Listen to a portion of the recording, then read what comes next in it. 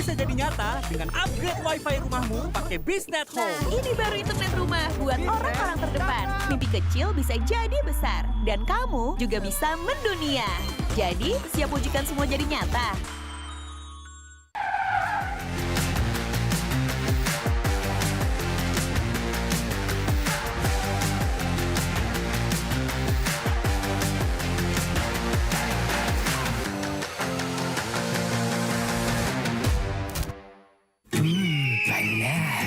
Di oven nih. Hai, ya kelar. Wih. Nah ini Super Oven si paling seru. Mau gini seru, mau gitu seru. Woy.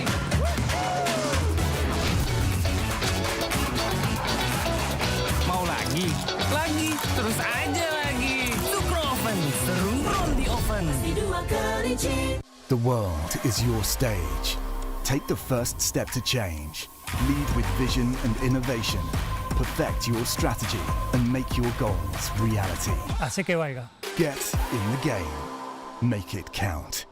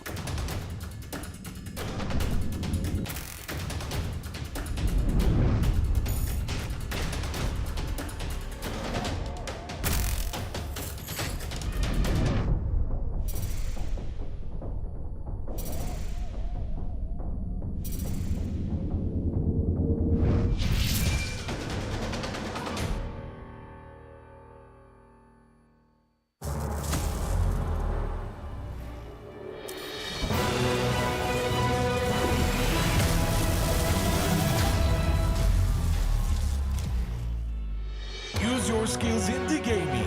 1xBet.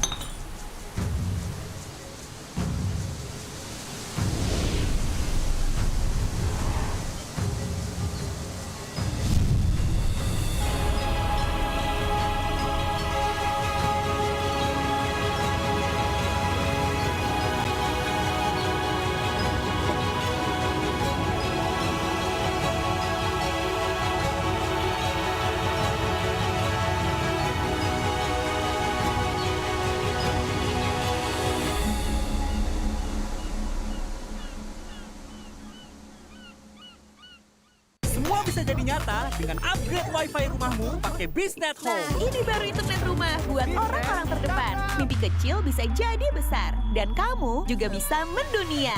Jadi, siap wujudkan semua jadi nyata?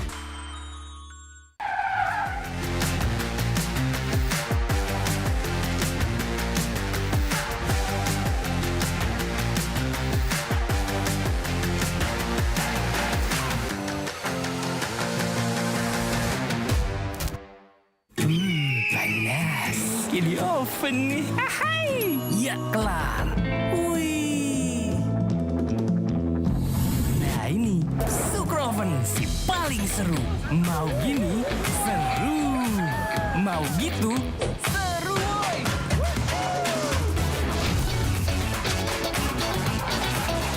Mau lagi?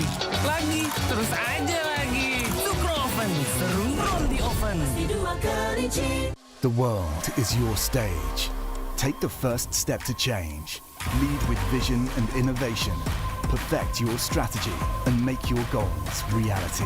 Así que vaya. Get in the game. Make it count.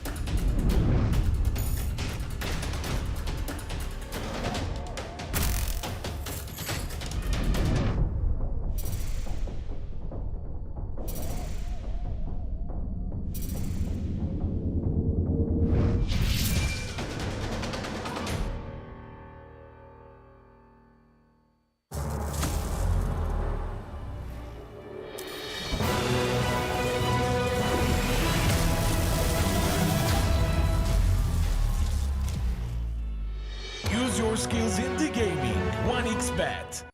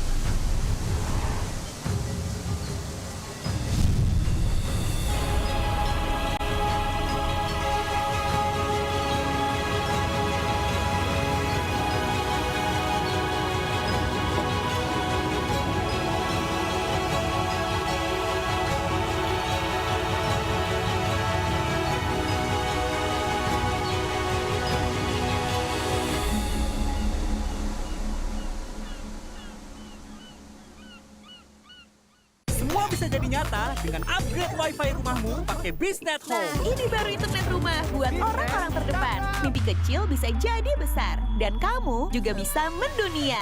Jadi, siap wujudkan semua jadi nyata?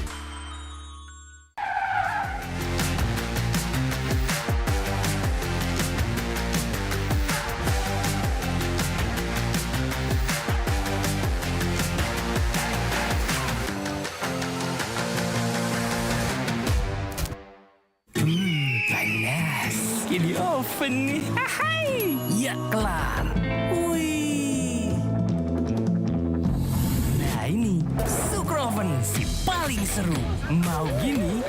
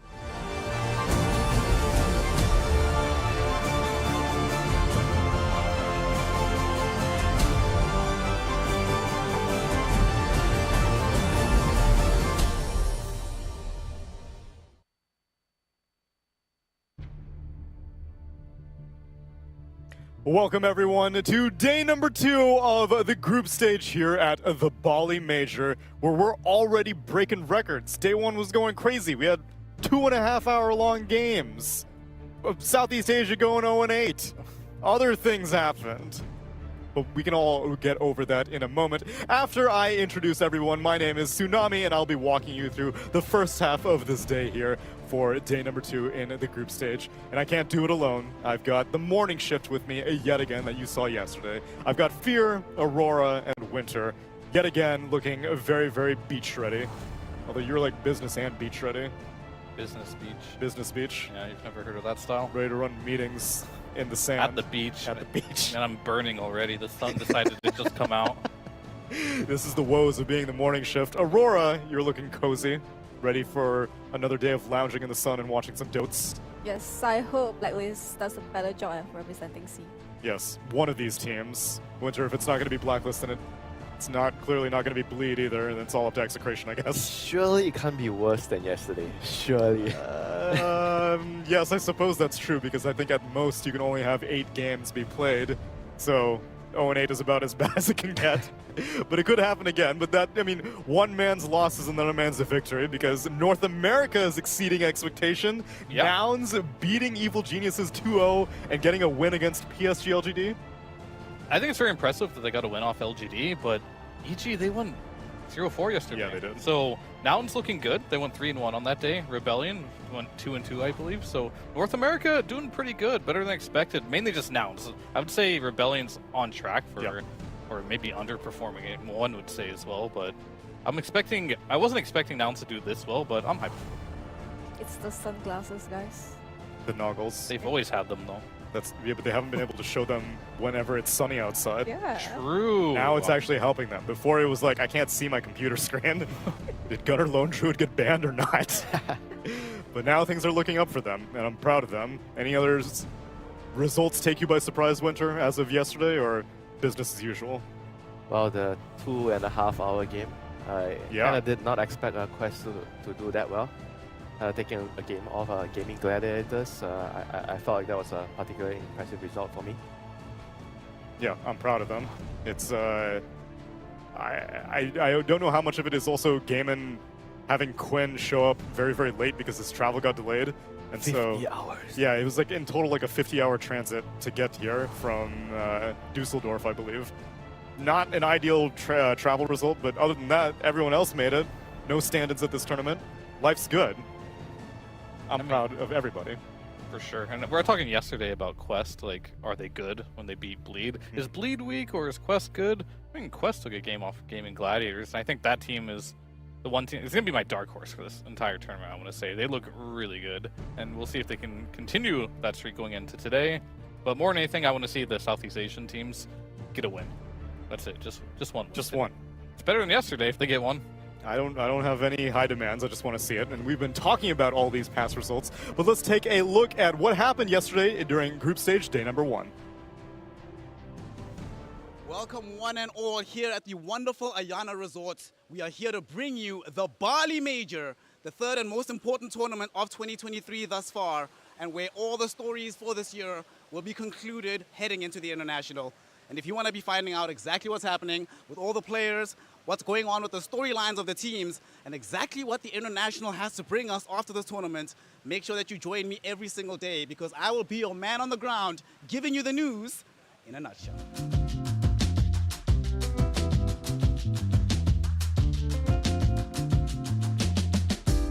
Nah, I'm doing like on-the-ground reporting, getting your trash predictions for this major. All right, let me know when you're ready. Wait, you're just filming now? Yeah. Okay. Welcome one and all here to the Bali Major. I'm here with one of the greatest analysts of all time, SVG. Not as great as a player, sadly, but you know, you're out here. You said you wanted to do content, like, oh, let's get it going, let's get it going. It's a diss track. It is a bit of a diss track. Give me your top 3 predictions. What's going to be happening here in Bali? Top 3. I think it's going to be LGD Betboom +1. Not going to be a European team. I mean, obviously, Western Europe is the best region. Top 3 all Western European teams. Which teams, though? You gotta be specific. You can't let you off the hook with vagary here. Which Western European teams are here again? Liquid Tundra and Quest. Yeah, I think Quest might make it. You don't have faith in Gaming Gladiator? Gaming Gladiators and all their supporters. That's right, especially the Quinn support. Wait. No, Gaimin Gladiators, #1. I forgot. Yo, Quinn, you're gonna do it, boy. You're gonna do it. Gavery. I'm here at the Bali Major. I'm sitting with Sam Sasali, the coach of Shopify Rebellion, Bulba himself. Given that you're feeling good and you've always been a draft master, please tell me you'll have a plan for the water boy. Morphling, come on, man. Are you gonna ban it or have a way to deal with it? Storm Spirit. I'm just kidding. I'm kidding. Yeah, I'll go with the memes. I don't. Who knows? We might not have to. Who knows? Well, good luck, have fun for the rest of the games, and thank you for giving us your time. We're here to witness what Shopify Rebellion is getting up to in the lead up to the group stages beginning. They are almost ready to get started with their play, so come on in. Let's see what's happening here with Shopify Rebellion. What's up, Tal? How you doing? Good to see you too. Have you been around the resort yet? Oh yeah, I mean, we went for a walk yesterday. The first day we got here, we went to check out the other area where the beach is. We went all the way to the beach. Couldn't swim, but it was still fun. What's the preparation been like and the expectation for the rest of the event? Preparation is some overthrow right now, as you can see across the room. So people are ready to press buttons, so that's good. Expectations, no expectations. What is it actually about overthrow? Because pretty much every pro right now uses this as a way to practice the button clicks. What is it about this mode that makes it so good for that? So you don't have to queue a pub and get mad, because overthrow is very chill, and I'm pretty sure like half of Liquid is playing in the same overthrow right now, so they're getting ready. Well, I hope you all are ready as well. Good luck, have fun. Can't wait to see what y'all get up to at Bali. All right, thank you. Welcome back, one and all, here to the Bali Major as we've come to the end of our first day of the group stages. A day which has brought us wondrous Dota and a couple of interesting results. PSG.LGD found themselves going 1-1 up against the greatest underdogs in Group B in the form of Nouns Esports. In the meantime, though, a team like Azure, who people were counting out on behalf of their experience, managed to take down Evil Geniuses in 2-0 fashion. Elsewhere across the board, it was 1-1 affairs pretty much throughout the day, except for an incredible demolition job. We saw Gaimin Gladiators delivering to 9 Pandas, showing that they still have what it takes to demolish the competition and make their way into the grand finals of the Bali Major. Of course, right now, it's only the first day of the group stages, so nothing is set in stone just yet. So you need to make sure that you are here every single day to witness the action, and make sure that you're here to join me as I deliver you the news and the updates in a nutshell at the end of every day.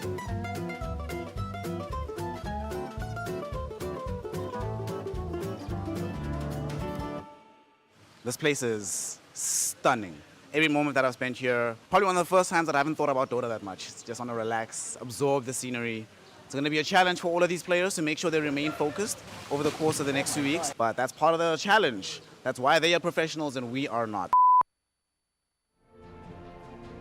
Thank you very much, Snare, for that look into what happened on day number 1 and the expectations as we get ready for day number 2. More overthrowing, perhaps, for Shopify and Liquid as they warm up. Because let's take a look at the standings as we have now resolved one of our group stage days. At the top of Group A, Aster and Team Liquid are leading the charge, followed by Beastcoast and Invictus Gaming, and Shopify and Spirit and Tundra, all tied for second. And lowly down underneath is the 2 SCA teams, Blacklist, Rivalry, and Execration. But they only played one series. There's more time to recover. Meanwhile, Group B, Azure and Gaimin Gladiators, Nouns, PSG.LGD, and Quest all have 3-1 scores. And many people were considering this to be the group of death. And with things looking so top-heavy, I imagine today is going to have a lot more of the reverse results. Meanwhile, Betboom team and 9 Pandas are in the middle of the pack. And bringing up the bottom is Bleed and Evil Geniuses with the 0-4. Any shocking results, Fear, aside from the ones that we've already discussed earlier? I think the EG going 0-4 is quite of a shocking result. Yeah. It's been a while since we've seen this squad not pop off in like the group stages. Sometimes like in the playoffs they might fall a little bit flat, but in group stages normally they're like, wow, they're impressing right now. So to be 0-4 already, a bit concerning for EG fans. I mean, it just means that their opponents, Azure and Nouns, are just incredible, perhaps, because they'll get a chance to recover as we look at our schedule for today. This is the main stream. This stream, you'll be looking at our first series. In just a moment, it'll be Blacklist Rivalry taking on Beastcoast. After that, we'll be covering Betboom team versus Nouns. And after that, the second shift with Shiver and her gang will go over Team Liquid versus Team Aster, and closing out the night with PSG.LGD versus Gaimin Gladiators. That's the main stream. On our secondary stream, as we have 4 total streams running concurrently during this group stage, it's going to start things off with Tundra Esports against Shopify Rebellion, then PSG.LGD versus Evil Geniuses, followed by Tundra Esports against Invictus Gaming, and lastly, Betboom Team versus Evil Geniuses. So maybe EG, you think they'll get a win against Betboom Team? Not getting easier for them, is it? It never does. Stream C, it's going to be Invictus Gaming against Team Spirit, followed by Gaimin Gladiators against Bleed. Winter, Gaimin Gladiators versus Bleed. Can they get a win? If their opponents turn off the PC, maybe. That's the state of Bleed, unfortunately. Meanwhile, Stream D, our last one. Aurora, you see any series on this one that stick out to you as we look at Stream D? I really want to watch Azure versus Quest Esports. I think that series is going to be banger. And I mean, the rest of the series is just who is having the better draft, and also like execution-wise, I think they all kind of have a little bit problems between like, okay, we win a fight, and then, you know, like what's next. All these teams I see here is they don't have a very bureaucratic way of playing Dota. Sure. So I just think maybe if they stick to what they're used to, they'll be fine. But yeah, the last series is just the one to look out for. I think so as well. And Azure, I imagine, where did you set them, Fear, whenever they qualify to this major? I put them pretty low, but I wasn't confident in doing so. I wanted to see them play more. I didn't catch a lot of their games, but I still need to see more. They look pretty decent, but if they can continue this up, I'll be a believer. It would be good to have the resurgence of Chinese Dota, but they got to make it happen at this major, especially if they want to qualify for TI. Meanwhile, on our stream, we're going to be covering Blacklist Rivalry versus Beastcoast. And obviously, Winter, you and I are immensely familiar with Blacklist Rivalry. Yesterday, I started off the day with asking you about Bleed. Tell me a little bit about Blacklist. Blacklist. Too much farm before, but right now they have KP to balance things out. But particularly against the better teams, I feel like their playstyle it's kind of hard to execute because they are pretty passive overall in the early game. I think Raven had a huge improvement between the last couple of months where he's trying to help his team a lot more rather than just being a farm bot in the game. And I'm happy to see that, but I'm not sure if it's enough at this level. It's been fun to see his growth as a player. And speaking of carry players who may be slightly outdated, Beastcoast are their opponents, and they have swapped out their carry player. He's going by Jim Park, but you may have known him as Parker earlier in the season. And it's a swap out for K1 Hector. So, Aurora, what's your take on this version of Beastcoast? Best thing that I've ever done. Really? Yes. I mean, Parker is one of the players that he doesn't really get the chance, but he performs really well in his pubs. And it's not like just having good KDA or good farm. It's really like, to me, he's on the Queen level. It's just that he doesn't have the experience to back it up. So I'm really happy that he joined a team to go to the major. And for me, Blacklist versus Beastcoast is like, Blacklist is heavy farm. Beastcoast kind of want to play fast. Like if you look at their previous drafts, they really just kind of want to play the lanes and then just group up and destroy the map. So I think Blacklist might suffer a little bit in that sense, but they definitely have more experience than the other team. So it's gonna be how are they like making it to their favor, I would say. Career-wise, Blacklist players have more experience, but I feel like as of the past year and a half, maybe even 2 years, I would say that Beastcoast may have more experience on LAN because I don't remember the last time Raven was on a LAN. Was he at last TI? Was Raven at last TI? Last chance qualifier? He was at LCQ, but I don't think he was at TI itself. There's so many teams there that just where they. I mean, probably at the last chance qualifier. Yeah. I imagine. But yeah, a lot of these players from C, there's so many good players, and so many like the veterans just haven't been going to LANs. But you already know from South America which 2 teams are going to every single LAN. Exactly. It's gonna be Beastcoast. It's gonna be EG every single time until further notice. So I wouldn't be surprised if at this point they have to have more experience on LAN. There's no way. It seems like that might be the case, but I was always a fan of Raven being on LAN specifically for fantasy purposes because I would have my gold plus last hits 30% Raven card. Oh, okay. Smart choice, Neil. It used to be the smart choice, but now the way that Raven's playing, like you said, Aurora, he's not just farming his pants off constantly. He's a more active carry than people may be familiar with. I'm so happy that, like, I remember this one game he was playing Monkey King. He's not sure what he needs to do, but he's there, you know. It's like, for me, I can kind of envision what's in the team. It's like, guys, I'm here, I don't know what to do, but I'm here. You know, like, giving moral support, but like, he's actually there, physically there, instead of just doing what he used to do, farming and giving emotional support from very far away. Yeah. Yeah, you know what they usually say, the old carries, they'll just tell you when the team is dying, don't worry guys, I'll carry this in 20 minutes. I'll carry the game out. Wait for my timings. Yeah, but it just doesn't work anymore right now. You just have to play the map with 5 heroes, come to the tower defense, come to the fights that are important to your team and just contribute. Well, are one of the 5 heroes supposed to be Rubik as a first pick? Because Blacklist is kind of following in the footsteps of what we saw from Lead, where Southeast Asia seems to heavily favor first phase Rubik, but Dream League, this was not happening. Instead, Beastcoast with the first pick Morphling. That's kind of what 7.33D has been all about. I mean, good news at least. At least the high priority supports are already banned. So if you pick one of these, I'll say, I don't even know what tier to put Rubik in right now. Like, a few patches ago. However, it's not giving away a top tier support at least. So we'll have to see. They are giving Morphling away. This hero does win a lot. It's very strong. But at least this is a very early pick Morphling. They're going to have a chance to address that if they want to our Blacklist. I think the Rubik thing is just maybe Blacklist wants to start off the day with a comfort draft. They have always just drafted this Rubik for Cuckoo, right? And if he's not the 5, he's always the 15. So it's just, I feel like it's just... Wait. I'm not familiar with this term. If he's not the 5, okay, he's the I mean like the first pick. Then okay. I see. I think you meant the 5 position. Like, he's not the 5. 15. He's getting 15 position farm. sorry. But yeah, I just think this hero is how they want to build up their draft without sabotaging anything. It's more about, like, I feel like when I see this, I get the feeling that the team just wants to counter pick the enemy team. They don't want to show whatever. It's like first picking a Snapfire before you pick Rubik. I'm not saying I'm a fan of overall first pick Rubik right now. I'm definitely not a fan of that.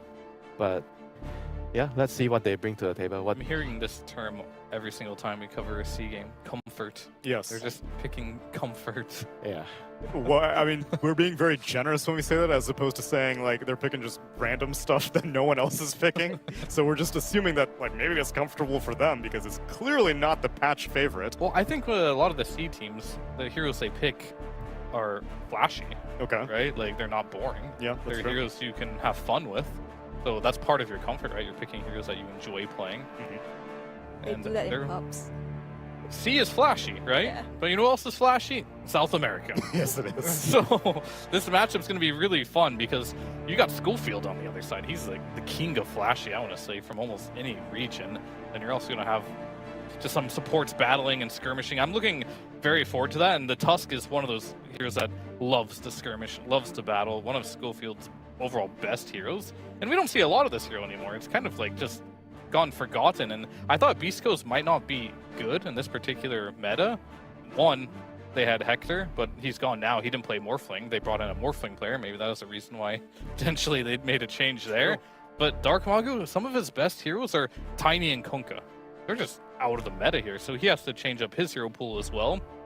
But the beauty of Beastcoast is sometimes they don't care. They'll just pick their heroes because it's comfort. So both these teams are going to pick drafts in which they enjoy, and Tide is a hero I've seen as a direct counterpick to this Morphling several times. The Anchor Smash, very good for Sim in the laning stage. You can build early region as well to deal with the Adaptive Strike spam too. Yeah, this lane is amazing for Tide. I assume that the Tusk is kind of like a Spirit Breaker position 5 hero. You just want a meat shield on the lane. So Tide is going to have like a free lane, like against Morphling and Tusk. Honestly, ever since 7.33, the map changes, I feel like Tusk actually benefits in the sense where he can take the gate and gank the other lane, right? But the thing is, like, before he can do that, he can't really secure the lanes as well as the usual range plus 5s you see, like Lich, even Undying does better. He's very weak at the early levels. That's why teams kind of prioritize the Spirit Breaker as a position 5 a lot more. Like you're just like stronger, you know, as a Morphling. What do you need? You need like a body that can make sure that you get the first two waves Yep. rather safely, and then after that you're fine, you know. Well, I guess they don't want to pick SB here because that's a Rubik. You don't really want to give the Rubik the charge. It would be really annoying. Yeah, sure, maybe. Alternatively, you may be giving Rubik Snowball, though. It's not that bad because the Rubik would have to kind of like... Tusk go is in- kind of good against Rubik in the Yeah. game because you can always assassinate the Rubik. Yeah, you can track him down. Yeah, but overall, I kind of am okay with them doing this. This Rubik opening, and then they wait for the opponents to pick Morphling. I felt like it's kind of expected for them, you know, the Morphling pick, and then they already figured out they're going to go with Tide. I think Tide has been one of the offlaners that surprised me the most during Dream League. The hero looks really strong. In most of the games that it's picked, even in a blind matchup, I feel like the hero just does well in the lane because of the build. Like what Clinton mentioned, he has you can build a ring because you're getting the Meteor Hammer, and your laning phase is just pretty straightforward after that. The only thing I would be concerned about is Beastcoast is a team that allows Schofield to have a lot of freedom. Stinger could play this Tusk, potentially. I want to see Schofield on it because he's so good on these melee heroes and roaming across the map. And Sacred's really good at getting, like, I would call it getting sacked, right? Just being left alone. He'll play some Pango or something like that on this off lane. And if you want to, if you pick a strong 5 with this, you can kill this Tide over and over again with this Tusk rotations. So if that is the case and Morph gets free farm, you still... This isn't going to be reliable for you. You're going to need to have another hero that can do well versus Morph in like the late game. Some anti-mage or something is probably what they're looking at. But then the anti-mage has to have good laning stage, which might be fine if you see the extra support from Beastcoast. So you're saying like in the whole strategy point of view, like it's better to have like the counter core to core matchup right away at number 8, like an anti-mage? Oh, there's a reason why Morph and Medusa are just first phase right now, because they'll just win you the game if they get farm. Simply put. So if I was Beastcoast right now, I'd be thinking like, I don't know, pick some Witch Doctor or something against the Tide Hunter, rotate the Tusk to my lane, don't really worry about Sacred getting too much farm, and just ban out the bad one-to-one matchups for the Morphling, and you can just win the game. I mean, they have a very different mindset right now. They're banning all the mid heroes that are kind of okay against Morphling. Instead of the usual, you ban the anti-mage, you ban the Phantom Lancer, Darkseer, or These bans make me think that Tusk might be going mid this game. Ooh. You ban the Puck. How good is Tusk mid right now? Good I question. don't think it's that good anymore because they kind of nerfed his spells damage a little bit, and those numbers are actually enough to prevent a lot of heroes from getting comboed one tap, so to speak. And you kind of don't really want your mid heroes to prioritize moving only now because the map is too wide, it's too big, and for the time for you to connect to the other side without using TP, it's too long. Like, if you're missing from the mid lane so long, there's no way that the other team don't suspect that you're around their lanes, you know? And this is a hero where this yesterday. Yeah, you guys brought up yesterday. How good it is against Morphling, do you think? When you have the magic damage? I think she's kind of like a Medusa in a sense.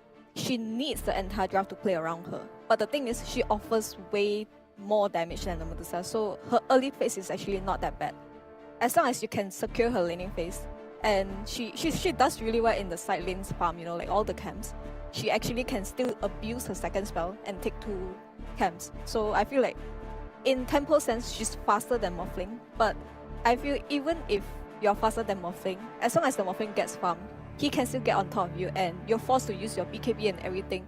As a Muay Thai, you don't want to be forced to press all your buttons just to not die. You want to press your buttons and kill someone. I mean, on the other hand, I don't know if I feel comfortable from a draft point of view that this hero is picked in a blind matchup. You don't know your lane, because I kind of feel like it's very important for her to do well in the early game.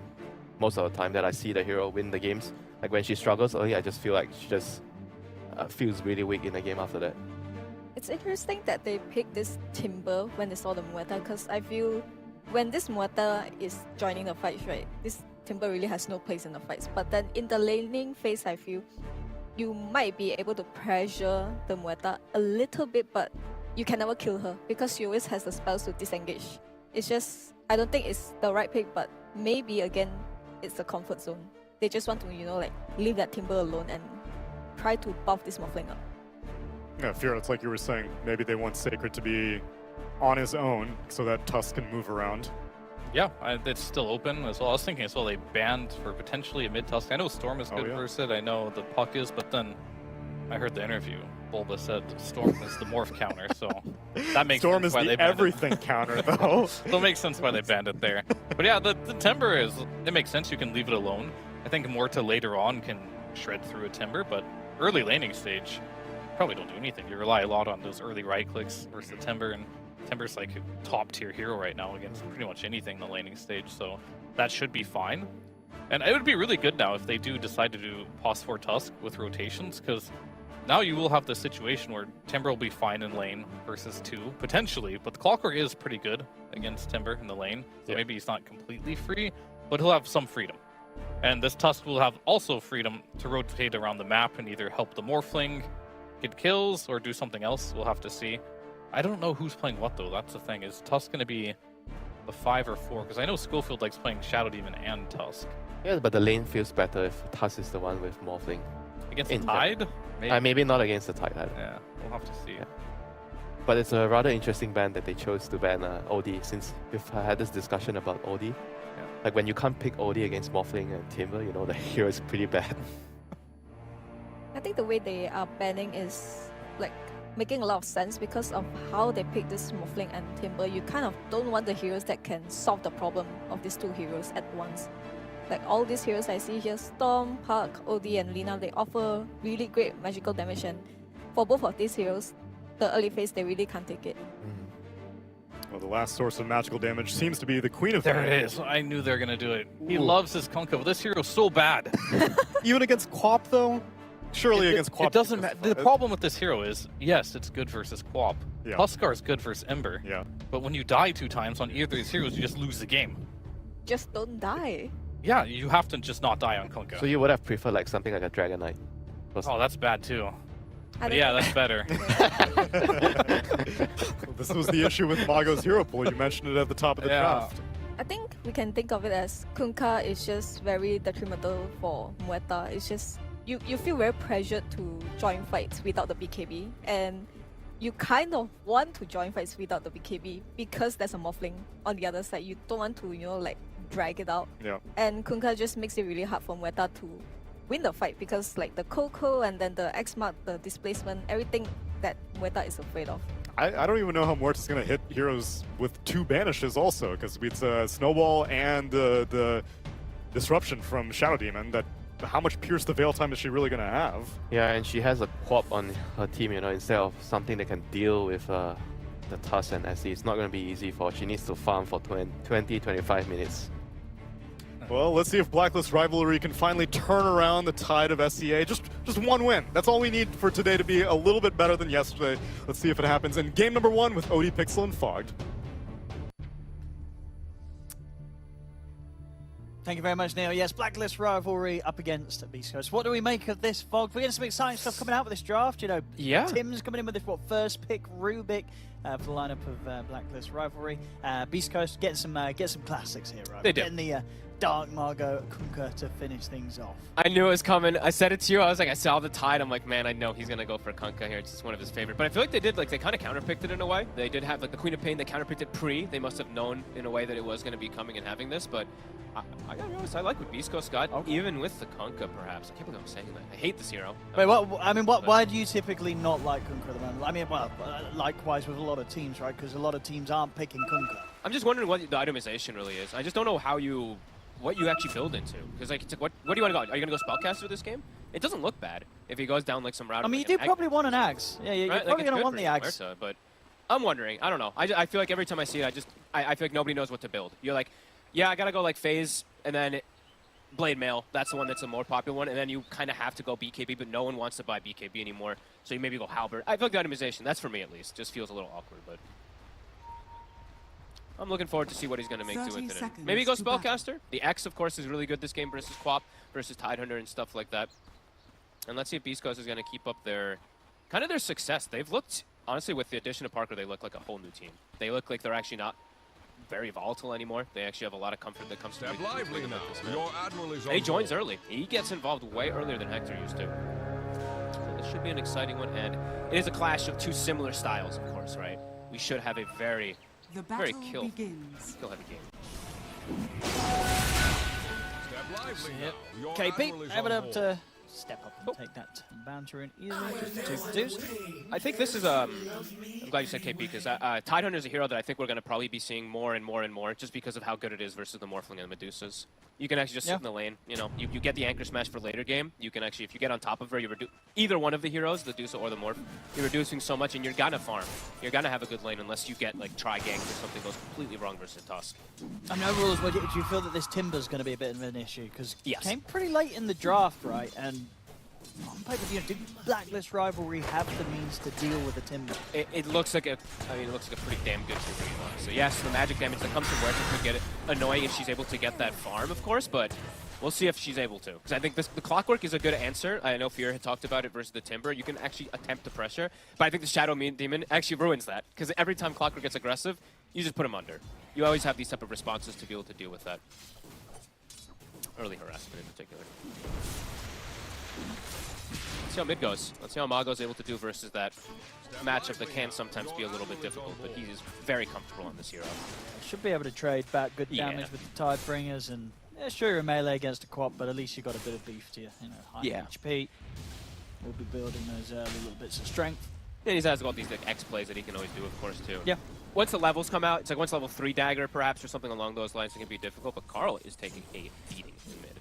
He is so far. There's a lot of harassment here from Dark Margo with each and every Tidebringer. If he lands the torrent, he could actually just get the kill. He's got to be Oh, Torrent and a Tidebringer will do it. Pretty close. Oh, he can't get around to get the angle for just a direct hit, but still, Carl being kept very, very low here. Smart, though. He pushed the limits of the Queen of Pain there. Level 2 dagger got online, so now he gets that extra healing plus Fairy Fire, so a good little bait play. Close. Step lively now. Your Admiral is on board. They're both flown out. Yep.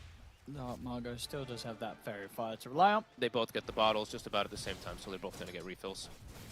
And you would seem at this stage, of course, sending in supports towards the mid, just focus on these side lanes. And who's getting the best of these side lanes? I mean, it's pretty even, to be honest with you. Raven not really under too much pressure right now. The Clockwork's actually doing a really good job. They might even get a kill. Schofield in trouble. He stepped up. Trying to find his ground here, and indeed, Schofield, not a chance. First blood for Raven. I actually think Raven might be able to do well just because he has the Clockwork body on him, so he should be able to get that farm. I think the Morphling will be a little bit slower because of the damage reduction. If he gets hit by Fade Bolts, Anchor Smashes, and stuff like that, it can make you miss a couple last hits here and there. So I think the Muerta might actually come out slightly ahead, but we'll see. At least in the laning phase in particular. Nice move there. Darmargo is being kept rather low now in this mid. Should still be able to maintain at least control of one of the water runes. He's always got the X as well too. If he so far, keeping the farm pretty even. A little bit of an edge on the denies here for the Quap. Not by much. See if we get the rotation. I think that maybe is what Mago's going to call for. Just be like, hey guys, you know, the Queen of Pain's going to start getting to the point where the dagger harassment might be too much. Take a rune away from her, then I can maybe actually consistently stay here.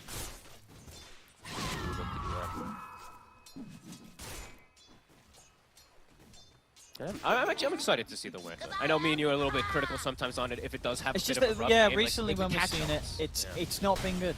No. It's just a very difficult hero to make work. It needs a lot of items, and a lot of the times, right, you always have to prioritize just getting the damage items, otherwise you just feel like you're tickling the enemy heroes, and that of course can leave you to be rather vulnerable, which could be an issue in this game when there are heroes that can kill you pretty easily, even during that ultimate. Yeah. When you look at stuff like Timbersaw potential. Something I realized, like when I tried to like play it a little bit, I was watching some of the players like playing it like the high tier games and stuff like that. The mana costs are actually insane on these spells. I feel like this hero does have like mana problems. Like, you hit level 18 and your ult is 350 mana. Like, well, these things add up.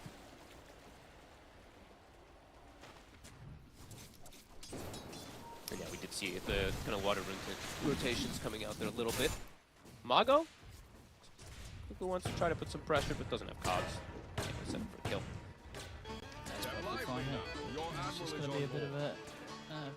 looks like a pass by him. He's going to go back to the top of the clock. Yeah, so far, bottom, we're seeing that Morphling, he is getting just slightly. It's like 1 or 2 last hits behind that Muerta at the moment. And, oh, that's actually annoying. Wow. Kuku's actually rocketing the Morphling bottom also. And they get the kill! What? All right. He gets the assist! The rocket!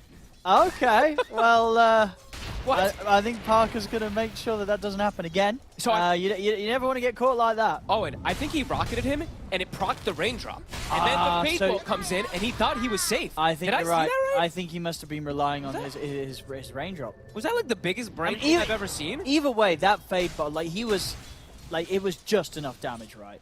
He didn't. I can't believe what I did. Because he wasn't that. Oh, and look, he's doing it again. He's breaking raindrops. Look, rocket, raindrop broken. This is so smart. Yeah, I mean, I love this. It was definitely that. Yeah, Parker was not. He was, as he said, he wasn't ready for the fact that his raindrop was still on cooldown. Dude, I'm doing this. This is actually so big. Brain. What? Do you see raindrops? Destroy the raindrop. Imagine you see like a safe lane with 2 raindrops, Rocket. and you're a 5-position clockwork. You just rocket them. You're burning double rain. That's actually pretty cool. Very annoying for Parker. That's so annoying. Look, another one. Look at this rocket. Is he gonna another hit? raindrop. It got him. Yeah. I love it. I mean, when this is happening, it's like, what do I even bother buying raindrops? Yeah. Oh, that's cool. That's very, very cool. Goodbye to your raindrops. Hey, little things like that, these little clever tricks are always something I love to keep track of. So that's actually, yeah, very, very nice. KP free farming. All 3 cores looking good. On the flip side, though, Beastcoast, they're still getting pretty damn good farm. It's just, yeah, more getting slowed down. Yeah, that hurts. He's dropping his raindrop. Is he actually? Yeah, we're looking at mid right now. They're fighting. No, you're right. He's trying to play it. See, indeed, on the mid lane, Beastcoast, they come in with the aggression to take down Cuckoo, diving beyond the tower. They drop the boat to take him out there. Yeah, every time he's, like, I think someone's calling for him, and he's only dropping the raindrop on the ground now to try to not lose. That's just funny. I've never seen this before. Wisdom runes coming pretty soon. Sacred, of course, up top, getting free farm. Don't do said though for Raven. He can start bullying Raven, though. Yeah, This is for where sure. Raven Level has to be 6 is careful. hit. And Raven cannot really bully him. No. 3 points in the reactive. Vanguard online as well.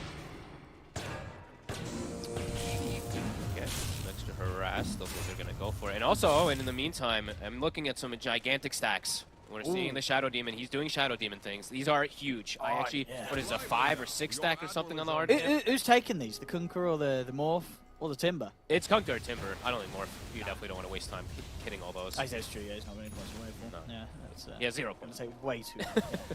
No farming those for him. So, yeah, whichever the one of the two go for that, they're going to be having a great time. Sacred or Dark Margo. And it would not quite be equivalent stats, right, on Blacklist. They have 0. No. They have like 1 stat.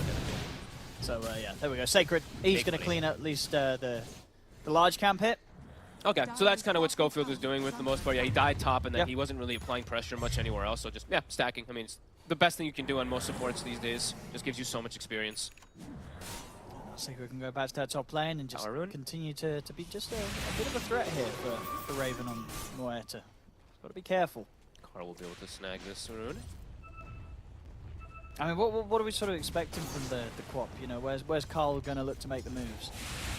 I think ideally he just wants to chill down here until he sees maybe an opportunity where he can do like a side from the trees if he can see the Morphling in a position maybe. I think maybe he'll probably just sit in until he can react and go for counter gank. Spot him.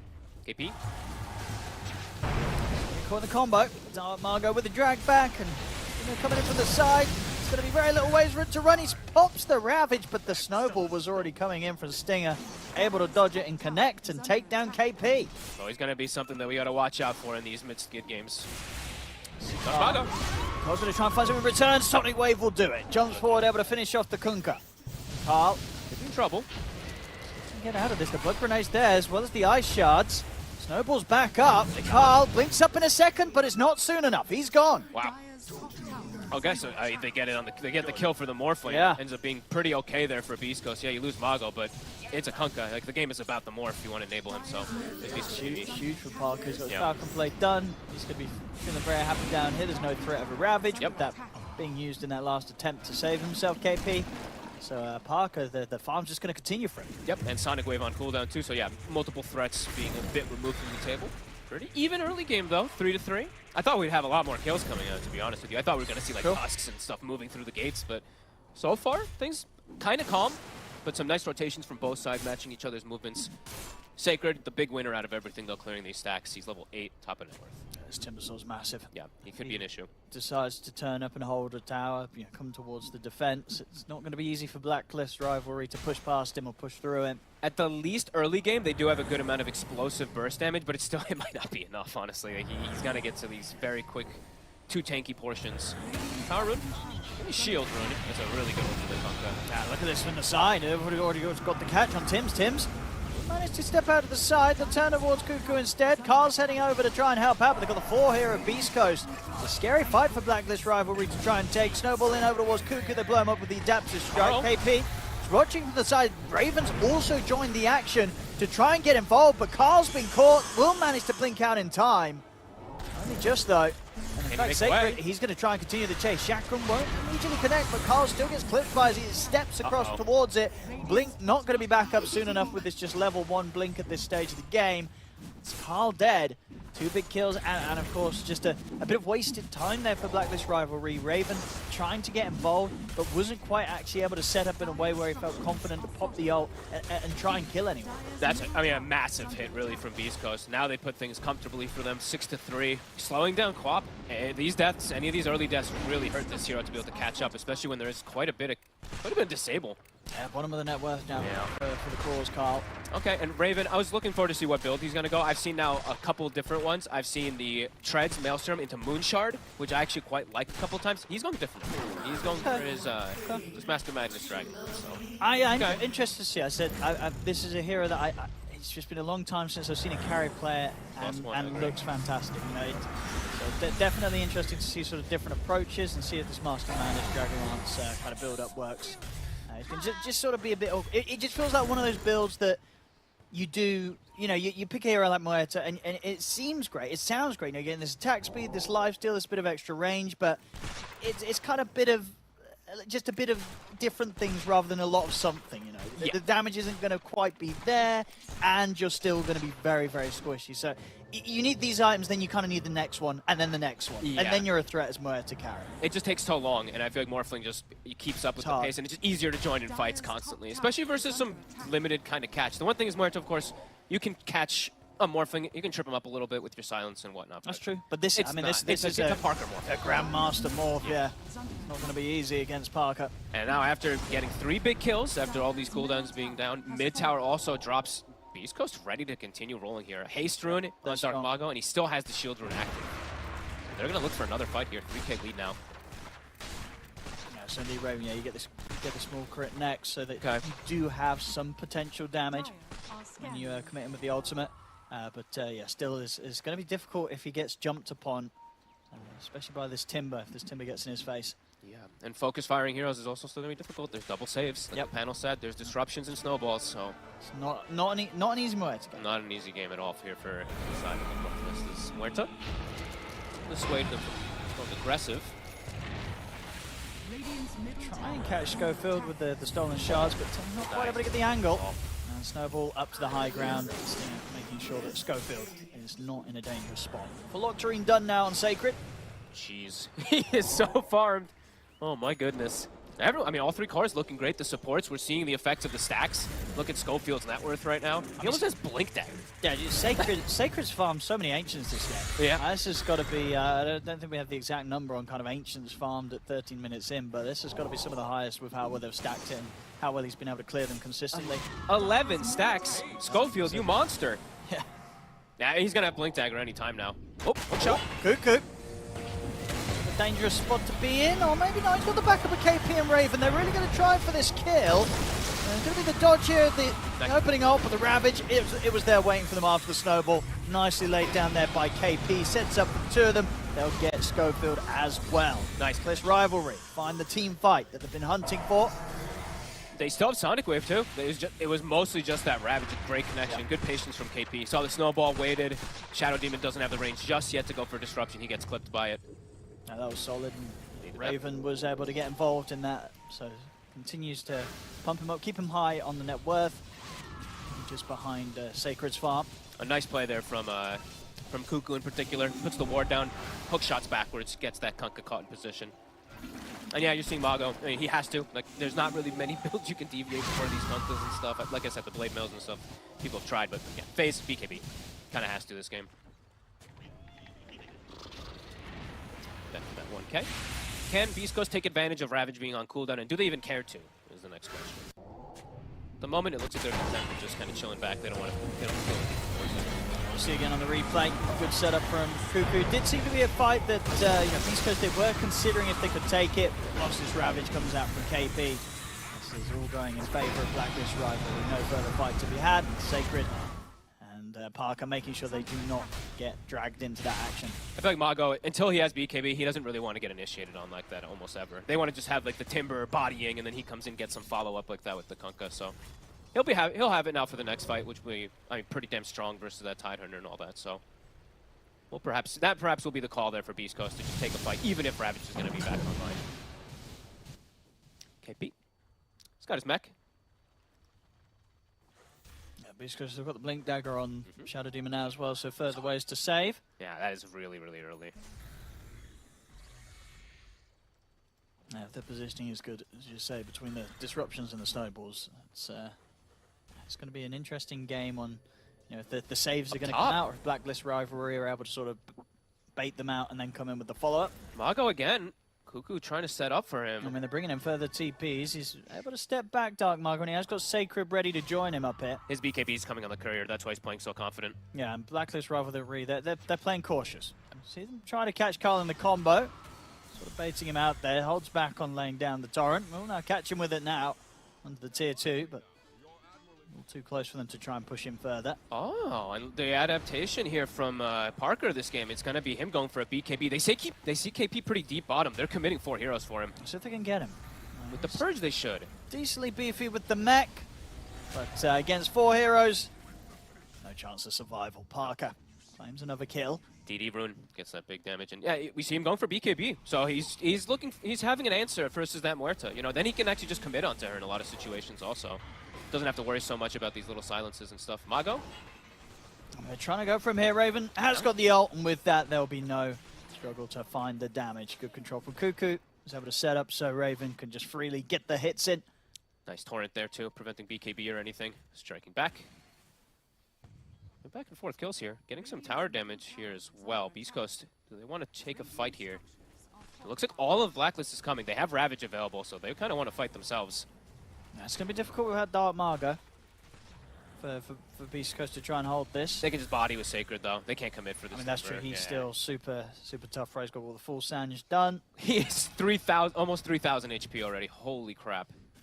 They do not have the damage for him. No. They need the kind of Muerta to have the ult, and then maybe with sort of that magical, they'll have the chance of, as long as he's isolated, taking him down. But yeah, indeed, in any other situation, unlikely to see this Timber Sword die. Big boy. How's the animation for Carl doing? After those 2 Blinkins and deaths, he's recovered very well. He's got his treads and his Kaya Sanj finished up now too, so keeping up. Arcane Moon bottom. Michael will get it. Yeah, important for Carl though. I'm glad that he kind of like took the back foot a little bit, didn't like over jump and kill himself with Sonic Waves and stuff. He sat back and farmed a little bit to at least finish his itemization after dying twice.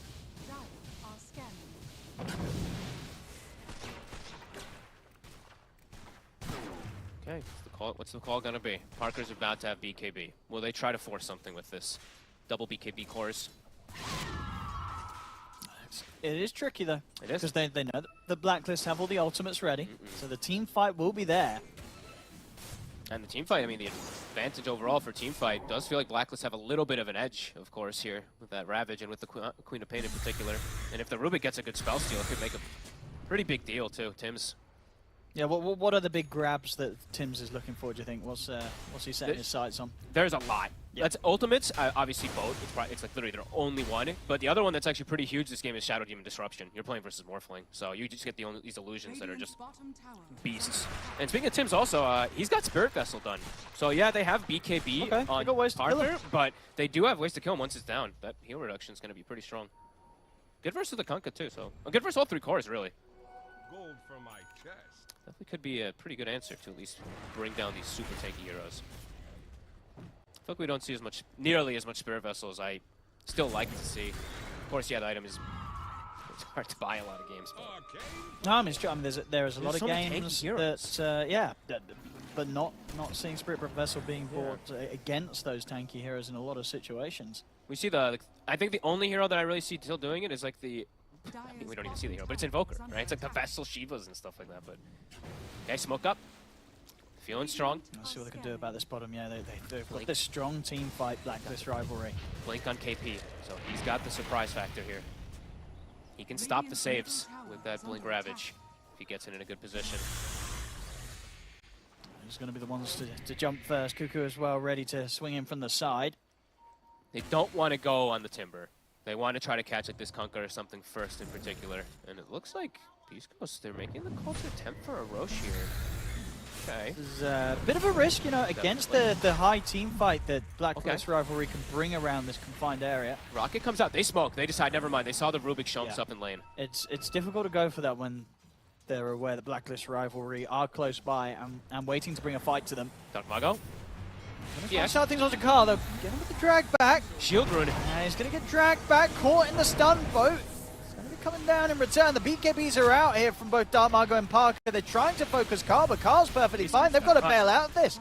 Beastcoast, they did not have the damage to really do anything at all there. The stolen boat coming out from Tim's covers them all in the rum. And certainly Blacklist Rivalry, they feel pretty untouchable in that fight. No damage was done, really, by Beastcoast. I mean, he had Shield Rune as well. So he had another Shield Rune in the rum. 1100 HP pretty much, plus the rum. Yeah, he took literally 0 damage. Yeah, I mean, Beastcoast, I think they're going to be a bit concerned after that one. They're like, hang on, we're just not doing any damage to them. No, he can't get boat. And now Tim's is going to have it for the next fight. Yeah, he'll have another round of it. The issue with picking this Kunkka at times, I mean, a lot of times, but when there's a Rubik in the game in particular, especially a Tim's Rubik. There we go, Roshan into their hands as Raven.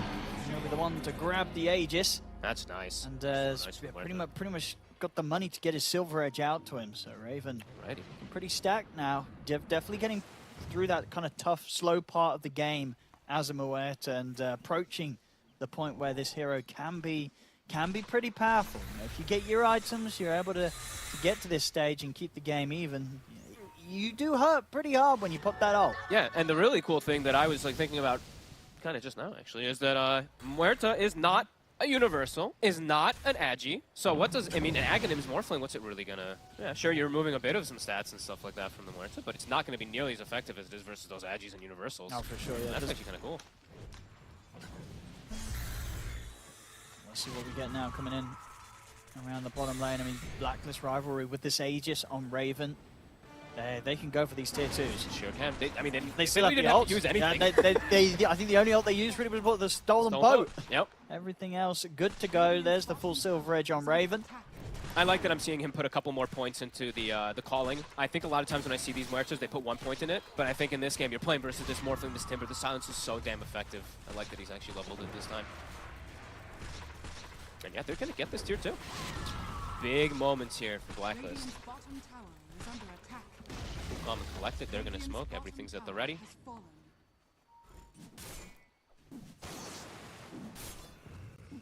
What's the timing going to be? Parker? He pretty much, he does have the Aghanims pretty much done. He's got 15 talent too, so that Morph lasts a long time. When is Mago going to feel the strongest though? Because he's got his BKB, he's got the Sanj, he's going to go to the Halberd build, you know, the usual. What's next? They're going to try and go on him. And Dark Mago immediately puts the BKB, but Cuckoo's in with a hook shot. He's trapped him in the cogs. Every time. And Dark Mago, that BKB is about to come to an end. And you can see the rest of Beastcoast, they've bailed on him. They're not having any interest in trying to help him out of this situation. He's just dead. Carl, that was unnecessary. He wanted to last it. The Sonic Wave for what? Doesn't even get it. Oh boy, I mean, Mago, these deaths, these are painful. That's, I think, like 2 back-to-back almost. Or actually 3, really, where Cuckoo's just getting right on top of him over and over and over again. This Pocket is a nuisance. They're still maintaining the gold lead here, of course, because of how much Sacred and Parker are farming. But Blacklist Rivalry are able to take a few of these towers. He'll certainly jump up into the lead. And Muerta is, I mean, keeping up and ahead even of the Morphling. The concern that we always have with the Muerta is just keeping up. And it's absolutely happening. Raven is going to be, he's going to hit hard. He's definitely going to be able to melt some of these heroes. This is the thing about their lineup. They do have good ways to kind of protect the Muerta, right? A lot of heroes that are going to be going in on Blacklist Rivalry. Ravage, he's done. They just blow him up. The combo's there. And now they're going to look for more. Cuckoo's in with a hook shot over towards Dark Mago. As KP starts to force back the rest of them. get a further catch on the Dark Margo. They can. The stolen torrent comes in. Carl jumps forward. Dark Margo, he's gone as well. Oh, Beastcoast, they're crumbling. Carl wants more. Sacred. And he's definitely the beefiest of the three cores. To get the timber chain up with the high ground. Carl, he's in. He's going to continue to try and chase. He is under the tower. Stinger's looking to turn, but he gets caught by the fear from Raven. Pushed back. Okay, still too tanky. And yeah, Sacred will live, but 3 heroes dead. And indeed, what a jump, what a catch. Parker was not prepared for that one. They had the stuns and they had the damage to take him out. I love that KP's gone this way with his itemization. I feel like sometimes you get into a point where you're like, you get these greaves and all that and all these like either items, but no, he just went mech, then he went to the blink, and I feel like this blink is so impactful. Just getting right in the face of him, preventing saves. And yeah, I think Cuckoo deserves a tip. From the start of the game, being obnoxious with rockets, getting them an early kill onto a Morphling that's probably unexpected, to getting continuous hook shots onto a Kunkka. Really good plays coming out from them. So the plan is now for Beastcoast. Quite a shake up there for them. Yep. Hold it. 4 heroes. Can they get him this time?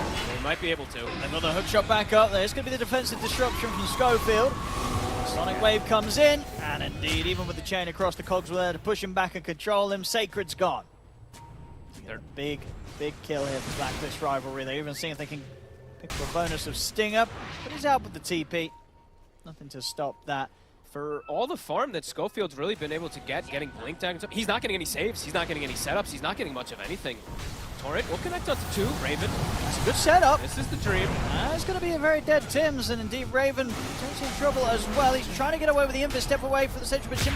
Parker, he's able to turn into the Moed to use the gunshot against her to push her back. Disruption here from Schofield to hold back Raven's offensive potential to turn for now. Raven. Snowball, but the snowball from Stinger is going to get the stop as Raven's dead. Stinger, he'll almost certainly fall. Is he actually going to live? He's still alive and may be able to turn here because they put the setup onto Carl, going for him with the snowball. Cuckoo's going to get dragged back by the X-Mark. Stinger does die for his attempt there to continue to play around with Carl on the quap. Carl, he's watching them. So now he'll back away with 3 of them dead on Blacklist Rivalry. Carl not going to be able to stick around and find anything further in return. So Beastcoast able to find something back in their way there.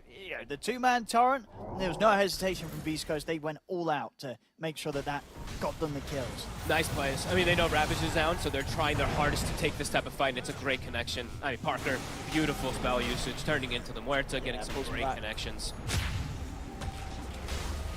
Sort of, even with the Aegis that time that Raven's out, it's long enough for them to focus over towards KP. As soon as he's back, this time we did see Schofield be able to get sort of that disruption to set up onto Raven. And definitely seeing, the difficulties of Muerta. You are very squishy, right? Parker, if any of these heroes are able to catch you, especially outside the ultimate, for all the damage Raven can do, he'll also disappear very, very quickly. I'm glad, I was just saying, like, where's Schofield's impact right now? Like, what's going on with this blink? And all? Yeah. Boom, right away, he does get a good save and all that, and good setup onto the Muerta there. Things recovered slightly there for Beastcoast. Blacklist, though, Ravage, it's back online. I feel like they can still go back to this fight. It's a pretty damn even game. It hasn't moved from, what, like a 2K lead experience? It's going back and forth all over. Hard to call who's going to be able to come out on top of this one. Will it be the Parker more for the Raven Muerta? A trade of cooldowns, really. Let's see if they're able to play around these Ravages, if they're going to be able to get the saves in particular. Will we see these snowballs, these disruptions versus it? Raven, level 18's been hit, so he's got the now level 3 ult. Super strong now.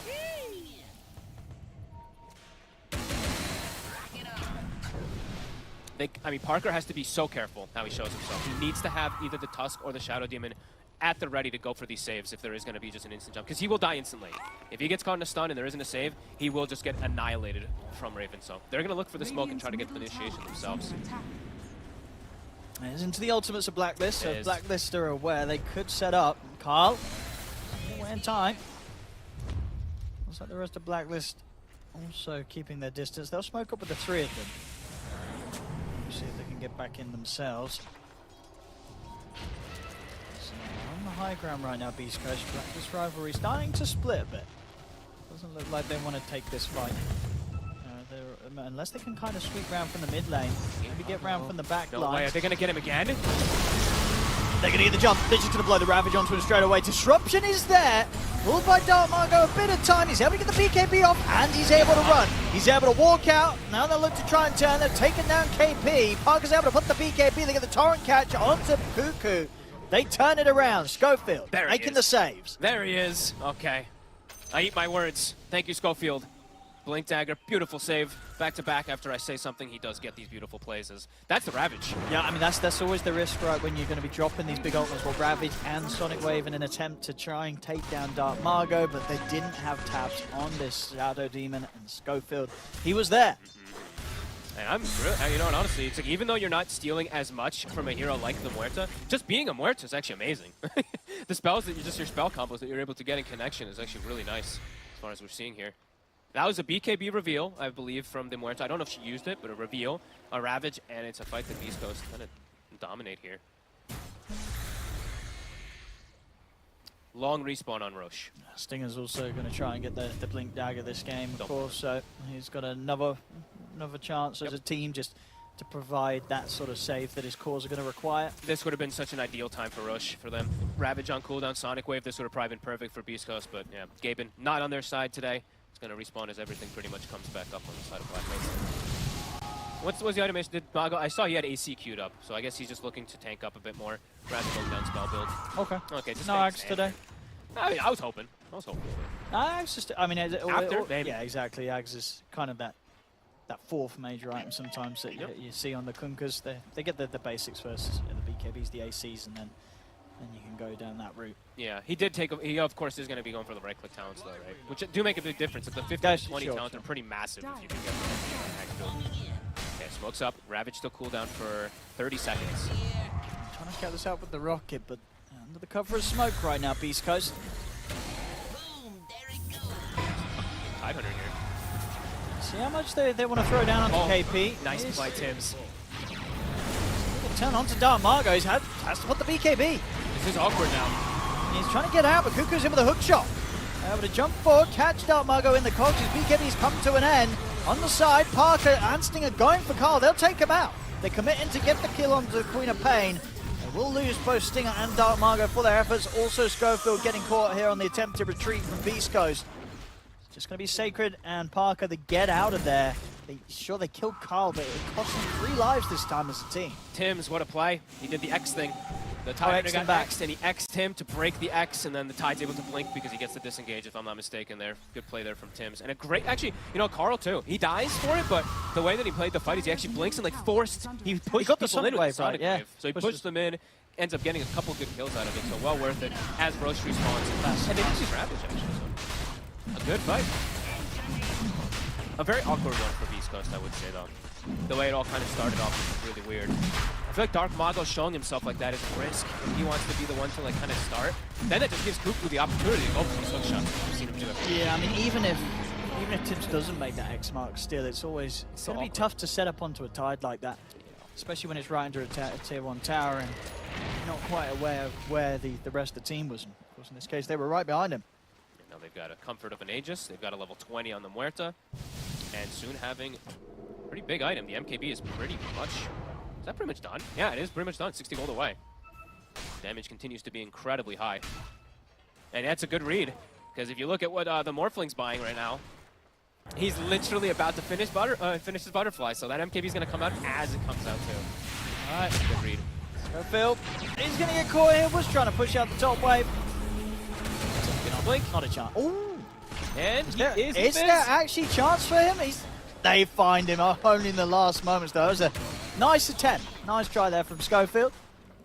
Good try, good try. That's going to be the money for, KP. He's got full hex now. So does no longer have to sort of rely on blinking in and popping the cooldown of Ravage to get that instant setup. You can just do it with the hex now. Yep. Cheese also, there's no way you can reverse this Tide. Can't actually go for those type of initiation plays really much ever on him again now. Cheese and Dandelion Amulet. Push. It's commencing. I mean, they can go high ground with this hex stun.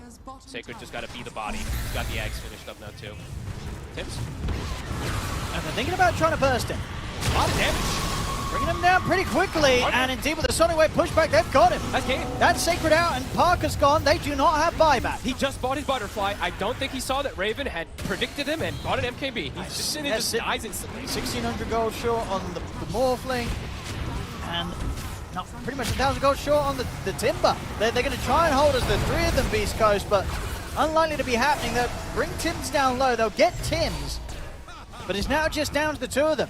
Just Stinger and Dark Margot left alive. Cuckoo chasing Dark Margot all the way back to the fountain. The cogs are back up. He's trapped him outside of the fountain. Dark Margot's not even able to get back to the safety of it. I mean, they're just diving because these heroes are dead. I mean, there's still a tier 2 in the mid, so there's not a chance for Mega Creeps, but there'll definitely be heavy damage done here by Blacklist.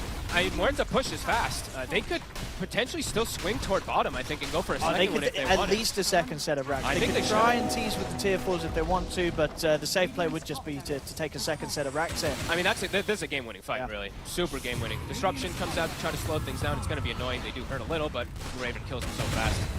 It's 2 full racks. It really is, full yeah. fight win as well, too, as Parker just gets annihilated. Yeah, well, they weren't ready for that jump at all. I think, you know, Sacred, for all the farm that he has, you know, he feels unkillable, but in practice, he isn't. You know, he presents himself with that top defense, and Blacklist Rivalry, they know their potential. They're not scared of going on this Timbersaw. They know they can kill him. He has no Dispel, Owen. He just gets specialed. And for all this HP, you're actually taking a ton of damage from it. You're not really getting all that healing that you want. Like, you're going to see him. Like, how quick See it again, yeah. Skip Sacred. But Tims is pretty much 4,200 HP. You'd think he's a tough one to take down, but at this point, especially with the damage that Raven has managed to accumulate with his item build, they can take down this Timber. Parker gone like that as well. They didn't quite end up getting the second set of racks. They pulled back, but they get the full set top, and they're able to get the tier 3 bottom. So heavy damage nonetheless done here by Blacklist Rivalry. Their next big item's coming out. Scardy done on Raven. It's full items for everyone. But it's Octory. It's literally a full item on almost every hero. An Aeon Disc for Tims, almost a refresher on KP. It's now Raven is not squishy. Now Raven is quite tanky. No, this is the point of the game where, you know, this is why these carry players like to play Muerta. Yeah. It's at this point, now you're loving life. He played, I mean, 8-1 and 12. He played pretty flawless, but I want to give tons of credit to his team, and I actually might want to give like MVP to Cuckoo this game so far with how he played. Just every hook shot, it feels like it's on Dark Mago. He's been so annoying with his rockets and vision, and they're getting this push going. Ravage is back up. He's supposed, how do you hold? Gotta do something. Go through, careful. Careful, but KP's in with the Ravage. He's able to jump in, catches pretty much the 4 of them.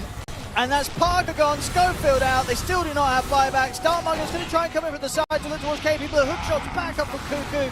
They catch Dark Margot, trapped in the cogs. He'll try to TP out. BKB comes to an end, he's gone.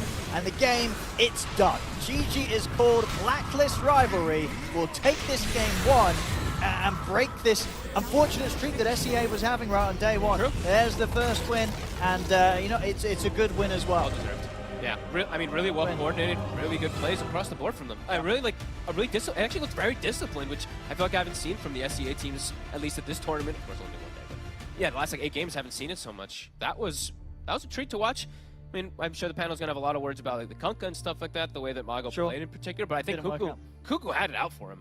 Like, yeah, this clock was great, and I feel, you know, again, you know, the fact that they make Muerta work, it's definitely going to be something you have to consider when you go against them. You know, this is not an easy carry hero to play, but they just had the great setup for it, great lineup to really just keep Muerta safe and just enable Raven to just pop off. He only died the once that game, right? I think 11, 1, and 14 here. Something like that, something crazy. So. And very, very nicely done. And I think it's like really cool things that maybe some other teams can look at too. We've been talking about Morphlings answers and stuff. Yeah, Muerta's coming in. Even this little rocket thing that Cuckoo's just doing. Poking him in I the think lane. People could maybe look at that. Breaking raindrops is super frustrating. So. No, yeah, it was not an easy or fun lane for Parker. Did manage to recover, of course, and keep his farm up. But yeah, those last 2 deaths didn't have the buyback, and yeah, they just got snowballed in those final few fights. Well, there we go, ladies and gentlemen. Blacklist Rivalry will get that Game 1 victory here today against Beastcoast.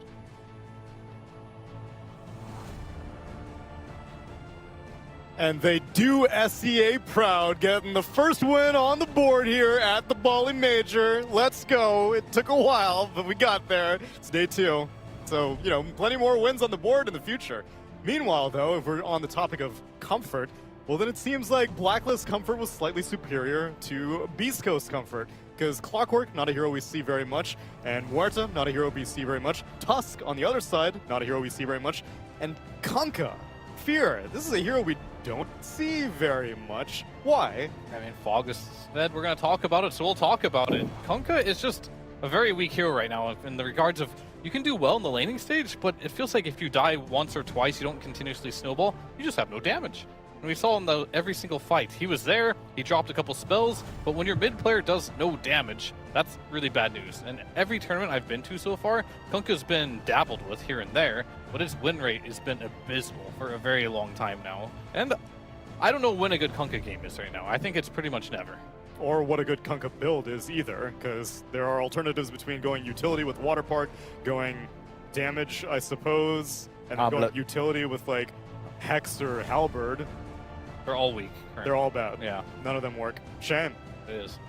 Oh well. That's one hero off the board, and then on day one we crossed Enigma off the board, so we're figuring out the heroes that are bad, but we're also figuring out some heroes that are good, as maybe Muerta has been underrated as a Morphling counter. Obviously, yes, Aghanim's spell steal from, stat steal from the Morphling does affect Muerta, but the timing seemed to line up pretty well, Aurora. I was satisfied with how Blacklist got on the board.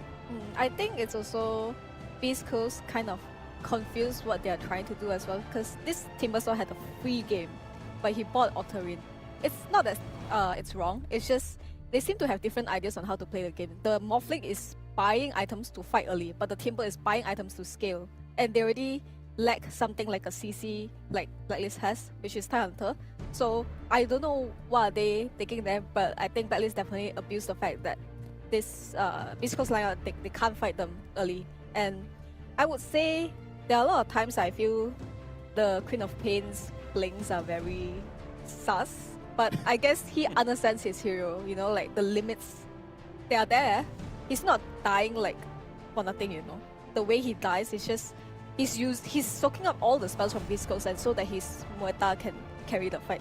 That's what I think you can do as a co-op when, especially you didn't really control the other mid laner in the game. So I would say it's a bit of a stretch, but still, if you have to die for a good reason, you know. What better reason is there than to enable your Muerta? And I'm so proud that they were able to get a win, because it was shaky. Whenever Timbersaw that got like a 16-minute Octarine core, I was just like, oh god, Blacklist has no way back into this game. But then what happened, Winter? How do you go from such a hyper-farmed Timbersaw to irrelevance? You just wasted all your net worth. I think he's supposed to buy, you buy the Vanguard, you disassemble, you make a pipe, and you defend the towers. Like we were wondering, what the hell is this Timber doing? The bottom fight, the 3 supports were running around without a core. Like the Timber was supposed to defend the tower. I feel like your job this game is very simple.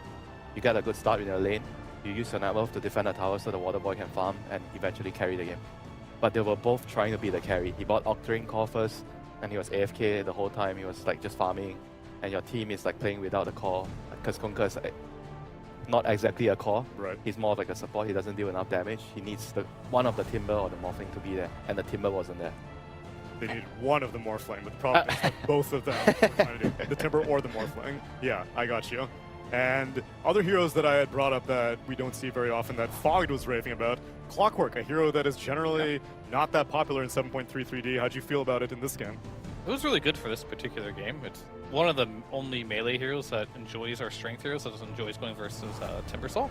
So they had a good lane against it, and Fog brought up multiple times in the panel, but it was a really cool trick. They even killed Parker once with this, just sending the rocket from the top lane all the way to the bottom lane just to break Morphling's range drop. And that range drop is so crucial for keeping him alive. This Morph is a very low HP hero. They just break it with one little rocket, then they can just spam their spells, and all of a sudden, Morphling can die. So Cuckoo had some really cool tricks in this game. It's fun to see. The Clockwork came out also because there's a Tusk in the game. They're trying to force this Tusk to go to a lane that is least threatening for themselves. And yeah, there's SD to stop this Clockwork from advancing, but you're still not killing the heroes, you know. You can't really like ask the SD and Timber to go on a kill. They don't work well together. Yeah, and even the Tusk rotations that we were hoping for didn't really work out as well as we were hoping. So maybe Beastcoast have to do some re-evaluation, but don't worry, they will get another chance because we're going to get into Game 2 after the break.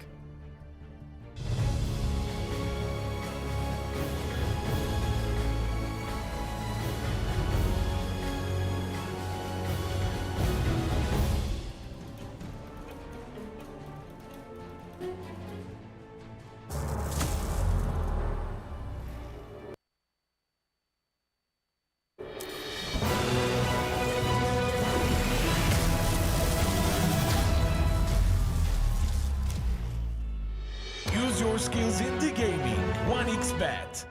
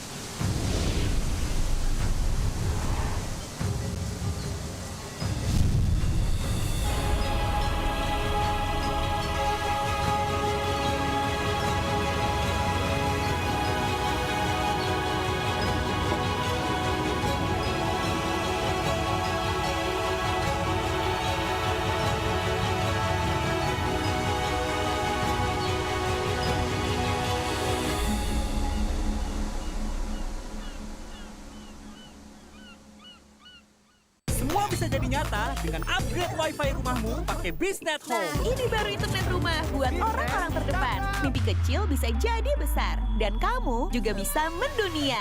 Jadi, siap wujudkan semua jadi nyata?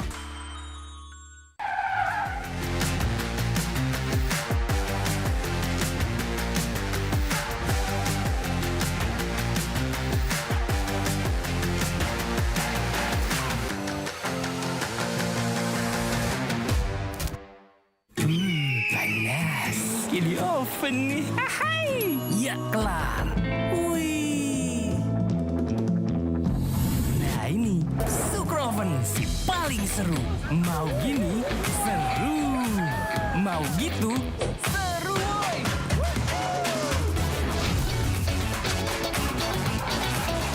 Mau lagi, terus aja lagi. Sukroven seru on the oven. The world is your stage. Take the first step to change. Lead with vision and innovation. Perfect your strategy and make your goals reality. Así que vaya. Get in the game. Make it count.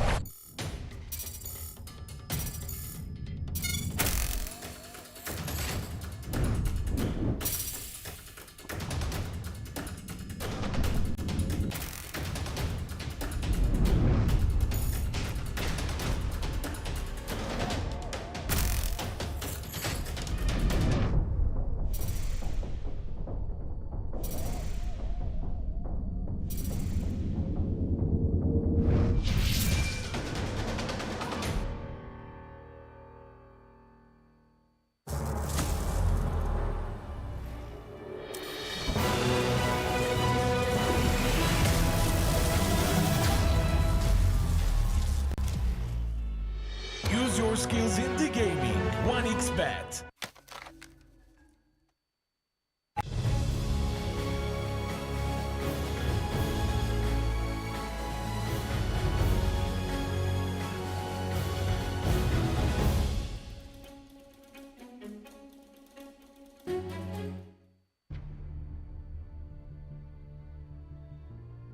Welcome back, everyone, to game number 2 of Beastcoast versus Blacklist Rivalry, where Blacklist are looking to keep the good times rolling.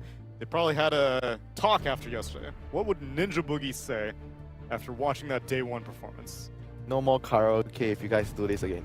Oh, they're karaoke fiends? Yeah, he loves karaoke. Well, I know Mike does. I don't know if Cuckoo... I can't really see Cuckoo doing karaoke. At least not sober. Maybe, yeah. Who else? KP likes karaoke. KP likes karaoke, that's true. I can see that happening. So that's a good motivation. No fun. No pool. No fun, no pool, no beach. No beach. And those things are always more enjoyable after a win anyway. That is true. Yeah. You don't want to do like sad karaoke or sad beach. You'll do it either way, but you'd rather do it happy. I could see the appeal of a sad karaoke. Back to your emo days? Yeah, exactly. Yeah, it's just like load up the My Chemical Romance. You'll be surprised, you know, I know a couple of my teammates, they would always go karaoke when we have a really bad day. Yeah. Like we lost all our streams. I'm saying you're going to do it regardless, but it's better to do it after a win. Even food's better after a win. Food tastes terrible after a loss. Is anything better after a loss? Punching a wall. Yeah, but think about how happy you would be to punch a wall out of a victory. You're like, yeah, boom. I don't know. Yeah, I think, but violence is never the answer. It's true. It's true. Unless if it's in-game, what violent things are they going to do, Aurora? How's Beastcoast going to revise their draft? I think their draft is fine. It's just they are not on the same page. Like I said, the Timber is trying to scale and the Kunkka is trying to fight with the Morphling, and it's just not coming together, you know, especially when Blacklist draft. It's so obvious they are gonna 5-man. No matter what they do, they are gonna 5-man it. And I just feel like the Timber had no impact. I just think... You think the Timber had more impact than the Kunkka? No, the Kunkka definitely did things. It's just... When he's doing things, the Timber is not there to follow up. That's why it failed. Ah, okay. Yeah, the Morphling is there to clean up the fight, you know, but the Timber is not there. So there's nothing to clean up. They clean themselves up, Yeah, I would say. I have like a 30-second analysis on the last game. It's pretty much Blacklist, they played together, and they looked like more of a team. Timbersol didn't really do much, and Kunkka, he did well in lane, but also wasn't able to do much because his hero was bad. But overall, Blacklist just played better as a team.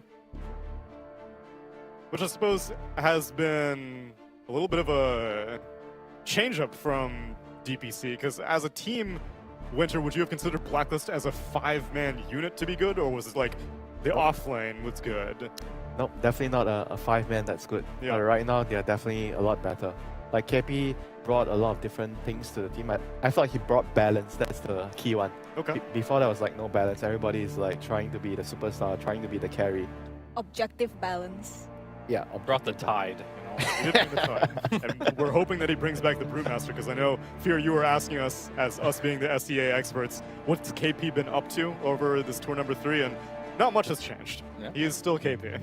And he even played the Tide Hunter yesterday, although this time he actually got the win. Meanwhile, as we get ready for game number 2, draft number 2, Undying, Techies, Enchantress, and Batrider banned out again. Heavy support bans, and Blacklist first pick a Clockwork this time instead of the Rubik, and Beastcoast get the Morphling, but this time they opt for the Disruptor as their 7th pick.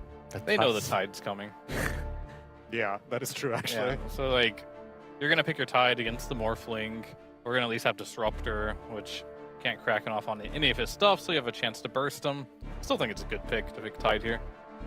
Or they're just going to up the priority to the Moon here, and the Morta thinking that was why they won. Yeah. Okay. Well, now they probably won't get the tide. We'll see if Brewmaster is good enough.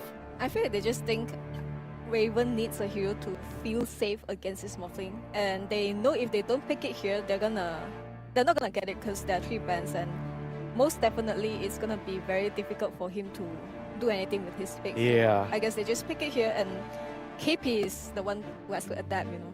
Yeah, it tells me that they think that the answer to Morphling is Morita, and they feel like they might not get it in the next phase, and KP can just play another hero. He can just play his Brewmaster, they don't care, you know, the tide is not important. Yeah, I'll let you guys be on the Blacklist side. I'm going to jump on the Beastcoast train here. I think last game, the only reason they really lost that game was essentially just their mid pick wasn't good enough, and Sacred was too AFK. Yep. And I think these are the things that they really need to focus on. I think moving this Disruptor higher in priority helps them a little bit with the issue with the Tidehunter they had in the last game, so they can actually burst it. But their core fundamental problems are the fact that Dark Mago he's a great player. He generally has so much impact and great rotations, but he couldn't really find anything in that last game. Sacred, he was super fat, but he didn't do anything in the game. If they can fix those two problems, I don't think there's anything wrong with the Morphling or the supports in that game. Those two players just need to step up in this game. Okay, but something that you cited was that Dark Mago's hero pool in general is just not very favored in the current patch. So would you rather he play a hero that he's not comfortable on, but it's just more meta? Yes, okay. 10 out of 10 times. Because you can play something you're comfortable with, but if it's just really bad like Honka, you're just not going to win. I feel like at least that makes him feel not very comfortable to pick fights, and therefore he will kind of just play around the offlaner. And I feel like, yeah, he died a lot, that's why. But then the thing is, the Timber wasn't there. If the Timber was there to begin with, it's such a different story. That was problem number 2, yeah. It's a big one. Yeah, I mean, the main issue is, like, the whole team, they weren't playing together. Like, the drafts can be one thing, but if you get a better draft and the players are just not really sure what they need to do, they're not combining together, you know. Whereas in the first game, Blacklist clearly showed that they were more willing to move together, play around the Tide. Yeah, there were a couple of like bad moves by the Tide, he got picked off, but overall, as a team, I felt like Raven definitely pulled everyone together. He was coming to the early fights, he was helping his team, he was fighting, getting pickoffs, and that's what allowed Blacklist to control the map. Beastcoast, they need to figure out what was the problem in the last game. I definitely feel like draft was partly a problem, but the bigger glaring issue is how they were moving as a 5-man team. So I've already analyzed KP before. Tell me if you feel like this is still true for him. I always find him to be almost needing to play these type of heroes that have these big team fight ultimates, like the Mars or the Brewmaster, the Tidehunter, these Enigmas. Whenever I see him in something that's not that, they generally have lost. And it's been different teams where he played on this, but is that the similar style that he still has? Yeah, because I feel like his problem is like he's way too stable. Like he doesn't take any risks as an offlaner. He's slow. Yeah, he's very slow. Yeah. So when you put him on, say, like a Beastmaster is a hero where you get a good start. You need to do stuff all the time instead of just waiting for stuff to happen. And so in that regard, it doesn't really suit his playstyle a lot. Like he's like a little bit too laid back, you know. I feel like as Beastmaster, you need to be really aggressive. You need to rally the team around and make some moves, you know, around the map. I feel like a long time ago I talked to him about the game, and he understands the item build. You know? That's when Monkey came out, was sort of nerfed a little bit, and all the carry players stopped buying it just because it's like lacking a little bit damage. But he's like, they don't understand if you have a MKB like 2 minutes later, you are going to be able to kill people instead of having the Death Soul and still not be able to one-tap anyone. So I feel like he understands the items a lot, which is an extension of what he is as a player, because all those big outs heroes, right, you need items to make it happen. Like you can't be like, oh, I'm Tidehunter, but I don't have Dagger. How are you gonna ravage, you know? Like same case with Enigma and the rest. Yeah, that's why he's very one-dimensional. He can only play in a certain fashion, and it limits the draft a lot. But maybe it's really fine for him to play in Blacklist because he brings the balance to the team. So his playstyle, I would say, is very, very team-based. You know, the team has to be suitable for him. He can't really adapt towards the team and the meta as well. One-dimensional in the game, but then like adapt to the team. You know, it's kind of the perfect thing you want. I'm glad to see it because when I was watching him back then, it was like the Viper Razor meta, and he was really struggling. Yeah. For when he'd get his brew, but like this meta is like perfect for him. And this hero is perfect for him, as Beastcoast opt to not second phase ban the Tidehunter. Instead, they target a little bit of everything. They take out a Puck, a Lycan, and a Skywrath. Meanwhile, Blacklist pretty focused on banning out offlaners. They themselves ban out the Brewmaster, the Enigma, and the Broodmother. Wait, it's the exact same draft? Exact same draft, 4 out of 5. What are we missing? Missing the Quap? Missing the Quap. All right, bring it out. Bring it out. Beastcoast, on the other hand, they pick up an Elder Titan. This is a support duo I do not see very often. Disruptor ET. Yeah, low damage. Very, very low damage. They're very strong in the mid game, but weak in the early game. They both need a lot of levels. The ET aura is great, obviously, with the Morphling, the magic damage, but they are considered very weak in the early game. Yeah, these are late game gods here, but can they get there? It's going to be the question. Yeah, that's something like I feel like the better teams don't do. They prioritize the strength of the supports in the early game because they realize that in the early game, all you need to do as supports are secure the lane, you get the Lotus, you get the Wisdom Runes. If your heroes are weak in the early game, you tend to just lose out on all those three things, and you just lose the game. It doesn't matter if your hero is a beast 30 minutes down the road, you just won't get that. Explains why you're not very fond of Bleed. Because DJ is always on the heroes that can carry instead of being like. I'm just not very fond of teams that need the supports to carry the game. Yeah. In general. I mean, that's just not maybe in a meta in the future that will be a reality, but here in this patch, not gonna win you a tournament, I don't think. Yeah. Is it just a patch thing? I just feel like it might be because everybody's getting to a point where Dota is being played at a very high level. Like everybody's individually really good. So as a team, to get the most out of the drafts, you need to be getting the most out of the heroes that are supposed to be doing certain things in the game. So as a support, right now your role is not to carry the game. Your role is to secure and to enable the rest, and just make sure that you do well in the lanes. So the heroes that are being picked are more prioritized for that. I think part of it is patch dependent because in the era of like bounty runes and Earth Spirit roaming being really, really viable, then the supports were almost kind of carrying the game with their rotations. Obviously, yes, late game will always be carries. Yeah, but I would also say that because the mid players are a lot better now, it's a lot harder to, and not just the mid players, the core players in general, so it's harder to gank them, they know their limits much better. So if you pick those kind of heroes, it just generally doesn't net you as many kills as before. Well, that's also patched too, because the mid lane used to be much bigger. So you had more room to be out of position. Yeah, that's true. So nowadays, like, you're trying to wrap on mid lane, you're running through the tower now. Yeah, that's true. That's really true. It's kind of hard. I think having at least one of the support players being able to be the carry if he needs to be is not that bad, because sometimes in the drafts, like, you know that everyone knows you and they're gonna ban the best core heroes that you would want during that game. So sometimes having the support being able to play a hero that can carry the game is not that bad. It's just not what you would go for from the start. Like, you don't just go into the game and like, okay, the support is going to be the carry this time. I mean, this is why Enchantress is strong. Enchantress secures the early game, you're strong early, and then if needed, you can be the carry. Yeah. They banned Quap. We can't have a... What a shame. That is a shame. I wanted to see the exact same draft 2 games in a row. Yeah, you wanted I was looking forward to that. Again? I mean, Beastcoast already ruined it. They already have... Yeah, but their 3 cores could have been the same. Oh no, Conker got banned also. Yeah, they took it personal. That was respect ban right there. Probably because they wanted the Quap, but after that performance, why... Yeah, what were you afraid of? What are you... I don't know. we'll see. Blacklist, they have to pick blindly here as... I don't think Timber goes mid for Beastcoast. I haven't seen it, at least. Yeah, it doesn't seem like a Mago hero. Yeah. I mean, I say he has his signature heroes, half of them aren't very good, but he's been expanding. And even when I see Mago play a hero that isn't a Mago hero, he's impressed me on it. He just doesn't generally want to play those heroes. Or if you give him a reason to go back to his Tiny, he'll take it. And I'm not a huge fan of like that rationale. And we're getting a Lina mid. I thought they're going to pick a Storm, but I guess they don't want the Storm to go into a blind matchup. So what's the worst possible matchup for Lina right now? Like in the I mean, there's no matchup that owns it, right? Rubik. Rubik. But they have the Rubik. Honestly, like when I see Lina versus Rubik, I just pity the Lina. You know, you can never do anything. You can't even farm properly. Yeah, DK wouldn't be so bad. How about a Templar? A lot of people liked Quaswex and Voker, but these are like forbidden heroes. Oh, nice. They're going for Ember. Oh, going for the skill-based matchup. Nice, nice. With the Elder Titan, this hero is amazing. Get to abuse the aura in the early game.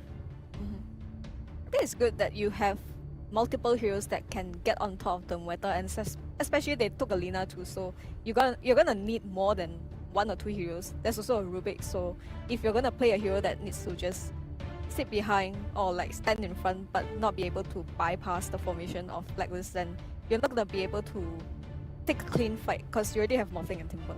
Yeah, the Lina is also gonna be pretty decent against the Morphling in the early game. You're one of those few heroes that can surprise the Morphling and get a couple of surprise kills and slowing his timing. Blind stun from Fog, Laguna. So overall, I think they have a pretty good setup here.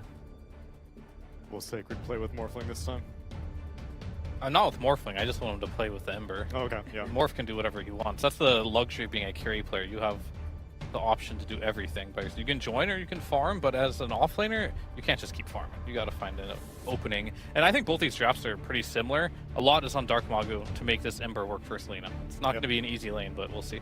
Let's see if it works out and we get a 1-1 split, or if SEA is going to start the day with a 2-0 as we get ready for game number 2 with OD Pixel and Fogged. Thank you very much, Tsunami. Yeah, game 2 here. We're seeing a few similarities with the drafts of game 1. Do you think that bodes well for Blacklist once again coming into this one? You feel hopeful for them, or do you feel that maybe Beastcoast has got a bit of a better approach overall this time? I mean, they don't have a Kunkka this time, so I'm happy. There's no Kunkka in particular. Was actually got banned out against them. It did get banned. Bit of respect, yeah. I don't know, that lane sounds really rough. Ember versus Lina, he's gonna have to do some really cool plays in the mid game, but I mostly just want to see them like play a little bit more coordinated. In particular, Sacred. I'm glad that Fear had actually touched on it quite a bit there. I feel like he wasn't playing the front line in the moments when they needed him until too late. Once he started playing like super front line, they already had means of killing him and bringing him down with the Vessel and all that overwhelming damage. I want to see him be more of that body, because I felt last game Mago's trying to be the body, and it causes him to just get hook shotted 12 times in the game. So yeah, I mean those hook shots were pretty on point. Yeah, we were going to get more of those again. And I'm watching. Imagine this game. I'm watching the Rockets too. He's playing versus Morphling again. He's the same thing. I think he's gonna rocket again and just break raindrops the whole laning phase. I actually think it's super smart, super clever stuff. Rubik just getting a kill like that can be just game winning. And yeah, let's see how Mago's going to do. The better thing that I heard when I was listening to the panel too is that I agree with, they have better ways to get on top of the Muerta, bypassing the front line. I think that did cause some issues last game for them to get to him. Sure. We're going to see here Dark Mago in a bit of trouble, a lot of trouble. He's gone. First blood for Carl. Oh no. And that's, that's the mid laner. Oh, just no, getting that first blood. So that'll be a very quick bottle. It's going to be a lot of mana and a lot of spells that Carl's going to be able to throw out at this Ember. Oh, this Carl's going to be tough. Body him now. It's already such a hard matchup. The dream for Carl. I'm excited to watch this Lina more. I actually really like this pick. Another one that I very much so like versus the Morphling that I think is underrated. So I'm excited to see what he's going to be able to do. Schofield. Nice glimpse. Nice dodge of the dead shot as well. He does actually steal away a bounty. That gets them only the one bounty. All right. They would have gotten 0. Yeah, that would have been... I mean, nobody wants to be in that spot where you get first blooded, lose all 4 bounties. So guys... Least holding on for some hope with Schofield indeed making sure that everything didn't go against them in those first minutes. I mean, it's still... Guys, Lina has bottom mid. I mean, let's see how Dark Mago can do here. You reckon, what, it's not going to be fun, it's not going to be easy? No, not by any means. Be able to, like, I think the first wave or two can be pretty okay, but then it starts becoming pretty difficult. But let's say, you know what, Mago, he's been playing, honestly, he's been playing really well. His last game, yeah, he was a Kunkka. He kind of got put in a position where it was difficult because he was getting caught and getting initiated on every time, but he's been playing really well this tournament. His Bat Rider went, I think, beyond godlike. His Timber went beyond godlike yesterday as well, too. He's doing well. Dire's courier has been killed. No, I mean, and in terms of the way that this top lane has changed, from the side of Blacklist Rivalry, exactly the same, with Kuka on the clock and Raven on the Muerta. Sacred is going to be backed up by this Disruptor from Schofield this time round. Is it going to sort of set up the same thing where Sacred does have a pretty good start? Is there going to be the potential for the same amount of stacks to be created? Because one of the reasons why Sacred was where he was last game was because of this huge amount of stacks Beastcoast were able to get going for him. Exactly what I was going to touch on. I think this lane can actually play more aggressively and going for like kill threats and stuff and maybe slowing down Raven, but there's not going to be stacks. So I want to see Schofield. He's going to play in the lane.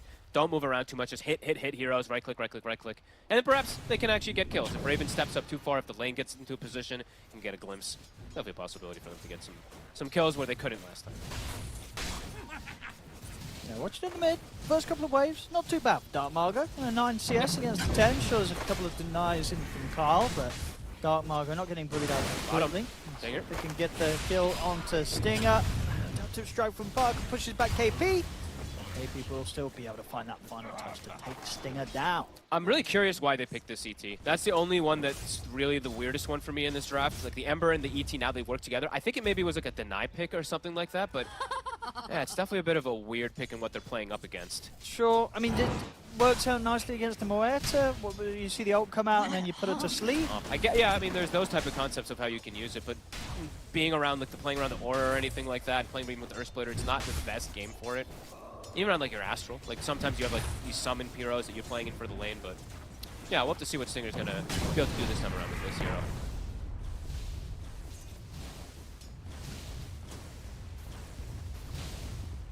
Where are the rockets at? I'm watching Cuckoo. Just continuously watching them. I mean, well, yeah, he waits till the raindrops. Raindrops in 5 seconds. When the raindrops there, then you're going to start seeing the flares come the way of Parker, I would imagine. There's definitely the threat. Honestly, like I actually really like it if you have a hero that like a Rubik. Honestly, probably the best one that can take advantage of raindrop being broken. Maybe Parker doesn't even buy it.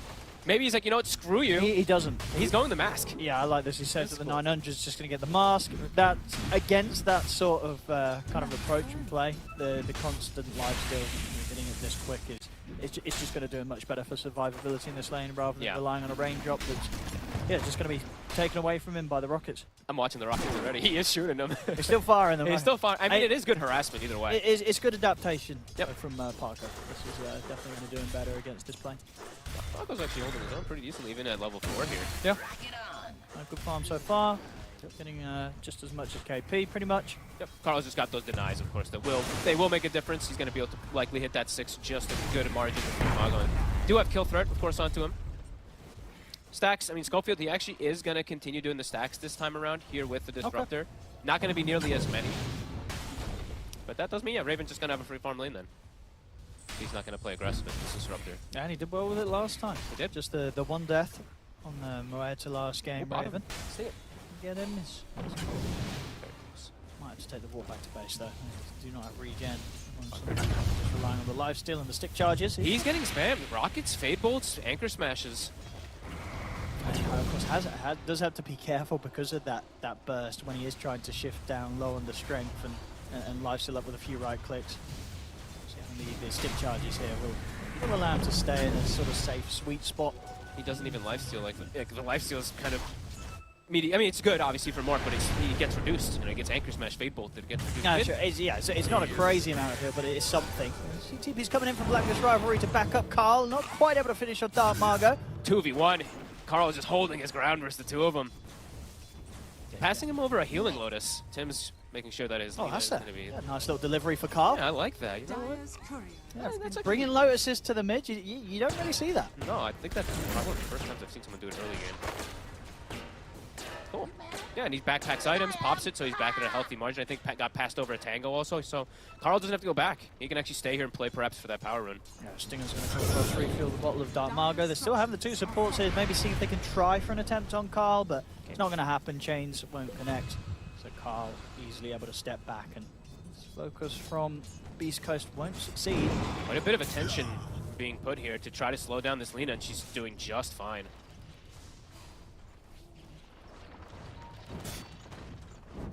Both teams.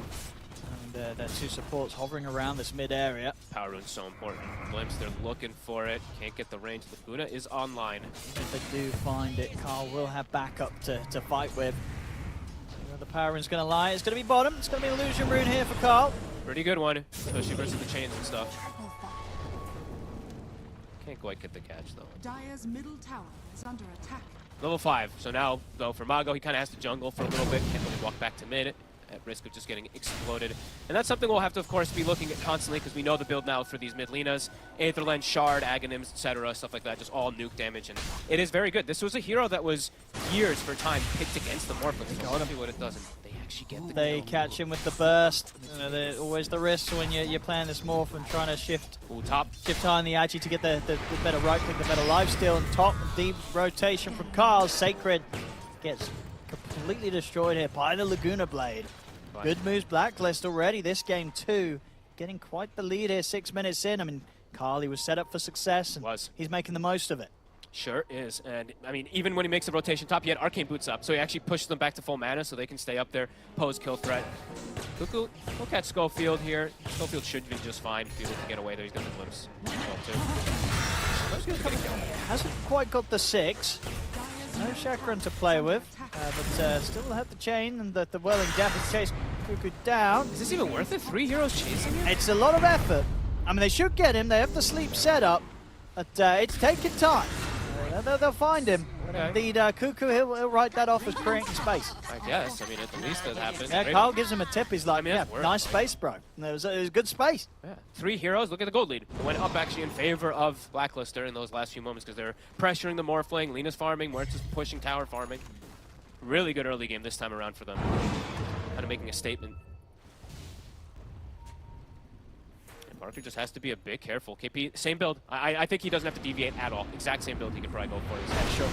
Just yeah, Meteor, Mac Arcanes, and then Blink. I love the way that he progressed into it. And Parker has to constantly be careful down here. Tim's just waiting for an opportunity.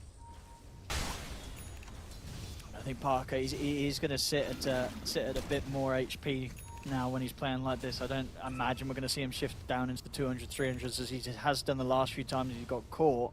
He has to be, even at this like HP pool, it's close to him getting brought down. If he just gets caught by a Ravage, Chain Stun, Meteor Hammer, etc.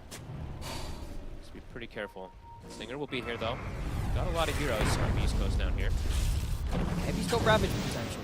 So not easy for Beastcoast really to do anything aggressive here when they know that Tide's ready to turn. Here's Carl. Dark Margot with the Remnants, able to jump up to the high ground to safety. They have to leave this bottom lane. Yeah, Carl it's is a too dangerous scary. part now. With Carl with the chase, he's able to get the catch. Bruno won't be quite enough yet to kill Stinger, but Carl, good moves here, is able to back away from the potential stop. The fear from Raven catches onto Stinger. They lift. Yeah. They got the lift. They still have the vision. And the stun. They catch him. Wasn't able to start shifting. Another death on Parker. I mean, a Blacklist rivalry. They warmed up in game 1. They look good. They're looking even better now and here in game 2. They're like, yeah, give us the same draft again. Let's see what happens. They're ready to roll the second time. Yeah, Tim's, I mean, the ward, honestly, that one paying off multiple dividends there to get that lift onto the Morphling and get the kill onto the ET2. And they get a tower. Raven getting involved. A nice move. Top. They punish Tim's. He's going to try for the TP out. No way. And he's out. Oh my god, Beastcoast is probably feeling pretty grim right now. This is a rough one. A Blacklist rivalry. They turned up to play today. And Beastcoast definitely getting outmaneuvered here, outplayed in these early moments once again. And Raven, this time around, he's got a good chunk advantage over the Morph. Last time the Morph actually had like a little bit more than the Muerta throughout most of the game. And the Raven absolutely set up for success. Mago. Be careful in the river here. Satanic power in, just going to go the way of Cuckoo. Grab the DD to stop Dark Margo from being able to get his hands on it. Still difficult to put pressure on the winning towers. You know, KP holding on to the Ravage. Is under attack. Yeah, they're actually even holding on to top quite long this time around too. Like you said, Sacred this time, yeah, he's still pretty high net worth, but didn't have as many crazy stacks that Schofield was able to provide this time. And Tim's is now just sitting top. He's got great ways to spam, and Tim's doing the same build. He's gonna go Vessel. It's a good game for Vessel again. It's literally like the 2 cores that he was playing versus the last game. Really, yeah. I mean, Parker, last game, I think at this point, he had pretty considerable farm, right? He was sort of at the top. This time round, it's going to be even harder. He's going to be playing from behind. He's switching the build, though, this time around. If I'm not mistaken, he went Dragonlance and the Falcon Blade and stuff like that. So this time, he's completely switching. He wants to have a Dispel versus the Silence and stuff. They will be able to get the cleanup kill top. Yeah, can't blame him for going for this type of build. Because last one, it did feel like, yeah, they have like no ways to get rid of these like Spirit Vessels, these little small silences and stuff. So some adaptation coming up on the side of Beastcoast. 2K lead. Just very happy with this early game. Dire structures are fortified. You know, if you're Beastcoast, where do you sort of look to make moves? You know, can Dark Margo go for action pre-Maelstrom, or you just have to sit back and get these sort of core items first? I feel like their lineup is actually a lot more passive this time around to make plays. It is definitely going to be more reliant on Mago still. Yeah. This time he's an Ember, not a Kunkka. But yeah, it does feel like all 3 kind of want to hit creeps for quite some time here. Good shot up top. Carl, he's trying to find some action. And indeed, with Cuckoo setting up for Schofield, they'll go for the easy kill. They were seeing if they can maybe chase down something bigger, but they're happy to just pick up kills like this, especially when Carl doesn't need to use the Laguna Blade. 4-0-1. Very good involvement here from Carl on the mid lane. And he gets the tower deny. He has Lens finished up. There's a travel done. He can be all over the place at this point. He may even be able to get these crazy catches onto Parker if Parker's not careful now with bots. And he sees a Morphling farming low if he gets an angle. You have crazy cast range here with this Lens, and we'll see what item, of course, what neutral he gets in the next few moments. Easy game for him to get caught out, Parker. He's got to be really, really hot about his wits this game. Very content with feel like, on Blacklist after how it went everything last game, right? I mean, Raven in a super comfortable spot if he's not getting pressured as this Muerta being able to get this free farm. And the team fight, right? The team fight in particular, we saw last time, Blacklist, every team fight, it felt like they won. Almost like, I think like 90% of them, just because of their overall expels that they have and the way they connected. Again, I would say that Beastcoast actually maybe has tougher team fight. Yeah, definitely harder to execute. You know, sort of relying on these slight chains or a stomp into kind of the static storm of Schofield. And Stinger's unbelievably low level. He's level 4 on ET. And this is a pretty deep search here that's not going to find anything. There's nobody up at the top half of the map right now that the Beastcoast are looking towards with this smoke. And I actually, you know, sometimes I'm a little more critical about like meteor hammers and stuff on Tide. I actually really love it in both of these games because neither team has natural tower push. So, yeah, look at that. He's taking bottom tower out, taking out mid tower. And don't have to commit literally anything to get these towers. No. It's pretty big. So, KP hitting solid timings. Mech's on its way out. Going to cause big issues. There's going to be some damage issues for sure. They can smoke up and go here, Blacklist. They kill anyone. They kill anyone, and they've got good catch, whether it be a hook shot, telekinesis, or just KP walking in with a Ravage. If Carl's there, plus any of these sort of setups, they'll kill any of these heroes. They even have Glimpse. Another one, too. Yep. So if they get like one kill, they could consecutively get more. And Dark Mago is playing in a very deep position. The hook will miss, and he's got a Remnant. Okay. So, whoops. He's fine. But yeah, if that hook shot hit, maybe a hook shot into the telekinesis and a light strike, that could have been a dead ember. It does at least get them the ward, though. It's a Blacklist, so they're aware of that. Now, we'll get the rune as well, Dark Margo. Nice one. That's a good one. But yeah, could enable him if the fight does get forced. I think they smoke. I think you go get some vision. Right now you have very limited vision around where the Muerta is being, so I think maybe warding triangle is not a bad idea, and maybe go for that there. Because right now, the angle that they can go for anywhere else is kind of impossible. So, see if they find anyone. I mean, KP, quite tanky. Don't believe between the three of them they have any threat to kill him. Is he gonna settle for this? Okay, I guess he'll settle for Cuckoo. They should get him without any difficulties. Yeah. It's something. Okay, and at least it's around the mid tower. Push the tier 1 tower in the mid a little bit. At the very least. I mean, it's not the kill they really want, but Cuckoo has been really annoying in both games, so can't blame them. I mean, they can turn up and try and defend this if they want. KP, as I say, he's got Ravage, he's got Mech, TPs are coming in. This tier 1 tower is not really going to take much damage at all. He'll have to dodge the light strike array, kind of inadvertently. If that hits him, he's dead. Yeah, light strike, Ravage, and then the follow-up combo of Carl. That's definitely not a high chance of survival. The damage if he does get caught. The damage at this point also from Carl, it's not only going to be coming from Laguna. You have to remember, he has Shard. Dragon Slave is literally Laguna. Yeah. At this point when you have the stacks. The amount of damage that starts to stack up indeed. Right, it's 480, 485. Wait, my math is horrendous right now. Sorry, 140. So 465. Yeah. So 465 on your Dragon Slave, 400 and 400 on your Light Strike. So everything's pretty much a Laguna if you have the fire. Slump bottom. Hard to commit for Beastcoast. Can't go into this tide. They'll lay down the static storm, but KP's off to the side of this, so he can still get the Ravage off, and there it is. Ravage comes out. He's got the hammer coming down onto Dark Margo. Dark Margo's going to try and chase forward for Tims, but Tims, he's healing up with the iron. Finally, the Chakram finishes him off. Sacred able to get the kill. He's actually also able to get away. The chains are there. They're jumping back in. Dark Margo's looking for Raven. Raven's so low. Oh my God. He catches him for the low grab with the light strike array. Raven is still alive. They'll send out the spirit. The stomp will get him. Stinger able to redeem that fight a little bit for Beastcoast, getting the finish onto Raven. But it's still, overall, it's more heroes dying on Beastcoast. Sacred, Dark Margo, dead again. I feel like I never see a stomp get killed like that. It got him. He walked back. I think he could have avoided it. It was right on the edge. Honestly, it looked like he'd stepped out of the range of the spirit and the potential stomp, but it did catch Raven. It is something for Beastcoast, but definitely not what they were looking for. They still take casualties themselves. And we're just sort of seeing the difficulty, the awkwardness of the team fight that Beastcoast have.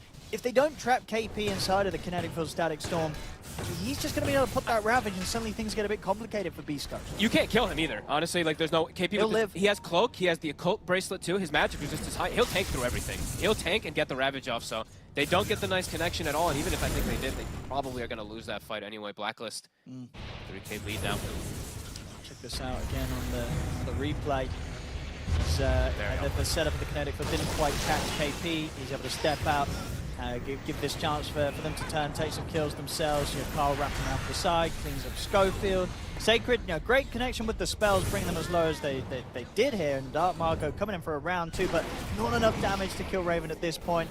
Means Carl is able to get the light strike. And we'll see at the end, Stinger throws out this Spirit, and Raven actually just off screen, but the stomp just clipping him on the way out.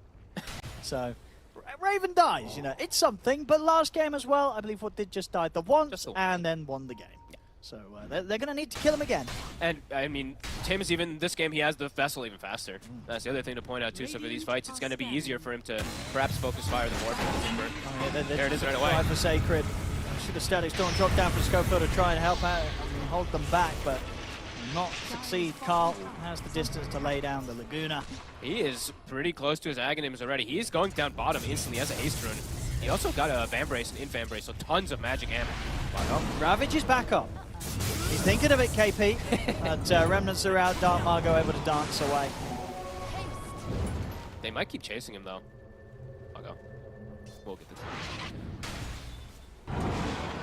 Big moves. Tim's, he got one of the best spells he can steal this game. Also now, he got the Shock Curve, so really good burst ability pretty much any stage in the game.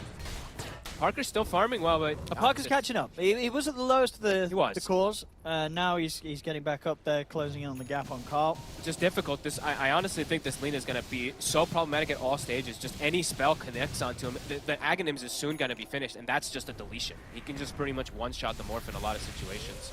It's really nice now that it gives you the max fiery soul stacks. You just pop it and you have them. And they buffed so much about this Flame Cloak. It's actually absurd how much you can do with it. Getting it as fast as Carl is on track to do so. This game is incredibly potent. I mean, 4K lead. Blacklist Rivalry, they looked impressive in game 1. Looking even more so here in game 2. Getting all the timings. KP, he's got the exact same thing as last game. Blink's now online. So the team fight last one was really awkward already for Beastcoast. Now it's even easier, it feels like, for Blacklist to get the setup. Dark Mago, he shows his face bottom. They're hunting him. Hiding in the trees, the two of them. Schofield, he's already heading out. And they're away as well with the Remnant. Dark Margot. Cuckoo not too far off catching one of the two of them there with that hook shot. Tormentor, looks like they're going to set up for that one instantly on the side of Beastcoast. Shard. Good quest. It's going to be Schofield. Okay. Probably, I mean, that one's a little underwhelming, right? It's better. It's better now that it's 1600 cast range. Okay, that's true. That's the cast range is pretty nice. All right, so you've got better chance of setting the glimpses of someone trying to escape. You can actually cast the spell now. Team fights. Well, yeah, you don't have to walk up into melee range. And it does. You can set like the proximity trap. Also, it lasts for like 6 seconds. I mean, something on the ground. If I'm not mistaken, 5 seconds. Yeah. Either way, Blacklist. A free Roche going to be heading over to them. They have Ravage, so they're ready to fight right after it too. They're getting so many good timings. The talents now for the Lina. Ag's online, and the 2 big talents are online. Dragon Slave CD plus the damage from the Light Strike array. Yeah, now Light Strike does like... Now it is a Laguna.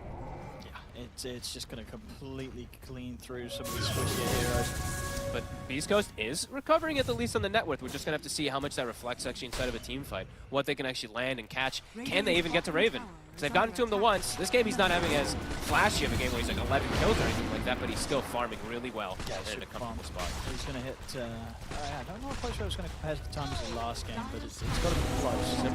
Feels like similar kind of across the board. Yeah. Cuckoo almost has his Aghanims. KP's got the same items as last time. Tim's even more farmed than last time. Tier 2 dropping pretty early, 20 minutes. Yep. I mean, they don't want to take these fights right now. Beastcoast, they'd rather focus on closing this gap, getting their core items onto Parker, at least having his Skadi on top of Manta before they bring the Morph to the fight. They do not want to get involved beforehand, as they know and they've experienced how quickly Blacklist Rivalry can just burst through any of their lineup. My worry is Oh, Carl. He's able to catch him, but not enough damage with the straight-up combo. Dark Margot's going to be okay. Just a nasty bit of a shock, but not quite enough to kill him. My worry is that Mago is falling further and further behind. It's the Morphling. It's like, can he solo carry this game? It doesn't. It feels difficult versus the Muerta from what we saw last time. If the Muerta's having a good game, she can absolutely focus fire this hero. Yeah, I think it's difficult because there's every hero outside the Muerta has ways to trip the Morphling. Ravage, telekinesis, stolen spells, light strike array, hook shots. It's not easy for Morph to turn up and get kills, especially when you going for a different build as he did last game. Having the Mantra, the Skadi. He hasn't got that BKB. He is going to queue it up next after the Skadi, but in reality, until he has the BKB, it's still scary. Yeah, hard to fight this lineup. Hard for him to get in. Yeah. And follow up. If he gets in, gets caught by a stun, a high chance someone like Carl's just going to be able to turn and take him out if he's not started to shift. Now we see KP this time around. Maybe a little bit of worriness now. There's more damage coming in. They probably do have enough to kill him if he gets stabbed. He went limber. So a little bit of a change up there from him. Hook shot. Oh, I like it. I mean, it gives him pretty much that guarantee to survive through. So that the ults that they lay down upon him, Sacred, not a chance. He's squishy now at this point. This is looking grim, man. Parker's farming, but I'm not feeling what the Timber is going to be able to do. He looks very fragile at this point. The Ember is very fragile as well. I mean, it's kind of what happened last game, right? Last game wasn't necessarily a game where Blacklist Rivalry had this huge network lead. It was just a case of when the pushes came in, suddenly Sacred dies, Parker dies, and that's it. They don't have buyback. The second time round, Carl, of course, just finding these free kills on the map now. Yeah, they're hemorrhaging kills all over the place. There's so much pressure onto them. And it's not like, Blacks doesn't have to commit anything. Like, committing a Laguna at this point doesn't matter. It's a minute cooldown. He doesn't really need it half the time. Yeah, I think for Blacklist, they get the BKBs and then they can look to close it. Yeah, just get start running BKB down. next on Raven, BKB next on Carl, and then you just look to close the game. And that's likely going to come at a point where Beastcoast will still not be ready to deal with them. Absolutely. I like the Carls. Like, sometimes you can see these Linas can be very greedy and they keep going for this type of... I think BKB's perfect. There are heroes that can gap close on him, so sure, get BKB and then you've got that extra protection besides heavy front line. Sacred. Careful.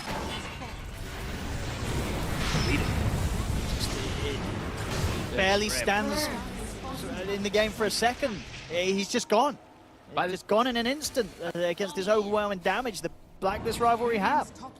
He doesn't look... Was that a Timber Saw? That did not look like one. Just disappears? Too much magic. Too much... even the Silver Edge, too. Everything's just coming out too fast. Beastcoast. What's the move going to be? BKB, okay. It's finished for Mago, but nowhere near for Parker having his, so... It's actually impossible for them to do. And then, of course, Stinger outside of the base. Oh, boy. He's okay. They won't dive the high ground yet. Still have the tier 2 in the mid lane. Parker sending illusions out, trying to push that mid wave out and give them a bit of breathing room. He's in, okay. Looking for a fight. Let's see what he can get. Looking at KP. KP's still pretty tanky. Yeah, Splitter coming out. KP will die. Okay. I think the two of them there with that commitment from Dark Margot. Nice play. That will push Blacklist Rivalry back. A bit of a while this game since Beastcoast were able to find something like that. Go.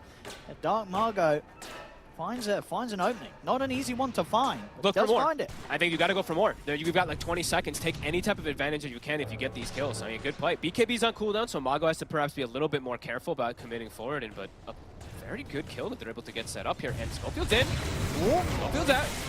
Okay, and now it's probably time to back off. They may have killed 2 heroes, but even 5 versus 3, it's not easy to fight this. Carl's too strong. Carl gets the catch and the kill on Stinger. Maybe getting a little too excited there, Beastcoast, with the 2 kills that they did find. And forgetting that running into high ground against these heroes that were left alive, into this Lina, level 18 Carl, it's just unlikely to work. It's the right idea, though, right? Like they got to take their chances. Yeah, they have to take the risk, but the blink up is the thing that can turn me. I think if you put a ward down, you get some information. Fine. Schofield just blinked in. It's just like you're kind of asking to die if they are any 2 heroes there, and yeah, there's 3. Immediately dies. Parker, I think it's gonna have to wait just for his BKB when he feels good enough to be able to fight. Dark Mago with his BKB now we're seeing he can actually get committed into the fights. He's having a pretty, a good amount better game than the last time, but just because his hero's 1,000 times better. Yeah, I know for sure. I mean, you're playing from behind. At least there's still some potential there with an Ember. Yeah. As we saw, Kuka can become rather underwhelming in games where he's playing from behind. A literal liability a lot of the time. So, Carl.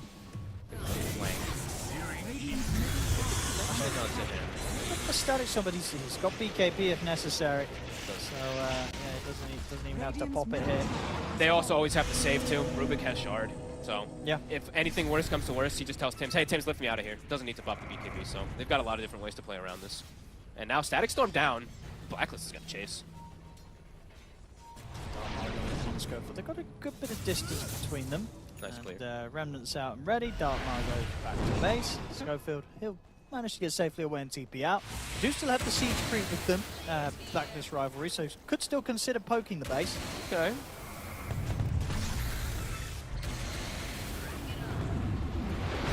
A little bit. Tough to push. That's the difference this time also. It's like they had Kunkka last time, right? So this game, they do have Ember and ET, two of the best high ground kind of defense heroes. But looks like Blacklist, they're still sticking around.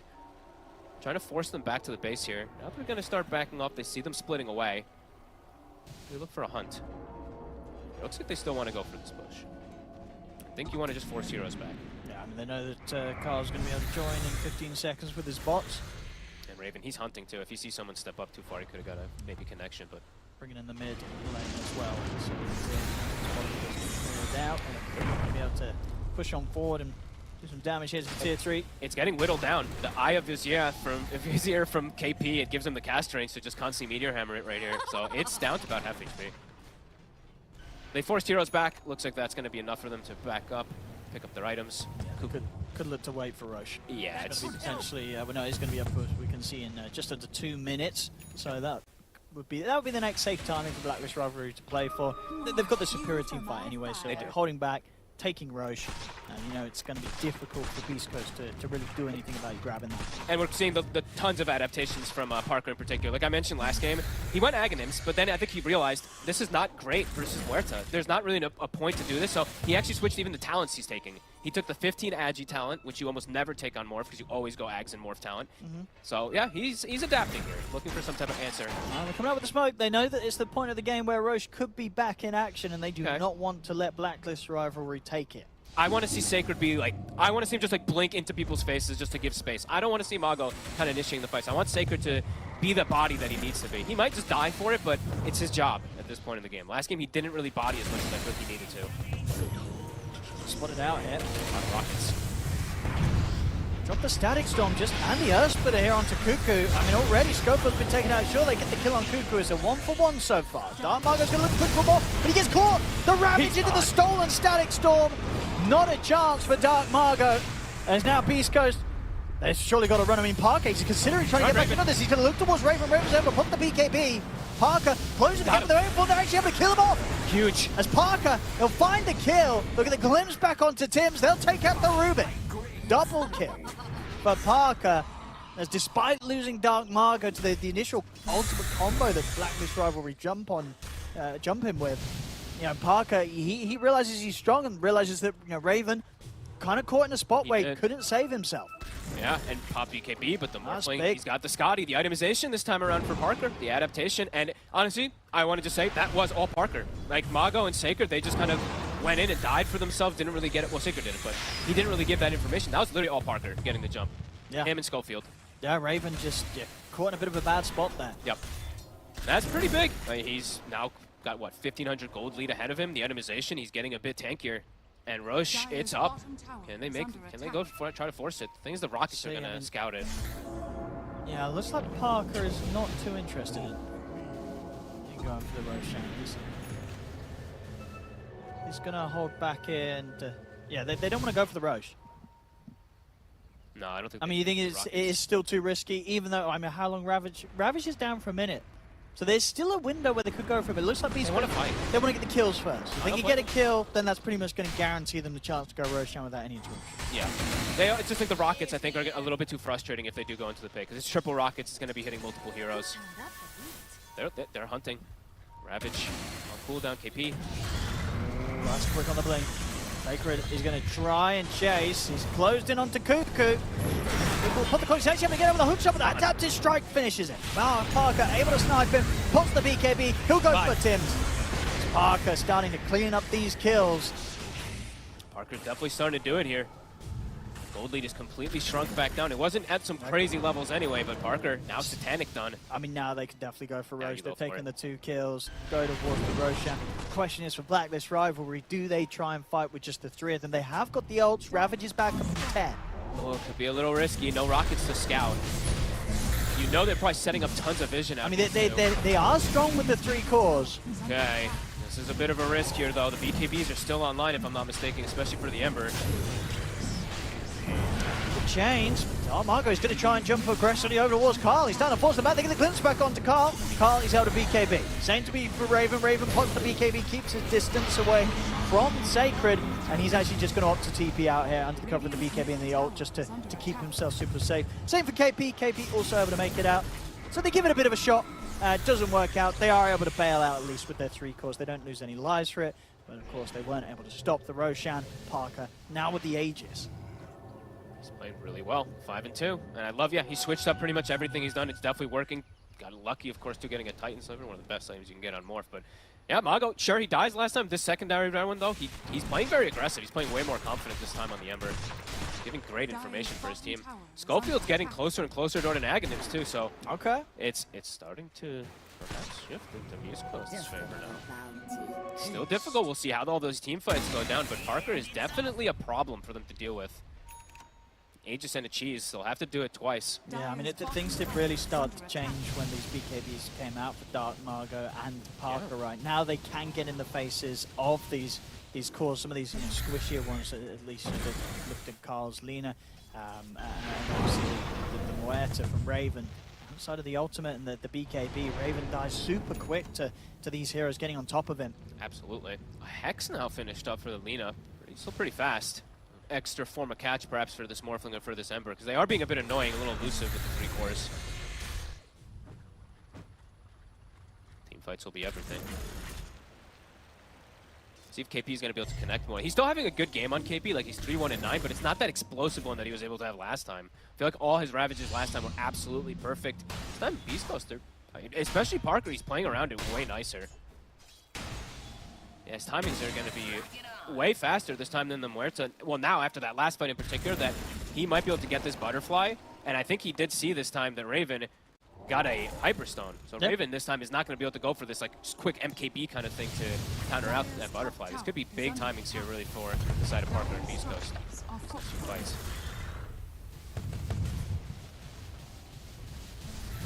They're going to smoke up and go for the portal here. Maybe Blacklist Rivalry. They want to try and take a fight and catch Beastcoast from behind. It could still be very explosive fights where they just delete heroes and they just kind of walk away with it. Or Parker kind of could just clean up because he doesn't get burst down in time. This could be a pretty decisive one right here. He's going to get the jump. They're already starting to swing away from this point. Beastcoast. Schofield, he showed himself. I mean, yeah. I mean, that's part of the plan, right? Sure. You know, Schofield gets left behind, everybody else gets out on Beastcoast. Nobody else to be caught by this gang. Ooh, and you know what? This Pinata is getting pretty delicious. Carl, 12-0-4. If Parker's able to get that bounty off Smith, that could be massive. Easy money if they can, yeah.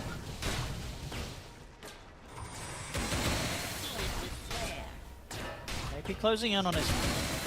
We did see that. That was quite a crucial part in allowing Blacklist Rivalry to shut down that game 1. Passing away the gem also now. I think KP, he was feeling a little weird about holding the gem and having to just be frontline. He's probably like, I don't want to lose the gem. Because the 2 times he like blinks out, can't actually act as that frontliner as much. So yeah, we'll pass it away. Wisdom Rune. Tim's will claim it. Tormentor's back up. Just a minute and a half left on the Aegis here for Parker. A lot of money as well. Burning up 4,800 gold. Looks like he's shifting away from the idea of the Butterfly. Oh, okay. I mean, the thing is, like, he did just get MKB countered last time, but this time around, it's not the case. He's actually got he would have had a good margin for it if he does see it. He's done Twitch, so we'll see. See which one he goes for. Yeah, I mean, I don't know when the last time was they kind of saw Raven on the map, so maybe we'll see him change when he gets a kind of an inventory update. Yeah, And when he's able to check Raven's progress, the items that he's going for. Well, and you can just click. Oh, well, yeah. I mean, Well, you can click the top to see it, I know, but I yeah. don't know when they, he last actually showed. Definitely. For instance, I don't know if they know that he spent up to turn the Dragon Lance into the Hurricane. Yeah, I don't think so. I mean, if someone clicks him, though, you see the empty slot, right? I mean, anyway, yeah, Parker's just going to spend up and buy the Silver Edge rather than wait to make a decision. Oh, it's a big one! Brayden on the fourth of them, I think it's right. Caught Parker on the edge of it. See if they have enough damage to burst through them. They can take down Stinger. And KP, he's going to try and bounce his way out of there, but Dark Margo catches him with the Sleight of Fist. Carl will be able to get himself away. It's an explosive start to the fight, but does end up just being two for... Well, okay, they come in with the buybacks, I suppose, but... Ooh, gem. Hits the deck. Did they see it? I don't think they... I mean, he saw it on the courier, but I don't think they can get in there Sacred. He can now. All right, there we go. I mean, that was Blacklist Rivalry starting the fight, but very much ended up going the way of Beastcoast. Sure, they had to use the buyback on Sacred, but picking up the gem like that, pushing the creep wave, didn't go quite as wonderful as I think Blacklist Rivalry would have hoped for with that sort of jump. That, I mean, pretty much what, 4-man Ravage initiative. How much did they have to use just to kill the Timber, honestly? I think they had to do like 8,000 damage to him or something to bring him down here, because he did have the Ags active, so yeah, they had to use literally like a home Huerta thing, a Laguna, everything to bring him down, and that was all they had, so they had to back off right away afterwards. Just, yeah, afraid of that Aegis. Dire are scanning. Parker. What's the choice going to be? He did go for Silver Edge. He's near 25. Oh, he's going to go back for the butterfly nest. When he sticks around to try and look for a cheeky kill onto Cuckoo, with the help of Dark Margo, they'll get it. He'll be able to get out. It's not even the illusions. A little bit of a nasty surprise there for Cuckoo. Did not expect Parker to be sneaking around as he was. And we can see that happen a lot. He's got Ninja Gear and he's got Silver Edge, so he's going to be playing around these backlines looking for issues. You got to be ready for this morph to just turn up out of nowhere and destroy you. Even Carl has to be a bit careful. Not right now, because he can just jump in and one-shot Schofield. Good God. Wait, what? Okay, he's 25. 25 with Timeless Relic. That was a one-shot. Was it straight up the full HP? That was full HP. No, it was a Hex 1 auto attack, okay, but he didn't need it. I'm waiting for the fire recap. Come on, fire recap. There it is. Oh, okay, he did connect with his spells. How much damage with the Laguna? It was just show the sure. But pretty much what, 1k, over 1k. Well over 1k. It's just 900 with the spell amp on top of it, right? So it's easy math. It's 900, but then it's 11% spell amp, Timeless Relic, and he's got Fiery Soul. You can do the math if you want. Plus Flame. Go ahead, I'm not doing that. That's what you do. Okay. Anyway, Dark Mago. Okay. Because what? He's got what? Let's see. 15% plus a 26% plus 35%. So he's got like 61% spell amp, right? We can just look at it actually. What am I doing? No, but it just says 15% when you hold. It doesn't even say his spell amp when I hold over his here. Yeah, that's what I'm saying. That's why it's just Valve making sure that you do the math. So you know what? It's like it's probably like 1600. Let's say 1500-ish pure damage, right? I don't know. Come on, Owen. Well, yeah. Well, okay. 35 plus 15 is 50. So it's 60. It's 66%. 66. Oh, yeah, so what's 66% at 90?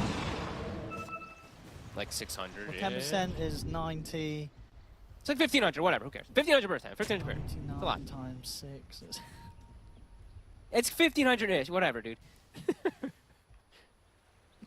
You keep going. I'm pulling out a calculator. 590. It's 1494. You said what, 1500? Yeah, I said 1500. Yeah, so, well, we like to be precise. Okay, I think fair 1494 pure damage. Which is a lot of damage, and indeed that will, well, okay, Scofield's got a bit more HP now. He's got 1989, but... Wait, did you factor in this 140 from the Fiery Soul? No, whatever. No. That's why I'm saying there's a lot of math on it. Mago, leading the charge. Hesitant to walk into high ground here. Yeah. Be careful. I mean, how long is what? He's just switching items. He's unsure what to get right now. He's got Refresher now in his bag, so he's got, what, 4 activatable items. Yeah, I guess that's sort of the final piece of the puzzle for him. Yeah. If he's not going to go Butterfly. I mean, it could always, always the argument, right, to get rid of those treads and get some sort of swift blink or some sort of blink action going on. Sure, yeah. You know, no, absolutely. Get those treads changed out. Yep. But, yeah, it's always something to be said for the Satanic in these fights. How's the Raven gone? I mean, his progression has slowed down massively after those last few fights. He's now 8,000 behind the Morphling. It's actually crazy. Yeah, I think was kind of looking over towards Carl to be this kind of carry, this kind of just an immense amount of damage. They have to catch the Morphling though. They've got to get in with these hexes. The thing is now it's like it's kind of, you know, I was talking about earlier, like I was worried about the Morphling solo carrying. Now I'm like the Lina and the Muerta, it's getting difficult for them because Mago's having a good game. Mago's actually completely reestablished himself in this one. He's rich. Aghanim's 5,500 gold, level 24. Beastcoast feeling strong, feeling ready. Aghanim's on Schofield. Marco, if you play it right, you can clean up these fights. Yeah. And if they get an Ag Static Stone on pretty much anyone, they're just gone. And they have the heroes to lead the charge. I like that Stinger went this kind of funny item build, but it's Glimmer Pipe. He recognizes that it is a lot of magic damage. He can protect so much versus it, even versus Muerta's ult. I mean, they've wrapped all the way around behind them. This is quite sneak. Beastcoast is heading back over. They know. They do feel that there's something coming from around this area. The base is getting hit a little bit. I mean, he's just creeps at this moment now, so. Look at this high ground spot here around KP. Parker commits his gold. He buys the full refresher, so he doesn't have buyback. This does get caught, but did not go well from last game. Schofield's gone. I mean, that's already a quick way to start. They've got the opening start onto Parker. Parker is in trouble. They've got the Oh my God, he's gone. No. He just spent his money. Are you kidding me? Oh no. He just did it again. It's a similar story to last game, but this one even more painful because this game they're leading. They were potentially about to be winning it. Oh no, they're gonna lose almost. They're gonna lose another one. I mean, just Sacred at least have buyback. No, he also spent does. his gold. He spent his money. Oh my God. Oh no, we've got to get these guys some sort of accountant or financial advisor on the team. Well, you know what? Hey, Blacklist is going to be unbelievably happy. A godly catch there from KP and Carl. Chain CC, double hexes back to back. I mean, get rid of the board. Great stuff. Yeah, just getting Schofield out the way. As well. I mean, couldn't have gone any better there for Blacklist Rivalry. No, Schofield got one shot. He got deleted. And that refresher was outright, so they made very well sense that he just bought a huge item and he does not have buyback money. They've got so much time to be able to push it here. Oh my goodness, I cannot believe what we just witnessed. Yeah, they were really pulling this game back, Beastcoast. They really were. And now who got the Aghanims? I think the Muerta did, right? Yeah, so now Muerta actually has parting shot. So there's actually another form, like a third form, tertiary, whatever, to protect yourself. Dude, I don't think we've ever seen Ags Muerta in any of these pro games. We saw it once in the Gaming Gladiators one. First day of patch, whatever it was. Stinger's gone. He has buyback. Now he's a bit more careful with his money. Of course, they know. Dark Margot, see what he can do here, going all out onto KP, but KP's back up to full HP. Dark Margot's got to be careful now that his BKB's coming to an end. Cuckoo, he's going to live. No, they get glimpse. Oh, he's gone. No. Thunderstrike there from Scope, that will get him. Oh, his Aeon just came up right after he died as well, too. Just popped up. I mean, Raven's still hanging around. They're ready to try and get back in. KP stepping forward. Carl tries to get the setup, but does get clipped by the Static Storm. Still managed to find the light truck around to Schofield. Raven committing him for the damage. They've taken out Schofield. Raven will lose his first life. KP able to turn with the tentacles, gets the stun on the two. Parker's in with the wave for. They take out KP. They are holding the defense. Raven will manage to TP out. So Beast goes down to push them back. Does cost them the two buybacks that they did have of Stinger and Schofield. And sure, they push them back, but still those series of events definitely very painful for Beastcoast, now sitting 10k gold behind Blacklist Rivalry. We'll see what they can get in these moments where there are 3 dead on Blacklist. I actually just did realize he doesn't have shard on the Morphling. He could have maybe, like, obviously the hexes are going to prevent him from going for it, but if he was stunned initially. Yeah, Sharp. So he could have gotten actually the shift off. Sharp would definitely have saved him. Okay, well, I mean, either way now, back to the game. Parker, if he's alive, he's still going to do a lot inside these fights. It's just, is he going to get exploded or not? Beastcoast, comfortable spot to push them. What selves now? Behind right here. Schofield not, though. Goodbye. Yes, Carl making quick work of him as he has been doing so the last few times. Mago's hex. He's caught by the opening. The light strike's there to follow up. Pretty tanky though on the Ember Spirit, and indeed Dark Margot's going to be fine. They're going to turn towards Raven. They're caught with the root. Raven, he's falling low. He's gone. The Ravage will come out, but Raven, he's now dead without buyback. He's not got the money. 2,000 gold short. That's a dieback from KP. Both of these teams' buyback situations have not been great. The game's turned on its head now, as now it's Raven out and now without the money for buyback. They have more physical damage. What did he spend up and buy? He bought a Scotty. The full Scotty. They could lose 2 sets here. They didn't even claim any racks here. These lads, they've got to manage their money a little bit better. He actually cut the wave. Okay. Carl, he's going to at least protect them from losing racks this year. But I mean, both teams, what the hell's going on? The cores on both teams are really making the rest of their teams really feel that they're living on the edge this game. I mean, the graph. the graph in the last 5 minutes is telling the tale of probably the entire game now, because it is literally an upsy down all over the place. Carl saved the day. Yeah, he was the one cutting the wave, right? He was cutting the wave. Yeah, he's one-shots the Carl's doing his best to... I mean, he's doing... He's doing more than his best. You know, 17-0-9. He's doing everything. Unbelievable heavy lifting here at this point. Oh my goodness, I cannot believe what we just witnessed back-to-back. Bushlick got the wave in mid. Parker's going to start hitting on towers. Still got a bit of time with no KP and no Raven. And Parker now at this point buys his shard. He's safe. He does have buyback. Mago as well. Yeah, Mago buys his refresher. He also has buyback at the ready. Oh, he had enough for refresher and buyback. Yeah, he's rich. Very rich. Dire's middle barracks. Back and forth we go. Who knows what will happen in these next few moments. DD spawns bottom. A big rune, Beastcoast. I mean, Ninja Gears. 1, 2, is that 3? It is. Yeah. Alright, one's a Dragster cloak. Cuckoo. Trying to start something here. Gets caught by the Hex. Schofield, he'll jump up to the high ground, but he needs to get Hex to return himself. Dark Margo tries to commit forward to chase down Tim's as Schofield's gone. One for KP, no Ravage for 20 seconds. Hex already used. Catch Dark Margo with the tentacles, but there isn't a follow-up stun to be had. A little awkward. They did use them where to ult. Carl swinging aggressively there to see if he could catch anything further. It's 4 versus 5, and Ravage will be up in a few seconds. Carl's able to get the opening. The Hex that's done, the jump forward. They're focusing down Dark Margo. Glimmers the detection.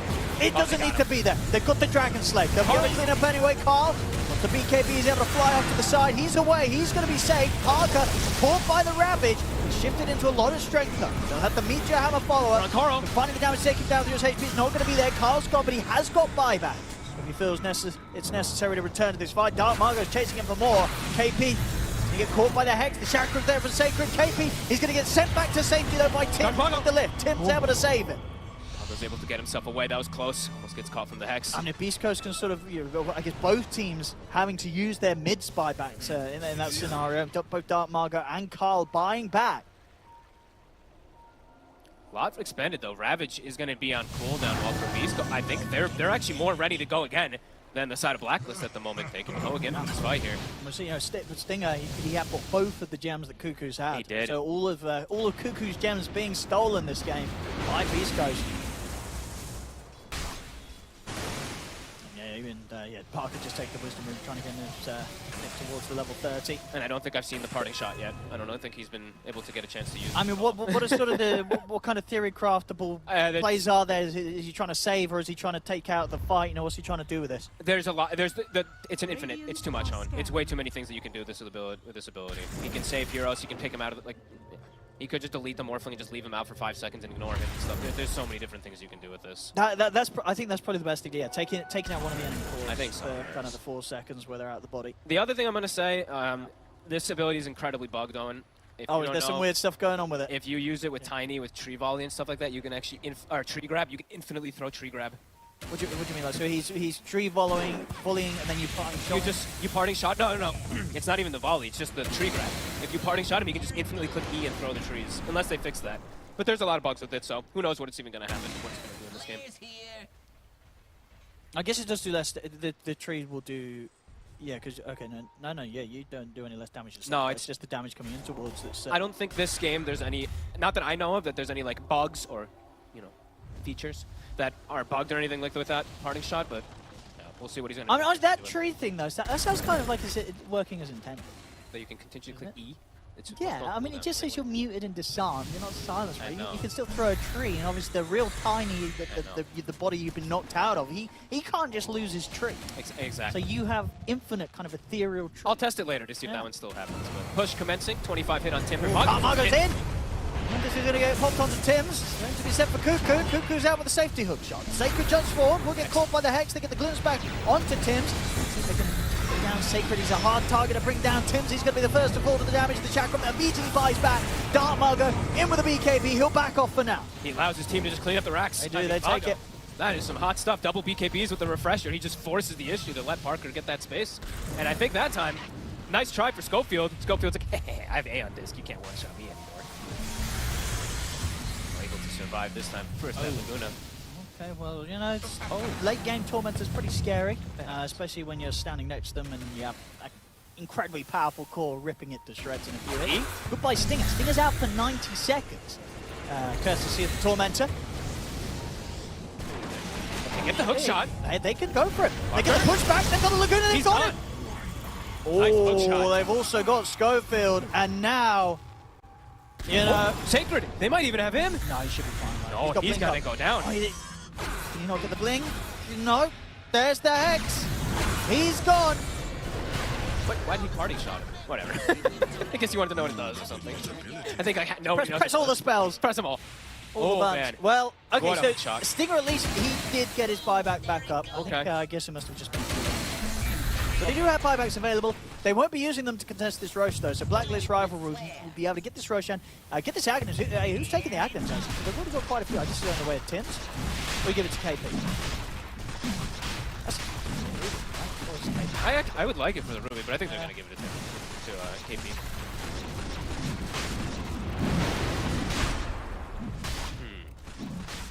Yeah. That's fine. I was trying to think of any other crazy weirds. There's not any kind of crazy steals Tims could have done with the Axe. I personally love it. I think the Rubik one. Yeah, dude, Axe. If he gets like a static storm and Axe static storm, there's a lot of potential. I mean, yeah, sure, you know, Axe Gush is cool, but I feel like 53 minutes in, it's not going to have the same impact as some crazy sort of old skill. Especially when your core is actually just a magic ninja. Dust as much as usual carry. But whatever, you know what? It's still good. This last fight again, I mean, just great catch, right? They've done it a few times now where, you know, Parker, he's incredibly fun to pop up, but it's a difficult game for him. Sure. It's a difficult game for him. He can just get caught and blown up still pretty easily at this late portion of the game, despite how farmed he is. It's an insane amount of control, right? The double hexes, I love, like I said it last time, the itemization from KP tends to be pretty on point. This time around, it's the same thing. Double hexes, so much control. And Cuckoo, I mean, this game not as flashy, but still the hook shots have been on point. They're full. All these type of plays are important. You don't get the kill, but Aeon Disc is down. So now you tell your Lina, yo, Aeon Disc is down. Cuckoo. There goes his Aeon Disc. Will get thrown back up to the high ground by Tim. Sacred is in on top of KP. Dark Margo's in with the BKB. They're going to commit towards the support. Schofield's gone. He's going to get jumped across again with the remnants. They get both Cuckoo and KP. Okay. KP has buy. I mean, Dark Margo wants to keep going. Raven. They're on him. The change. Pressure into the second round of the BKB. They'll close it with a waveform. Raven's gone the once. That's a big kill. And they're already trying to chase out Tims as well. Dark Margo pushing back Tims, making space for the rest of the team to focus on Raven that second time round and kill him off post stages. I mean, Dark Margo is playing, honestly, he's playing the game of his life right now, it feels like, on this Ember Spirit. He's doing everything. He's doing starting everything. the fights, he's controlling everybody, he's killing heroes. He does this He just goes in. You know, the calls, the shot calling being made, which you can only imagine is by him with the way that he's just leading the charge every single time. It's enabling them in these fights that they're not easy fights. No. This game is very, very close, but Dark Margo just starting them off with kind of the bravado that they need. He's really doing everything. He's just diving forward, causing so much pressure onto this Lina, onto this Muerta. I can just see Raven. He's like panicking in these fights. He doesn't know what he wants to use. The BKB, the Hurricane Pike, trying to reset himself. They're getting on top of him. Back and forth we go. Raven does have buyback. We'll see if he gets forced out of him. 50 seconds. Almost level 30s being picked up on a couple, I believe. Just Lina. Oh no, fourth level, also 29. How are these buybacks looking? Something we have to just constantly be looking at, especially with these teams as we've seen. Lina about 1 minute, Ember 50, Morph and Muerta's up. They can do this push. Last time round, we saw the way that Dark Margo threw himself in to make space for the push. They do catch with the cogs and the Light Strike Array. They're going to pop the Refresher card. He's going to look for round 2. There's the Laguna once again. The Ravage comes out. They keep it Parker locked down. They've got it. Not committed. See if they can get more. Dark Margo put the BKB. He's ready to fight and try and do his best while Sparker's down. Parker will buy back to rejoin the fight here and keep this push going. Round 2 here from the Morphling as he waits for Hotel to take down Cuckoo. They'll turn towards KP. That's 2 dead now on Blacklist Rivalry without buyback. And that is going to be the Megas as well, too. They can commit forward. Sacred, he's being the body they need him to be.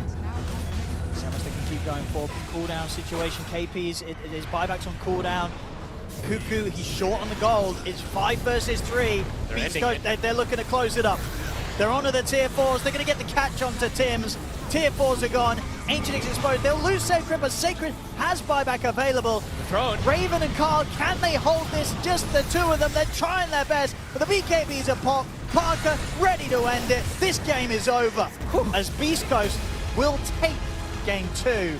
What a game 2, though. What a wild one. A crazy one, back and forth action there. I mean, Beastcoast bringing it back from points of it earlier, about 20 minutes beforehand, where they die in that situation without buybacks, but they hold on.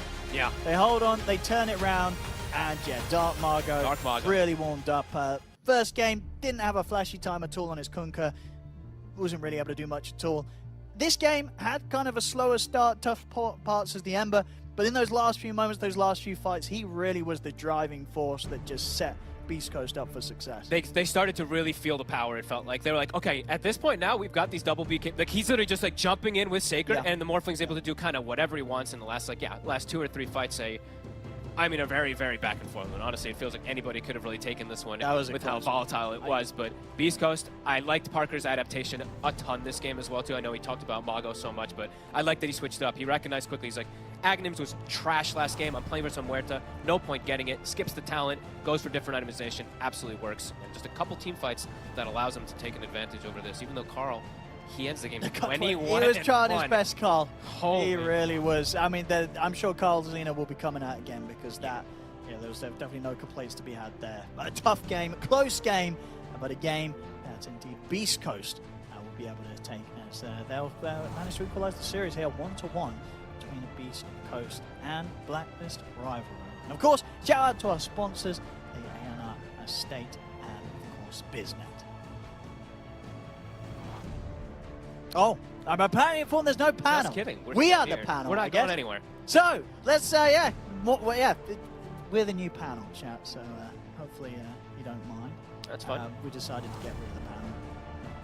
It was, overall, there's still like so much that I think we learned and got to see, and just the highlights of both teams in particular. I think we saw some fun heroes. We get to see the Lina. We get to see. I'm thankful that Mago actually gets to get away from Kunkka, man. Just play this stuff. Oh, look at he this. looks so good on his Timber. He looked great on his bat. He looks great on these Ember Spirits and stuff like that. Yeah, his lane in the early game maybe a little whatever, but he made up for it so much in the later stages of the game. He's highest damage in the game. Yeah, look, we got the highlights going here.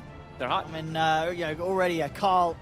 As I said, I mean, this Lina had a great game, but unfortunately for him, not good enough to get the win. Yeah, I think Raven really felt the pressure of this game. It's like a couple of these, like maybe if he survived a couple of these, like maybe he survives here, would have been a difference maker for him to keep up and keep ahead of that Morphling. But yeah, just these 2 or 3 deaths and stuff like that, they hurt him. They definitely slowed him down, which allowed Parker to be like, what, 12k net worth ahead of him. Yeah, I mean, we definitely saw why Muerta can sometimes fall flat on its face. You know, it is this hero that if you're able to, as a team, just kind of be very aware of the positioning that Muerta's trying to set up the fight from, you know, you've got no escape, right? You're just standing there, you want to stand your ground, you want to shoot people here with your ultimate. If anything closes the gap on you, you're in a whole lot of trouble. Yep, you've got to rely on your teammates to bail you out, but as we saw in those last few fights, the teammates of Raven, they're having other problems. They're having this Ember Spirit in their face. Yeah, that big fight bottom that we saw around that Roche pit, or like, what, 2 clips ago or so, that was where the big turn happened, where they finally got on Raven. Parker gets the kill, and it's like, okay, now we're seeing he's got the Scotty. The Raven can't actually get away from him once he gets hit by it once or twice. So, yeah, I mean, very back and forth game. Set could have been probably either teams, but just a little bit cleaner, I would say, from the side of Beastcoast. And yeah, lots of credit definitely giving and deserved there from Mr. Mago. Yeah. I mean, I think at the least, you know, Blacklist Rivalry turning up today, they did get.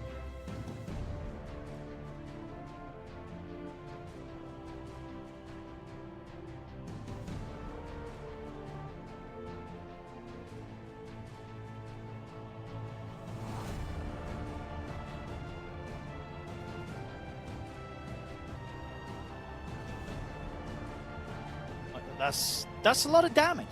That's, yeah, he nearly did as much kind of his other two cores put together. How much damage did Carl end up doing on the Lina? Carl was up like 50k? 50k. Yeah. 50k damage. But it's like you... so was Raven was close behind him. Yeah. About 46k. I mean, the breakdown, though, I'm going to quickly just look at like a couple of these. It's like, how many times did he Laguna the Disruptor? Look how much... he did 10,000 damage with Laguna the Disruptor. Yeah. So this is actually pretty important because Laguna overall versus Morphling most of the time is kind of what you want to do. He Laguna'd Morphling only like twice this game, so... Yeah, I mean, I guess made sense right in those last few fights that you know, if you see a Disruptor, an Aghanim's Disruptor, you want to delete it. Yeah. You know, you throw every spell under the sun against to make sure the Schofield's not every player's team fight. Meanwhile, the Ember, it's an Ember, so he's hitting damage on absolutely everybody. So yeah, you can see like his damage was amazing on Dark Mago. Carl, of course, having that very explosive game, but toward the end, yeah, not having the Laguna for the Morph. No. Yeah, good that Dark Mago was able to do it in situations where, you know, as you said, the lane's not too easy for him. Sure. Could have been a game where he got completely crushed from the offset, but did not end up being the case. So yeah, I know, excited to see what these two teams will be able to continue to bring. As I say, I think, you know, Blacklist rivalry, you know, you got to watch out for them in the next series. You know, even though they did lose this game too, they look good today. Yeah, they look. I mean, both teams look good. I think it's pretty difficult to really go ahead and just be like, which team is going to look worse and better. I think everybody is kind of showing a lot of prowess in this tournament. Even teams that a lot of people just immediately count out. Nouns, they take a game from like PSG.LGD and stuff like that. Got some good stuff going. I think we're getting to see a display of a lot of these teams. And you know, speaking of Nouns, I think that's probably the team that we have next, right? I believe so. Yes. So don't go anywhere, ladies and gentlemen. We'll be back with much more Dota 2, of course, as has been across all 4 channels that you should be checking out. Of course, if you only got one monitor, you're already on the best channel, you know.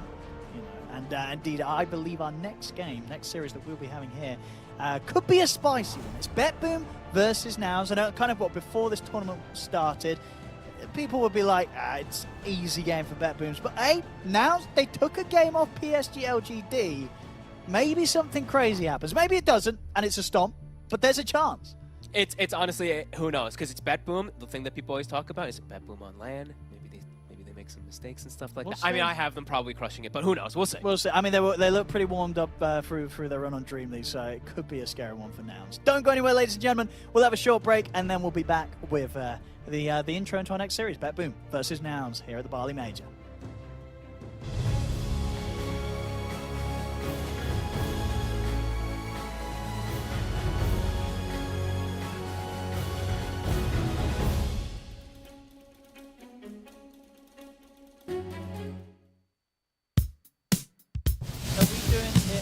Coming back to us, or is the panel getting ready to go?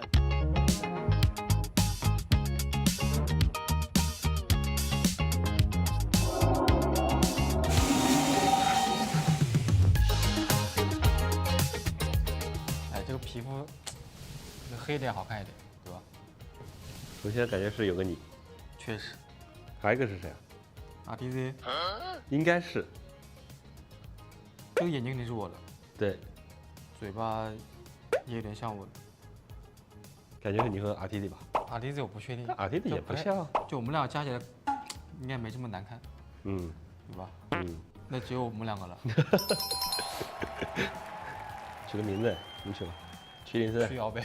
取好了呀，屈林森。曲瑶。他的外号。就曲瑶，他的外号。期待我们在巴黎 Major 的表现。哎呀，加油！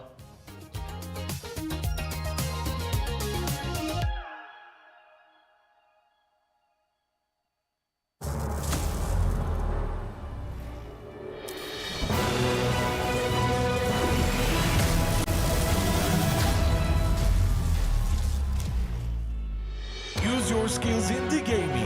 1xBet.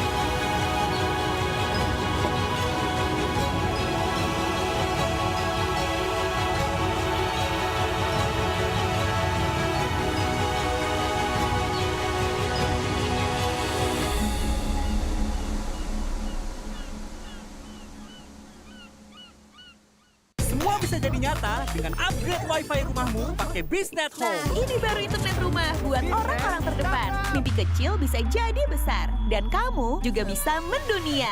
Jadi, siap wujudkan semua jadi nyata?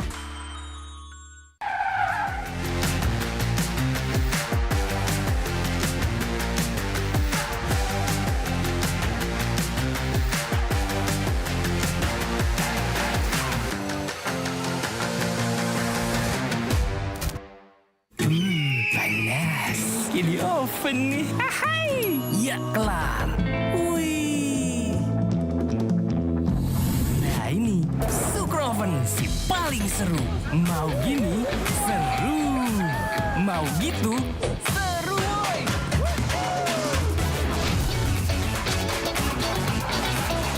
Mau lagi? Lagi. Terus aja lagi. Super Oven seru roll di oven. The world is your stage. Take the first step to change. Lead with vision and innovation. Perfect your strategy and make your goals reality. Así que vaya. Get in the game. Make it count.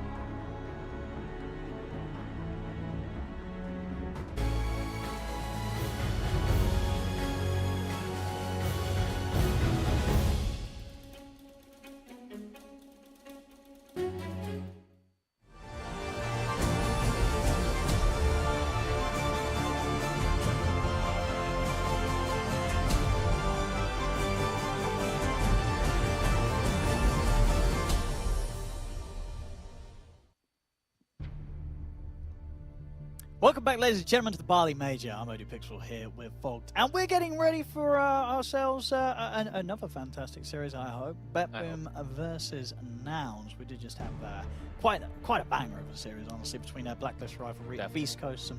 Two pretty close and hard-fought games. Yeah, moving on now to this next series, Betboom versus Nouns.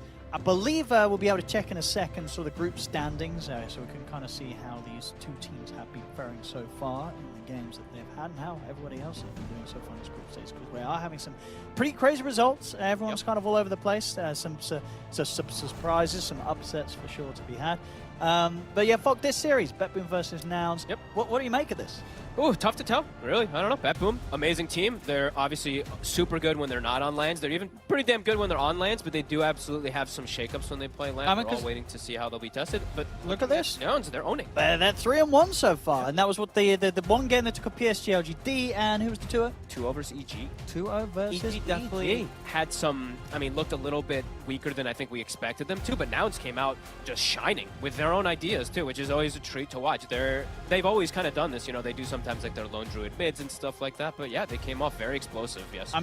This series is going to be the real series that kind of really puts Nouns on the map. That's what if they can take a game off Betboom, then you got to start respecting the potential of this team here at this major. Yeah, a winner, just one of the games. They get one of these games against Betboom, then I'm already the win against PSG.LGD, very impressive. Yeah. But then when you've done it against kind of another team that's of the caliber that Betboom are, that'll be quite something. And here they are, of course, Betboom, Save, GPK, Nightfall, Pure, Toronto, Tokyo.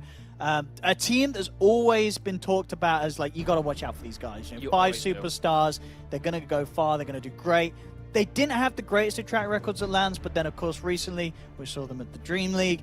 They looked fantastic. They didn't win, but they got to the top and, of course, able to challenge Gaimin Gladiators pretty darn well. So they're on the right momentum. They're on the right track. You can expect good stuff from Betboom here at this tournament. And Nouns. So sort of the surprise that they came in yesterday. They got a good result on day one.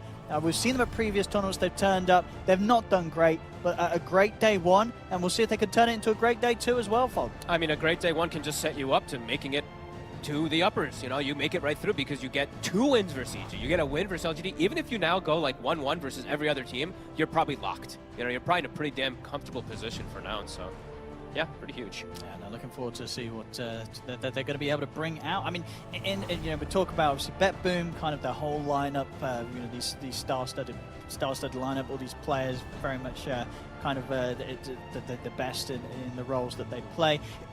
On the side of Nouns, in terms of the games we've been seeing as well, has it been sort of like a group effort that they're popping off, or would you say anyone in particular from Nouns is really sort of lifting them up to this level that they are challenging and taking games off these international teams? Unfortunately, I think the games were during when we were casting. Sure, I didn't get to watch. I didn't get to watch all of them. I got to watch highlights. But checking the stats, who's it look like popped Well, I also was. I think Lacoste was casting, and I talked to Lacoste a lot. So I was asking him what he was thinking. He said Les popped off in multiple situations. So I think we're already seeing the repercussions and the effect of that. We're seeing the Pugna very highly pushed up in the bans, and that's one of the ones that he owned on. And this is exactly what they did actually to own. You have to prepare for this Morphling that's going to be coming out. It's a super strong duo, the Undying Morphling. But yesterday, looking at Nouns drafts, that's what they defeated. They got AM twice, and they beat the Morphling Undying twice.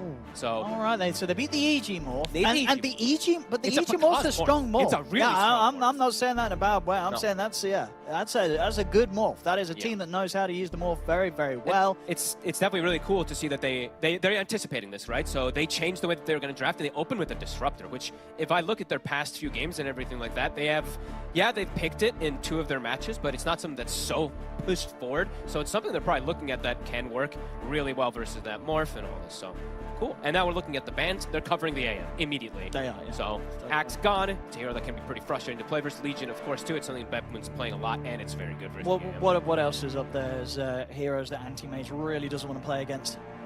One of them is already... I think they banned one from themselves, so the Enigma was another one that's kind of annoying for an AM, but they're going to just go for the Tide. I think that's another hero that's super highly sought after, but I actually think AM's... I was going to say... It could have been good. It could have been okay for Nouns.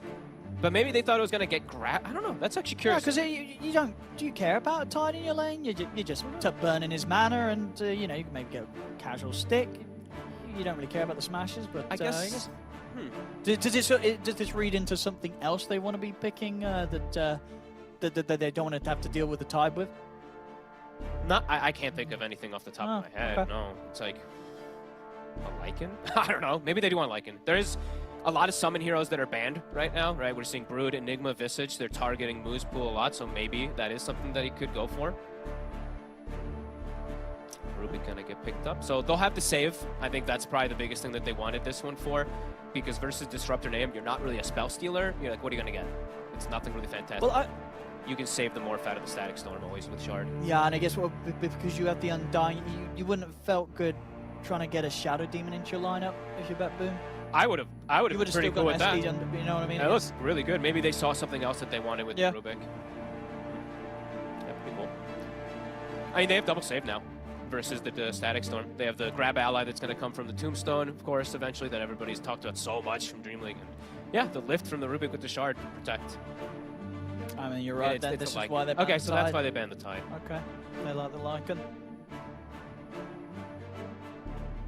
I kind of figured those. It's one of the last few left also for Mu out of the summon heroes that he does enjoy to play. And it can be frustrated. I really want to say this Howl damage reduction it's insane. I'm seeing more and more players, thank God, taking the 10 talent also. It's 60% damage reduction. Like, it is pretty ridiculous how much it is. Also, does the Howl, does it get rid of all the little zombies crawling in there? I don't think it does zombies. It's non-hero controlled units. Which that sounds like... They're not controlled. But you just said non-hero control. Non-hero controlled. You're not controlling the zombies, you know what I mean? Yeah, but exactly, so they're non-hero controlled. No, because you're not controlling them. They're just doing their own Yeah, thing. they're not... You'd have to be controlling the hero. Or What do you mean? You'd You're have not to be controlling the unit. zombie. Yeah, but you'd have to be controlling them. You can... I mean, maybe I'm wrong. Oh, I see, yes, I know. You understand yeah. what I'm saying? I'm Yeah, thinking non-controlled, but there's a hero... Yeah, There's a hero word in it's between not, there. Yeah, there's another word in there. 'Cause it doesn't- It means, yeah, okay, so yeah, it's not going to fit the zombie. It doesn't fear... it fears Golem and Bear, which is kind of cool and funny. But that makes sense. That makes sense, though, because you're controlling. Because you're controlling them, and it's not And the not a hero. Exactly. Yeah. So yeah, whatever. I mean, I don't think it's gonna fear the zombies either way, but No, it won't for the zombies. no. And we're gonna see Betboom, super comfortable draft for them, literally across the board. Their maximum comfort. They're gonna get Pure on his absolute best here. His Doom is terrifying. Yeah, he's been crushing it with this. Yeah. What goes for... Normally goes what kind of this, what Meteor Hammer Blink build, right? He's big. Yeah, he tries to play a bit more aggressive for sure. Meteor Hammer Midas. Yep. He would like to sometimes still grab that. Okay. Now they'll it's take good. They'll take a snap. Interesting. And that's I mean, that's what the mid snap. It's No, probably possible, but it's probably not right. You're still saving your mid for last pick, I think. I guess you're going to wait and see. I guess we'll see. See what gets banned out. I think they ideally wanted this. This is a Tombstone killer, right? This is burst damage that comes from the cookie and the all the other spells, and then they have a way to kill Tombstone. They have an easy way to focus it. Yeah, sure. Because now it's a grab ally happens, you pop your little shredder, kill the Tombstone, then you can focus fire the target that comes out of it quickly. Okay. And I guess not normally the way that it's built, and it'll be a bit later in the game, but can be a bit of a save yourself, right? If you get the axe, someone gets doomed, Absolutely. spin them out far away from the fight, let them reset in safety. Yeah, we see the Ember and the Primal band out. I think that's setting up for something in mid. That Something else want to mid. go against this. Yeah. What else? What doesn't want to play against Ember and Primal mid? I'm thinking with the Gunner hero. That's the thing. You have to think because it's different because it's Gunner. Yeah, he's got Gunner some crazy has stuff. a different hero pool than everybody else. At least a little bit.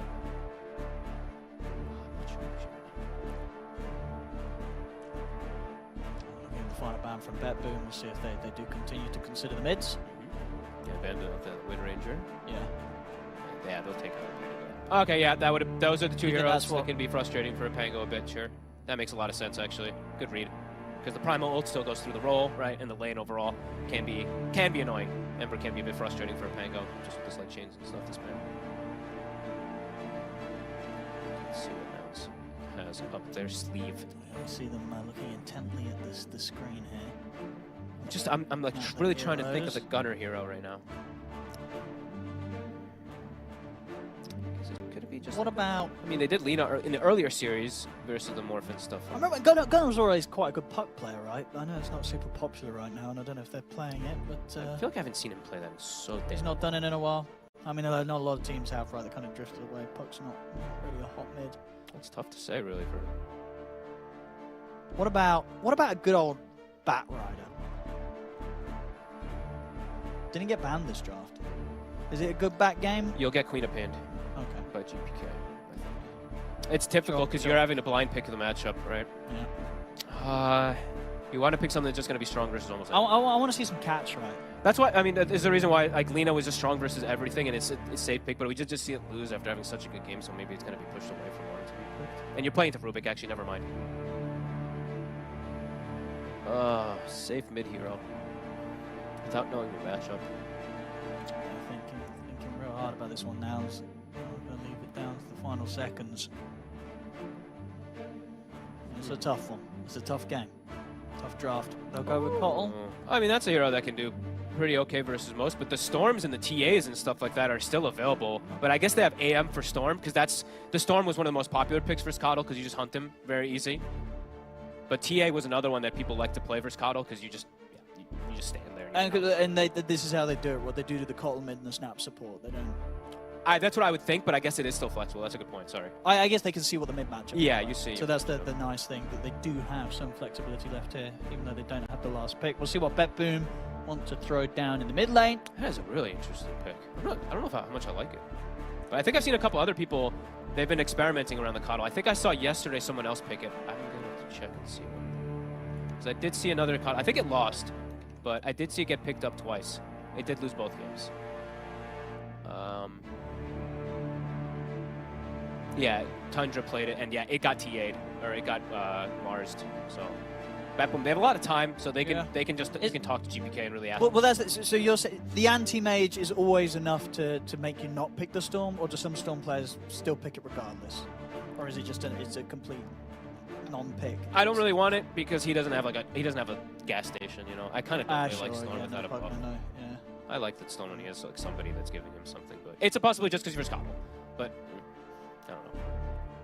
He's got a lot more time, and he's probably got better heroes that he can think of during this time. I think like the matchup, yeah, TA is one of the clear ones that we've seen. We've seen other people do different ones like that. I think it was Mars from Dark Mago or from somebody else. Ooh, talking about Dark Mago. That's another one that they're going to go with the Kunkka. The Kunkka we saw earlier did not go great. There was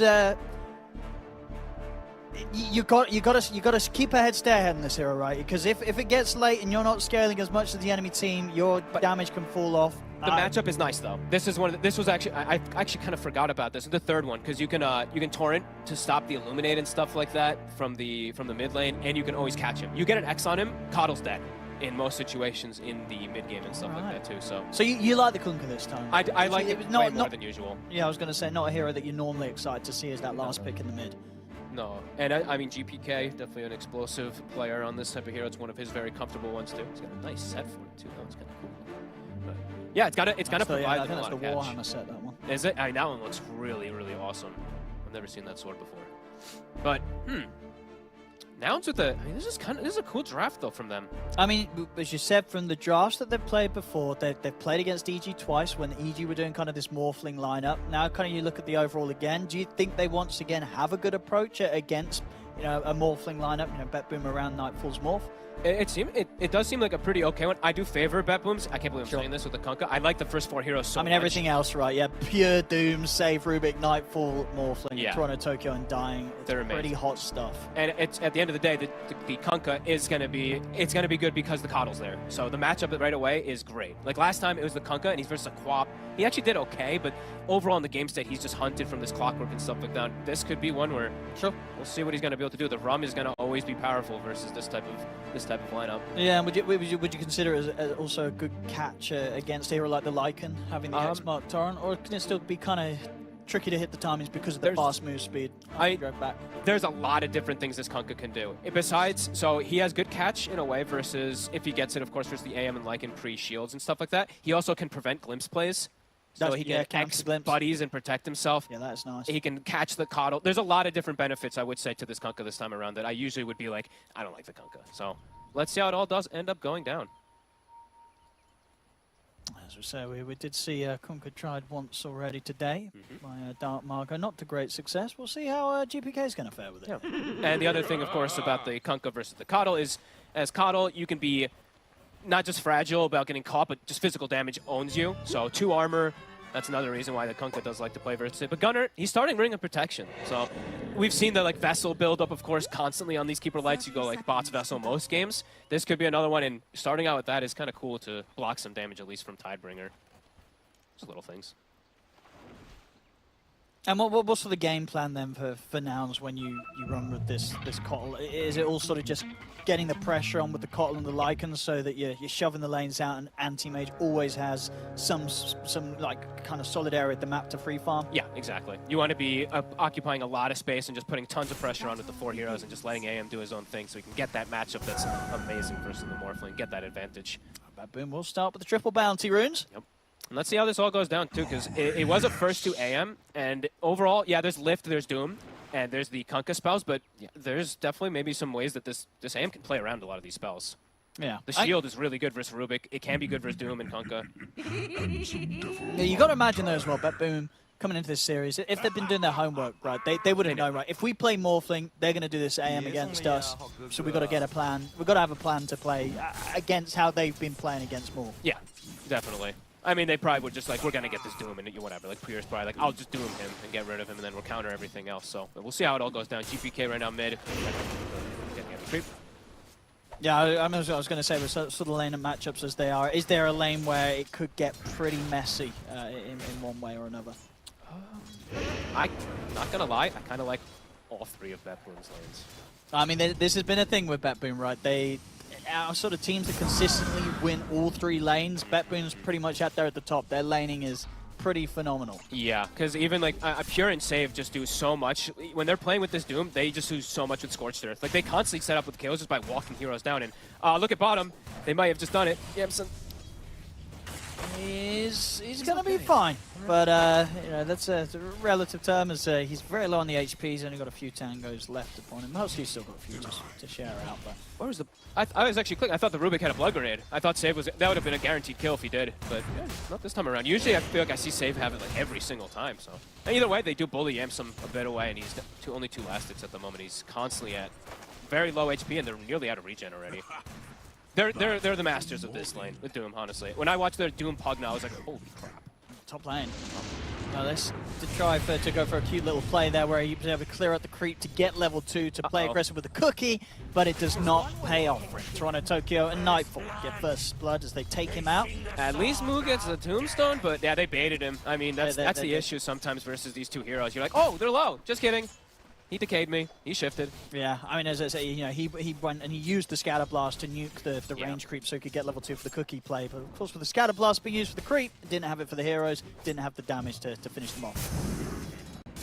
Yeah, across. Like I said, I really like all 3 of these lanes. I think Betboom is going to come out, honestly, ahead in all 3 of them. It's going to be difficult for them to slow down Nightfall in particular. The Kunkka should be fine, and yeah, I've seen Pure he just free farms in most of these setups.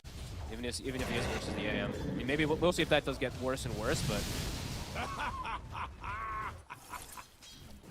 Pure? Trying to set up for him, but no, they can't. They'll be able to keep his mana low, but actually finishing off the kill with these 2 heroes in the lane, it's pretty difficult. Yeah. And Pure knows it. And he's happy to play aggressive back with the help of Save and start pulling back Husky and Yamson. Yeah. And when he's out of mana also, he can just trade effectively. Yeah, he's happy to fight with this Ring of Health. And now you see how important it was for them. Like, they pushed for, and they're probably telling each other, guys, just hit them and go for this Healing Lotus, because now they do have it for Pure if he wants to have some spells.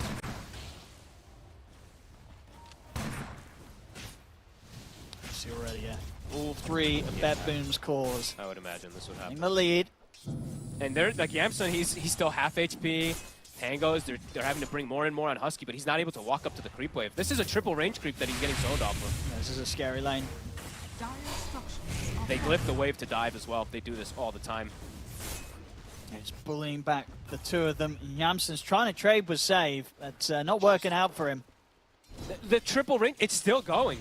Yamson has to get over there, but he can't. He can't actually farm. He has to go to base. He's going to miss everything. Oh, this is... Wait, this is just going to go into the series. No, he's going to be able to get back in time, I think. It's all going to just die to the tier 2. He'll get over with a blink or such. He'll be in range. Husky has to hold the creep wave.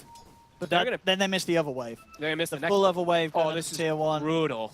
Oh my god, Yamson's getting destroyed. This is a tough start for the anti-mage. He's dragging the wave, though. Husky is doing a good job of at least holding it for this AM. But that's one wave gone to tier 1 tower, second wave almost certainly. Is that going to fall? He's gonna miss. He's gonna miss another wave probably. And the creeps will hold it out of tower range at least, so a bit of time where maybe they can finish off these creeps and get over that. Oh my god! Yeah, this is. And he hasn't died, but it almost feels like worse than dying because of the way that this all gone down. Husky's gonna at least run over and get the XP from these creeps that are dying, but what a start here. Betboom, it's 4 minutes in, a 2K lead, all three free farming, and the Kunkka is... He's putting pressure, like he's kind of like diving Gunner behind the tower, and the Rubik is actually rotating Gunner. Trouble.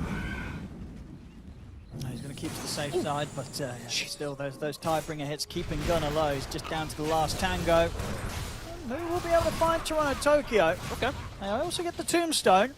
Nice ball. Try and get Lelis in return, but the waveform's not quite there. So for all the tough things that are going on for Nouns down on the bottom lane, making something happen here up top. Glimpse, 1 mana. Just gets it, but at this point now, can't actually go for the setup. Good kill. It's only out to the 5 position though. So. But they get that, and they did get the Tombstone. Oh, true, they did get the Tombstone. That's decent fair. gold for Moo. That's good point.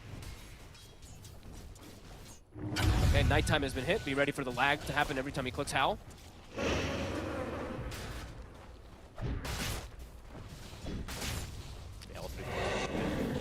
But Moo also getting some decent farm. He's gotten, like you said, the Tombstone a couple times.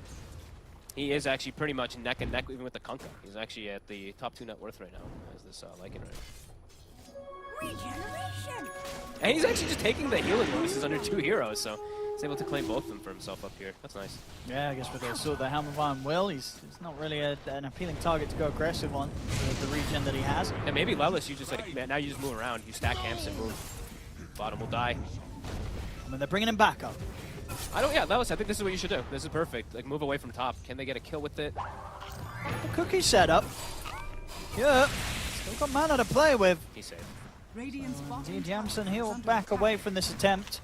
Yeah. Yamson's like, I don't want any heroes. I need these creeps. He does indeed need to focus on those creep waves coming in under that tier 1 tower. TP, disruption coming in. I mean, Pure, he was kind of waiting for this. He's like, you want a TP in? Oh, baby. We'll fight. Tombstone. As Husky, he's gone. The zombies chasing down Lelis. They can look for another one here. Pure. I mean, they were more than ready for that one. Nouns just TP straight into it there. Oh, and look at Yamson's trying to steal the Wisdom Rune, but he might die. No. Oh, no, save is actually too low. Never mind.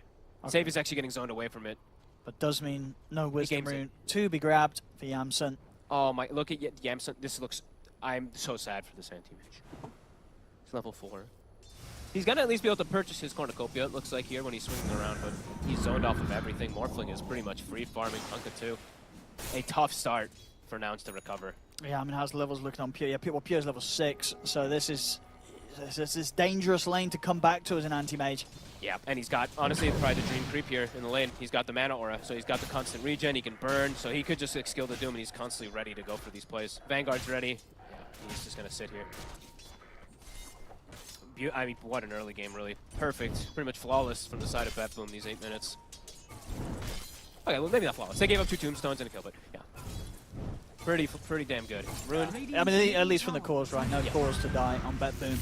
Okay. Trying to get the setup onto him. Got the Torrent and the boat coming in onto Husky.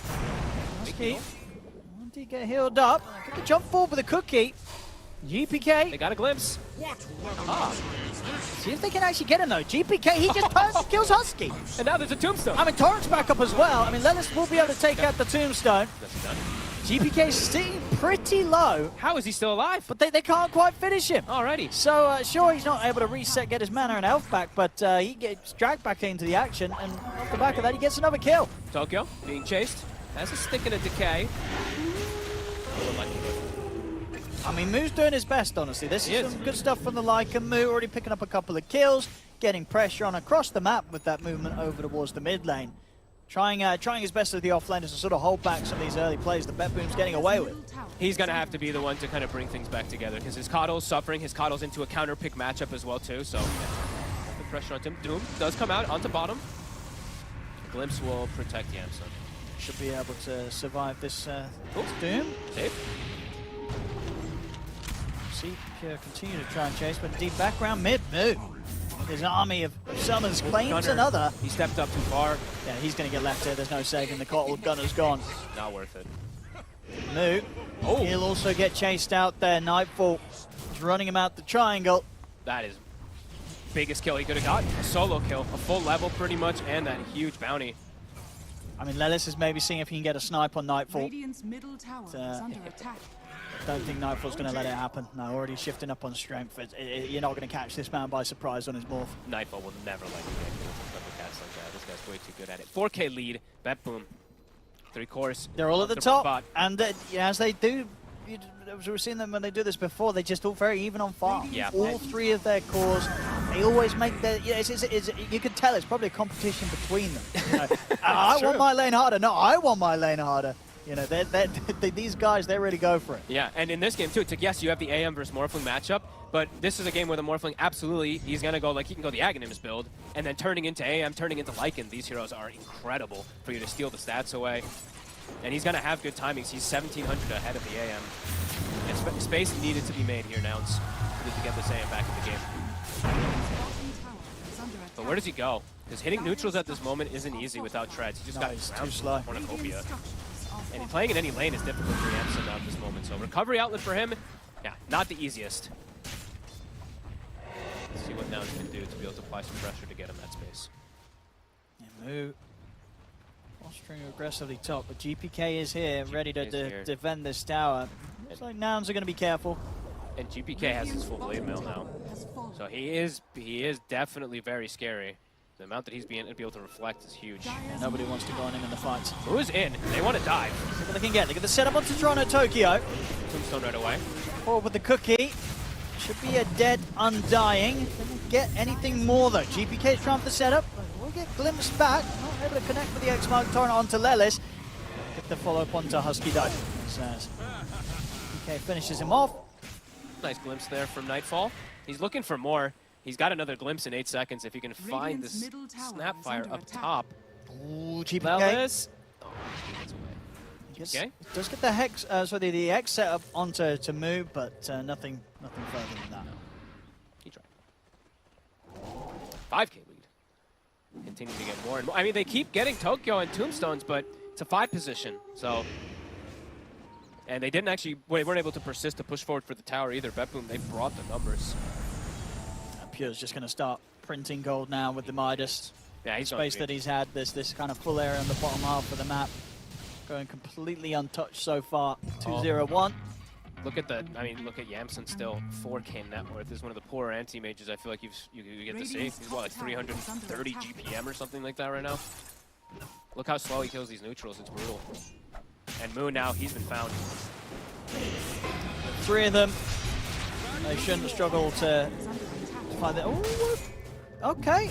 No, they've got telekinesis. They're fine. I mean, and they knew it as well. GPK not even bothering to drop the boat on him, feeling confident that they would have him without, and they certainly did. Yeah, I mean, he's got it's Lycan, right? No boots or anything like that ever. So yeah, if you don't have ult, you're dead if you get caught. Yeah, Betboom again. They're hitting on all cylinders. Top tower gets taken out. Nightbolt, no pressure whatsoever. They know exactly where to hunt. They know this AM has no game, and they know that Gunner. If Gunner shows up, he's dead almost in every situation. He's so fragile on this Coddle. 1K HP. Literally caught from any disable, he's dead. Veil now being picked up. They're trying to find any type of small elements they can to fix this early game, but it's a brutal early start. It's 7,000 gold lead, 13 minutes in. That's such a massive lead. Yeah. And they have really strong team fight. It's not just some it's not like they just drafted lanes that are strong or anything like that for Betboom. It's strong lanes, strong team fight, and strong counter matchups. We were saying from earlier.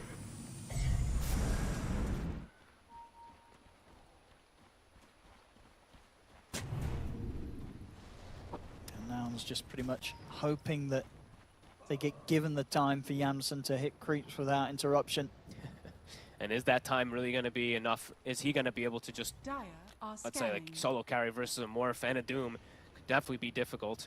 Yeah, I mean, it's just say it's a Morph that's got a pretty decent head start farm against you, and the other 2 cores, they're not ones that really at any point are you jumping on as an anti-mage and deleting out of a fight. These guys are beefy. The Kunkka and the Doom, they don't go down easily. No, you want to go and try to like snipe maybe these supports and stuff like that, but yeah.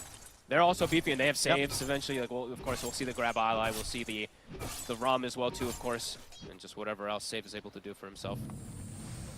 Difficult recovery really for Nouns. So let's see what they're gonna do. They're moving Husky, the two supports. They're kind of the two that I feel like have to make these early moves to bring things back for themselves because I'm just scared for Gunnar really, because if he shows up, he just dies. So I want to see these two supports making as many moves as possible. Gunnar getting some cleanup. Radiant are scanning. Betboom at the ready here. Yeah, Nouns, they're so prepared for this move. unlikely to be able to find something. They're baiting Pure. I mean, even if they catch him, if they got the damage. They were ready. They got the X. Immediately. Broken instantly. Static Storm and Kisses put to waste there. They read them like a book on the side of Betboom. That's the COD ult too. The COD will TP down to get involved and get the vessel charge. Yeah, you're right. It's quite a lot committed there. They get literally nothing. Betboom. Thing about their draft too is they can even threaten Roshan super early. They have Undying. Right now they're gonna look for the fight because they have good vision around here. Yeah, and they know that Nouns are short of a few ultimates. Well, they're gonna go for a move. They've got him caught in the full combo move. We'll be able to get the ult off. Okay, good He's awkward. managed to get away before the boat connects. A look towards Save. He's up on the cliff. All right, there's not much more Moo can do now. He's going to have to try and TP out of this one, and he will get out. Oh, he gets X! They're going to be able to exit back on the cliff! I mean, do they even want to kill him? Just leave him there. Oh, he's worth a good round. The dude comes out on Lawless too. Cookie. Oh, all right, he gets Cookie down, but just at the same time as his ult comes to an end. So Moo will go down. Betboom continuing to find the favorable fights. Favorable fights. Octarine is finished as he uses the Midas. Yeah. Chef's kiss. And Nightfall's just free farming. He's got his Manta done. He knows he knows he doesn't need to go to his team. He's like, guys, AM won't join. I'm gonna free farm then. You guys can win that fight. Another glimpse, another X.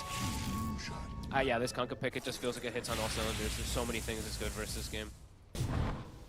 Yeah, difficult here to sort of strategically find the moments, the games in which you want to be picking it as a last pick hero in the mid. So yeah, this game, GPK definitely showing that this draft, it was one of the ones to do it in. Oh yeah. And yeah, 9K lead quickly goes even more into their favor. He has to be careful if he shows in lanes. This anti-mage is incredibly fragile. Just the brown boots and the Battle Fury on him. He has got his treads done now, but yeah, treads Battle Fury here, 17 minutes in. Not the kind of timings you hope to see as the anti-mage. No, definitely not. And we'll see it again here, that last little replay. Just as he thought he made it off the cliff, he gets dragged straight back down by GPK. And in his last moments of freedom, he returns to being a lawful man as his ult ends. GPK is eyeing off through course, massive. BKB Blade Mail done, level 12. Actually level 13, sorry, just finished off an Ancient stack. Great vision, honestly. I've been very impressed with Toronto Tokyo recently. I think he's really getting the stride of this 5 position these last few months so much. And I got to like watch one of the, I think it was like a little mini interview of him, just talking about the region and just being like, I needed to make the move to 5 position because we needed another Miposhina. And I'm definitely feeling how much he's grown as this 5 position. Excellent work this game, great rotations. Yeah, I mean, what is it that for you when you're watching does, outside of kind of the wars and rotations, sets kind of a good 5 ahead of the others? Just knowing when to sacrifice yourself. I think snaking is probably one of the better examples on Tundra that does it so much. He's got like 10 deaths on these games, it's worth it. Playing quick kill here as they find Lelis. Anywhere they go, they can claim kills here, Betboom. They've got that sort of lead right now. It's a dangerous map for Nouns to walk around. I'm curious. I mean, it's also the other thing that the 5 position also does besides the wards. It's the setting up the wards, but what that does is it sets you up like who's making the calls. So I'm wondering who talks the most on this team actually. Because I know Nightfall. If Nightfall's very chatty. I mean, Toronto Tokyo's. I mean, I feel like they're all pretty chatty. Maybe I guess sort of Save sort of got you managed Save maybe one of the quieter ones. He's quiet. He's more. I mean, I think Save and Pure, from what I've experienced ever playing with them, they've been pretty quiet. The rest of the 3, super vocal. Yeah. They flamed me a few times. I deserved it though. It's okay. Yeah, get good. I shouldn't be playing something like that. Wrap around, Husky, Gunner. They're bringing the numbers on Nouns. Still not going to be a scenario that Yamsen wants to be involved in. Husky is going to get found. He's able to drop the Static Storm. Okay. And he's going to get healed up. He's going to live. They've killed Toronto Tokyo. They found Gunner. The GPK's got his BKB ready to go. They'll drop the Doom down onto Gunner. And Pure will die, though. Okay. And GPK's not actually got the straight-up damage to finish the kills. He's got backup coming in now for Nightfall as Nightfall turns into Lelis, into the Snapfire. Cookie and a Scatterblast, bringing Lelis down low. Save will finish him off with a stolen Scatterblast. Yamsen still thinking about stepping up into this. He has hit level 12. He's got a level 2 mana void. Okay. If he's able to prime someone for Nightfall. a big burst of damage, there it is, but not quite enough. Mana void stolen. And indeed, that will turn on to Gunner and cause the death of the Cottle. So a bit of an unfortunate move there, really. They tried their best. Yamsen, he really wanted to see if he could threaten a kill with that level 2 mana void, but only ends up putting his own teammate's life at risk there with it getting stolen. Oh, it was actually looking pretty damn good for them. The Gunner lived the Doom. He's able to reset. With Yamsen's got a hatred. Okay. So he can stay on Toronto Tokyo for a little bit. I don't think you kill him. TPs are coming in. He'll kill you. He'll turn to kill you. That's true. Was getting a lot of strength stacked up. Yeah. Oh, what a play from Save. I love I mean, he's my favorite 4 position lately. Him and Tofu, for quite some time now, they've been popping off with just... I mean, him in particular with Fun Heroes. He's playing Pudge and stuff, of course, from Berlin, but what a play. Yeah, he's quick on that mana void still. Super fast on it. Not a lot that Yamsen could do about that after he decided to drop it in the attempt to take down Nightfall. And now Rush, they can go. Tombstone's up. He's got the end of the Flesh Golem that he used in mid also, too, for the amp. Yeah, Roche gonna be secured for them. Yeah. A decent connection for Nouns overall with the, they started it. The way the game is kind of like the place that it is right now. Yeah, I mean, honestly, with the way that the sort of Husky was surrounded, but still managed to kind of drop the spells down. Yeah. Was yeah, definitely some sort of a start for the Nouns in that team fight. It was decent with the you know how far behind they really are in this game. Nightfall now though. This is where it's going to start getting scarier and scarier. It's like that last fight, that's the point where the AM, maybe if he gets a kill, it's huge. Top. No. He lived. Just TP. What was that, like 50 HP? Oh. Did he even change the Vambrace? I don't even think he made it strength Vambrace.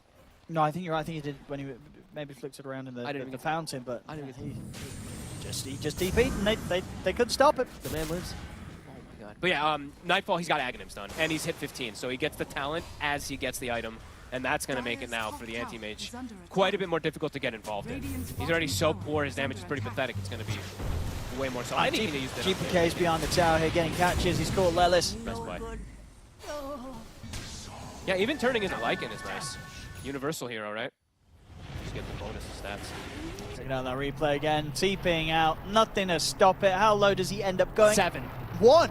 1? There was a 1 there. There was a 1? There was absolutely a 1 there. Oh my. He didn't even swap the Vambrace. He kept it on in. He could have actually survived even better if he swapped it. There was definitely a 1 HP in there. Holy crap. And that's ult's expended right, from Nouns, and they can't actually get the kill as Nightfall takes out the bottom tower.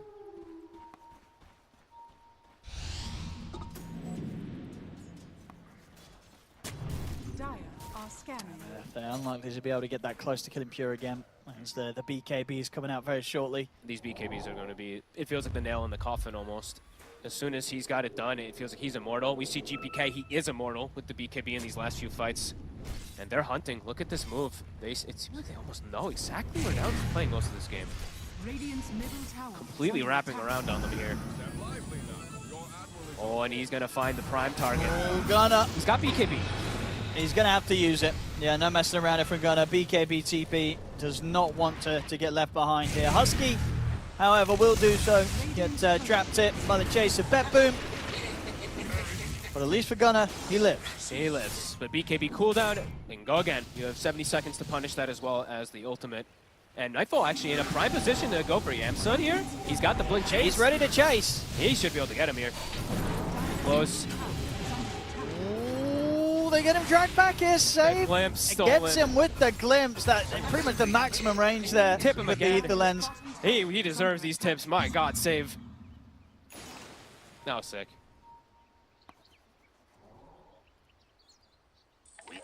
And the Aghanim's timing, as we saw there, able to utilize that excellently versus the AM. 11K lead. It's been a rough one for Nouns. It has been. There was always a question of whether they would come in with some sort of upset, or if things were going to go maybe as people would expect it, and unfortunately for Nouns, that does seem to be the case so far in this game. Betboom just proven to be quite the step ahead of them. I mean, their draft across the board, right? They won all 3 lanes. I think they played mid amazing. I think they played top amazing, and I think they played bottom even more amazing somehow than the other two. Like, pushing this AM so far back, making him literally what? Get less like what, 300 GPM or something like that for the most part of this game. Another tier 2 drops. The map is shrinking quickly for Nouns. They're just up to the high ground now. GPK starting to poke at bottom. Yeah, he's beating on it. What are you going to do here if you're Nouns? You have got your ultimate. Oh, he glimpsed him away. See you later, Coddle. He's going to have to take the walk back to that bottom lane, Gunner. Oh, brutal. They got Glyph. But a pullback. We grab Husky. Glimmer's there. Tombstone in position on the high ground. Nightfall, Misha's going to jump back in on a Husky. Husky drops the Static Storm, Wait, but Nightfall gets the kill, and indeed the glimpse is only going to benefit Nightfall. Gets him out of the Static Storm. Of course, did have the Aegis, but he's still able to protect this first time round. Gunner steps up, but Pure's able to catch him with the Doom. He's glimpsed. The glimpse is there, drags him back. The Glimmer's out, so they will manage to save Gunner, get him back to the base, but they've had to buy back for that buyback from Husky. Mana Void brings them low, but it isn't enough to kill them straight up. They do pop the Aegis. Tokyo. At least of Nightfall, but he's going to be back for round 2. Toronto Tokyo's dead. Nightfall, he'll back off for now. Maybe stick around. I mean, they get the pull back here with the tidal wave. In fact, he jumps in aggressively. He's looking towards Gunner.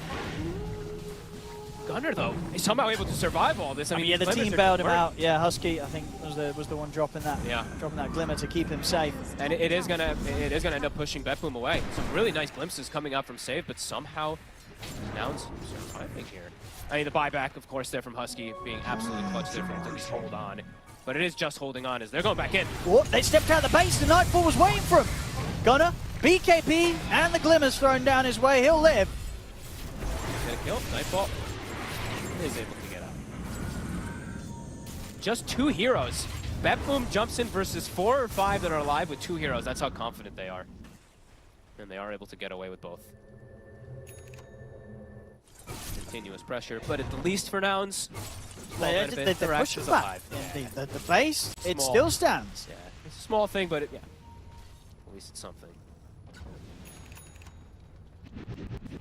Next item's being picked up, a big one here for the Kunkka. AC is finished up for GPK. A flawless game so far from him, 5-0-6. Like I said, probably like the best Kunkka game, I think. The Kunkka setup, the situation that he was put in with the heroes that he's up against that you'll probably see. Right there. Won't get dropped. Oh, and they get the good one, of course. I mean, actually, they would have gotten probably any of the good ones, because they would have gotten Rubik, Undying, or Morphling. So, all of the good ones. Multiple saves now versus Static Storm and whatnot. Nouns kind of stuck playing all together. What can they find with this smoke? I mean, they can't kill any of the cores if they have BKB. The camera, BKB saves anyone in this spot. At this point, it's not the damage to go through that. And even if you find maybe like an Undying, he's going to Tombstone, jump inside of it, maybe buy time for his team to show up as well too. Not easy for Nouns to get any setup here. They're going to try and play around with Pure. He's just holding the BKB, he knows. I mean, they can't even force the BKB out of him.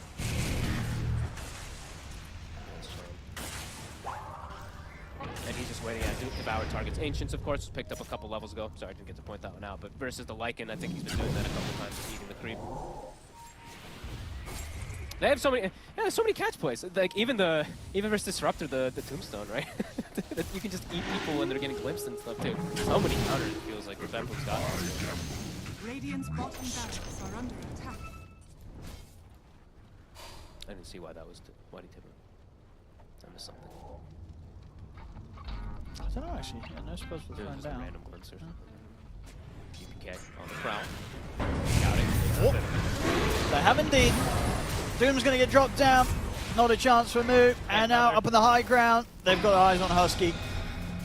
Pop the Glimmer Cape. They're ready with protection. He's out, and they've moved into position to look towards Roshan. Not up yet. 30 seconds until we'll see when that's back in. I feel like Betboom is playing as like 3-4 heroes, and Nightfall's doing whatever the hell he wants this game. He's literally on the opposite chilling. side of the map, just free farming. No fear whatsoever. It really is the dream for this Morphling with how much his team's been able to do for him. He just, yeah. Seems very easy for him to play the map. Almost surprising, really, that he's actually still been involved in more kills than Pure. Right. Pure's he's chilling down at 4-1 and 2, which is in 6th of the 19. You said it's a competition, though, right? They're competing between kills and net worth, and look at how close it is. It's close to the net worth. And, you know, fair play to Nightfall. He's doing this against Doom with the Midas. He is. You know, so he's keeping up. Yeah, son. It's tough to look for where Nouns, what the next item and what the next situation is, where it's going to be, okay, they've got a way to actually take this fight. It kind of is in a position where they have to catch them almost off guard a little bit, especially this Morphing, and get this kind of big mana void, burn his mana before he gets BKB off, and get that mana void for Yamsun. Besides that, it's so super difficult. And that's asking a lot to get any type of setup like that. Yeah, and these kind of Lincolns and then the Basher. Yeah, and even then, it's like focus firing here is difficult because there's saves. There's going to be the Tombstone that comes out. There's going to be Rom and protection. So, Betboom feels very confident in this one. GPK trying to high-five his friend Nightfall, but Nightfall just says, no, get away from me. And he's got creeps to hit. Yeah, he actually ignored him. Yeah. He's got the Roche, 30 seconds. We'll be respawning. Gunnar does have his E-Blade. I mean, his itemization, it's the, you know, the normal Coddle kind of thing. It's just, what's it really going to do in this game? E-Blade versus Morph, it's one of the best items, of course, because it's based off of your primary attribute and all that, but there's the BKB, so they're always going to be protected for it versus it. Unless he can catch him in a chain stun or burn his mana or something like that before he's able to use it. But who's starting the chain stun? It's just not really there yet. Yeah. It's not easy.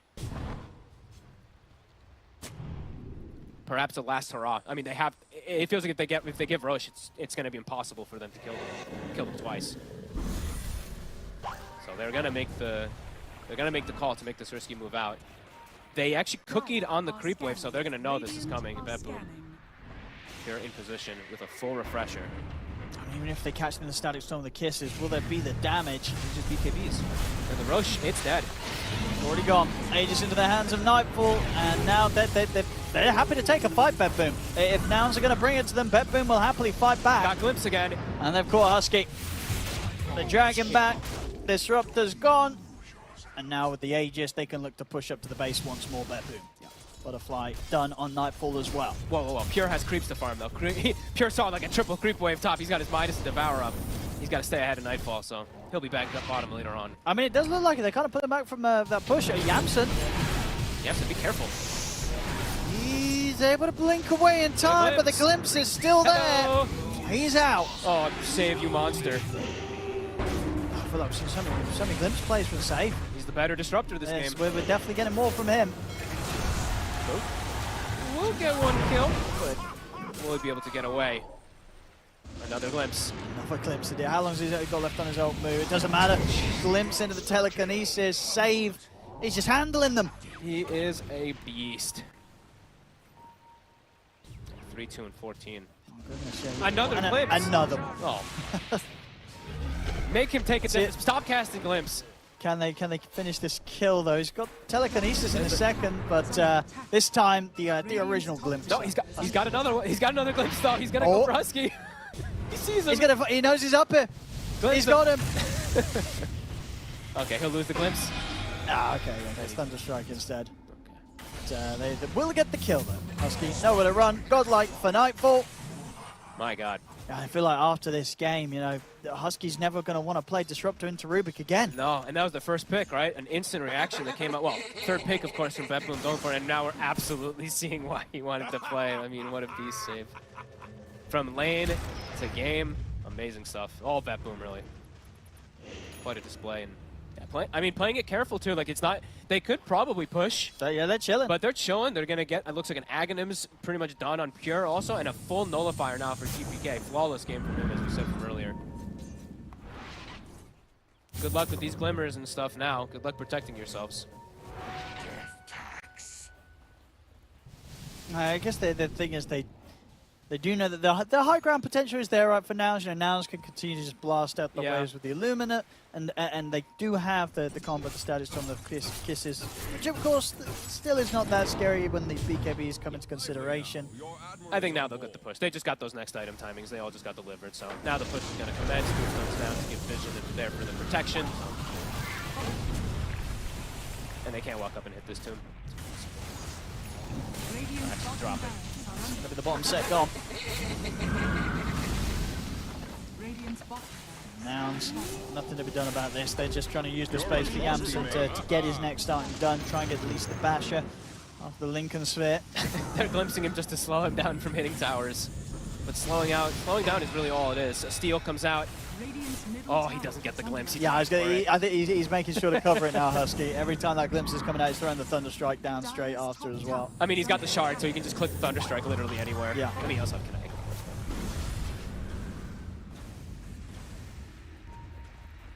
So he's going to cast the glimpse. He did.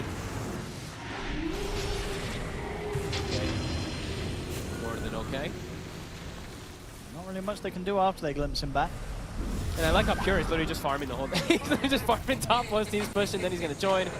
E-Blade, connection, Nightfall. Pops a little low, but he's got Satanic to heal right back up to full. Goes back in and starts to do exactly that. Healing up, Sorap as well. Nightfall good to go here to start the push again. And Pure is waiting in the wings with his fresh Aghanim's Refresher. We can just connect onto the two of them, but Pure, there he goes, charging forward. Closes the gap onto Moo. Moo cannot get away from him. Yamsen. Out for 50. Yamsen's trying to fight, tries to jump in to find something, but he cannot even get saved. He's out of the game. Betboom, they're not going anywhere though. They can keep this push on. There's Nightfall. The tier 2, in fact, he's looking for kills. He's on the tier 4s. He's looking for Gunner. He's able to kill him through the BKB. Yamsen. Gunner's dead. And both him and Yamsen buying back. But they can't do anything. Can they get Pure? He dooms. He's got another one. And round 2. Won't get any kills with this though, Pure. Does get glimpsed back, but they're able to actually get him out of the combo. That was save again. Get him away, but before the kinetic field sets up, they cannot even kill him there as low as he did fall. And they X him. He's going to come right back up. They're still going to stick around here. I mean, it's such quick reaction. The 4-staff gets him out. Let's just go from Betboom. Yep. Save has Mana Void at the ready also too if he sees an opportunity again. 37,000. I mean, this game has just not even been close. It's just Betboom putting on a display. Yeah, they got a full set of racks down bottom, the melee racks in the mid. Yep. And look to just bring around his top laners. There is still a tier 2 standing to be cleared out. Oh, a DD top as well. Okay, sure, why not? What? Saves attacking it. Kill it. Get it, save. What's he got? What's he got? They're pinging it. They're waiting. Maybe they're buying. Where's their bottle? Let's check. Is there a bottle? Nah, Save's just gonna take it. Okay, I'll grab it. Yeah, nobody wanted to bother to walk over there. Save's ready for the big play. We gotta see if he gets good mana void. We gotta see if he gets good double damage hits too. It's true. He's ready to be the real anti-mage. Mana, I mean, the mana void is definitely scary. Look at this Coddle's mana pool. It's 1793. He does end up burning a little bit. You usually don't really burn much mana though. No, you stay pretty high, right? Either way, through a continuous long fight if he finds an opportunity. He might just steal. He might just steal another spell. Push is commencing. Going toward top. Courier. Was part of the AC. Didn't have the gold regardless to use the AC. Still about 700 short of the recipe. Okay, they spin a bit. They get the jump on the Nightfall, but he's fine. He's perfectly fine. The Doom's out. They catch Yamsen. He's gone for 100 seconds.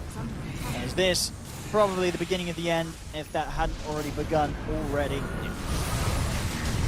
They got him pretty low. I think he could have hopped into the zone if he needed to, but he'll live anyway. There's another cleanup happens and... Well, Betboom looking as good as ever. Oh yeah. GG's called there by Nouns. Betboom will take this game 1. And dare I say, I don't think Nouns will be looking forward to game 2 because Betboom rather terrifying in this game. Yeah, from the draft, honestly, every pick amazing. The play even better. I don't think you can ask for more if you're Betboom. They gave up a couple kills, but most of the kills were really Toronto Tokyo, right? 6 deaths on him, 9 kills on Nouns, a couple Tombstone deaths. That's just about it. Yeah, it's like a perfect game from Betboom. Every lane dominating, every fight dominating. Yeah. I think they were super ready for this, you know, with regards to what they were expecting Nouns to do against them. You know, they knew this AM player was going to come out if they'd watched the series yesterday, and I think that certainly was the case here. They knew exactly what was going to come at them, and yeah, getting the picks they did. I mean, I guess it's hard with Betboom because they're players. They're, you know, it's not like they're kind of just got these 1 hero, 2 heroes that they can play at this top level. There's a reason why they've been winning over and over again in the previous tournament. Yeah. I don't know. What do you do against this team? I mean, when you see them have a lineup like this, is there some hero, some player that you point at and you say they really can't let him have this hero? I mean, I don't know if it's like the whole draft. I mean, they thought they just got way too much. Like the three heroes, did, yeah. the Undying, the Doom, the Morphling. I mean, Those honestly, save Rubik's is amazing, but like, are you really going to be able to like ban a Rubik? No, there's other heroes that have priority. I think that's the thing I would talk about, at least from what they want to take away from them. But I feel like the thing I want to say also is I don't really want to see Gunnar play Coddle. I don't. It's not like he's a bad Coddle. I just think he has a lot of other flashier heroes. And this hero, I'm still unsure about it, how it can be mid. There's a lot of counter matchups, like the TAs, the Storms. We saw there the Kunkka, one of the better ones too.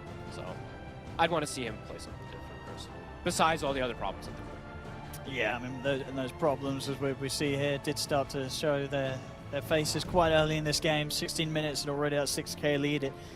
It did seem like that it was already a bit of an impossible one for Nouns to hold on to. I mean, they managed to get a bit, decent game duration. Sure. But at the same time, that did feel like it was just down to Betboom having a bit of fun. I think at the end you could see, I think Pure opened up the net worth graph straight away and was kind of, scanning across this, saying, hey, was I the most farmed on the team at this part of the game?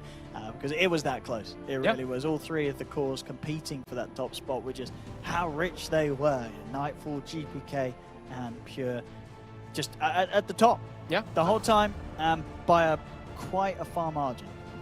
Yeah, like I don't think there's really much else that you could like look back and be like, what could Betboom have done better? Like you demolished all three lanes, took towers, prevented any kills from happening.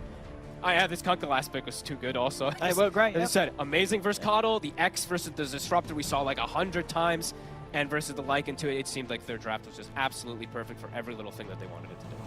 Yeah, I mean, as you said, the X's from GPK, save, of course, all these stolen glimpses. They just had all the catch in the world. Yeah. Always able to turn one kill into two, and then suddenly a full team wipe back to back.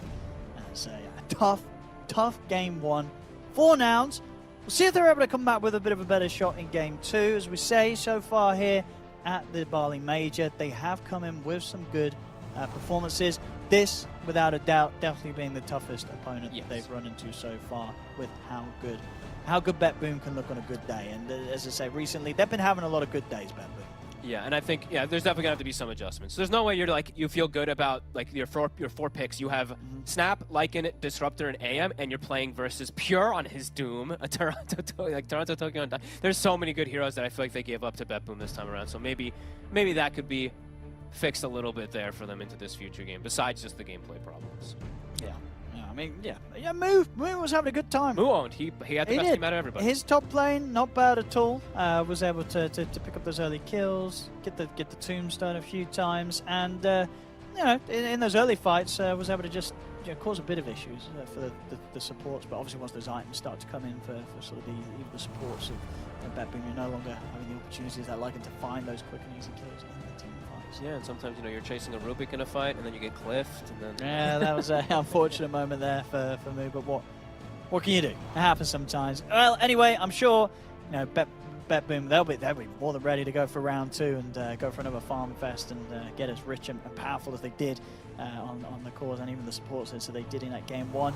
For Nouns, I imagine they want to just wipe the slate clean, come in with something different, and try and not let Betboom get a similar sort of caliber of lineup that they did, especially today with those three picks you pointed out. Don't go anywhere, ladies and gentlemen. We will be back after a short break to go through game two of Betboom versus Nouns.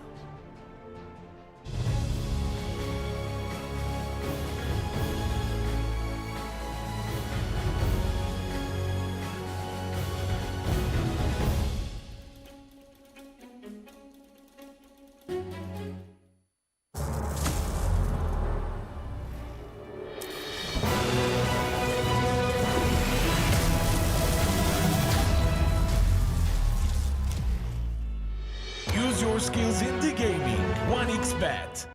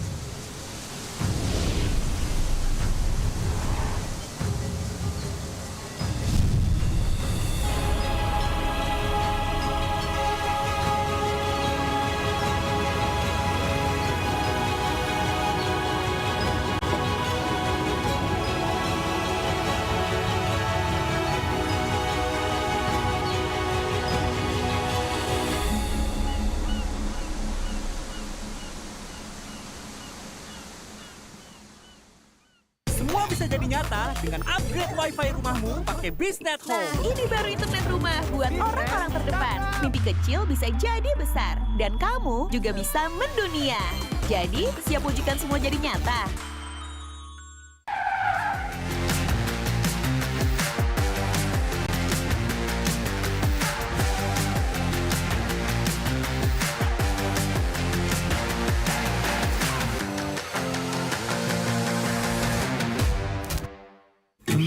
Panas. Ini oven nih. Hai. Ya kelar. Wih. Nah ini Super Oven si paling seru. Mau gini seru. Mau gitu seru woy.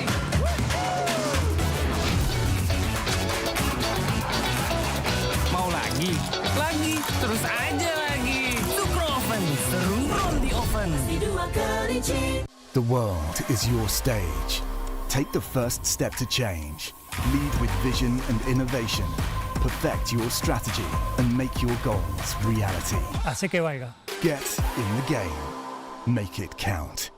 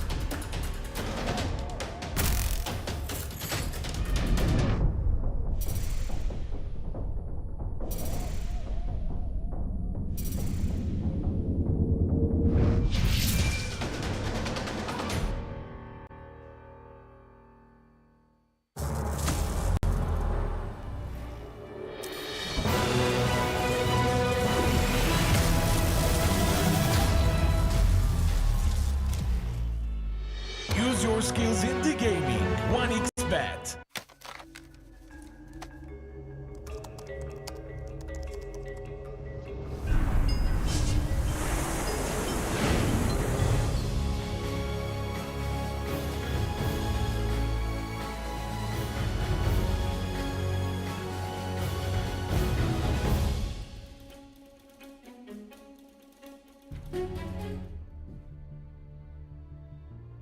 Man, what a great view. Oh my god, dude, we're back with the Dota. Whoa. We're back with the Dota.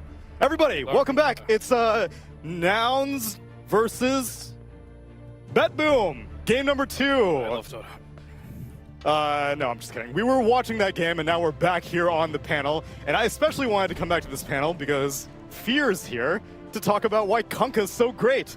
Tell me why Kunkka was so great in that game number 1. All right, Fear. so he went a different item builds. That's it. Oh, that's it. That's all there is to it. Blade Mill, Shard, great items. You don't really play around getting the Tidebringers off. You play more around just running in there. And I think the Shard makes this possible because now you can reposition people into you, get those extra kills that you probably couldn't have got before. I don't know if it's great, but it's better than what we saw earlier. Yeah. Was that the only secret to success in how Betboom was able to defeat Nouns in this game number 1, or were there other pieces involved? They had Morphling. They did have a Morphling. They're a better team. There are probably a better team, but that's the big TBD.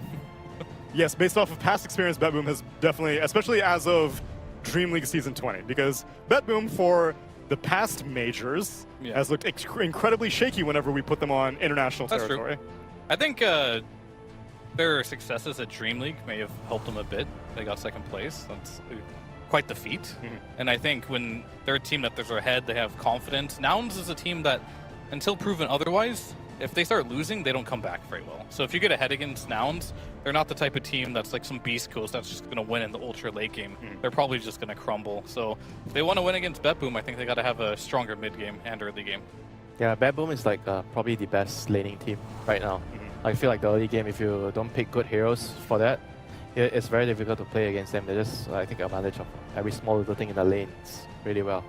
Like during the Dream League interview, I think it was Quinn, he mentioned that it was really difficult to play against them in the lanes. They have to go back to the replays and start to figure how they're doing the small little things better than them. And that's seemingly where the gap was widened in this game. It was laning phase, like 15 minutes in, they had a massive net worth advantage on Betboom, and then didn't really relent after that, which is growth for Betboom, because I guess, like I said, Aurora, for every single time we have Betboom facing off against international opponents, they look awful. But whenever they're in their Eastern European DPC, they look amazing. And now it looks like they're finally ready to bring that kind of competition to a LAN. I think the way they draft though is still like there's still a lot of loopholes that you can find, because like Winter mentioned, they're a laning team, right? So how do you make sure you win all your lanes? You draft the heroes that are strong in lanes, but they don't necessarily come together as 5 that well compared to how other teams are drafting, especially a team like Gaimin Gladiators. So I feel it's very easy for a team that trusts each other to the extent of, like, Winter say, oh, I feel good with this hero, just pick me. You know, that kind of blind trust, I don't think you can really break the rock that they are as a 5-man team. Well, this one, there must be a lot of trust on Nouns to first phase an anti-mage, as we're quite a ways through this draft. We've got Enchantress, Tychees, Shadow Demon, Legion Commander, and Coddle banned out by Nouns. Timbersaw, Pugna, Broodmother, and Enigma banned out by Betboom. Nouns first picked the Rubik, which is taking me by surprise because we saw that last series, but I guess Rubik is just going up in stocks. Meanwhile, Betboom, they get the Morphling Undying, and Nouns close out with an 8th pick anti-mage. I can only assume this resurgence of Rubik just because you know the Morph is coming. Okay. And the Fade Bolt percentage reduction on damage is pretty decent. So I think that's like a big reason why Rubik is rising in popularity. I don't know if that's like a huge counter though, but it is something, especially in the laning stage. Is that enough to give away Undying and Morphling together? That I'm not exactly sure. I would say no, but at least there's like some fragments of logic behind it, so I'm okay with some experimentation of trying to beat some of the best heroes in the game. Or I would definitely say Nouns' heroes right now, they make sense against Betbooms. Anti-Mage doesn't really care about Undying that much. In theory, is good versus the Morphling in a carry-to-carry matchup. We'll see if it works out though on paper. You're playing like versus the S tier heroes and you're going in there and you're bringing out the B tier to kind of try and counter them. Well, I think it's like I said, blind trust, anti-mage is blind. And maybe the glasses are not for the sun. Just saying. To help them see better? Yeah, I don't know, but I don't really like how they first face these heroes either. Like I just think, like I said, there are a lot of loopholes with Betboom's team, but with Nouns as well, because they want to play the game fast. And right now, I see fast heroes, but I feel like they're all gonna die in one tap, sort of. And is anti-mage a fast hero? You can, like, if you put him in the off lane, or if you play carry either way, just don't play the Fury game, I feel. But it's not something carry players would like to hear, I guess. And to me, it just feels like Nouns is playing against the same type of draft, and they're picking the same type of heroes. Like, yes. In the last game, they had the Lycan. Now they have a Visage.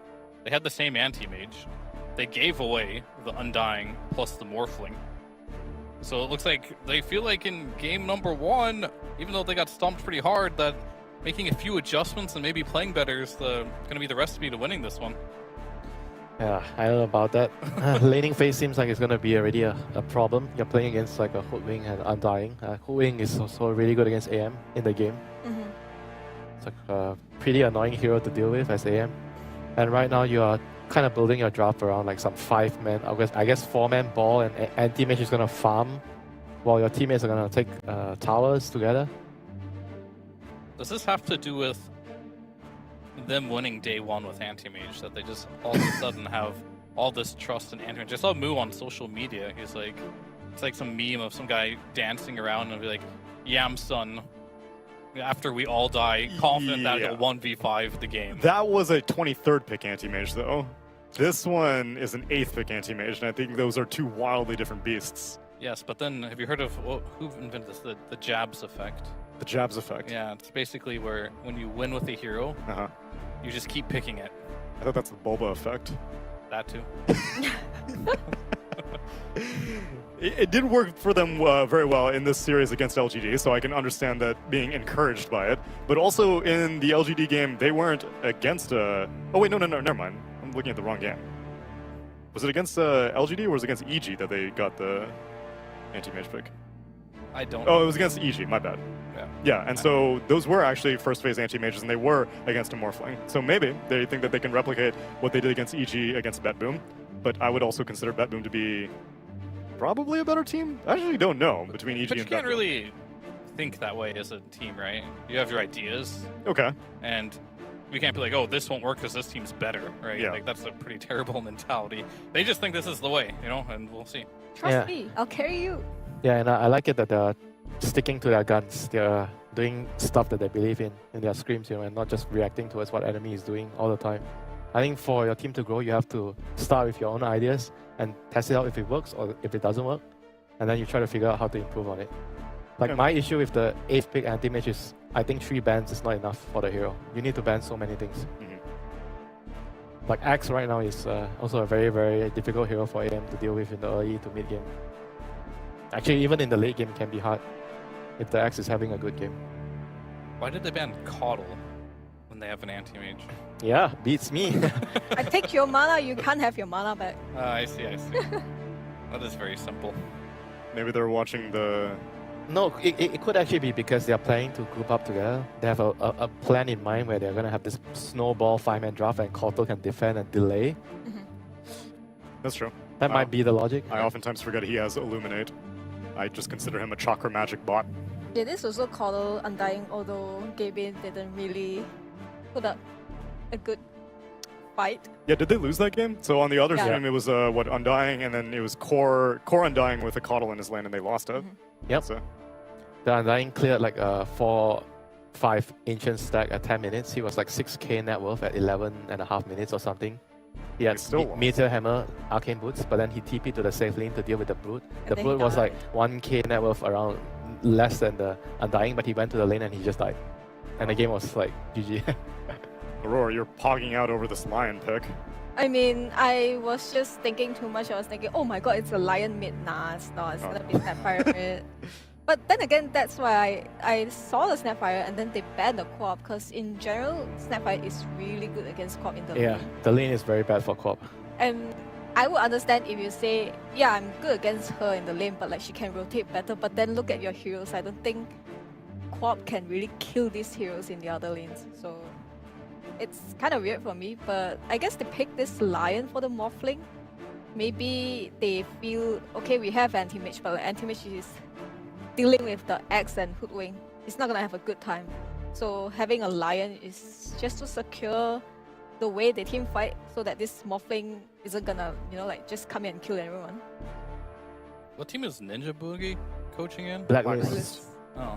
Why is there a Lion on Nouns? I thought he was the only one that liked Lion. No, it's him and Kaka. Oh, Kaka. Put some respect on Kaka's name. Shadow Shaman Lion. There we go. Aye. Homie likes his hexes. Yeah. I guess, I don't know, instant counter initiation. No, it's definitely good for Smurfing. So there's no doubt about it. You got the burst, you've got the instant stun that you can't shift through, even if no matter what. Mana drain. It's, this hero farm is really slow. Finger of Death is a really long cooldown. Yep. And that's the biggest problem. He farms really slow, so it's really hard to get those items. You have very little room for air. You kind of need to keep getting kills. So if the game gets really slow with Lion, you're miserable. Yeah, I You feel wanna like he keep can't. skirmishing. He can't lane either of the supports on Betboom's team either. It's so difficult. Undying sounds impossible, but maybe it would win. Yeah, and you're laning with a Visage of all the heroes, you know, which is also not really good at level 1. Like, especially when you pick Lion, I feel like it's very important that you have a position tree that's strong in the lane so that he compensates of your weakness and you can play the game. But with Visage, that doesn't sound like a good lane. No, it looks like a very pub draft out of Nouns, honestly. Wait, who's the pos for? It's Husky? Oh no. It's Lelis. Oh yeah, so the Lions are the safe lane with the AM. No. No. Like, who's playing what? I can't tell. Lilith is the 4. Lelis is Lion. Yeah. And Husky is Rubik. Yeah, so you have a Rubik anti-mage lane going against an Axe lane with Save playing the Hoodwink. Yeah. So that lane's going to be pretty difficult, I think. You're going to be free farm on Axe. Mid lane, you have the Wind Ranger versus... That's a wash, right? The Snapfire. Totally wash lane. And then, can you pressure this Morphling with this Visage plus Lion? We'll have to see if you can get a random Hex off on him and Solar... What's it called again? Earth Spike. I haven't seen Lion forever. Maybe they can do something, but I think this game's pretty hard for Nouns. I would definitely go for Betboom's draft 9 out of 10 times here. I mean, I think the Lion can play mana drain the lane, so this Undying will have no mana for decay, maybe. PMA. Seems ambitious, but Nouns, they were 3-1 from day one. Surely the downfall doesn't begin now, but if it does, there's no shame. Betboom team is very strong, and I know you missed these two guys, so I'll give them back to you. For game number 2, it's OD, Pixel, and Fogged. Thank you very much, Tsunami. Yes, game 2 here, ready to go. And I guess the question is, Fog, do they stand a bit of a better chance? It was a tough game 1 for Nouns. Do you fancy their sort of chances here with this lineup, or do you think we're going to see another pretty rough game? Because Betboom, they're on fire. I think Gunner's playing a better hero in particular for that, so maybe we'll see a little more out of Nouns, but this looks hard again. This looks really rough, actually. The lanes look... The mid lane's the one that can be good. That's a wash, as they were saying. But I'm right with Fear. I would take Betboom's draft like 9 out of 10 times. They have the Axe and the Hoodwink, a very strong pressure lane versus what can be some weak, like a pretty weak lane with an anti-mage. And I'm just unsure about this Lion plus Visage. Who's their front line in this game? I mean, Visage kind of has to be in a way, but it's definitely awkward versus these heroes. There's so much damage. There's so much burst. They have Break as well to make this Visage incredibly fragile with the Hoodwink when she hits 6. So I'm worried because they just don't have anybody to... They are lacking a hero to start the fight, and they're lacking like this beefcake that just stands there in between everybody on the side of Nouns. So let's see what they can do, because I think Betboom, it's a very comfortable, clean draft. It's a decent angle to approach from here, Nouns. See if catches Betboom by surprise. They have good kill threat because level 1 save with Visage. It's one of the better ones. So Betboom not going to get tripped up by this. Okay, and let's see what this line's going to be able to do. Because as I said, versus the Morph, if you can play on like the tree lines and stuff like that, get some like stun hexes, maybe something weird with Mana Drain versus Undying. I've never seen anyone really do that, to be honest with you. But let's see what they're going to be able to do with it up there. It does feel pretty... I feel like it feels pretty free again for Nightfall. Because he's got Toronto Tokyo. He's got an Undying who's just going to body and tank the spells. I mean, and it is this game where, last game, we saw what happened at the safe lane for Yamsen. He got massively bullied out by Betboom. Can Betboom do that again with these heroes? I want to say no, but honestly, they're so good, these two together, so I'm unsure, really. Because I think the Hoodwink makes this lane even stronger. The Axe is already annoying for the anti-mage, but they're special when they play Doom, so... I would say it's a bit weaker down here in comparison to the Doom, just because of how good Pure is at it. Let's see how the mid lane ends up going, because right now it's actually 3 denies on the first wave for GPK. It's actually pretty nice. Yeah, no, would you imagine the Wind Ranger does have the tendency to win this matchup? I think this is a trade. Okay. I think they should just both be able to free farm. They both literally have like the same like base damage. They both have nukes to clear wave. Gunner has maybe double nukes, so he can... I mean, that was kind of nice. He was using the cookie there to get the range creep over the Wind Ranger, so GPK misses the power shot. I mean, they get it. Okay. They're too good at just this lane, honestly. Yeah, had a rough lane last game, and indeed getting first blooded. Definitely signs of struggles to come in the safe lane again here for Nouns. Yeah. These two just, I think they've actually become my favorite two to watch. For a long time, it was Tofu and Ace, really, but after I started watching Betboom more and more, I save, and they're so good at pressuring. Lane. Try for Lelis here. He's got the stick charges. He's able to turn and get the stun off, so he'll live. Okay. Not bad. Get a little bit of harassment onto Nightfall also. Keeping him strength morphed up, so he's got that low base damage. Can't actually get last hit. So 6 denies there for Moo. He actually just got like 3 or 4 consecutively. Radiant's bottom It's like tower that is even, under yeah. attack. 9-5, 10-4. But yeah, honestly, Moop doing good. Those denies and stuff are really nice for him to get versus the Morph. The over-aggression from Betboom does slow down the Morph's farm a bit. I mean, yeah, last game, Moop definitely had the most stable performance of the team. Yep. Feels like a similar from him. I feel like he has to have like an amazing game for them to have any attempts to be able to get the space for the anti-mage. Cute little cookie. Yamson can't step up. He steps up and he's almost just dead instantly every single time. This lane is brutal again. Alright, yeah, they're just too good to do it. They do not regen down, but they've still got a few tangos left on Husky. Yeah, he's got a couple more. Healing Lotus does get acquired there from Save. Yeah,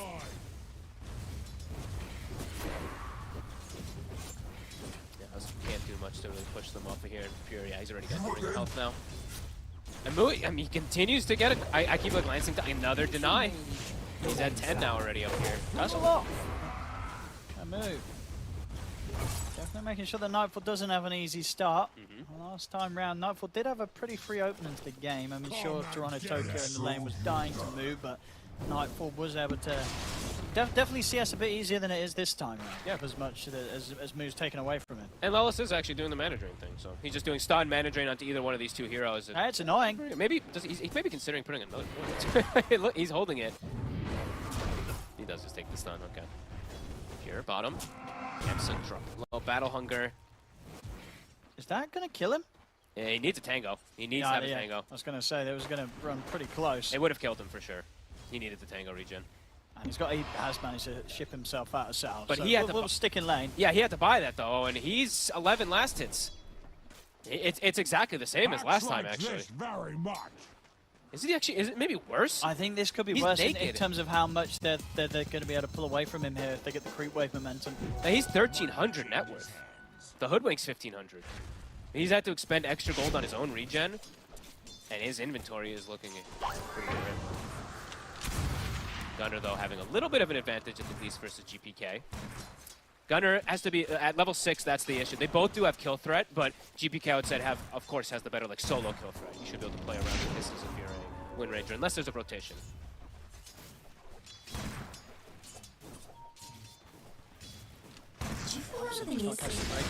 Having to sort of CS under the tower, which is not easy with the lack of early items that he has. Save also being able to poke in and get these denies under the tower. He can't. This is so brutal. I'm staring at bottom mostly now because top's already started to go into the favor now for Betboom. They can't actually pressure Nightfall. Tokyo. Here. We'll lose his tombstone for it. He might lose his life. Structures are fortified. I think they glyphed the wave so the tower will show up to him.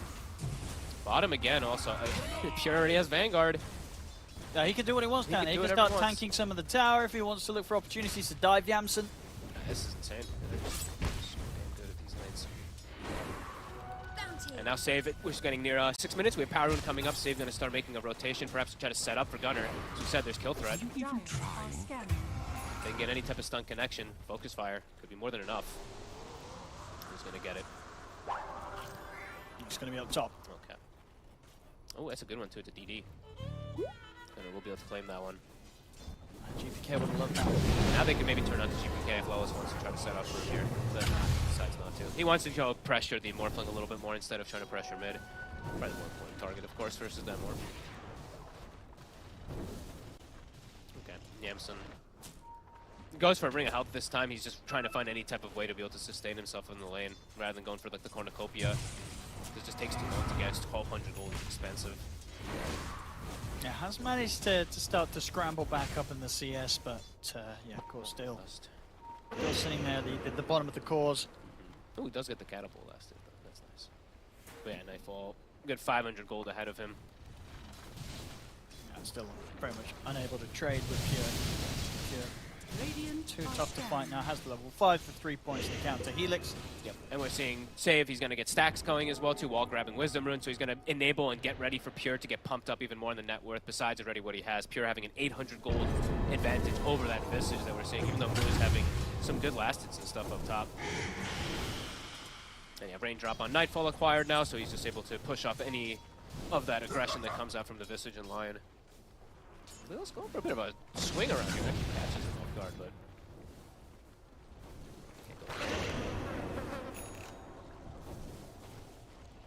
Get them low, but No such thing. Too much damage. they need this rotation to actually finish a kill, really. They're bringing the Rubik too. Okay, this is a good idea here for versus Nightfall. They have the kisses at the ready. It's quite low. Husky reveals himself. He's still sitting low on the HP Nightfall. They'll get him with the telekinesis and the cookie, but he did start to shift in strength. It's not enough though. They'll have the damage to take him down. Wasn't able to build up enough strength for this. With the kisses drop, pick up both the kills here. Toronto, Tokyo, and Nightfall taken out of the lane. I'm surprised to use kisses there. They had DD and 3 heroes kind of beating on them. I thought he was going to save it for another big kill instead of just going for like the 5 position support. But either way, this good move. Gets on the tower. It's a really good move from Gunner. And honestly, a good move from Gunner, but also from Husky, making that rotation with the Rubik. Yamsun, he blinked back over to get the creeps. They glyphed it. All right, he won't die for it, but almost. Yeah, I guess Pure didn't want to go for that. I only would have had mana for the call. Well, he has the Lotus +1. So oh, that's true. He did have the Lotus. Could have made. Well, actually, cool and a couple of spins and a dunk might have done it. Meanwhile, GPK with the Arcane Rune gets in and takes down Husky under the tower. Good kill. Arcane Rune's going to make that really nice. Yeah, focus fire, only 50-second cooldown with that. Tokyo playing around mid. Alright. Much better than last game at the least. Gunner, like I said, this hero just feels so much better than the Coddle in the last game at least. But it's still going to be an upwards battle with how much they have to recover the anti-mage game. Toronto, Tokyo in the trees. Lelis. Done. Push him back, take him out. Hold the tower here and stop the push from Betboom. Nice move there. Move feeling strong. Guess it's my shout. These familiars are always going to be strong versus that Undying. And yeah, Yamsun, he's just gone full Vanguard just to be able to sustain himself and farm. But it means it's still going to be very slow for him to build toward these farming items. So it's going to allow Nightfall to definitely pick up the pace himself versus this AM. It'll be interesting to see if this approach allows him to get those items quicker than he did last game. I think in the sort of tough start he had last game, it was kind of 17 minutes when he had the Battle Fury and the Treads. Obviously, going for this Vanguard on the road towards those 2 items does mean he's going to kind of show his face in the lane a little bit more. Yeah, definitely. But as you say, it's gold spent elsewhere, so that in turn might balance and just still cause the timings to come late. We'll have a look at what time he can get this game to. Okay, look at this setup on Lelis. Can't quite, the Hex comes out. That cast range just feels so far now. I mean, it's like only a 25 cast range, please, but I keep feeling like I noticed it every time people get heights. Smoke comes out. GPK looking to want to punish Moo. They have that ward vision there of him. I think actually he's on 3 wave still, so might just be able to set up and move a bit far up. I don't think he's going to get TP backup coming in as soon as they jump on him. Maybe he will. I mean, okay, Gunner's TP'ing up. He's dying quick, though. Yeah, too fast. Moo's gone. Gunner does try and go towards Toronto, Tokyo, but... Oh, the birds! Gonna get... They'll get killed. Both. Yeah, they do manage to get both of those as well. So more money to picked up by Betboom. GPK rotation top. Pure nearly having this blink dagger also finished up. But yeah, all things considered, really, like, just way better than last time. Absolutely. I mean, we're 11 minutes in. Gold is pretty much even. Yep. And yeah, all 3 cores are done in farm. Yamsun, sure, had a rough lane, but he's not completely shut down. And look at Pure, he is very deep. Finger is at the ready. It'd be a nice kill. They can sort of set up as well with a finger into the mana void for Yamsun to grab the last touch on it, which they do. Very nice. That's the perfect situation. Punish him for playing so far up. This time around, didn't have the backup of Save or anybody, and he's literally at the tower. Yeah, Yamsun's back in pretty much, only 500 behind now. So yeah, pretty damn good. Absolutely potential this time. Much more potential than was there in game 1, which kind of already, I think it was sort of the 15-minute mark where it did look pretty dire for Nouns. But we'll see where we are in 4 minutes' time. But so far, compared to game 1, it's not bad. Yeah, so far so good. Atos already finished on Gunner, so they're going to have extra catch this time around that's going to be coming from the mid lane. Like last time, I feel like Gunner just couldn't really do much of anything because he was fully counterpicked. This time around with the snap, he's got extra ways to catch. He's going to be able to kill Tombstone, good burst, so... And he keeps getting with these power runes too. Gets himself a shield rune now as well. Alrighty. Stacks will be farmed though. Pure did have quite a bit of them there from Save, so that's going to enable him for the blink. And then we'll see the combos perhaps come out from him and save. Ult online for save too. Got the blink, got the wind lace coming out. You know, he's ready to just start running across the map. But look at this up top. They're already setting the trap. Like, Nightfall has to be careful to not get stunned or caught from the tree lines. Lelis is at the ready. I think he's surely going to suspect with the way the Moo's playing that there's a +1 waiting in the shadows. Yeah, if you see the Visage playing this aggressively, definitely. Yeah, they're going to make their own move with the Blink Pure. As you said, has it finished. But nobody down here.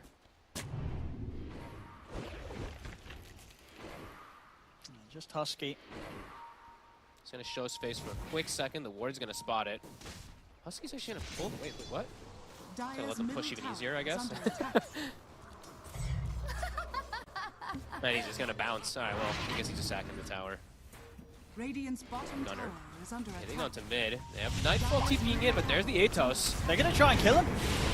See if they've got enough. Not quite. They've got the kisses. As Nightfall, he's trying to dodge the kisses the best he can. We'll be able to step back, gets the adaptive strike off to put a stop to the kisses. The birds are still chasing, and the solar scepter from Moo, it's there. Pure, he'll jump in, get the grab on a Moo, but the cookie's there. Moo, they're going to end up landing on top of Moo, stunning him. Jump off, and Yamsen is ready to turn up to the fight. Pure, he's going to put the call. Yamsen, he's in trouble. He's falling low the tower. It's not going to get him. He's out with the blink. The zombies. Yamsen, he's on the retreat. The zombies chasing the pig. They're gone. As Yamsen, he's out. He's alive. Back in the mid. They also clean up getting Toronto, Tokyo. I mean, it was a ballsy play there, right, from Nightfall TPing in as this morphed. He did not respect their ability to catch him in that initial burst, and then, of course, with the kisses, just bring him as low as he was when he started to separate away, and then it just sort of dragged the rest of his team into a very awkward fight. So close that Pure gets the dunk there, but not the case, and it quickly goes into full Nouns favor with Yamsun farming and Yamsun getting involved. That's huge. Yeah, Nightfall has to be careful. There's a lot of burst damage, there's a lot of control for him this time around, and we absolutely see it there. I think Lelis is going to be so happy. I think Firo, he was talking about on the panel, it's Lion is a hero that you don't want the game to slow down at all. It's not. First 14 minutes, they are making constant aggressive moves. He's doing great, Lelis. He's getting close to Blink. Yeah, 204, 1,500 gold. No, some solid stuff from Lelis. Calls here from Pure. They're going to regather themselves a little bit after these last few moments. Yeah, this is a hot start from Nouns. This is the showing that kind of Nouns brought, that was able to take the games off EG, take a game off PSG.LGD. There's a chance for them here. Yeah. And something that you might not have expected to see in this game too, considering how tough game one was for them. But they picked themselves up. They're back into the second game, and so far, so good. Gunner at the top, and Yamsen very much on the track, on sort of the right pace for recovery. See again here, Nightfall coming in. That whole initial combo bringing him down too low. Look at the soul assumption. I think that was the last thing that got him, right? The cast range. I think Moo just really pushed forward, and he does get that. If he doesn't get it, oh my goodness, as well, he only just casted that millisecond, literally before he gets caught by the call of Pure. Pure nearly saved Nightfall there. That was very, very close. And this was also very, very close. I mean, Yamsen, in the game. He's actually not going to get caught by the call. Does still get caught by the bushwhack, but should be able to blink out. And with that bushwhack and call used, there's nothing else to stop his TP. Oh, that's just Pure missing the call. Yeah, he was just short of it. They saw him blink, and not he quite close enough. missed it. Oof. Wow. I mean, while Lelis, he's enjoying some peaceful moments in the mid lane, getting that final bit of gold on towards the blink dagger. And now they're going to perhaps set up the push here for the mid lane. It's still low. They've got a catapult.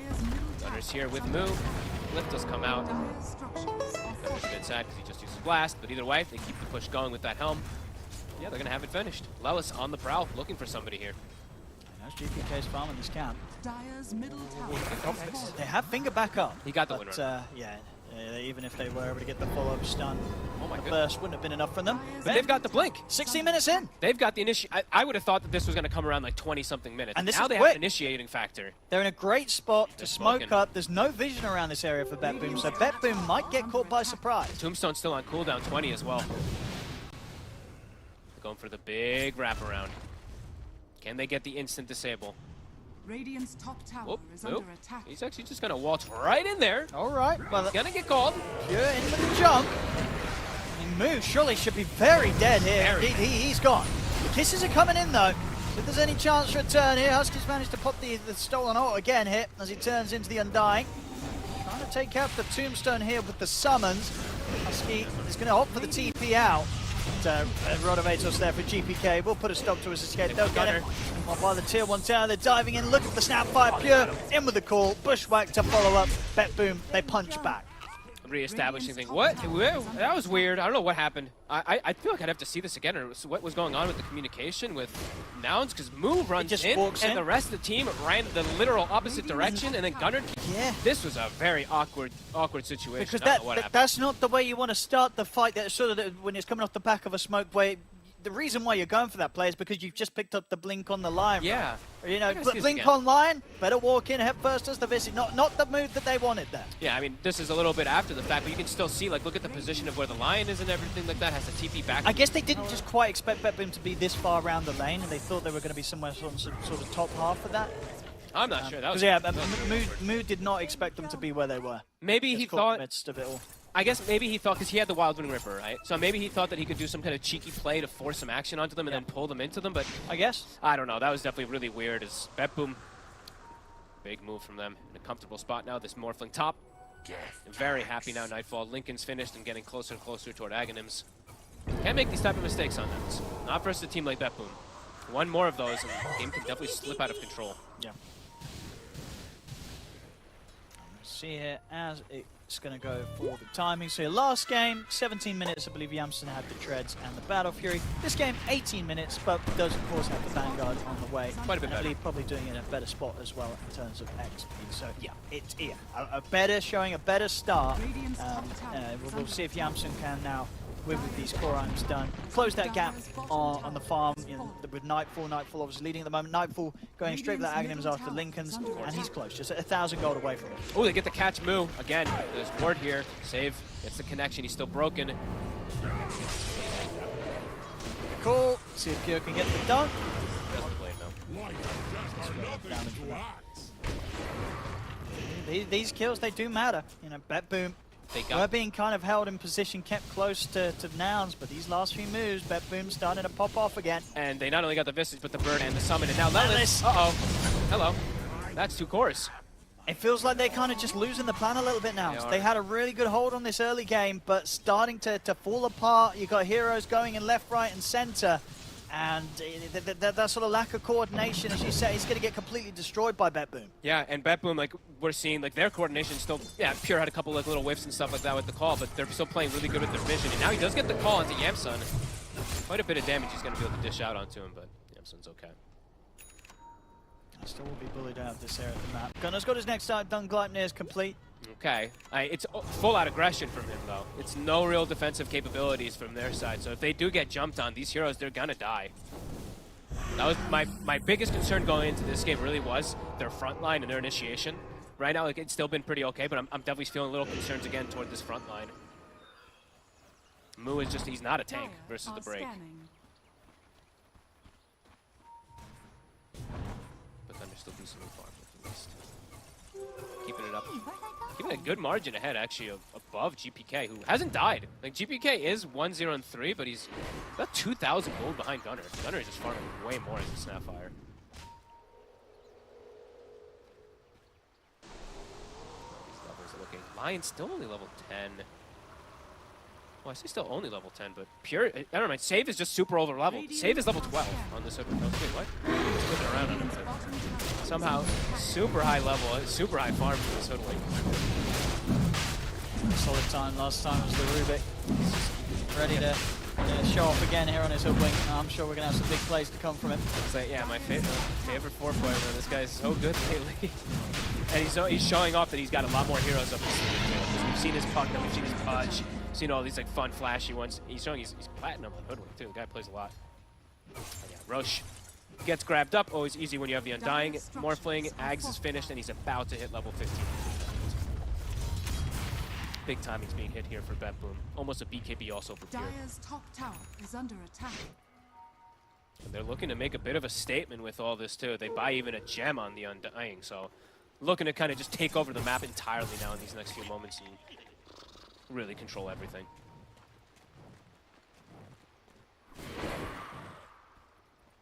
backing up from this top half. Nouns, they know that Betboom's going to look for a fight with the Sages. They're going to back up, get some wisdoms, maybe go for Tormentor themselves, I guess. Yamsen, back to hitting the creeps, needs to get his Manta done before he can show up once more. And even then, there's still the threat of sort of the shackles, the calls, the bushwhacks. Still a few things that can trip up an anti-mage. Yeah, I'm still worried because of how fragile he really is going to be. Gets caught in one call, and if save is there, he's dead. Yeah, if that ult hits, he's gone. Yeah, he's just going to get exploded. Okay, he's having... Even though he hasn't had like the best catches or anything like that, maybe with like he's been set up for success. Again, I'm going to give Save the credit there because Save's been the one stacking for him to give this farm. And that is why Save is also so farmed himself. Top against Summons. Getting cleaned up. Yeah, able to farm himself an easy familiar there, Save. Dragon maybe. Easy breezy.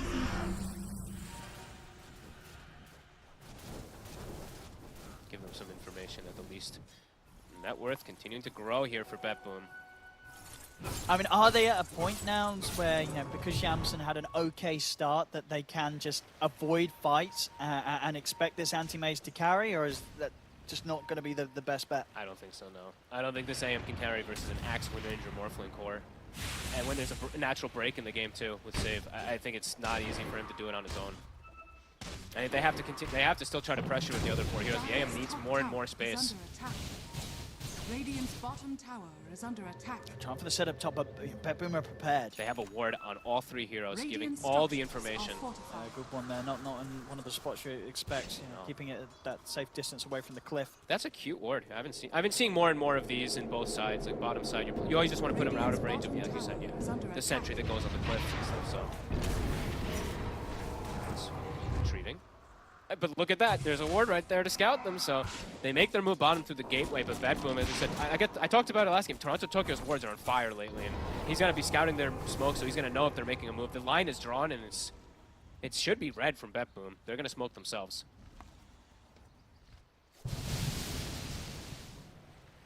Maybe they even take the gateway themselves. Dire are scanning. Full. Finds himself a DD. It's going to be a good angle to enter the jungle. Yeah, good angle to enter jungle with his team arriving too. Moo. He's stepping up a bit far. He could get punished for this. Splitting from the team. Hello. He's split from the team a little too far indeed. He's out, and at the same time, Pure gets the grab onto Husky. Macro game by Betboom, too good. They're reading it perfectly, know exactly where Nouns is going. They're stalking them all over the place. Yamsen is getting the farm, but the rest of them, they're getting hunted. They don't have the creeps, though. Creeps have been shoved out on all lanes, so very, very true. Managed to turn these 2 kills into anything straight away, at least on the map. Yeah, nicely done there from Moo. These creeps will be able to keep the dragon alive. GPK wants it.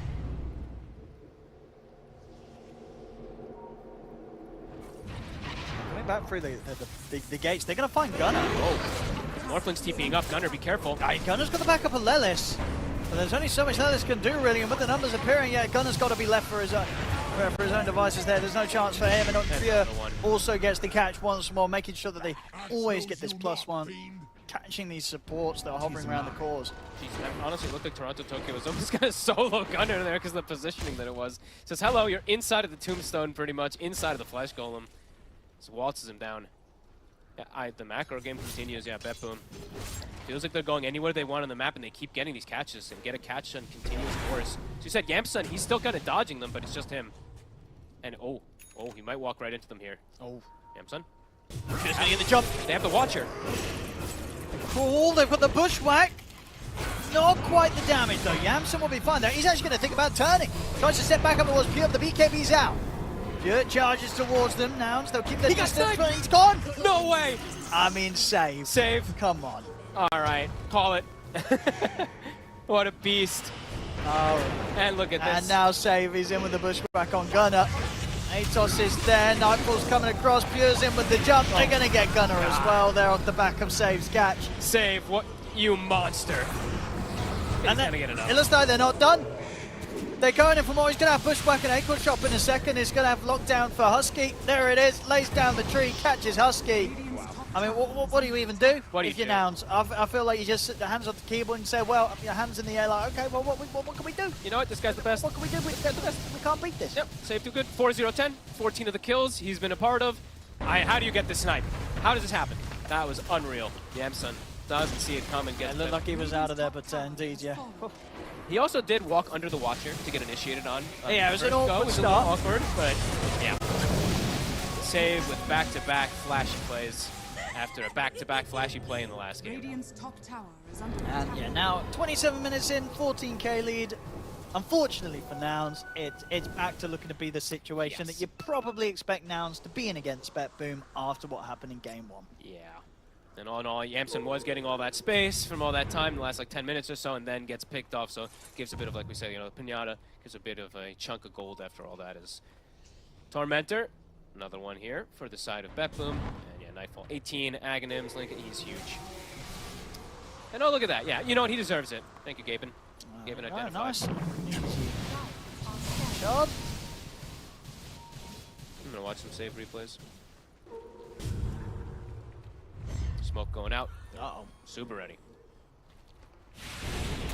What are Nouns going to do to prepare for this one? Moo. Tombstone down. They sort of jump. They have the heads on Pure. No dead. Lennis catches the two of them. They're bringing Toronto Tokyo down pretty low with Yamson. the summons. They get the anti-mage. Yamson dead at the start of the fight. Moo to also be taken down. Gunner tries for the TP out. Won't make it in time. He's gone. Husky also caught. It's 4 dead. Well, how do you get the lead? He died in the second. I think Save killed him. I think he boomeranged, sharpshootered, and did like the majority of the damage. I don't even know. Oh my god. Deleted in a heartbeat. I actually didn't see who did the most damage to him there, but he had a lot of amp up on him. I think he got like Flesh Golem hit, and he had the... No, we're boomerang seeing that get the hit him. replay. Yeah. Because I think he got both of the amps on him, and then he got adaptive strikes for something super high or something like that. I don't know. he was gone sooner than the fight started. It really felt like it was that quick. Yeah. The start of it looked maybe an okay kind of go, but then Toronto Tokyo gets inside of his tombstone there, ends up being able to bail out, and he forces everybody in a weird situation. I check it out here. How did he just got the lead? I want to see what. See him here. So he tries to go in for the kill on Toronto Tokyo, but I believe Save catches him in the bushwhack. That hits him hard with the sharp shot, and Nightfall was a bit of damage. To cause Yamson to not have any sort of chance to have any impact in that fight. Yeah, I actually think it was the adaptive strike, because I think he did morph, right? So he got the Agi, so I think it's like a 500, no, like an 800 damage adaptive strike, because you don't have mana shield, because you got broken from the, of course, from that Hogan, so I think he just got blasted. 22k lead, back to business, Betboom. Last game they lasted 38 minutes against Betboom.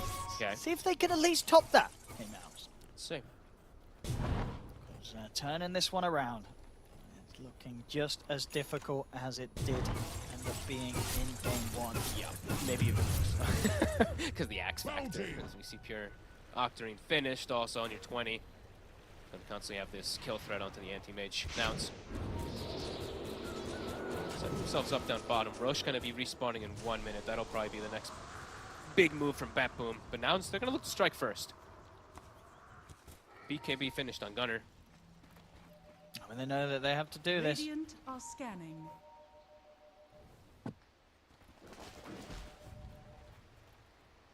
Hello? Anyway. Right. Owen, why do you got your phone on? Oh, that must be my pizza. Oh, yeah, fair enough. Betboom, full butterfly on Nightfall, level 20. You can't kill this. You can't kill this Morphling now. Who do you focus fire? Who do you go for? Who's your pick and choice as Nouns? You have to go for the supports first, right? But these cores are gonna run rampant. Sitting inside the pit, hoping for an opportunity.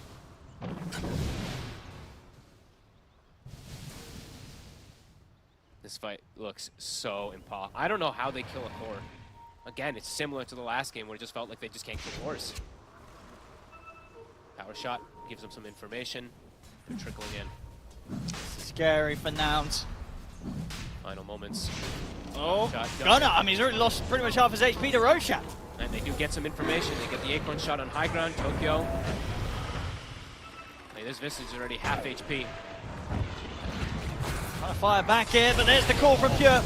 He's in, grabs the line. Yamsen's trying to commit him for the fight, but he's caught by the bushwhack, dunked down by Pure. He's out. They'll buy back immediately as Nouns, they'll try and put everything into what could be their final fight here in this series. As Gunner's gone, moves out, ultra kill for Nightfall. He's not done yet, they're looking to clean up more. Lelis is taken down, Rampage for Nightfall as they take out Yamsen a second time. GG is cool. This game, both these games, this series will go the way of Betboom. Nouns, unfortunately today in this series, the challenge proving to be a bit too much for them. Betboom on top as much as people would expect to see them. This was top stuff from Betboom, top form. Yep, a better 15 minutes, I would say, at the first glance here for Nouns. Getting some good pressure, you know, Gunner having a better hero. But at the end of the day, I mean, it still was very similar with Betboom. Like, 2 of the lanes got very pressured, and then, honestly, their macro game, their warding, they just know how to play the map so well. They know how to read the moves. It seems like they know where Nouns is, like, every time. And, yeah, Nightfall free farms, they get the pressure, they get the catches, and... yeah, it's a really tough game. It's an uphill battle no matter what, even drafts considered, etc. for Nouns versus Betboom because of how good this team is right now.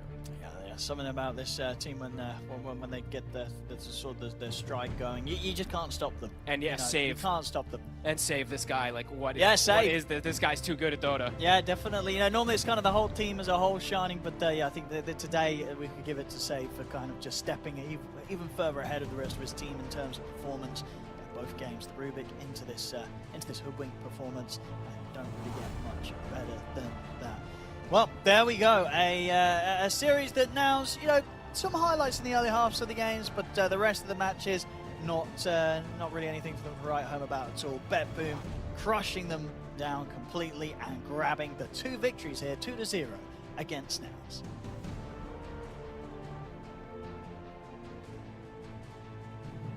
Perhaps Nouns may have to start re-evaluating the strength of a first phase anti-mage as the Morphling answer, because that laning phase was actually kind of catastrophic for anti-mage, but Yamsen kind of turned it around. So, better than game 1. Yeah, it was a bit better. Still not enough to win against Betboom, which is, you know, no shame in that. Betboom's a very, very capable team, but I don't know if anti-mage is the solution. Not in the first phase. I think if you can get a better lane matchup for the anti-mage, it can definitely work. But anti-mage is definitely one of those heroes that you have to see your lane before you pick the hero, because that Axe got way too farmed. He had a bad laning stage. Sure, he came in a little bit later, got a couple kills, but it wasn't enough. You need to have a better laning stage. That seems to be one of the main reasons why anti-mage just in general is not that popular, so forget about first phase, but even as like a 23rd pick, if you don't know your offlane matchup, you don't know what you're getting yourself into, then he's not that reliable. So perhaps that needs to be reevaluated. Elsewhere, Save is fantastic on Hoodwink, apparently. Another hero that wasn't seen that much during Dream League Season 20. Yeah, the hero is practically dead now. Ever since 7.3, it's so across the map. And I just think... I feel really bad for Nouns. I feel like they played well, but they just didn't have the right heroes. Like, the Visage, he's having a blast, but his team, they are not the right heroes to play around him. Generally, when you play Visage, you want the aura, but none of his teammates can buy the aura. And then you kind of want at least one other big... Lion, Rubik, Snapfire isn't really that hanky, so to say. And then you have anti-mage on top of that, so it's like there's no one that can help this Visage go in first and make sure this Visage doesn't die from the first initiation. Because I feel from the mid-fight we can already see that if this Visage didn't die because the X can just call him and end the fight, they will probably have just won a game, even if there's a anti-mage getting countered by the X. I just feel like it's not the right draft, even though they played so well. Maybe the idea was that they get the initiation first because they drafted a Lion, so who cares about getting the auras, protecting your Visage if you get the jump first? But against Betboom, there was really no way for the Nouns to ever start a fight on their terms. Yeah, like what Clinton mentioned, maybe if they get a better laning phase, that would have been an entirely different game. Like when they are trying to push. I mean, I get why they picked the Lion, you know, it's very good against the Morphling. Yeah, you need some catch, you know. But overall, their lineup just didn't combine as well together compared to Betboom when they are taking the fights. This Hoodwink pick is just, I feel like probably just a reaction towards the anti-mage. Really good in the lane against the anti-mage. Very good later as well against the anti-mage. Not sure if we're going to see more of the hero. But overall, the Axe is also a very, very good answer. So I was really concerned about when you pick the AM at number 8. I felt like 3 bans is not exactly enough. They did throw away 1 ban with the quarter, so maybe they could have banned the X. But overall, it's just a lot more harder to make an 8th pick anti-mage book. Yeah, I'm seeing a lot of the teams, like, they came off boot camp, right? They're trying a lot of new things. Everyone knows Medusa's strong. Everyone knows Morphling's strong. We're seeing new answers to try and deal with it. None of them are working right now. Like, pretty much every game I see Medusa or Morph in their own. The Muerta against the Morphling that we saw at with Blacklist against Beastcoast was not bad. Sure, but I think there's bigger issues, but that one's passable. Sure. I don't know if they can do that again in first phase Muerta and beat another Morphling, then I'll be sold. But for now, sample size is too small. Whereas we saw 2 games in a row, they were confident that this anti-mage was going to beat this Morphling Undying opening. They opened it twice against the same opening. It didn't work twice in a row, so that's not working. Now there's this weird dynamic now. It's like Dusa gets banned in the first phase sometimes. Morph does as well. And if you don't have a Medusa or Morph in the early phases, kind of feels like you don't have an answer right now. These heroes are just way too strong. Yeah, it seems that much of what we feared coming out of Dream League is continuing, because I think some people were hoping that they may be an E-patch to maybe tone down Morphling and Medusa a little bit, but not quite. But that means that more teams need to find the solutions to these heroes. In the meanwhile, though, that wraps up our shift here, but we're going to bring in our next series on the mainstream. It's going to be Liquid versus Aster after the break.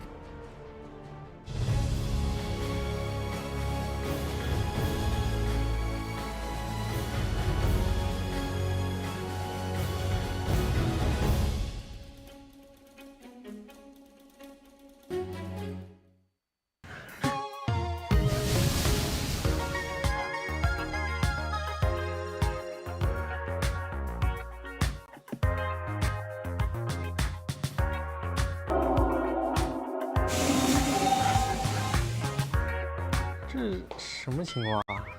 这怎么像你？我的脸在谁的身上？这有点周思源，他那个眉毛有点像他，知道吧？不会真的是吧？emo和那个大石头。不会是你吧？不是我吧？真的不是你吗？是我吗？我就说吧，哎呀，你要说这个眉毛嘛，看一看，感觉跟你的也一样的。周家涵，结合体嘛，就是周家涵。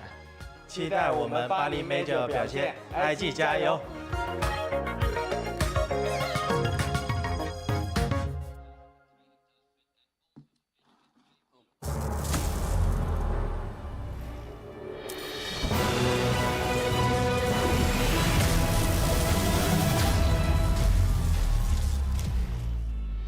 Use your skills in the gaming. 1xBet.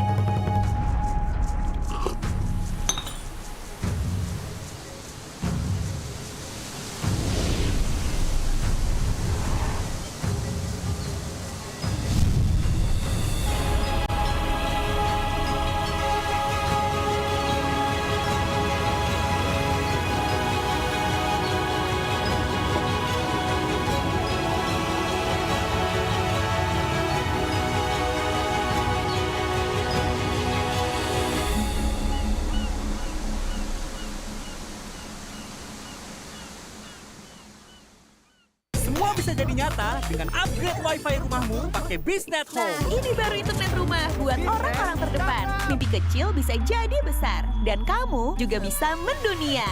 Jadi, siap wujudkan semua jadi nyata?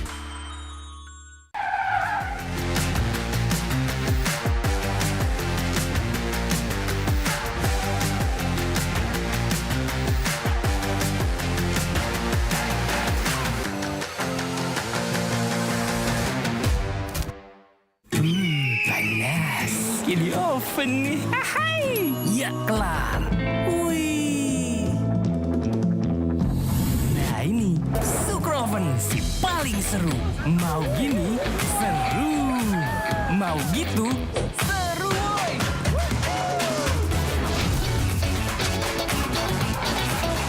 Mau lagi, terus aja lagi. Super Oven seru roll di oven. The world is your stage. Take the first step to change. Lead with vision and innovation. Perfect your strategy and make your goals reality. Get in the game. Make it count.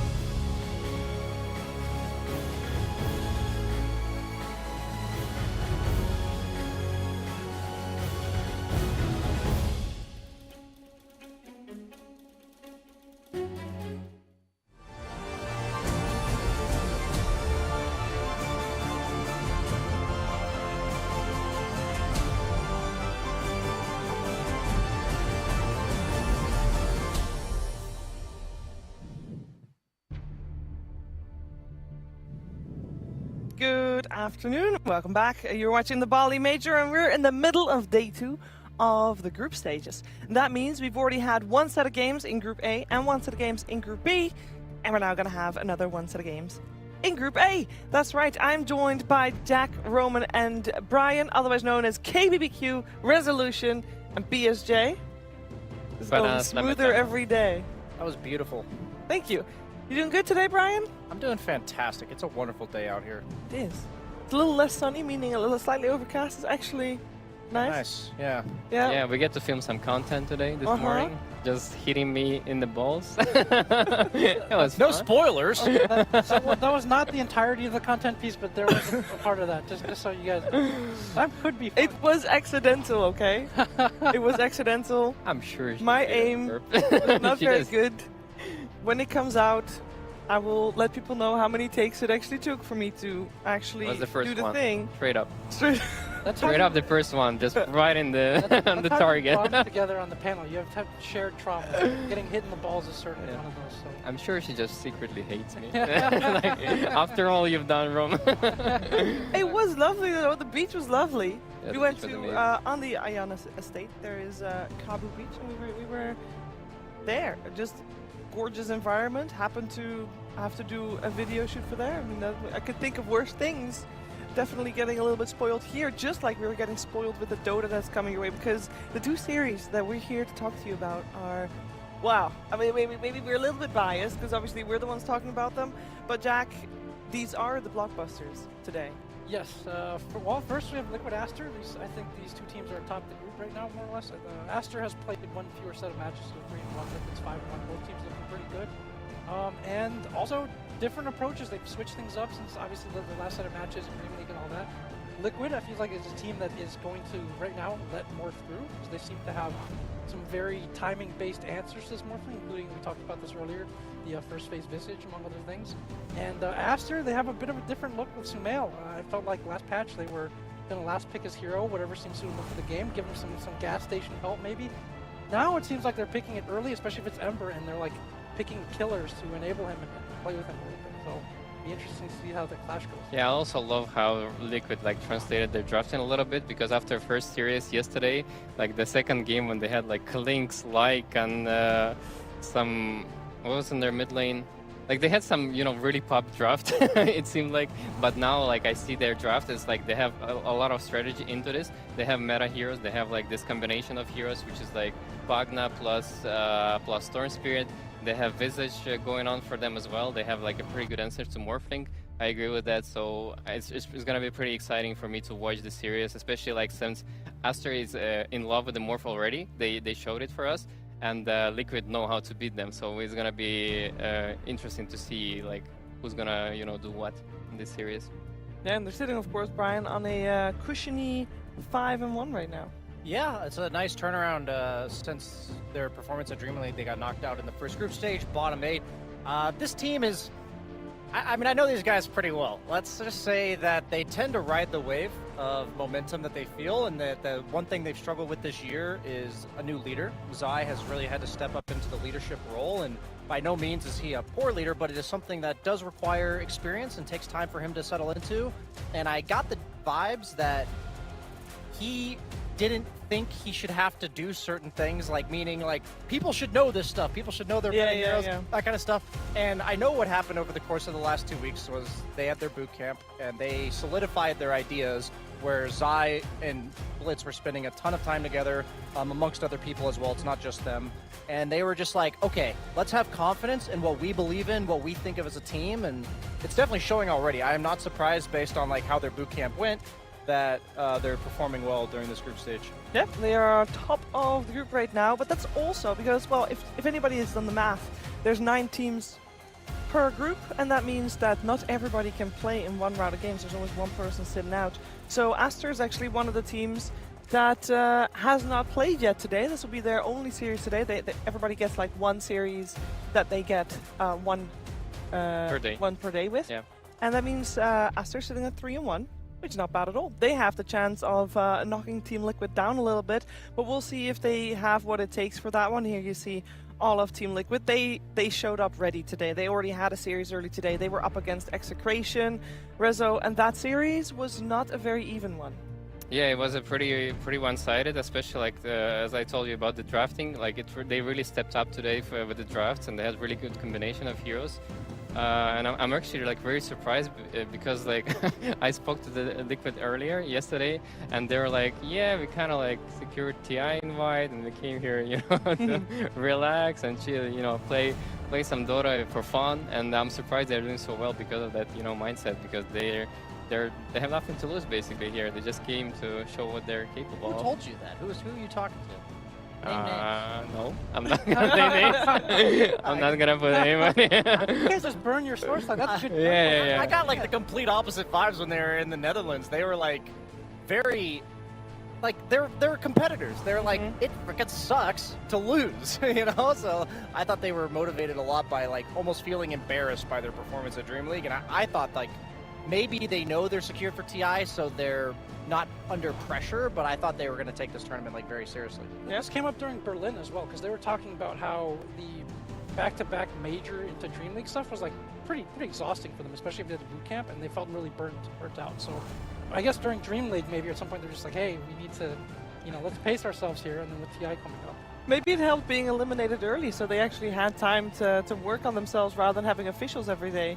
You know, that can sometimes help out. Of course, on the side of Aster, they are not secured for TI. They got 608 points or something like that. It's not enough, guys. They need more points in order to make it on points to the international, and so they have a lot of pressure on them to perform.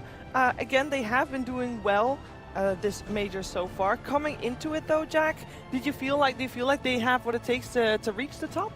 I think this team has had a tendency, especially with the Smil version, to start off pretty strong in the meta or tournament and then kind of drop off a little bit. I think you saw that this year during the CNDPC. They sort of like limped their way into this tournament.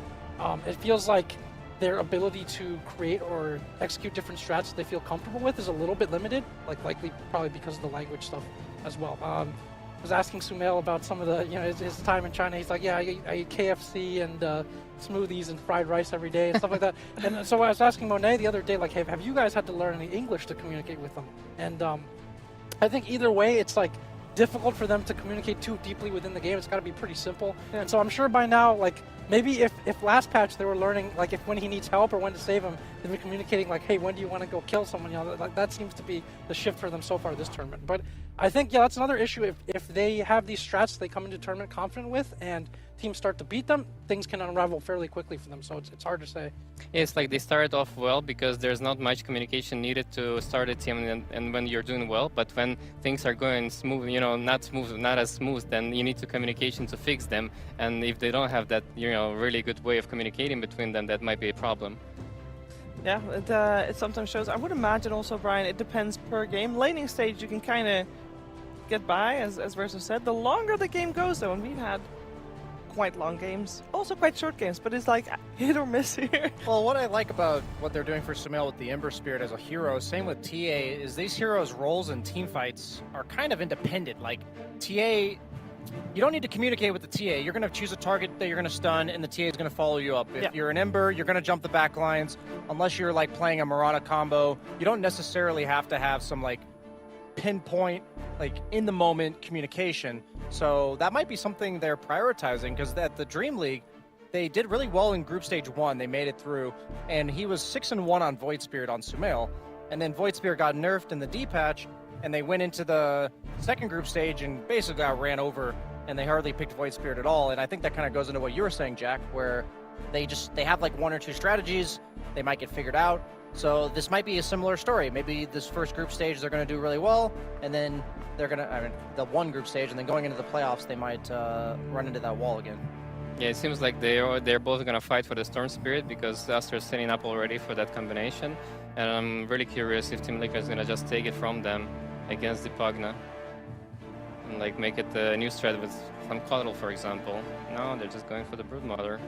I've got a question what you guys think about Aster. So, you know, you mentioned they get kind of figured out. We saw that, we talked about how Liquid, they got knocked out in the first group, so they had a little bit more time to boot camp and figure out ideas out there. Do we think it like benefited Aster to get stomped the way they did in Group Stage 2? Like, who do we think would... Is it better to have time to boot camp in their case, or is it better to time to like have your strategies be just overcome by the opponent?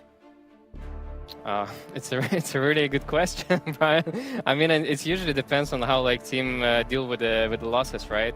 If Team Aster has a good communication and they're like, yeah, guys, we lost because of this and that, which I assume they don't really have that much because it's harder to communicate more complicated things with Sumail. But maybe between the 4 of them, like maybe Sumail isn't like really needed to be part of that strategy discussions because they already have it between 4 of them, and for him it's just like the matter of like, yo, show us your skill, bro. Like, just do your thing. We're gonna trust you. But for us, with 4 people, we're gonna like prepare something for the next matches. But Team Liquid definitely is the team that discusses a lot. I think they have really good communication. Is what like they look like from the outside. I think they're really. I mean, you know them better. You just just being in the office with them like all the time. Like you can better explain like how they work inside from the inside. Yeah, I mean there really are best of buds like outside the game, and during boot camp like they're eating together. I mean we all know that Insania, Mickey, and Boxy have played together for eons. What I love about this team is that they kind of like rise and fall together. Like they're on the roller coaster of Dota together, and they kind of embrace that. Like they know it's an emotional roller coaster to go from winning to losing. It can be so fickle, like we see what happens, like, even Gaimin Gladiators, like they were kind of stepped off their game for like a week in Dream League, and then suddenly they come back right into peak form and win the whole thing again. And we're kind of seeing that again with Liquid. We're seeing it with Aster even, just going 3-1 so far. Like, the difference between success and falling short is not very small, or not very large when it comes to Dota. That's amazing. I actually want to like say props to the organization itself, because I think there's a reason why this specific group of people came under the this Liquid organization, because I feel like the principles of that organization is actually like to build a strong team, to not like fight for the for the small things, but actually like work together. And like we rarely see changes from that organization as well. It's like it shows how good people are being treated there, and like how much they're trying to work within their own roster to make some changes instead of like changing players to see where else they could improve. That's oh good. No, it makes the team very resilient, and I think Team Liquid going last TI through the last chance qualifiers and like making it somehow all the way to 3rd place at TI, that's insane. And a team that makes it through something like that, I mean obviously they changed 1 player after that, but that does mean you gotta be able to withstand that amount of pressure, and that's just that is incredible. Yeah. Then they steal my player and start doing even better. Thank you, Liquid. Hey, you did pretty well through the last chance qualifiers as well, so give yourself some credit. And some say could did even better.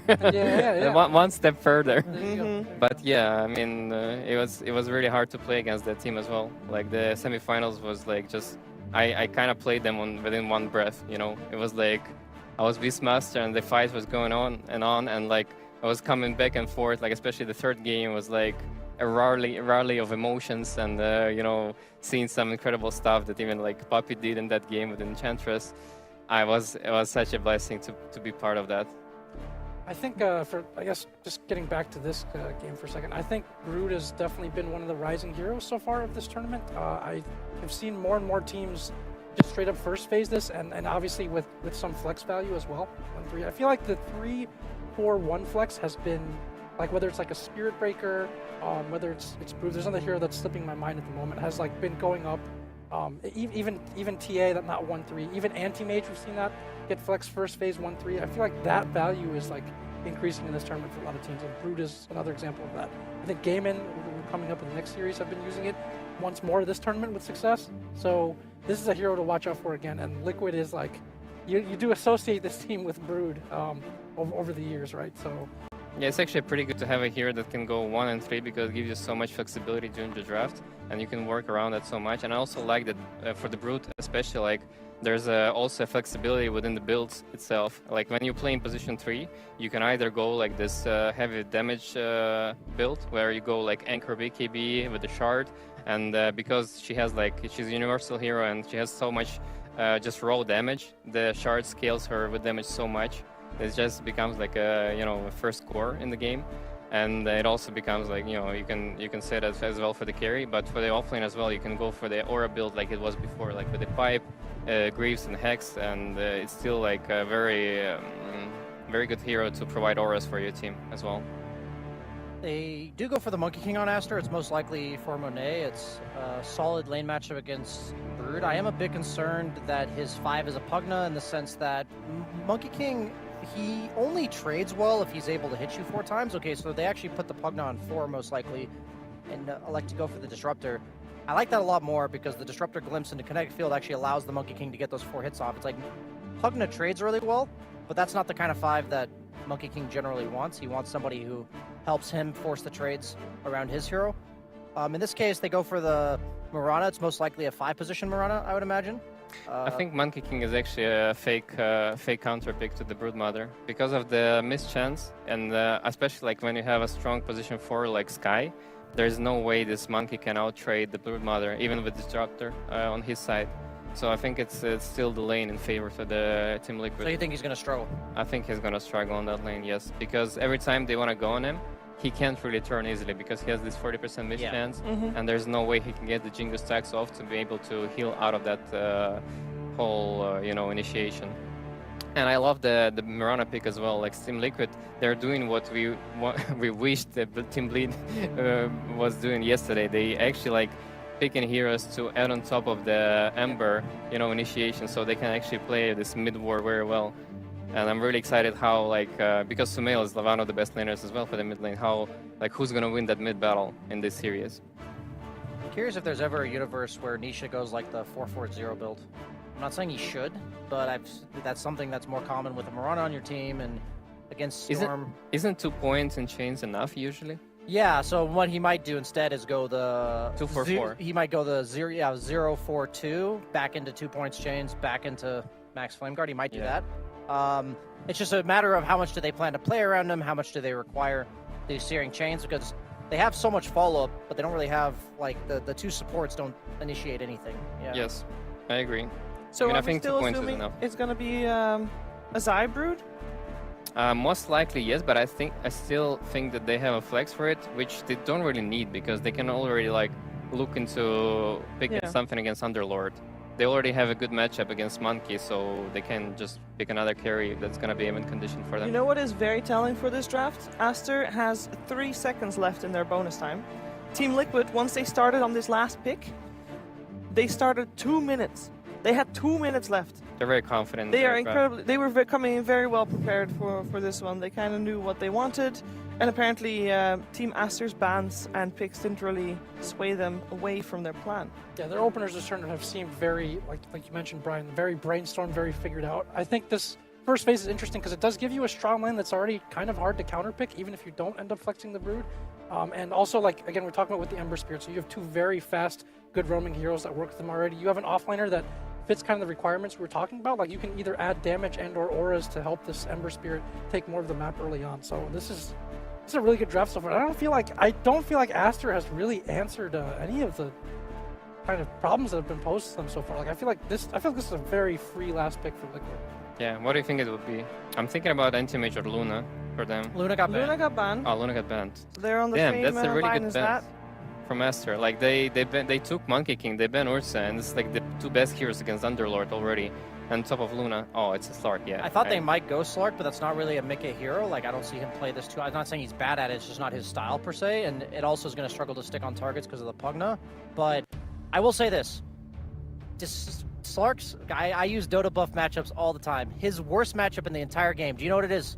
For Slark? Yeah. Viper? It's Disruptor. Disruptor. The most unfavorable matchup in all of Dota for Slark is Disruptor. It's because you can't purge any of his spells other than the first one, but you can't purge Glimpse, you can't leap out of kinetic field. Yeah. You have to buy a BKB, usually.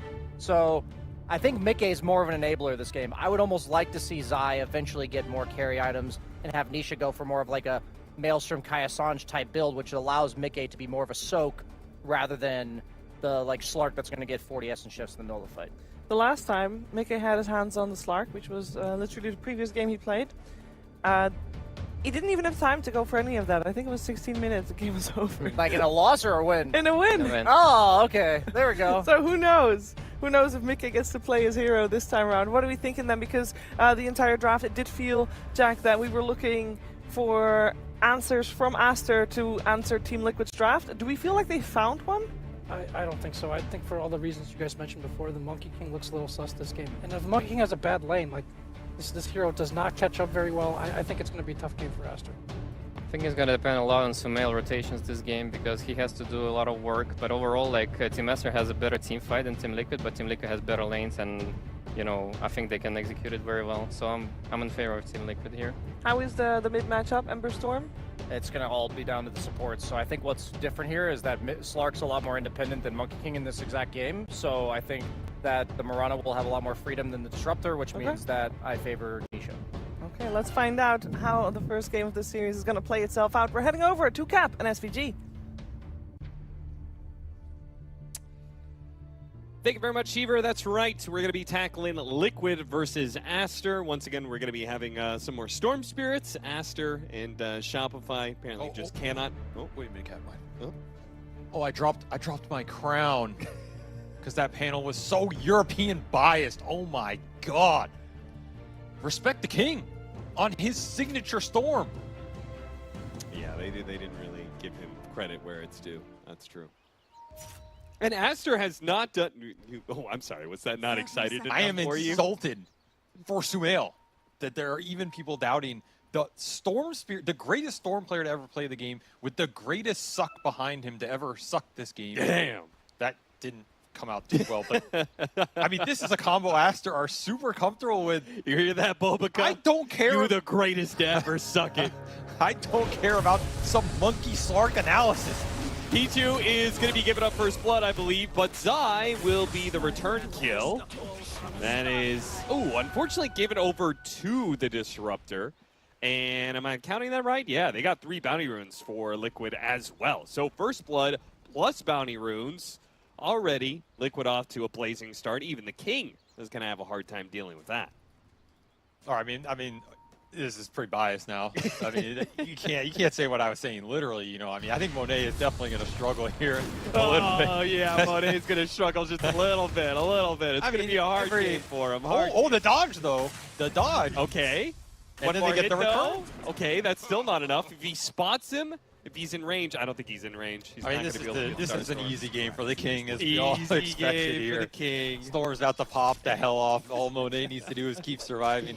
I agree. This Brood Monkey matchup is like pretty deceptive. I think, honestly, I feel when Brood is in the meta, it is either first pick or last pick. There's no in between. And I think this is a first pick Brood meta. And I think when Brood is first pick, you don't care about anything. Like, you're picking this hero with the idea that it can go multiple lanes, but also play different styles and play around anything because you are confident in your Brood strategy as a whole and what the hero's going to offer you. It's not about like, oh, they got some Naga or some troll or something. You know? Sure, yeah. So I kind of agree, like, okay, you get Monkey King. If the Monkey King is good for Aster, then the pick is fine. But if it's not good for them, then it's not stopping Brood. It doesn't eliminate Brood's impact from the game. So that is a big factor here. And I think the Monkey King is okay for Aster if the Storm gets off to a fast pace, and then Monet can join the skirmishes pretty early on an active carry and help snowball that. But if the Storm is not off to a fast pace, then yeah, you're going to be stuck here playing Liquid style of Dota. Zai gets glimpse back top and smackdown. Easy kill for Monet, and he still has Jingu stack to heal up a little bit more. Easy Aster prediction here is... I mean, the Aster is kind of set up. It's kind of interesting. I think both the Broodmother and the Ember Spirit are similar in that regard, right? Where I think they're both heroes that you can pick early, because while there is some unfavorable matchups, you just kind of feel good about the hero no matter what. But both lanes are Aster favored, right? At least a little bit. I'd say early on, yes. I expect the Storm to free farm mid versus the Ember. And I kind of expect Monkey King to do well, at least in the 1 through 3. I can see the level 1 going really bad for Monkey if his support is weak, but I think Pichu did a decent job here, forcing the trades with the Glimpse, and Monet is having an okay start. I think this lane gets hard for him, especially with Skywrath Mage eventually beating Disruptor out, but if they can keep playing for kills and then trade it up that way, I think Monkey King can get out of this lane. It also seems like Sumail is running away with mid lane just a bit. Well, of course he is. Was there ever any doubt? I mean, I think there's a little doubt. Let me tell you. Nisha's also one of the best mid laners in the world. Yeah, but let me tell you something. The king is the king for a reason, okay? And the issue with Aster is what happens after the first 10 minutes? Because when Sumail just gets to play as 1v1 mid, he doesn't need to know Chinese. But after 10 minutes, suddenly the vocabulary requirements start to go up at an increasing rate, and that is one of the issues I've seen for Aster. Monet is going to get run down here underneath the tower. The final loop running at him and will fall. Now, it does look like Zai is probably going to get traded out here as, yep, Pichu. It's actually on a killing spree. He's gotten so many of these last hits. I'm not sure if Monet's happy about that. Probably not. Honestly, though, net worth-wise, he's doing fine. But yeah, I mean, the bigger factor for this early game, because CS is one thing, but when you're going for these kill trade lanes, it's a lot about how much gold your carry's getting out of it. So honestly, Aster is still okay with this early game. And actually 3 deaths on Brood. I mean, the first one was on the rune, so I'm not going to count that, but 2 deaths on Brood in lane. At least you're slowing Zai down a bit here. He's not super happy with where the creep wave is right now, and that'll allow Pichu to rotate mid to contest these water runes away from Nisha with a glimpse. Yeah, they're going for the kill, but at the same time, Insania was going for the water rune bottom, shows up to the lane, goes for the kill. Nisha dodges the remnant with the slight, and as a result, Liquid are going to be able to pick up kills on both, but Mickey is going to get run down in the safe lane. So it does come at a trade-off. They brought extra heroes into this lane for mid, but they are giving away Mickey's game a bit. I'm surprised Mickey dies there. Like, he had range off one, and he still goes down to a no-stun lane bottom. It's a huge find for XXS down here, who is having the way better time in the CS department. He's doubling up Mickey just because it's an Underlord. It's an Underlord Pugna, insane harass, insane early game CS trading down here. Aster's offlane is owning this early game. That is a good sign. It's going to create pressure. These rotations come to mid, but like you said, they get punished. So I don't know if Sumail is too sad about that, considering it was a 3-on-2. I mean, what can you do? Yeah, only so much you could do against ganking firepower like that. I do like the fact that they set up the Underlord to... I think this is very much a momentum-based lane, right? Most Underlord lanes are, right? The more CS you get, the harder you hit, the harder it is for the enemy carry to sit in lane against you. But in particular, Slark, who's usually pretty good against these tanky offlaners, you put a good 4 position with him, you start winning the lane, Slark is just going to have a really hard time getting any CS. I mean, he just had to ferry out Salve, so that's rough. Some of this net worth being burned off Mickey. Just to factor the trades here. Got some blood grenades, can't forget. Thank you. There's a lot of blood grenades. JJ's making sure you know. Was that the infographic? I actually couldn't see it. Yeah. Wait, he has a blood they grenade. brought up the no. Oh my. They brought up the tricked me, dude. consumable gold spent and then covered over the blood grenade. I'm gonna find JJ. I'm gonna have a special word with him. Where are you, Blood JJ? grenade thrown out mid as all the spells land here, but Pichu is goddamn tanky. Yeah, not tanky enough though. Insania is still able to pick up the kill. Level 6 on Sumail, but level 6 on Nisha as well, so no obvious kill available here. So we got the power rune. Nisha did. He got an illusion. He's pretty happy about that, considering he's sitting top of the board here and has opened up a decent lead against Sumail just thanks to the ganks here from Liquid. I don't think that lane was going that well for him, but... No, he was losing out on DS sure. by a pretty heavy amount, to be honest. And I'm pretty surprised he's this far ahead. He's like 500 or 600 ahead, and the net worth is even favorable for Sumail. It's just the 1 kill, I guess. I'm not sure where all that net worth came from, actually. More bounty runes, I would say, for one, right? They got 3 at the start, yeah. and there's maybe more they've gotten since. Arrow gonna stop Bulbaka. Oh, he mistimed it. They're gonna have to just have a click off, and Insania still gets it. So Wisdom Rune being stolen away. They really need this kill to punish him, but he's got leap. So I think Insania is away. It's a big find. Denying a lot of XP, especially with the start that the Aster supports had in terms of finding these kills. They were already pretty high level. They're going to go for Zai a 3rd time at top. They have the blood grenade, they have the trade. How much are you going to miss? They're going to go for Insania as well. They do manage to get the pull back, get that kill while Zai dies. So Aster getting some nice turnarounds here in this moment, despite losing out on the Wisdom Rune. And again, they do need that experience. Like you said, they're already getting some of it out of these kills, but you really want to make sure the Pugna gets to 6, right? Because you've got this potent combo of Storm Pugna. Yes, you want the Suck Up and you want Static Storm Up. They're two very important spells this game. And Bulbaca's the best to ever do it. That's true. He is the best at sucking. Yeah, I'll give him that title any day. He's going to try and defend his ward. Sumail's going to come back in. They're going to look for this 8-minute rune.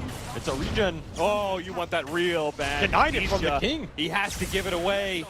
Oh, wow. Nishu denied it. I thought Insania was, when you said denied it, I thought Insania went for it, but... No, Nishu was just out of there. I mean, Pichu thought he was going to Remnant on top. Or maybe try and do his, you know, Remnant through trick that we've seen him do 1,000 times. Is this a change, or have I literally just blanked this the entirety of my Dota career? Like, you can't Remnant through Kinetic Field? Like, he threw out the Kinetic Field, and I swear to God he threw a Remnant, but it didn't go anywhere. Am I crazy? You can throw a Remnant through Kinetic Field. Yeah, like you can, right? Yeah, why wouldn't you be able to? I don't know. Is that actually a thing? That sounds ridiculous. I thought Nisho threw out a Remnant. No, I think he just... No, maybe. I mean, that's another issue, but I don't think it had anything to do with Kinetic Field. Okay. Maybe I just missed something. Or maybe you he can didn't. You can definitely Remnant through Kinetic Field, actually. 100%. That is not a thing. Monet going to Wukong command top.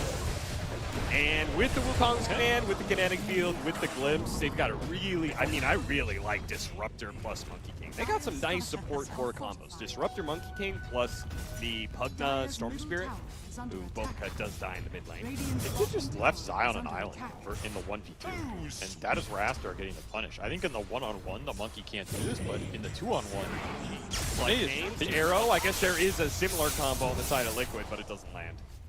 Yeah, this is where Liquid have devoted their resources to mid. They're choosing Nisha over Zai here, hoping it'll pay off in the mid game. It might if Nisha can abuse the levels and make something happen on the map, but it does feel like they've kind of just abandoned the Brood a little too much, and Monet has gotten a lot out of this lane, man. He's going back for Battle Fury on top of having healing lotuses off the pool, plus an Orba Corrosion, plus that room handle. There's a lot of armor, a lot of extra right-click power through Monet in this early game. Like, he could easily join these mid fights if he wanted to, and there's a gate. Oh, the arrow! Oh, no! And now the Mystic Flare on top of it. It's still not enough, though. Sumail is actually going to go back into it. Thanks to the Underlord being here, he feels confident, and he is, and he should be, manages to dodge a little bit of Starstorm action. Does need some extra top off here on the mana department. Ooh, arrow, another one, slips right past Sumail. Zai comes back into it, but I think Sumail has enough. Great Static Storm, though, with the Firestorm on top. That's going to be some decent damage with Monet showing up. A glimpse back into that one. No, nice dodge with the slight there from Nisha. Sumail still lacking the mana to be a part of this one, so it's just going to be XXS and Monet who try and go for punish. But because Mickey and Nisha, a little bit too mobile, no lockdown, they're going to be good. That's okay. Take a quick visit to the 7-Eleven over here. Yep. With the Witchblade first for Sumail, who's back to having a pretty solid game after some of that kill involvement. And that is the early engagement that Monet can join off of those kills top that are really paying it back for Aster here, getting their supports up those level 6s, instantly putting them to use, and another quick smoke to try and continue Sumail's involvement and punish Nisha not having remnants here. They all got used earlier. And silence though. Ooh, the heal. Not enough. Sumail ends up going down. They thought they could get the punish, but instead, I mean, at this point in time, you just have to expect there's going to be both supports behind Nisha at all times. Yeah, it has been a trialing mid. Sumail is not happy about that one, as another arrow will seal Baboka's fate. Even without remnants, Nisha's so tanky. I'm surprised Sumail is dying this fast, to be honest. Like, he's pretty damn tanky. He went for a Raindrop, Wand, Falcon Blade, early Chainmail with Strength Treads. It's like 1500 HP Storm with a crap ton of armor for this early in the game. He just melts. I mean, that is Skywrath Mirana, single target magic burst. You're up in the magic damage by a lot with 2 levels of the seal. So, arrow almost landing onto the Disruptor. XXS seems to be wanting to play a little bit more around mid. He keeps on rotating over here. I don't like that he's just here, though. I think the benefit that Aster should be getting on the map when Liquid force this trialing mid is that you're abusing the side lane matchups, which should be okay for you in the one-on-ones because you have the gate potential to then join these ganks if Liquid overextend. What if Underlord sat mid and then that freed up those 3 to roam around? But I don't know where you roam to, I guess, is the thing. Like, I think that move becomes very obvious. I guess you can try and gank Mickey, who went back for Midas, by the way. So he is going to catch up in this game on the start. They're going to go for top. Smoke on smoke, though. They've already set up, and they got the silence on Sumail. He's dead in an instant. And Nisha is going to be static storm, though. Maybe they can get this pick off. They will. Thanks in part to the pit. They've got some just really good AoE control. And tower deny. Oh, that's nice. Taking that away from Modi. A little extra value, and then XSS immediately back to bottom. Those are the type of gate kills I think Aster are looking for that Liquid need to be careful of overextending into. And another static storm punish on the Ember Spirit before you can get up these defensive items. I mean, that's going to be nice here. Trading out the mids, though. You got to feel like Aster maybe wanted more out of the Storm than Liquid wanted out of the Ember, at least in this early portion of the game. They seem a bit more dependent on him draft-wise, as now Sumail has fallen behind. Yeah. 600 behind the Ember Spirit. I feel like that's his 3rd death in this game that he didn't get anything out of it. Like, the trade goes to his team, but in terms of himself, it's just purely sacrificial. Yeah. Can't ask the king to sacrifice. Yeah, I don't think he's that much of a sacrificial player. Well, I guess you can't ask him anything. Radiant's middle tower Speak your is team's under language, attack. but that. Today is going to be found. They really got to be careful. These pickoffs are happening constantly now. Slight chains into arrows, slight chains into Mystic Flare. I really like Skyra this match, just for the pickoff potential. I think it's one of these supports that always gives you early game kill threat, which because these kills are worth a lot, it kind of just guarantees you eventually get at least one item and some levels out of it. And I think that's just nice to have. As long as your draft doesn't get punished for having Skywrath in your lineup like a squishy backliner. Yeah, what do you mean by that? How do you need to shore that up? Do you what Skywrath fight or frontline? I mean, these supports that generally only offer you aggressive potential sometimes backfire because you don't get a save out of it, you don't get some AoE control. Their scale can be a bit misleading. Like at a certain point when the defensive items come out for Aster, Skywrath falls off very hard. This hero sucks versus 4-staff. It's terrible versus Glimmer Cape. Pipe kind of owns the hero, right? Greaves, Lotus Orbs, all these dispels, get rid of the silence. That's always been the problem with Skywrath. It's like the Silencer boat. I think Silencer's a bit more robust in terms of he provides a lot more AoE and global ability. But Skywrath is just terrible for utility, so you have to make sure the early game is really good so you can push past that. But it seems like if the kills are worth more and the early game is more reliable, then I like this hero more than I used to, at least conceptually. It's like a little bit of a risk, but the reward pays off more because so it's worth a lot. It's a bit easier to justify picking this hero because at least you're getting the payoff. Like here, Sumail, still no defensive item. He's just gone. Yep. Guaranteed. I will say, I think one note about this matchup, by the way, let's not forget that Sumail played with Liquid for a significant period of time. That's true. And I know a lot of the Liquid guys really like Sumail. They liked playing with him quite a bit. They had a lot of fantastic things to say about him. I know Insania in particular really likes Sumail. So, I mean, I'll say one thing. They probably know a little bit about how Sumail likes to play, likes to think about the game. It feels like they are targeting him hardcore. Yeah, they know if you gank it 5 times, he's going to be pissed off. Yeah, exactly. And that is what they did. They ganked him 5 times in a row. And he's probably pretty mad. Dire's middle Pipe does come out for XXS here. This Underlord is a very powerful hero because it can bring your team back in these 5-on-5s. And XXS, he's top of the board here. He is the strongest hero on the map. Level 12 as well with max action for him. I mean, the 5-on-5 has got to be insane right now for Aster if they can find it. There's a pipe on Zai, but I don't think his pipe is as good as XXS's here. When you have Pugnasuck behind the Storm, who's pretty tanky. Monet, also, if you take a 4-on-4 for Aster, Monet with the Battle Fury is going to be pretty happy in this period. I guess Mickey is also pretty happy with that Midas. Do you think maxed out Atrophy Aura was the play, out of curiosity? Because I feel like Pit is really good, and the Atrophy Aura isn't that effective this game. They do have Kinetic Field, which kind of guarantees the second Pit, and maybe it just gives you enough lockdown to kill these cores anyway. Atrophy is also pretty nice in these fights just for the extra right click, and if you ever win a fight, it helps you convert on the tier 1s. It's a trade-off. I'm okay with this build. I think extra pit points really early game rarely matter. It's like pretty minimal increased duration. We're talking about 1.2 to 1.8 for 3 levels. It's hard to justify a lot of time. Especially if you're not going the Atos build, which he's not. Mech will be finished as well. Very even game. He has a shield room on the Ember Spirit, so it's not going to be that easy with the Static Storm to be able to kill them, but they're going to try. Sure enough, the shield rune gets him through a lot of that damage. Another Slight dodges the glimpse. That's the one thing about that matchup. You do need to try and use the glimpse early while he's still silenced. Otherwise, Remnant or Slight is going to give an escape option against that ability. Now Aster just 5, snared and Nisha unable to do anything. Yeah, they can't stop him. You're farming a single Ancient camp here. The entire map is Liquid's right now. It feels like Liquid are just slowly clawing their way into a better map state of using the Slark Vision, of using the nighttime. This Midas on Mickey definitely was the correct choice this game is. He has felt zero pressure and has propelled him to a very solid position levels. Gonna go in Smail again. This time around, though, a pipe and the heals behind him, so they can turn around and start getting aggressive. But boy, that silence lasted a long time.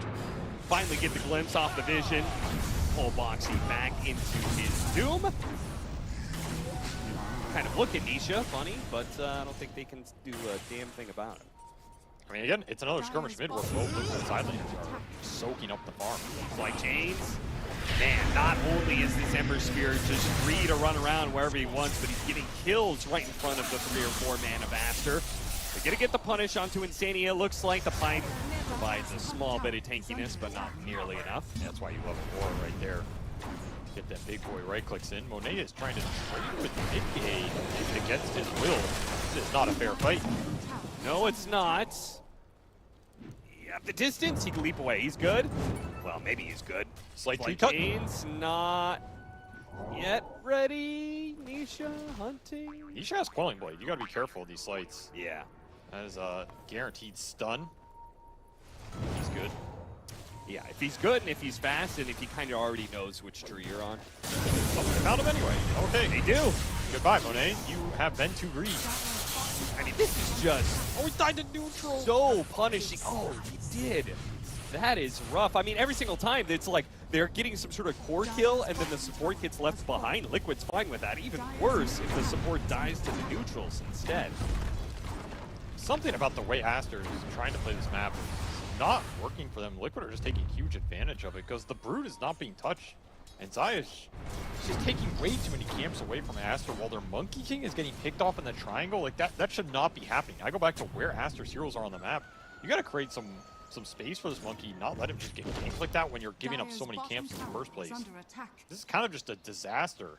They're going to make another smoke with Sumail, who has damage but no offensive or defensive item yet, and they're just going to find nothing while Monet goes back to hitting Ancients. Liquid definitely just out. Maybe they can get Brood. One's Fine. back, kinetic field.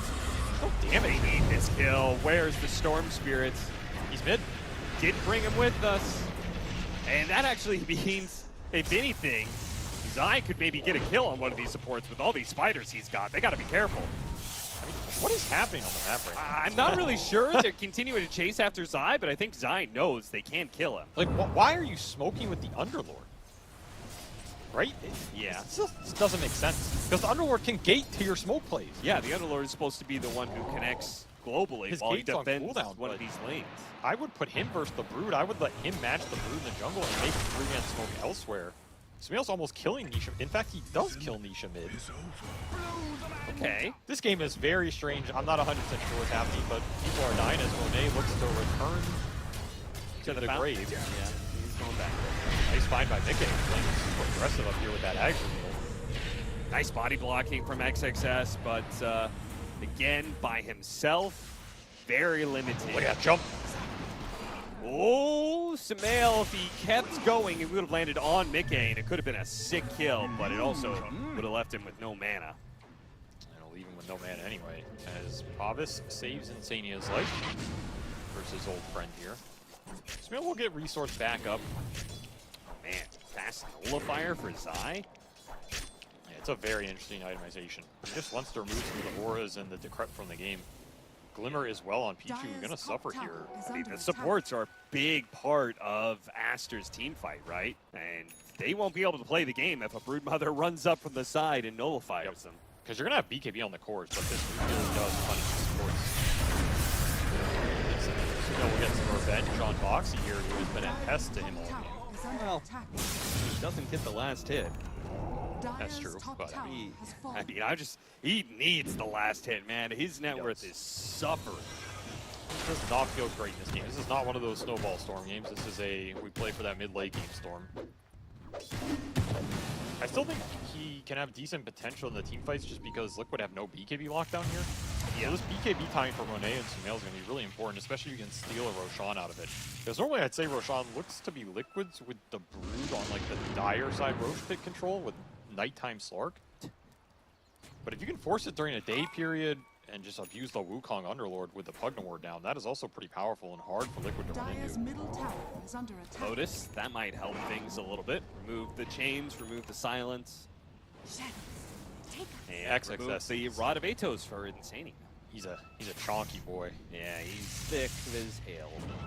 I think he could even be more farm this game. I think Aster missed a lot of the mid-game map efficiency here. Yeah, the part where he's like kind of running around towards mid, but not really getting anything done. This is 4-0 and 4.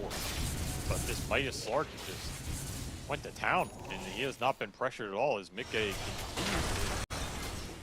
to explode. Yeah, why they haven't spoke to Mikke's side of the map once, I think. Maybe he just felt it's too hard with the pressures being exerted from the Nisha 3-man hit squad, but he's almost level 18. He is level 18. That's crazy. Mail needs a save. Bulbacut gets him with a Force Staff, a little bit of a heal, but it's not enough. The Mystic Seal plus the Nullifier go to them. I mean, it is a great static store. They need the Monkey King, though, to be able to follow this one up. It lands right in the middle of the two supports. We'll be able to get that, plus the glimpse back on Zai. If they could kill a core out of this, it would all be very much worth it. Gonna turn with the BKB. Yeah, they get back into it, chains on the 2, and they manage to get a Pounce plus a Cut Tree onto the Monkey King. So he's out of this fight for a bit. Getting around the margins here. Pichot is going to be chased underneath the tower. Monet tries to save him and will be successful. Think about playing the wall right now. XXS right next to him. Can they get the control onto Zai? A glimpse back, perhaps? It's not available. Glimmer Cape goes down. Mana. He got the mana. Oh, that one. Thankfully. Jeez, they could not let Zai get away with this. Surely he's going to die, right? Sumail respawn will secure it. Yeah. Nullifier definitely did work there. He's going to look for another jump on the rune. It's a regen. Oh, he got it. Gabe, thank you very much. Got the rune. Can he control him up long enough for the pit to come in? XXS is here. Hits it with the pit. The Firestorm. The damage is enough. Sumail was back into the game. He may not have gotten that kill, but he gets 289 for the assist, and he got 1,000 gold, I think, or something close to it earlier for that other kill. Finish up his BKB. He won't even need Vivoka to regen back up, and that right click from XXS. That Denisha dirty, man. That was a plus 300 atrophy aura right click at the end because he got it all off the kills. This hero hits hard for a utility-based core. Yeah, if he's just sticking around team fights where heroes are dying. It's a pretty solid fight for Aster in the end, but you can definitely tell that Liquid's timing here with the BKB on Nisha and that Nullifier on Zai definitely messed with the support utility value. It took him a long time to wear through that period and stall it out. Boom. See you later, son. Nisha definitely playing a bit too greedy there in that fight, though. There was no reason to try and kill that Storm. Stupendous. Send a message. Yeah. Scanning. I think they've sent that message a few times. I'm not sure. Like, I think Sumail's gotten the message. Maybe he hasn't responded yet, but he's definitely received it. That's probably true. You could see the double check mark. You know he's read it. You know he received it, but he didn't respond. Just left it on read. Yeah. That's the story of my life right there.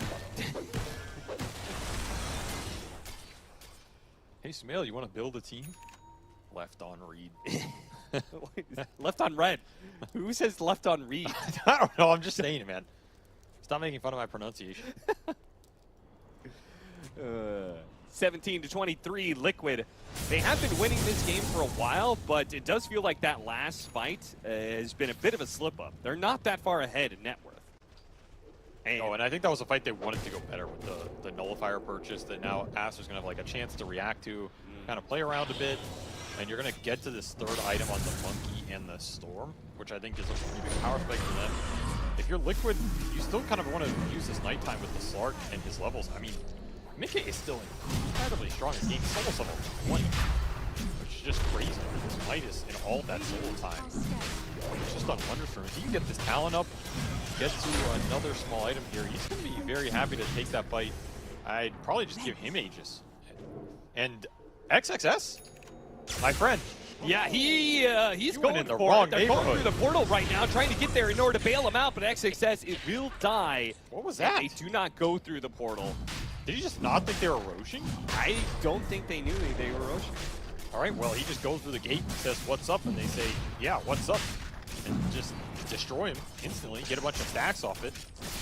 So they get Roshan and the Slug, and that'll be Aegis to Nisha. Okay.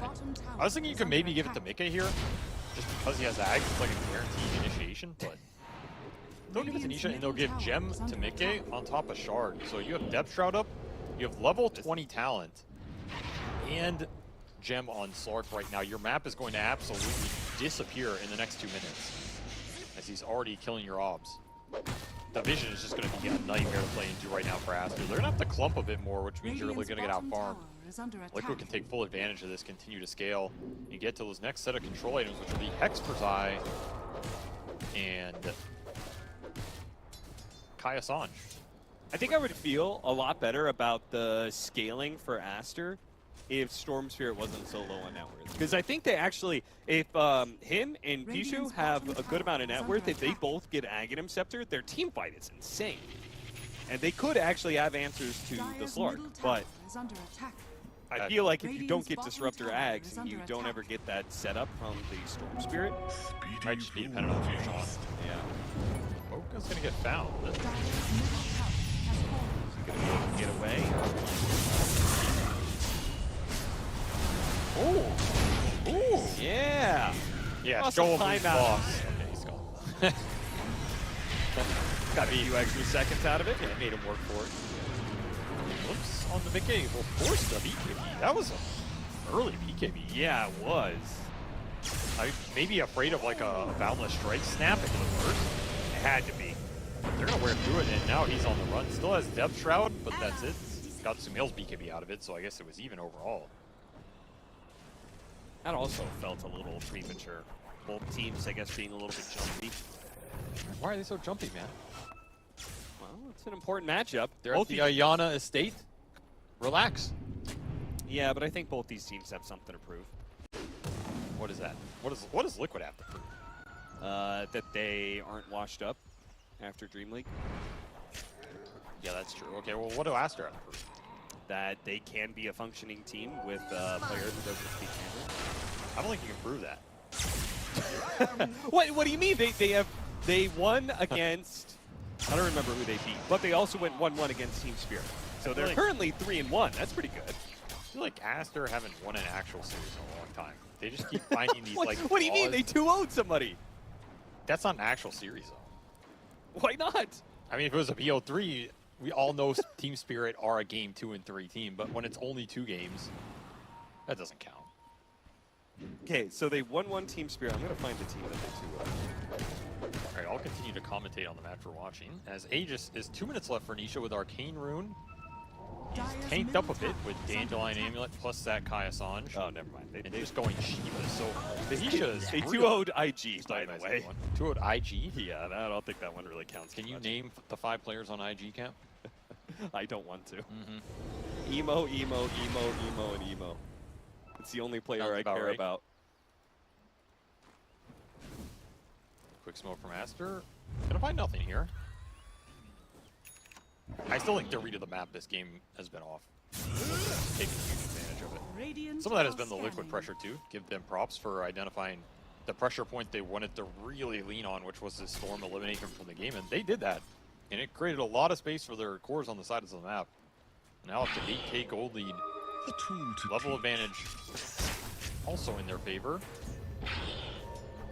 And they finished up this Hex on Zai, so the control is there between his Nullifier and Hex. It's gonna be a problem. Instantly put the juice on the kind of baiting a little bit. Does Sumail gets off the BKB? think they just need to get out of this fight, though. It's not looking that great. Samael's trying to finish off Zion. They get the glimpse back onto him, and they do manage to finish him off. But now the Storm Sphere no longer has that BKB that supports. Will tear him apart. Mickey does take a lot of damage, though. Damn. Yeah, Chase is on here. He can get some glimpses. Nisha's in the back with Arcane Room. They are surviving him. Few more seconds for another glimpse. Don't need it for the Insania kill. Well, if they can get some vision here, Gate to try and find it. I don't know if they're going to be able to get the punish. That's a pretty long jump. Yeah, they get up to Boxy. They use the BKB, and they'll at least get that. Really was a very poorly timed Poundless Strike, but it doesn't matter. You're still a star. Double kill for you. Yeah, I'll push him up to #1 here all of a sudden. This Monkey King is getting to be a problem. They don't have the best answers for just man-fighting him, especially in the Wukong. And their burst is not great because their burst is reliant on the spell damage, which if you get BKB off, like we saw there, it doesn't matter, right? Like, okay, you get Storm to 300 HP, but once you boss BKB, nobody's doing anything to him. That was a big turning point in that fight. Big point in this game, because I think if Liquid crushed that fight with that Hex, you're potentially just looking at a Rax in like a 15k gold lead. And that's too much to surmount here. But Aster survived it. Buy time for this Monkey King Butterfly to go to work. And they're still looking for a glimpse on the map. Mickey got him with the glimpse. He's gone. Yeah, no BKB, and he doesn't get off his ultimate. That is a huge find right now. 80 seconds with no Slark on the map. Did he still have the gem as well? He did. So that is a gem gained by Aster, but more importantly, taken away from the Slark. They lost so many wards to that in the last 10 minutes here. Really big pickup in terms of the map control, especially when you're looking towards this next Roshan, which was Liquid's to get, Liquid's to claim and Liquid's to end the game with.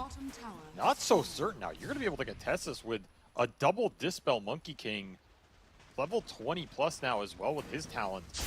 An Elven Tunic on top of Butterfly. That is why that Bloodthorn came out from Mickey. They're trying to deal with the evasion stacking here on Monet. I mean, the panel was talking about the evasion from the Brood on the lane, but now it's the Monkey King who has proven too hard to hit here. It seems like potentially both you and the panel could be. Let's not jump to conclusions as you may have jump stuff when you should, but no follow-up. More staff, Lotus Orb, a lot of resources to be able to get him out there. Zai taking a tier 3, he's but Aster are committing. They're going to get the full lane of barracks. Are they going to get caught, though, on their way out? Smail going to try and run some interference. XXS actually boldly going forward. He's ready to go. Whenever his team can get back here, they can go on the Broodmother, but for now, they're just trying to get away safely. Finally, the Monkey King can join in here and start going for the kill on his Zai, while XXS is going to go through the gates here. They're going to show up. Zai is going to be in big-time trouble. Glimpse back now that XXS is here, and he is dead. All he got out of it was a range barracks, too. Still looking for Popoka, and they should find him here. Oh, no, he has the gem. Oh, drop the gem off. Right it. Nobody see it. Oh, Insanius saw it. Should have hit it in the tree somewhere. Yeah, I think he was hoping to put it further in, but didn't work. No, unfortunate for Aster that they cannot rescue that. They do have a gem of their own, so there's some parity here. And honestly, just getting a lot of the Liquid deep wards off the map during this time period is pretty nice. Because if we look at the map now, there's 2 obs bottom for Liquid, but these are not the ones they wanted in each stage of the game. And that lead has gotten dropped down to 2K. A lot of that is on Monet, so this game kind of rests on whether the Monkey King lives or dies.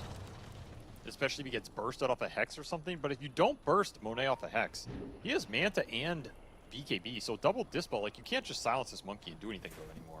And he's looking for that level 25 talent. Additional Wukong ring would be, massive in a game that is coming down to who wins the next Roshan.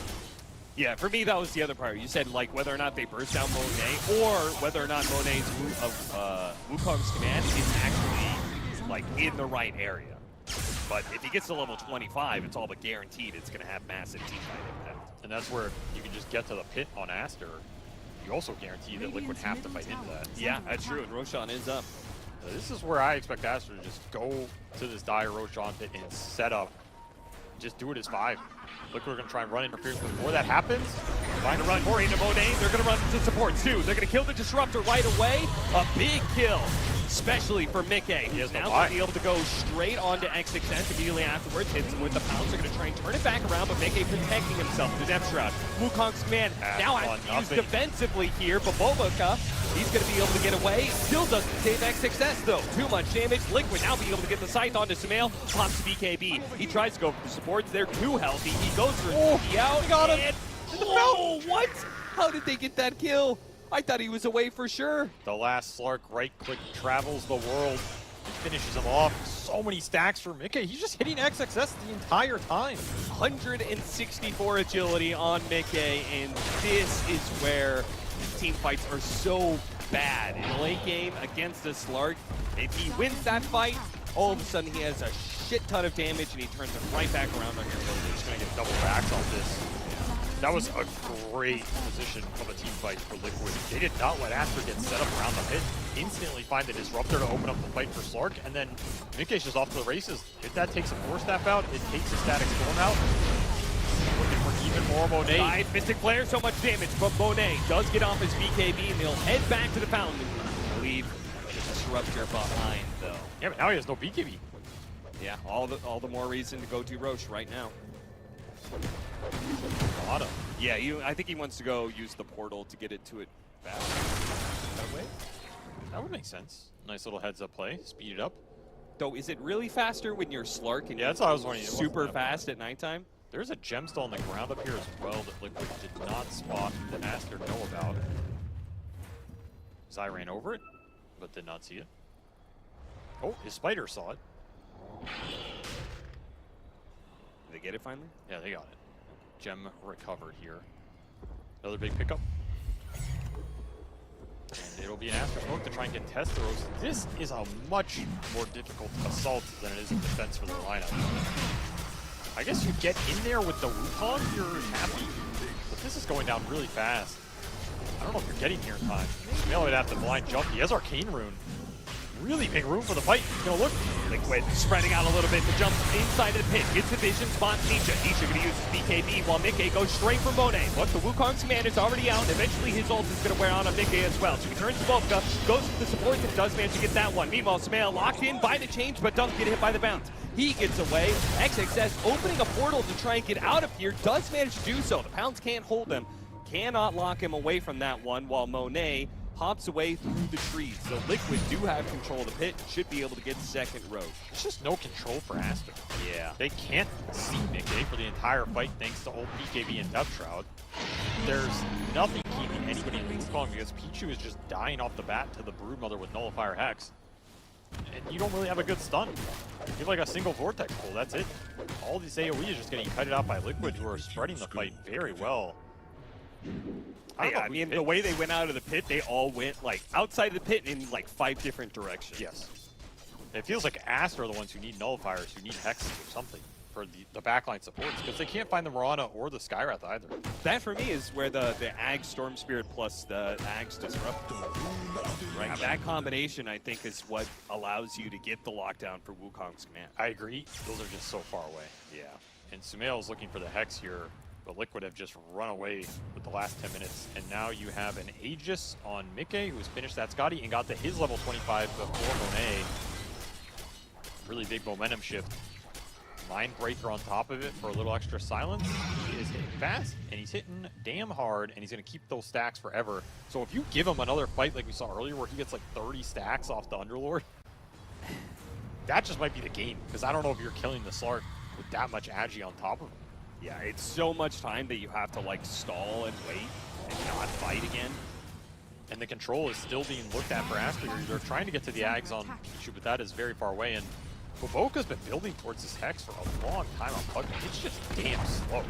Dire's bottom tower has fallen. And this is going to be the push from Liquid before that control comes online.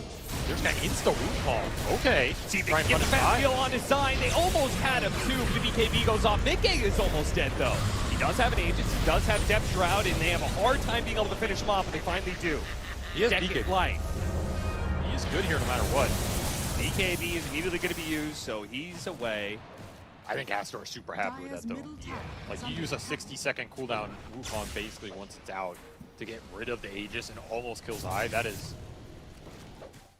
a big loss for Liquid. I think that is a Roshan they wanted to end this game with, and now you're going to have to push towards the next one. This game's going to get stalled out. Pretty much what Aster wanted out of that. would have been a lot happier if they could have killed Zai, but the depth round save from Mickey. I mean, that is the issue. That's why you need more items here so you can take those longer fights. The high ground push is what's hard in this game for Liquid. That's why I say they wanted a lot more out of it, because you have to deal with Underlord Pugna going high ground, plus the Wukong in a setup objective area, and Fountain jumping Storm.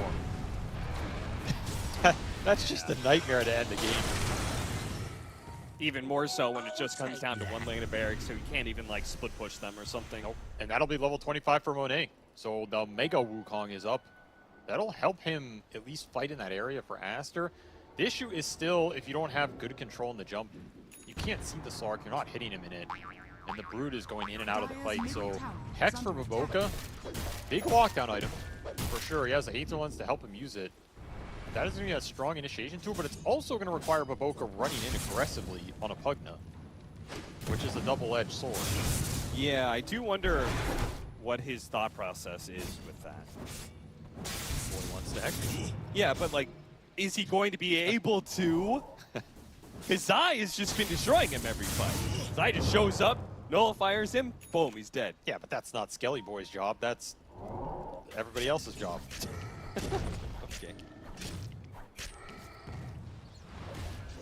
Well, we'll see if he can pull it off. Certainly easier when you're high ground. I almost feel like this Hex is, it's not really an initiation Hex. It's like the Slark's ult Depth Shroud runs out and then you Hex him. Or the Ember BKB is out and you Hex the Ember, right? I don't think Baboka is ever going to start a fight with Hex.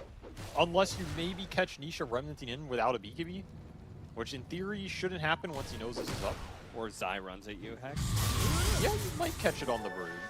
I mean, it does at least force the Broodmother to use BKB earlier. Yes, that's the nice part. But I'm saying you want to set the fight up in that way. And a Revenant's Brooch for Sumail. He was thinking about Hex as well, but he was just going for the straight damage on that. Is weird. Force Staff gets him away from the pounce. Mickey still going to go for these supports, though. Meanwhile, the Stormseer is going to be zipping back and forth. Mickey looking to finish off the Disruptor. Finally does manage to get the Wukong's command is out, but no lockdown. Once again, Liquid able to play the edges of this one almost immediately. Collins back, he's going to be able to grab. Oh, they got him with the grab at the same time. Now the Storm Spirit dies for that one, but being able to kill the Ember Spirit like that is massive. Problem's going to be the stacks. The stacks, they're getting bigger for Mickey, and he is just turning up onto XXS now. The kinetic field stopping the pounce, actually. Maybe they can get back safely. With the glimpse back onto the Broodmother. He got E-bladed, trying to save him for a bit. It's not enough. It's not. It's not. Oh, God. He finally died to the Thunderstrike. Mickey is going to be able to pounce over to the side, but another glimpse is available. They just want the vision, the gate again. On, the gate. To get him with the glimpse back. Mickey instantly sides up, and Aster will win the fight. It was a draw it out. Close call, but it win. Those kills are so close for Aster to get, and if Liquid can get out of that, heal up and re-engage, they may be happy. But man, buyback from Pichu instrumental there. We see how much work he did with those glimpses once the BKBs are out. You're not gonna have that buyback every fight. There's a reason Mickey has been focusing the Disruptor every engagement. Like, it secures all those big core kills at the end. Glimpse on the Ember to kill him in the Wukong off double stack crit. Maybe a little lucky, but they probably would have got him anyway. I mean, also the grab from Sumail was at the same time as he got Glimpse back. Here it's really nice. Sacrificed his life, by the way. That is what a true core player does. Then they got the Glimpse on the Brood to finish him off, and the Glimpse on the Slark. So that is the control lining up here for Aster. Daedalus at the perfect time for Monet definitely pays off. He did not have buyback for that. Risky purchase. And now he might even be able to get a refresher, which will seriously, like, they had an issue there, killing things inside of the Wukong's command for a minute. If you have a second one, that really gives you a plan B in these fights. He's really strong now. The damage is starting to ramp up for Aster, because they got that Daedalus, they got the Remnant's Brooch, it's going to pierce a lot of the Agi Hero's armor here, and they finished up AC for XXS. So that's just going to amp it up even further. This is a nice trifecta of late game items for Aster, and if you're Liquid, you get nags on Nisha, and you finished up another item for Mickey if he wants to buy out for it and sell the Midas for a second nullifier, but you're kind of peeking out here in terms of your damage ramp. Maybe level 25 on the Ember is another thing you can hit, but it does seem like this late game ball for Aster is gonna become an issue if you're not getting the Slark stacks up. Yeah, what would you replace his Hand of Midas? That's what I'm thinking. I mean, he's thinking Nullifier. Another Nullifier is good. I wouldn't mind some extra attack speed either, but I don't really know what that is. I like the Nullifier just because I think it's still, like we saw, he was trying to kill the Disruptor and then the Decrepify stalled him out for like 3 seconds. Those 3 seconds are really important. I agree. The Nullifier does feel like a mandatory item here. I mean, the damage is decent, especially when you build up the stacks, then you're just fully online. If they can get next Roshan and Aster, especially if it's going to be an Aghanim Scepter, they have so many good Aghanim Scepters to get. Monkey King, I think, is probably the one they're going to give it to, but again, I'm talking about Storm Spirit and Disruptor, I think are really good. I mean, just imagine this Monkey King with even more statues around. They've wanted to Roche the whole game, right? Yeah. They're just waiting for Liquid to mess up a little so they can get it. Liquid have been pretty disciplined. They're going to push in this bottom lane and threaten the last racks here, so that's going to force Aster to respond. You have to be careful with these pushes with the glimpse. You can trade a BKB for it, but you don't want to have to. Yeah, they don't really have, I mean, they have Gabe, but they don't have like a Boots of Travel hero to be able to like deal with the push, but still be able to join in the fight. And we're getting to the point where the most important thing in this game is buybacks and where that Roshan happens. We have all the core buybacks up except for Sumail here. He's still struggling to keep his net worth up. It's going to be so awkward. Roshan's going to spawn, but I think they're going to be in some sort of standoff, and it might actually switch sides. Weird spot to fight for Aster. Big just jumping straight in, immediately using the BKB and going for the Disruptor. Force that, hits him away. Buddy's able to pursue. Another pounce, and they'll finish him off. That's going to be a dieback for the 5 position. They are going on the Skyrim Mage at the same time. Looks like Mickey is going to be locked down. Pops his BKB though. Oh man, there are a lot of stacks going on Mickey right now, but the heals are coming through from Boboka on the high ground. Insania's going to try and deal with them. Finds Boboka, but he get a force staff down to low ground. Mickey is still healthy and still getting more and more stacks, and this fight is getting harder and harder for Aster. They cannot have the control anymore. Monet is actually going to be swept up, and there's too many heroes from Liquid. They run him over. Buybacks available for Aster, but it's looking like they have to forfeit this Roshan to Liquid. Man, Nisha did so much damage in that fight. It's insane. I also want to point out this Stormcrafter. I don't know how much damage Stormcrafter did in that fight, but I feel like I saw it proc like 10 times. 3-second cooldown on this spell. He's just remnanting in over the top of everybody. This thing procs off cooldown. You're getting 2 Shiva's guards off as well. Crazy damage coming out from the Lake King Ember. It really helps Mickey stick in these engagements and just start building these stacks up. And really good target prioritization, Liquid, and a great area for them to fight in. Again, not letting Aster just set up on an objective. They get Zai out of the Wukong, but that's it. And he has instant buyback here, so he's able to return. Zai also gave up his life to go on Boboka, who he sights him, and that stops any potential save on the Disruptor. And the Disruptor has to fly, so they knew if Ichu's out, he's out for good, and now they're fighting for the barracks. Mickey, he still has stacks here. Pretty good use their buybacks. Mickey goes in for the dive, and he's going to be psyched up. They got him through the Dark Path, but they couldn't focus him, and XXS is in trouble, man. Mickey, even if he doesn't get a kill out of this, he has gotten so many stacks up. And Moonlight Shadow is really helping him going in and out of these fights. Disruptor is back up here for Aster, so if you're Liquid, you gotta care about glimpses, but Mickey does not care about anything, man. The attack speed is out of control. Goes for the back, but instantly psyched up. Sumail gets off his BKB. Once again, trying to target the... Oh, what is going on? They're going for the throne? What a play! Oh, the gate! Aster, they can't actually win this fight, but they could go for the throne. They don't have Wukong. Now they're gonna try and go back. Wait, the gate's out. They're committed. Yeah, they're committed. They have to stick around, but at the same time, Mickey has so much damage. He has way too many stacks. Through the throne, you're right. Too many stacks. An attempt by Aster to turn the game around. A hell of a move. Was that necessary? It doesn't work. I don't think they were winning that fight against Mickey. I actually think it was necessary. He had too many stacks. I don't know, man. I feel like you might be... I mean, I don't know where the Wukong got dropped. I guess he didn't have it for the last exchange, which is why they went for the throne. Yeah. If Liquid don't have Glyph there, I actually think they lost. But, yeah, you have to know they have Glyph because there's no point at any other time in this game that they would have used it. I also think they would lose if they had Aghanim Scepter on the Monkey King, right? Because then you position on the tier 4, you drop the statues. Yeah, you would have had 3 souls. It adds up a lot more damage. That's hard. That's a hard call. That was a very interesting play, though. I kind of respect it. It might have been the higher win probability, especially if they'd done it a little sooner with the gate. That's a very tough call to make, but a cool call at the end of the game. And I mean, hell of a game from Mickey. I still think Aster gave him way too much space with this Midas Slark to just get insane levels, and he's just clearing through them late game. Nisha, 63,000 hero damage as well. the tri-lane mid for Liquid creates a pressure point that abuses the hell out of Sumail, who only finishes 5 and 9, got nothing going on in that game. Yeah, that's really what it came down to. The Ember snowballs, the Storm didn't, and the King falls. He does indeed. He falls in game 1 anyway. But I do think Aster, like we talked about some of their problems, it felt like they had a little bit of a misread of the map situation and stuff. The map was, that 10 minutes, like the 15 to 25 was just awful. Yeah. The smoke with the Unlord with Storm showing mid is, that play like never works, I think. You don't have to damage. It feels very off. Something was wrong for Aster, whereas Liquid were super happy in that exchange. Yeah. So I think because of that, I feel optimistic about Aster going into game 2 and being able to have like a better early game, just because I'm sure they felt the same way as we did. But we'll see whether or not the panel feels the same way about us as we head back to them. Thank you very much, Cap and SVG. That was a fantastic opening game to this 2-game series, and definitely a lot of faith in Aster here after that game.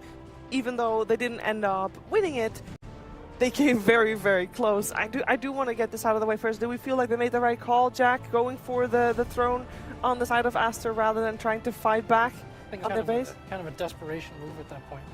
I don't think there was any other, like, they're talking about the stacks that Mickey had. I don't think they can win that fight, especially if they didn't have Wukong at the end. There's no way. Just don't have a choice at that point. It's too late. Yeah, I totally agree with that. It's kind of like the only way they can win the game at that point. But I want to go back to early game and like mention that the laning went smoothly for Liquid, but I think it could have been even better if they keep playing on the Broodmother lane, but instead like the Monkey King got so much advantage with the Disruptor because they started playing on the mid lane so early, and the Ember didn't even like have chains at that point, so they couldn't really connect with the spells on the Storm Spirit, and because they were doing that, their side lanes were kind of losing. And they didn't have as much of a early game as I expected them to have, with opening the top tower with the Broodmother and just like translating to their jungle and then start playing with the Ember to get more advantage out of it. And the second part I want to mention is that like even though Monkey won his lane and Slark didn't, he still like was better on the net first than the Monkey King, surprisingly. Yeah, I really liked Mickey's choice to go for the Midas. I want to highlight so many things in that game, by the way, but I wanted to compare the laning stage to the board game Risk, where like I feel like both teams are like positioning X amount of soldiers on each lane. Like, we're going to take over this territory, but you're going to take over this because Liquid's putting 3 people mid, and then Aster's abusing Zai top because he's in the 1v2, and then even Mickey was getting pressured. He died once in the laning stage to a gank, and what I love so much about the Disruptor pick and like what was like so high level about this game was, so Liquid had a very clear idea of what they were going to do. They were going to put the Skywrath Mage, the Mirana, the Ember all in the mid lane, picking on Sumail. If you have like pretty much any other 5 there, I don't think the Monkey King can punish the Broodmother for being alone. I think that the Disruptor is the only hero in the game that allows these kills to happen, which is so crucial because otherwise their choice is to respond to mid, which I don't think is going to be as powerful when you're dealing with such a strong trio from Liquid. So there were so many things I liked about this game. Mickey's vision of the Midas, where he's like, my hero needs a lot of items because I'm against Disruptor, a natural counter, but I also had a rough laning stage, but he's even participating in fights with Brown Boots, and you were not a fan of I was like, wow, there's a Slark showing up to this mid fight with Brown Boots and a Glove of Haste, but so many things to say. Like, I mean, Aster just made them work so much for it. Zai's itemization, I think, was flawless.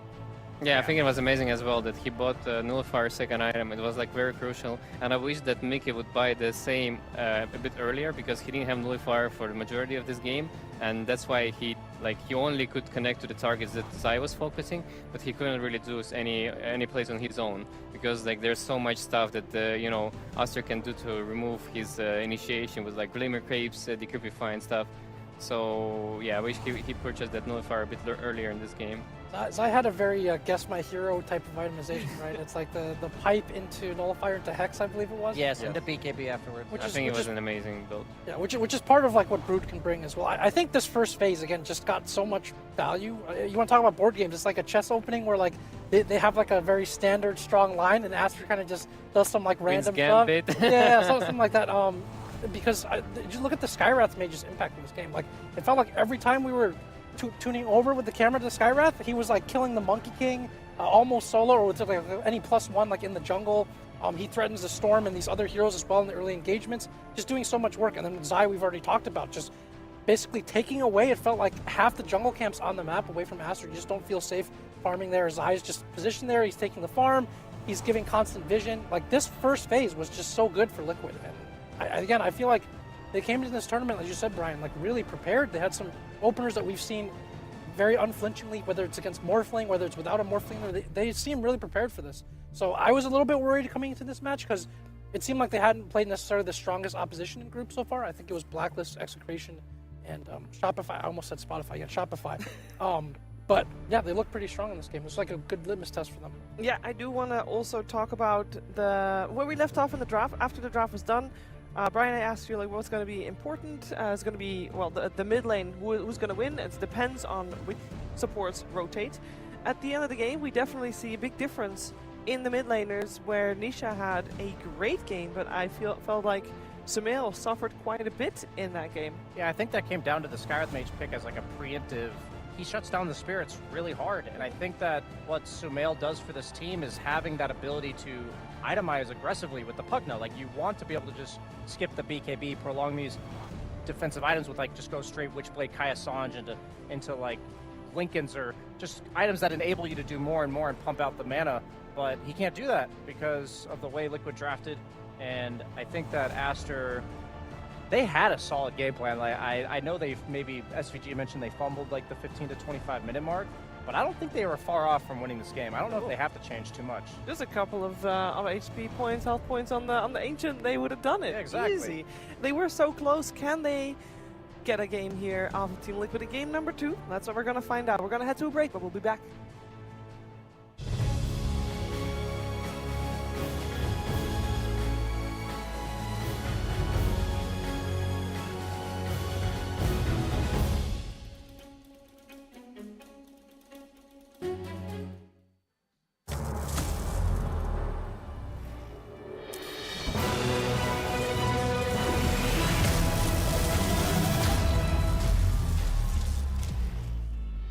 Use your skills in the gaming. 1xBet.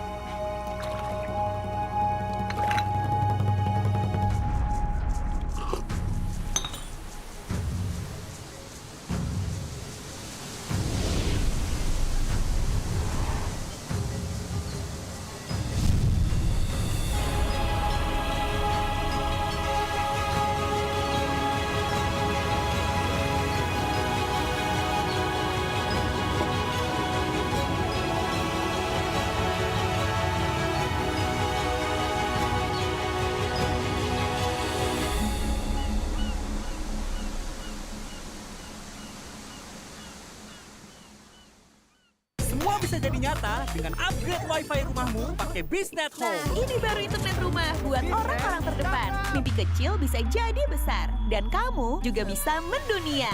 Jadi, siap wujudkan semua jadi nyata?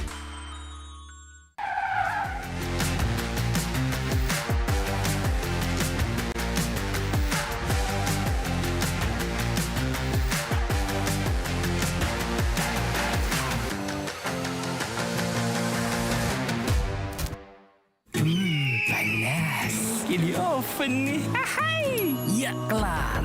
Wih.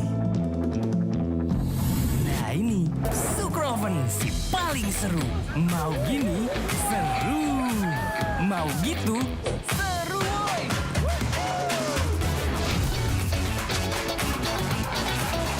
Mau lagi? Lagi, terus aja lagi. Sukro Oven, seru roll di oven. The world is your stage. Take the first step to change. Lead with vision and innovation. Perfect your strategy and make your goals reality. Así que vaya. Get in the game. Make it count.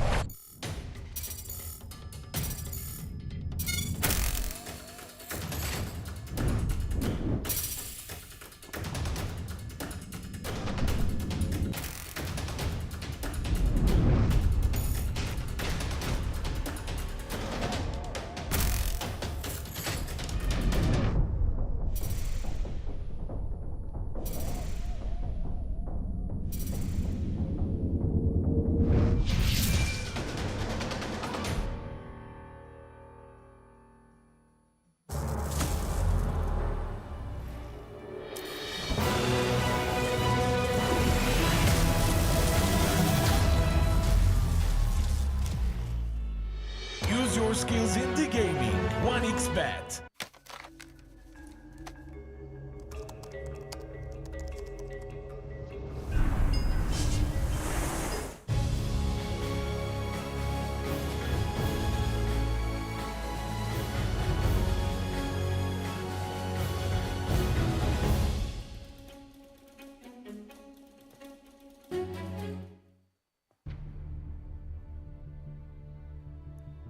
Can't wait for more of that. Team Liquid and Aster, we had game 1, it was great.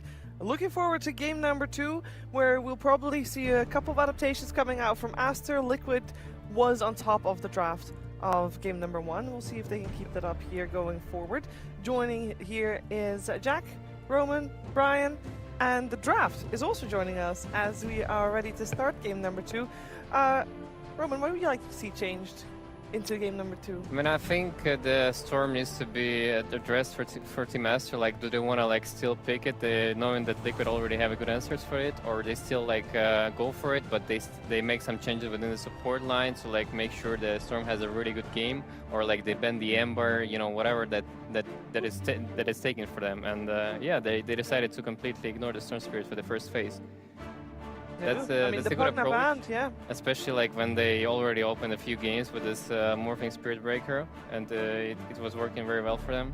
So this time they didn't ban the Morph, and they just took it. So Liquid's, again, I feel like they have multiple sort of variations prepared against this. Also, I'm surprised Aster's gotten away from something that had worked for them so far this tournament. Like last game, the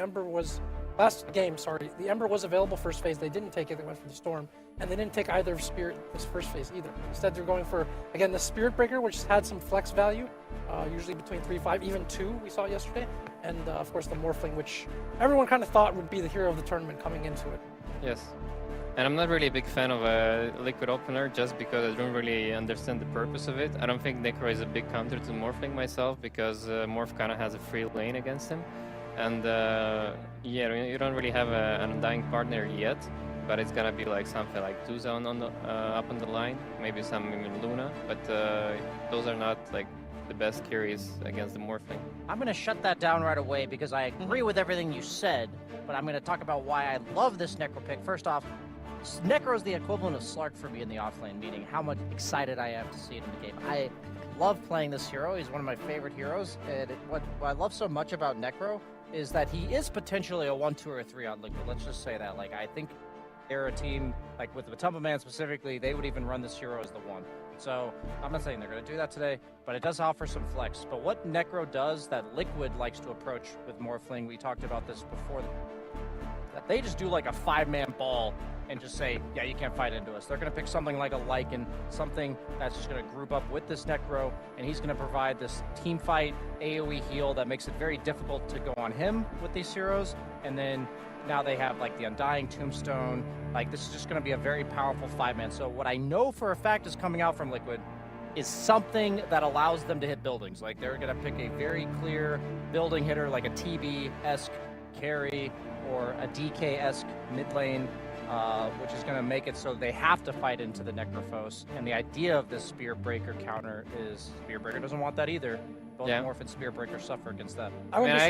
sorry. Yeah, sorry, go ahead. I was going to say, I wouldn't be surprised to see like a lone druid at some point in this game. Oh, absolutely. Because we've seen Liquid, a lot of their answers to Morphling this tournament have been very timing based, right? It's not we're going to outscale this hero, it's we're going to hit a timing where they can't fight us. And so if you're facing the king, why not bring the Pope of Pestilence himself, the Necro out? Oh, I like that. No, I actually love your suggestions, guys, and I think the Lycan is going to be an amazing pick here as well.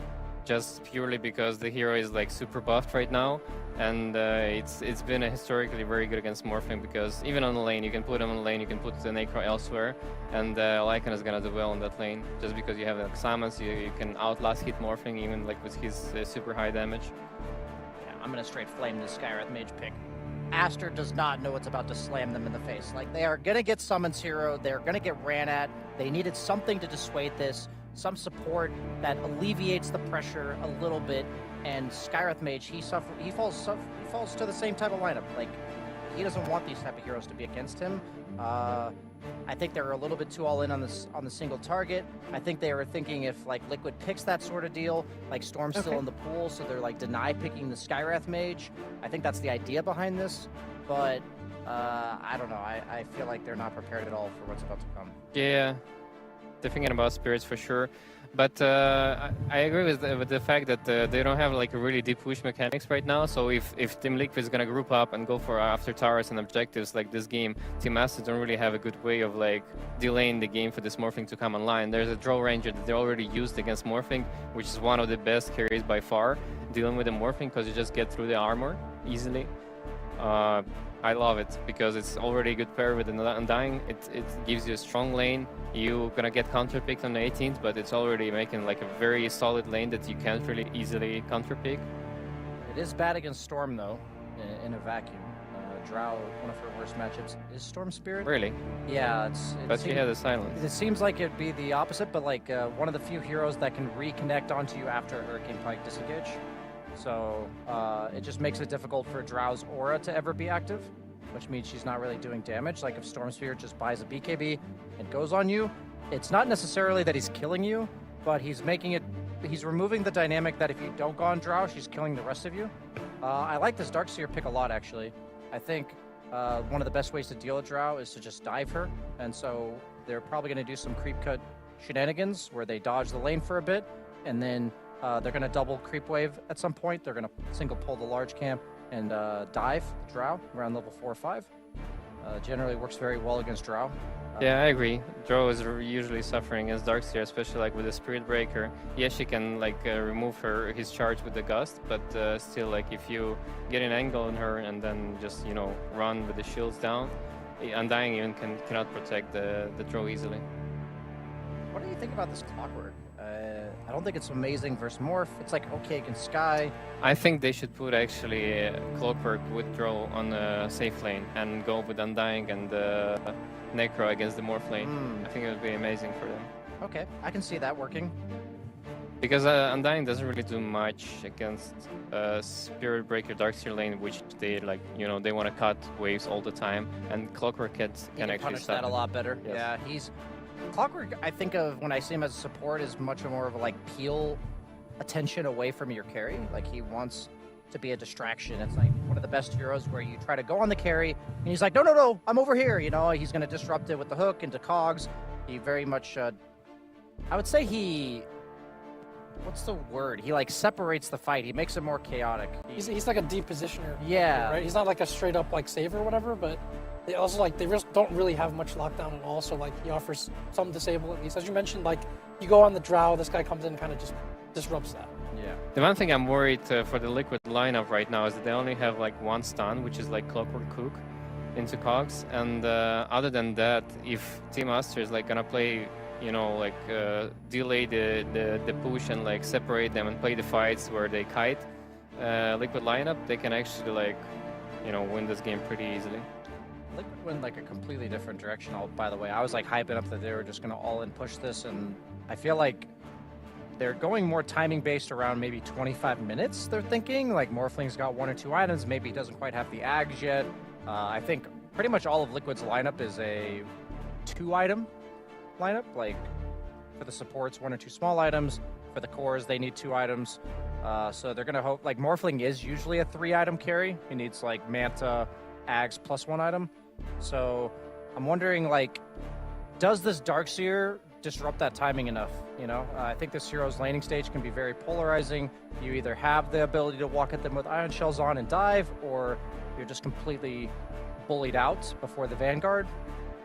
I think Liquid are gonna be looking something like a Shadowfiend, even though I think they need to be having some, you know, initiation disable from Nisha this game. And for Team Aster, Storm Spirit last pick looks very juicy.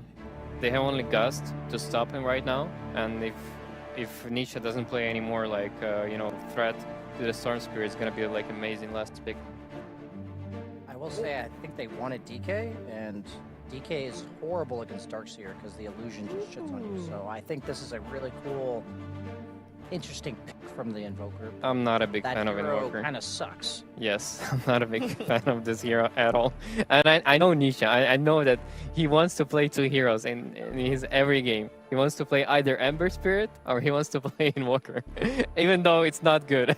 And it might be like very bad, you know, hero in the game at all. Ember was banned, so this is the only one. Yeah, they banned the Ember, so he's like, yo guys, I want to play Invoker. Give me that. I wouldn't have been shocked if it was like a lone druid or something, and they're just like, forget everything else. We're just gonna run at you at this. I think Shadowfiend would have been amazing for them, just to have that 25-minute timing, you know, and scale with the Draw Ranger. But they would only rely on, you know, Boxy having a good game, having a good initiation in this game. Invoker can defend himself a little bit better than Shadowfiend. I think they were a bit nervous about having like 3 gankable cores in the first 5 minutes. I think Invoker is gankable, but at the same time, his counterplay is a lot better. So something like a Quaswex Invoker might work here.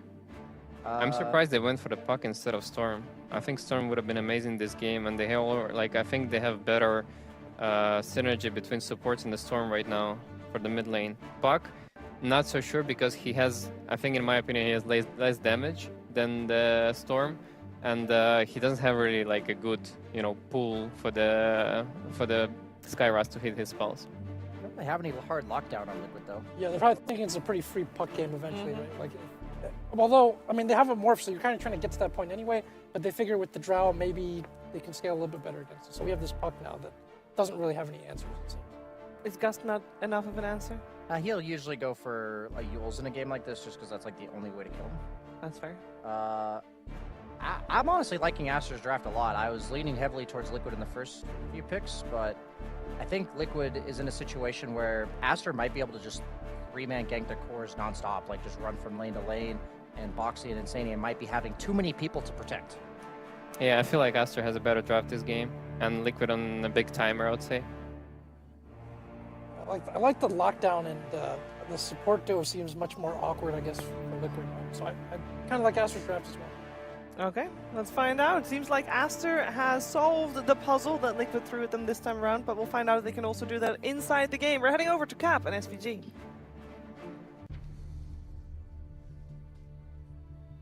An early Necrophos pick, which, Avery, you had some suggestions on how to be able to defeat that hero. Thought about Shadow Demon. Yeah. That hero wasn't actually picked up, but do you think they actually addressed the Necrophos? I mean, kind of, because their draft has a crap ton of magical damage. Darkseer was actually one of the best heroes versus Necro stats-wise for a long time. Okay. One of those like secret counters because he builds pipe, he builds sustain, and then you just like double shell get on Necro and he can't really do anything. He dies. I don't know if it's that good nowadays. I think the Necro Shard helps turn a lot of these Magic overwhelming lineups because it's an extra death pulse and sustain, which helps them a lot. It's like a small disjoint. So that part I'm not 100% sure about. I feel like if you see Necro, you just pick Shadow Demon or Oracle and the hero disappears. That's how I've always felt in Dota. I think the Oracle one is less good, but the Shadow Demon one is just unplayable. You purge this hero, his hero is gone. If he ults somebody, you save them. You get the stacks up on him that he can't remove. The lane is fine because he just shoves it into you, and or you can pull and he can't really dive into the stacks. I would have liked the Shadow Demon pick. The downside is if you get pushed down, that hero becomes a liability, but I feel like Skywrath is also a liability if you got pushed down. I don't know. I think Liquid got... Like, they kind of got away with the opening Necro, but then they ended up with Invoker, and... Maybe that solves everything for Aster. Yeah, in a way. I don't believe in Invoker this patch. I really don't. Yeah. I have not seen anybody pull this hero off convincingly. Again, on paper, the Invoker is great here, because the Quas Wex owns Darkseer. It's a hero they needed. Like, if this were an old Invoker patch, it's a top S tier pick. Like, all of his Invoker spells and scalability here with the Drow behind him are amazing. Because he gives you the tempo in the early game with Quas Wex Tornado, Dispelling Shell, and EMP being really annoying for Aster. And then late game, he's going to get buffed up by Drower and just be swinging like a truck into these kind of low armor cores outside of the Morphling. You're super happy with that if you're Liquid. But is this an Invoker patch? I don't think so. So he's kind of just gimped by the patch notes. So that's going to be something for Nisha to overcome here. And yeah, I think Aster's draft is more straightforward, but I do think if this game goes a bit late, then Liquid are favored with the Drow Invoker eventually kicking in with Necro Sustain. It's going to be awkward. Skywrath Mage, they did do a ranged hero with the Darkseer, but against Undying, it works very well, and they're going to be able to get First Blood for X6S, so it would already pay. Wow, okay. Just made it look easy there. Level 1. Do not often see Undying dying level 1, but he will. And that is to a Darkseer lane, so very happy with that. And this is actually something I thought Aster were going to do, is put the Skywrath up here, because I think the waves 1 through 5, so about the first 2.5 minutes for the Breaker Darkseer are pretty bad versus the Undying. You pretty much have to pull, which is never that good, honestly. But I think the minute 3 on is really good for the Darkseer Breaker. So in theory, why not put the Skywrath up here to help you win the early waves for Darkseer, and then just put Breaker through the gate around the 3 minutes, get a gank off, or just put him up there, and you can even just switch the Skywrath to bottom. Yeah, I think that's my favorite part about playing Spirit Breaker right now when you play it support, is just go through the gate, instantly charge. Once you're on the other side of the gate, you're behind them, especially if you're playing in the safe lane and you move to the opposing safe lane, you're automatically behind the carry. It feels like a great position to be in. It's one of the things that made Undying first pick. Yeah. It's the fact that the Undying gate gank is one of the strongest for an early support. Yeah, the behind the back tombstone. That is like, what do you do versus that, right? And since these kills are worth more, they pay off. So that is one of the reasons we're seeing these melee supports come back a little. It's the same thing with the Elder Titan that we've seen LGD play a lot. One of the early moves that LGD does with that Elder Titan is they send him through the gate. Sometimes with the Spirit across the map, but sometimes just without it is enough. That aspect I like for these melee 5s. I think it's going to bring some of them back if you can hook up that rotation. But that rotation is also kind of dependent on putting your safe laner position where he can be self-sustaining. And I don't know if that's on the table for Insania here. Like, this lane is constantly going to get shoved in. The dive potential is there on the Mickey in the early game. So it's probably going to be a static laning phase for Liquid. But so far, they're pretty happy with that, as they have taken a lead in all 3 CSs. Yeah, Mickey in particular is being a bit of a dick. 11 denies. That is punishing a Darkseer pick heavily. So it's a good thing they got that first blood, because they're certainly losing out on the CS in that top lane. Hey, do you think Morphling's answered? That's what I feel like right now. This meta is all about whether or not you can answer Morphling appropriately. Do you have the answer to this hero or not? Because I think it's the strongest carry in the patch right now. So do you think that Liquid has an answer to the Morphling, and do you think the Invoker is good against him? I do think they have the answers eventually, yes. But it's dependent on Drow getting farmed and being able to stand her ground, which is a big question, because you can Morphling Ag Steal Drow and remove a lot of agi attack speed. And yes, Mickey will clean up the 0 armor of Evoca here. That Tombstone, still effective. Like, in theory, Liquid's lineup answers the Morphling, but yeah, as you said, Morphling seems to just not care about a lot of these matchups if he gets to his items. I mean, for me, I felt like their draft was, like, hyper-focused on countering Morphling, right? Like, Necrophos is a huge counter to that hero because, you know, the hero obviously plays around being able to go into max strength, so percentage-based damage like that is really good. And then the Drow Ranger just cuts through your armor if you're full agi. So it's kind of like you've covered both the full agi Morphling and the full strength. Nice. It's definitely nice. Nisha will get popped here off of the Boco rotation. We saw Boxy take down Pichu earlier. Nice little solo kill for him on the clock. Yeah, that's nice. That is a lot of extra solo XP going towards the Keen Goblin here. Yeah, support that really likes to be able to get to that fast level 3. Much more of a damage threat, but Zai is, they just need the adaptive strike. They need the vision for it. Where is he? Where is he? Oh, man, that's rough.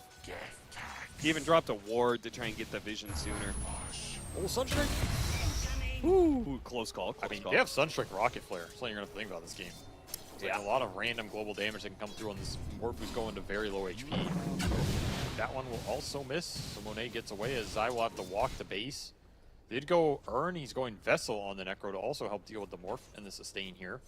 It's going to be pretty nice. I think Aster are looking for 1 or 2 more ganks on this Invoker if they can get him. This is an X-Sword Invoker, not that Quaswex. As Tombstone not dropped actually. They just did not get the Blood Grenade kill top. And here's that gate rotation from Pichu.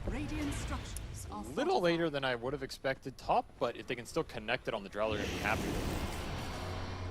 Here comes the charge into the Ion Shell, which he has a second Ion Shell already ready to go. Yeah, and they've got the Surge to be able to run him down underneath the tower if needed, but it's not. Now they'll deal with the Tombstone as well. At least Bobica died, so they do get a bit of a trade-off. And it looks like they're pressuring the Morphling quite a bit. Probably not going to die, but is probably not going to get any CS while having a more strength this much. It's the downside of that gate gank, but I think this is worth it. Like, I think you're happy to trade some HP and a couple CS on Monet. If he doesn't get Sunstruck down to 2 HP. Dude, that's so close. Wishes his Invoker was 1 level higher in this game. They will find the Breaker, though. And this Tower's taking a lot of damage off the Catapult. Got a coil on the Invoker. Yeah, this is the second kill. Waiting out the leash, trying to run, but he's dead.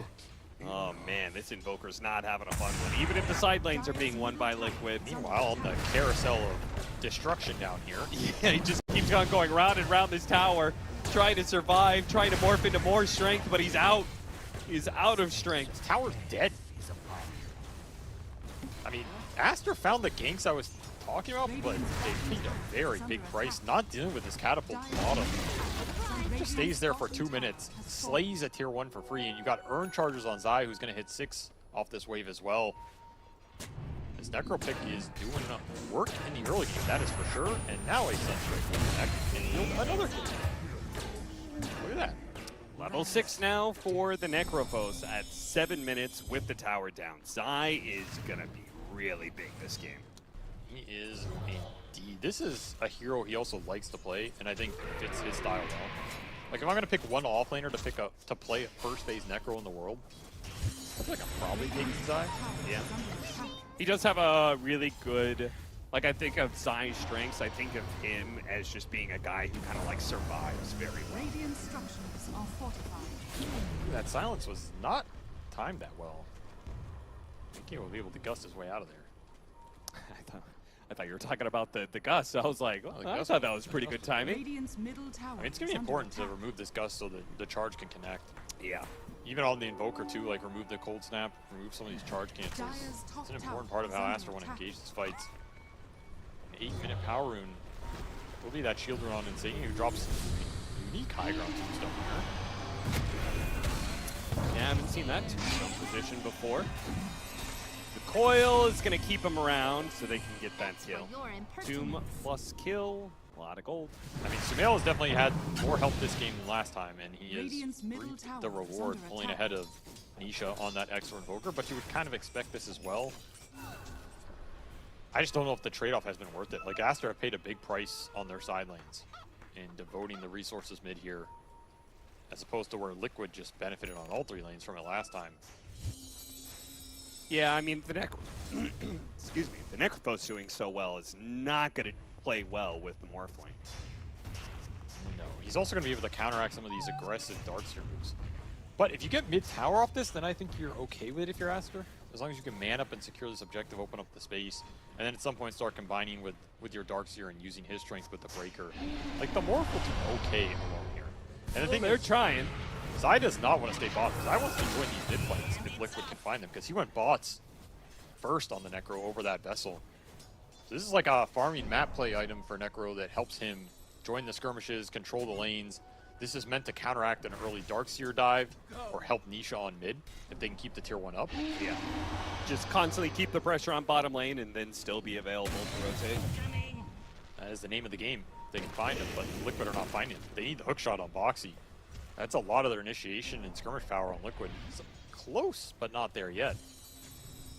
They need to prioritize that clock XP, get it going here. And then you can, you know, hook Cog into Sunstrike, into maybe a Necrobot. That sounds pretty good. Then it'll be another coil. Keep finding these kills. Finish up that Witchblade, they'll be pretty happy, but maybe the kill isn't so easy. Unable to get it, and they keep the ward alive by dropping the hammer on him. Oh, Bot's paying off pretty fast here. Already gets a stack. Happy to join that fight. This will free up space for Monet. But they do have a catapult mid. I wonder if Liquid can make anything. Probably not. Yeah, not against a Puck, I think. I like the bot's idea to defend your Invoker this game. I think that concept is very important for Liquid. Like, do not let Nisha just get run at with this XR Invoker, because we've seen XR Invokers get mega abused going this Midas first build and trying to get there, and that's when their game really picks up. Oh, this kill would be very nice to have, but he does have a lot of Magic Wand charges in the turnaround even. Hook shot onto Sumail, trying to dodge. Fortunately, Monet is there to be able to clean up the kill on Boxy. Help rid him of that damage over time. Sumail's still going to have some troubles, though, with Spirit Vessel coming in. Monet now going to be silent, morphed into strength, but the Drow Ranger does so much damage. And a Sunstrike that was almost on the mark, but I think Sumail somehow got the heads up about it. Yeah, that was a nice attempt. Very cool. We're going to try and return the favor on Zai. He is very tanky here. No Shroud for one, but he'll get up in time. A lot of Magic Wand charges once again. I actually don't know if that Shroud helped him. Yeah, I think that Shroud does more damage to you than you wanted to, and he'll barely tick out. XXS will get the last hit, and Pico might even be able to get away with his ultimate. Never mind. That was, yeah, he did not have Death Pulse. I think that Shroud might have killed him there. Yeah, yeah. He gave away the streak kill, too. That went to XXS. That is a 500 gold base kill with the 5x streak. So Darkseer living the life there. That'll help get him to the eventual pipe, though he's got to go mech first. And that is going to be the big green light for Astra's game. The auras on the Darkseer. Like, what can they get done with the mech, with the pipe, to counteract the greed coming out from Liquid? Because you have Exort, Midas, and Invoker farming up the map right now. The clock is ticking. Another Reaper attempt. That one, not quite enough damage to get the kill by itself, so he'll miss out on the stack. Gets the kill, and if they can kill Sumail too, which is stuck, yeah, he's not going anywhere. He committed both of his nukes earlier, so Boxy took full opportunity to shut him down. Yeah, his Necro pick has looked very strong. Just given a free laning phase with this Morphling matchup, and the early bots means you can join all these fights. 6-1 for Zai. Takes a tier 1 bottom and is looking towards his tier 1 mid, and almost has Vessel done on top of everything. It's gonna be so much damage. I remember I played a pub versus Thompson. I know, I heckin' love Thompson. I can't mention it. Did somebody say Thompson? I played a pub versus Thompson Necro who went Vessel Rush off of mid into like the fast shard. Yeah. It's so much damage on the chase down with like the amp from the Shroud, just going in with max aura, a Vessel charge, and getting hit with the double death pulse or whatever. You just die. You just flat out die. Now it does fall kind of into a valley, like after that. Sure. You have to pick it up later. That's the part of that build I don't like. But right now, as this Vessel gets delivered to Zai at the 13-minute mark, he's a god. He is a god on the map, and it is going to surprise Aster how much burst this really does. As Sunstrike connects a bit there. He'll find another pick off with the clock. So I like this Necro build. I think this is exactly what Zai wanted out of the pick. They got away with the first phase Necro, which is pretty rare in Dota historically. And that bodes really well for Liquid because they have Drow, Exort, and Invoker just farming the map right now, scaling versus Morphling. I don't know, it feels like Aster's in a bit of trouble here unless they can pick up this mid game at a very strong tempo and use the Darkseer auras and get to that point where Puck is scaling on par with this Exort Invoker. Then your late game is okay, right? Late game Puck is pretty scary this game. It can be a terrifying force. Yeah, but is it scary enough? Early Reaper into the Gust setup. You're gone, son. Nice catch. Same time, they're going to go for the Clockwork as he was trying to steal away the Wisdom Rune. Did I see that right? Did they get both Wisdom Runes? Yes, they did on Aster. Yeah. Nice little steal from Baboka on the other side of that. So extra XP going into their supports. Not the biggest factor here, but they'll take it as the lead is starting to build for Liquid. Another big puck pickoff. And that's actually an interesting interaction that Sumail's going to have to think about this game. Like the early Reaper throw. The Reaper into the Sunstrike. Yeah, into the Gust, into the Clockwork hookshot, into the Sunstrike. It's a surprising amount of bursts that can come out. That you don't want to have to play around him throwing a Reaper on you at full HP. Yeah. It's like, you can't play around that. They're going to get a charge on Mickey, but he will Gust it away, and now he gets the turn. Yeah, get a lot of damage, get a free kill on his Spirit Breaker, and XXS whiffs the vacuum. And he's actually stuck in a nasty position. He's got to use his Surge to get away. But that leaves Sumail kind of awkward spot. 3-man coil. Bobica coming in, though, does provide the damage to almost kill the Clockwork. Does manage to get it, actually, with the Drow Ranger illusion, but Bobica is going to be caught by the Tornado, brought down by Mickey. So once again, Liquid able to defend their own and return fire to get kills. I really like how Mickey's playing this game. He has been so active in these fights with the early Hurricane Pike and just joining every engagement. And it matters. It matters a lot. It helps Liquid swing all these engagements. I mean, there he got charged, but I think he's happy to join these fights because he has the bots Necro to join, but he also has this Invoker who Liquid should be confident in to pick up that scale. It's going to be that like hybrid right-click build we seen from Nisha before. This drum into Solar Crest.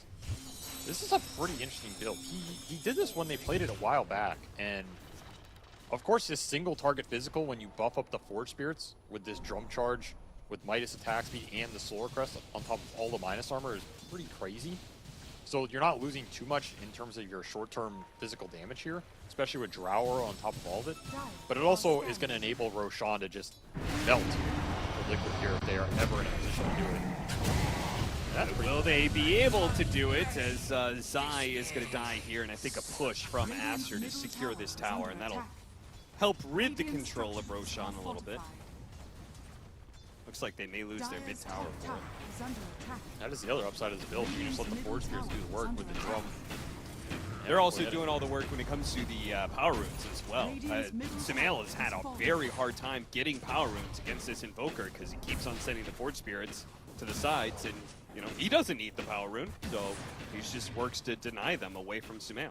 It's been very nice micro here from Nisha, and all these little things have paid off for Liquid as they built to a 3K lead versus a lineup that really wanted to build some advantage early off the lanes, and it's just not found a lot. Puck has been shut down, the charges are difficult to connect, but Boca playing these open areas versus Clock with the Sunstrikes has been a death sentence as he will get hook-shotted again. He's gone. Good attempt with the Force Staff, but Mickey once again playing very aggressively, ready to join in on these fights. Sumail actually trying to come in and like punish with the rest of the rotations coming out, but they actually find that there's just too many heroes here from Liquid. So they have to just throw out a wall defensively, use their abilities to get away. Yeah, but what are you finding here if you're Aster? A whole lot of nothing. Your camp's being taken. That's all you're finding. Yeah. Here's the Solar Crest now complete, so... Yeah, like look at how Nisha's farming here. It's just the Forge Spirits. He's never showing his hero. It takes you back to like the TI6 Invoker or something. Trying to burst down the Undying with a Mystic Flare, that's going to be enough. Now the Dark's here, Reaper Scythe, good Force Staff to be able to help, but it doesn't save him. Joe is in. Jeez, Coil on to 3. I'm not sure what they expected out of this fight, but it was not what they thought it was. I mean, Monet is backing off a Spear Breaker buyback, but I think he's just dead. Yeah, hook-shotted, and with the Spirit Vessel, he's not going to last long. That was a total misread from Aster. They got Undying, maybe thought that was enough to take the fight, but it is not even close as the physical damage just rains in early. The other upside of this Solar Crest drum is you throw that plus an Alacrity on Mickey here, and he is just off to the races. 3,000 damage done at a 18-minute fight from Drow is absurd. That is all the Invoker just pumping it up. 3,000. Let's see, 4,400. Why is your number different than mine? I don't know.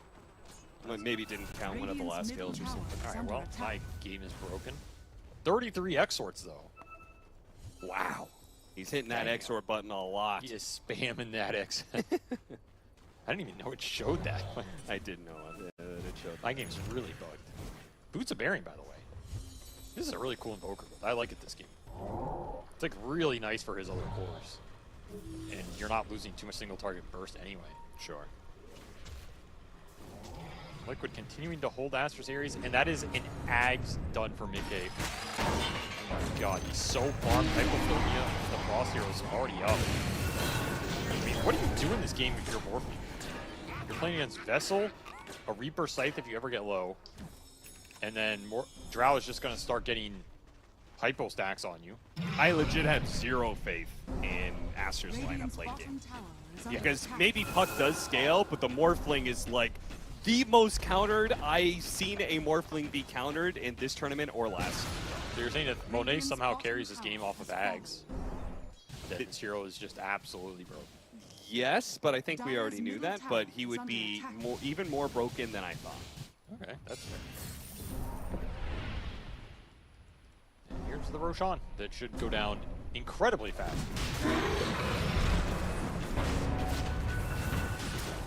God damn. God damn. Yeah, that's some damage.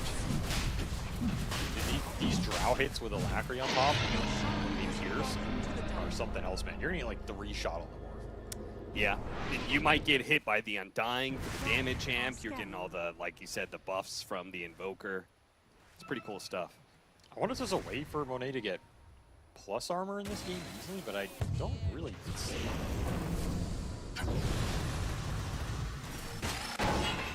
Oh, that was ambitious. It was ambitious. It's going to fail. It's going to give Zai another Reaper Scythe stack. Why not? I think they're very comfortable with this game. The way he just threw that Scythe down, like he wanted the stack. He knows that's a free kill. He's not afraid of Aster. They don't need Scythe to fight. Yeah. The fights are just about getting a positioning set up where the Drow and the Invoker are too far back for Aster to gap closing, and then the fight's over. Honestly, that's it for Liquid. Yeah. So we all got the last hit mid. Nice little play. I don't know if he'll survive. But you wish they had that Reaper Scythe right now. He probably does, yeah. They did get double Wisdom Roots again. Oh, that Sunstrike. That was nasty. Meanwhile, fight top. They did find Mickey. Never mind, Mickey found them. Yeah, unfortunately the Boots of Travels are up. Yes, this was only 2 heroes up here, but thanks to the bots build on Zai, it makes a huge difference. Radiant's top tower is under And keep in mind, this Drow aura on the other 2 cores is going to make him tankier as well. Like, Drow Necro's always been a nice combination, because suddenly you have an int-ranged offlaner that gets a bunch of armor. Yeah, that is a nice part. That goes back to that early Drow Ranger strat from Wings Gaming, where they were the ones who started that Puck offlane with the Drow, for the same reason. Yeah. Like, Puck with all the armor, and the control. 2-man back into the wall. Hey, that's pretty good with that charge on through, but not enough to burst any heroes. And I think once they fail to burst a hero, the fight gets a lot harder. Oh, Picho's not going to live. Tombstone zombies chasing him down. Nisha goes down to half health. His eye's in the base. Is he really? I mean, you stuck behind the gate, my friend. This is a bold move. What's he doing here? Is there any punish? If you can't punish this, then just go next. Nice Sunstrike once again. Doesn't get the kill because there's tank between the 2 of them, but yeah, I think Zai is he's out. He's good. He had no BKB. And he's gonna take the Tormentor. A little shard for Insania. So now there's grab ally for Skywrath or a coil. Anything else in the game that might have given Aster a chance to go for? Yeah, that really is dwindling. I mean, if you can't kill him off of that vacuum, charge off the vacuum with the waveform over the top, like if you can't kill one of those cores, then your damage has run out. That's it. I don't think they ever had it. Yeah. Aghanim Scepter, how much does that change for Morphling this game? I mean, it is really good on the Drow Ranger, right? He becomes a Drow Ranger with Hypothermia stacks. It is good. That's what I'm saying. I mean, the Ag's Morph is still going to be strong if you can get it on the Drow. Look at this impact blink. Or wait.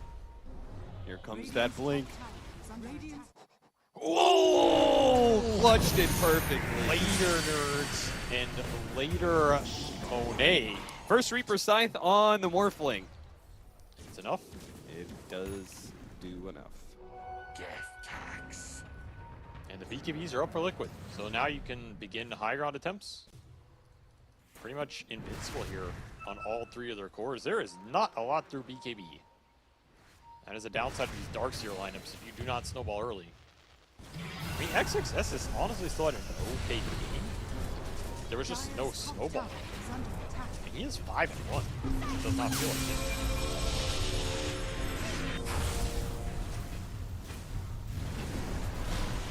Liquid knowing they're ahead, knowing that it is very hard for Aster to fight them. They're just going to force down a lane of barracks, it looks like. The Morphling's coming back up, but are they really going to stop? They still have 30 seconds left on the Aegis after all. Might as well push for the melee. Nice silence.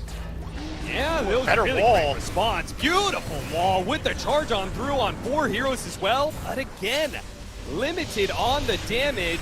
Picho probably going to die for this one as Zai blinks in aggressively to be able to get that kill. Got nothing off that. Yeah. I mean, unfortunately, Sumail, I think he maybe already used some of his spells. Wasn't able to combo off of the charge. He was getting harassed by the clock, and yeah, he just wasn't able to get in there with a coil silence. I think maybe you can take the fight off that. Otherwise, Midgate just clears through all these illusions. He's doing way too much damage. Hypothermia is going to help with those pops and just split the arrows. And that is a Rax down. Didn't even have to commit BKBs here. All three still up for Liquid off that push. I don't know. There has to be something to help XXS on these follow-ups. He's actually finding the openings, but there's just no damage. I don't want to make too big of a deal out of it, but I do feel like that's a communication issue, right? If XXS sees opportunities to go in, you have to be there to follow up if you're Sumail, right? I mean, in that scenario, the follow-up is it's not going to win you the fight, but at least you have potential to like get the BKBs out, and then you can maybe kill them on the return or something. Yeah, or at least kill like the support. There was one support that was stuck in there, probably the Undying, I guess. Like, you got to be able to pop something and force Liquid away. Still, Ags will be finished for Monet. I mean, if this game's going to turn around, it's going to be off this item. Okay. You're going to have to find the Drow, I think. I don't think any other Ag steal.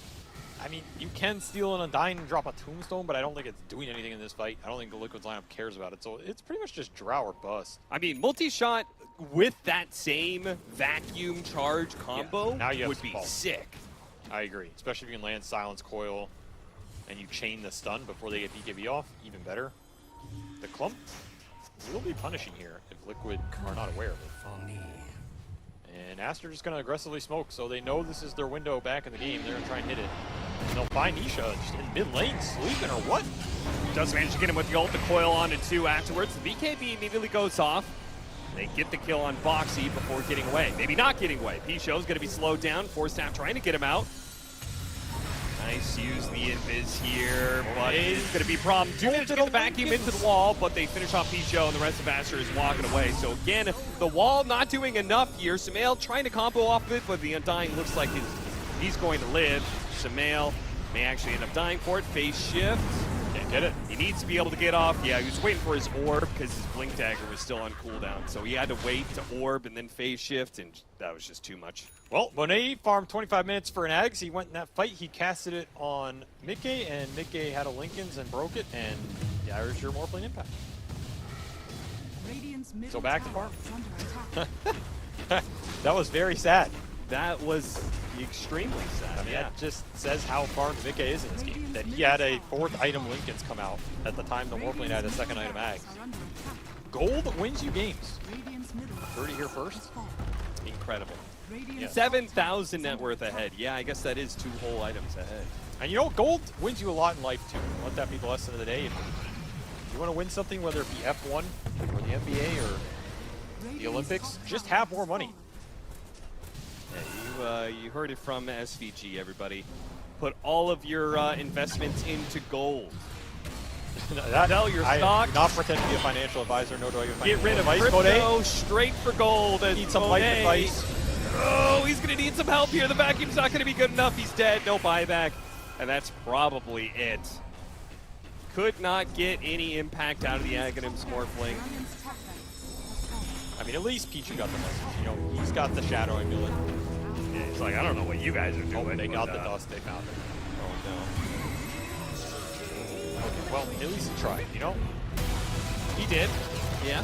That was a stomp, honestly. That just seemed, I don't know, like, Aster had to play through the puck in the dark zone this game, and I feel like the moves came a little too late. They didn't build momentum, and Nisha just got to do whatever. His tower does not die early enough. They got the 2 ganks on him, but the price they paid was way too large in the side lanes. Mickey dies once off like one of those gate connections, but that's it. Yeah. And then what happened? Nothing happened this game for Aster. Liquid just farmed until he had items. Zai's going around killing everybody. I mean, it's a first phase Necro, and he's 11, 2, and 12. That just can't happen. That's illegal, you know? If you go and look at this game, you're not going to win this game. First phase Necro is 11 and 2. But pretty cool draft from Liquid. I like the itemization. The Boots of Bearing, Solar Grace, Solar Crest on Nisha definitely helped his Drow take a lot of those early fights. And they definitely played pretty well. Yeah, they did. And I like the fact that Morphling has an answer. Because I think this hero's been getting away with far too much lately. And Liquid, they give it to Aster. They say we can beat it. They draft Drow, Necrophos. Thoughts on the Invoker? Did the Invoker actually have impact, or was this a game where Invoker just kind of won because everybody else won? I mean, I like it in the draft. I think strategically it makes sense. I think the item build made sense. Am I convinced by the hero spells? No, but hey, if like people aren't going to punish it, then yeah, you feel great. Okay. Well, seems like the still looking for more Invoker impact, but either way, it wins the game 2 here for Liquid. It does indeed. Congratulations to them, and thank you very much to DX Eraser for being our awesome sponsor here for the Bali Major, keeping our players sitting comfortably as they try to beat each other in a video game. And it's going pretty well for Team Liquid. They get another 2-0 on the board, and they were already on top of their group, now solidifying their lead here as they are done for today. Aster also done for today. They only had 1 series. Unfortunately, they end the day sitting at 3-3 in the scores. Here to break down the second game, I'm here with Jack, Resolution, Brian. They were all wrong. I was going to say we, but let's be real. They were all wrong because everybody believed in Aster's draft, and Roman. Wait a second. I said they're on a timer, and they had a timing lineup, and they actually, first time they went on high ground, it was exactly 25-minute mark that's been mentioned before the draft. Yeah, I mean, the 2 stars of this game for me, it's definitely the Boxy and the Mickey. The play that they made, like the Boxy was hitting the puck before he got into orb, like multiple times with a hook shot. Mickey was right there to punish the Sumail movements as well with a gust. I mean, I'm just very inspired and, like, you know, admiring these players that right now that they made an impact, such a huge impact in this game. And also, like, Necrophos laning against Morphling, it wasn't as hard as I was expecting them. Like, they won the lane pretty hard. At minute 7, they got a tower as well. And it might be because, like, Morphling has a really, like, a weak partner in the lane, because Spirit Ray can't really provide that much to win the lane for the Morph. But also, like, it might be a good answer overall for the Morphling. Yeah, I think the Spear Breaker is what allowed them to feel comfortable first picking the Morph, or first picking the Necro in response to the Morph. Like you said, the lane, he might struggle if it's like a Lich or another heavy damage support, because we saw that one gank that Zai narrowly escaped at like minute 4, and then that led to him coming back to lane in an even matchup, and then using the momentum of the catapult to get that tower, which usually I think Zai would have to go for a full Spirit Vessel in order to accomplish this, but because they managed to get the dive with Boxy, he only had to go the Urn in order to accomplish that tower. That then allows him to go Boots of Travel to transition to alleviate the problem I was worried about, which was them just getting ganked at 3 separate lanes, and it was starting to happen around 7 or 8 minutes. Aster was making some really good moves, but once Zai was able to connect to these fights, like, his moves on the map are just, they're just so good. I don't even know what to say. Like, I just watched this guy play. I love his items. I love his vision of the game. I love just everything about the way he, as a leader, I feel like completes the way Liquid plays the map. And I think Aster, they kind of just got outclassed in like the mid game, both games. Yeah, exactly. Outclassed is the name of the game, I would say, for this series. And it felt like they were playing like 3-5 and Nisha like and Insani. It was just like support behind. You know, they're just like giving auras and buffs for the Mickey to just like finish the game. Don't pick the Waterman against Team Liquid. I Yeah. guess. And also they like Morph has been popular other times. They have always been a big Morph team, right? Like that's one of Mickey's signature heroes, I would say. So Nisha too. So, right. So I feel like if they have again flex cores who can play this hero and they don't believe in it, they're not first phasing it, then they're probably onto something, which is like they think that it's very beatable, exploitable, and we've seen that throughout this tournament already. They've demonstrated multiple ways to be able to do that. But I think I think number one, I don't think we expected the lanes to go that poorly for Aster. Like they were getting out CS badly in lane. They came back, were able to get some kills behind like Puck and obviously the momentum of charging with Spirit Breaker as well. But then the mid game things kind of fell apart. They just took that disastrous fight bottom. It just felt like kind of like a chain feed. The buyback. I feel like Liquid is clicking really well right now because they're again the mid game. They make better decisions. These fights they just look much more crisp than Aster in this entire series when it came to those mid game engagements. And they get away with the 2-0 here, so 2 more points for them on the board, and that also concludes all our games for Group A. Don't worry, more Dota coming your way, because after the break that we're about to head into, we are gonna be watching PSG.LGD taking on Gaimin Gladiators, so get your snacks ready. We'll be back soon with more Bali Major.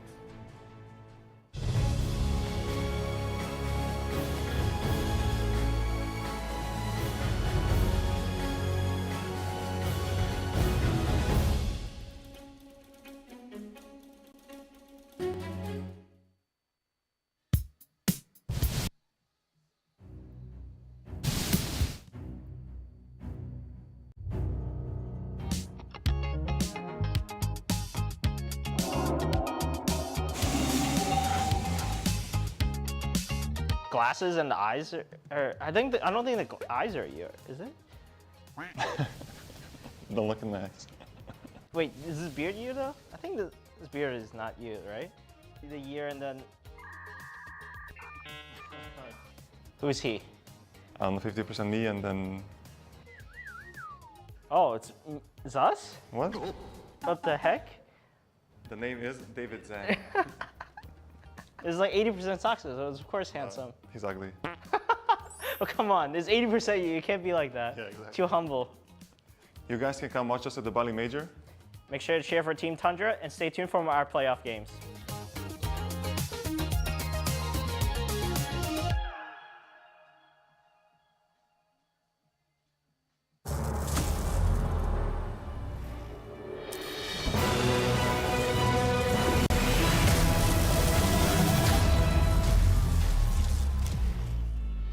Use your skills in the gaming. 1xBet.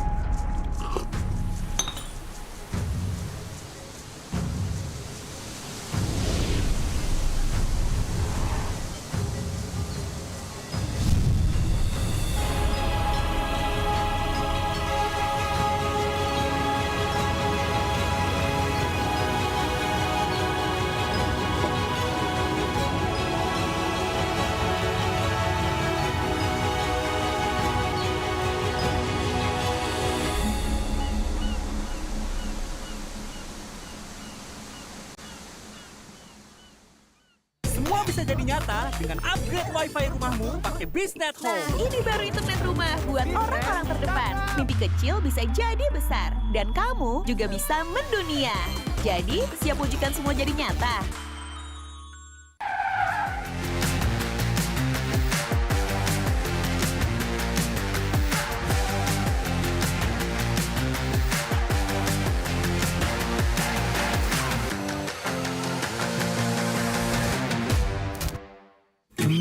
Panas.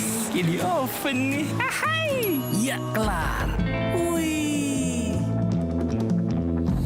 Nah ini Super Oven si paling seru. Mau gini seru. Mau gitu seru woy.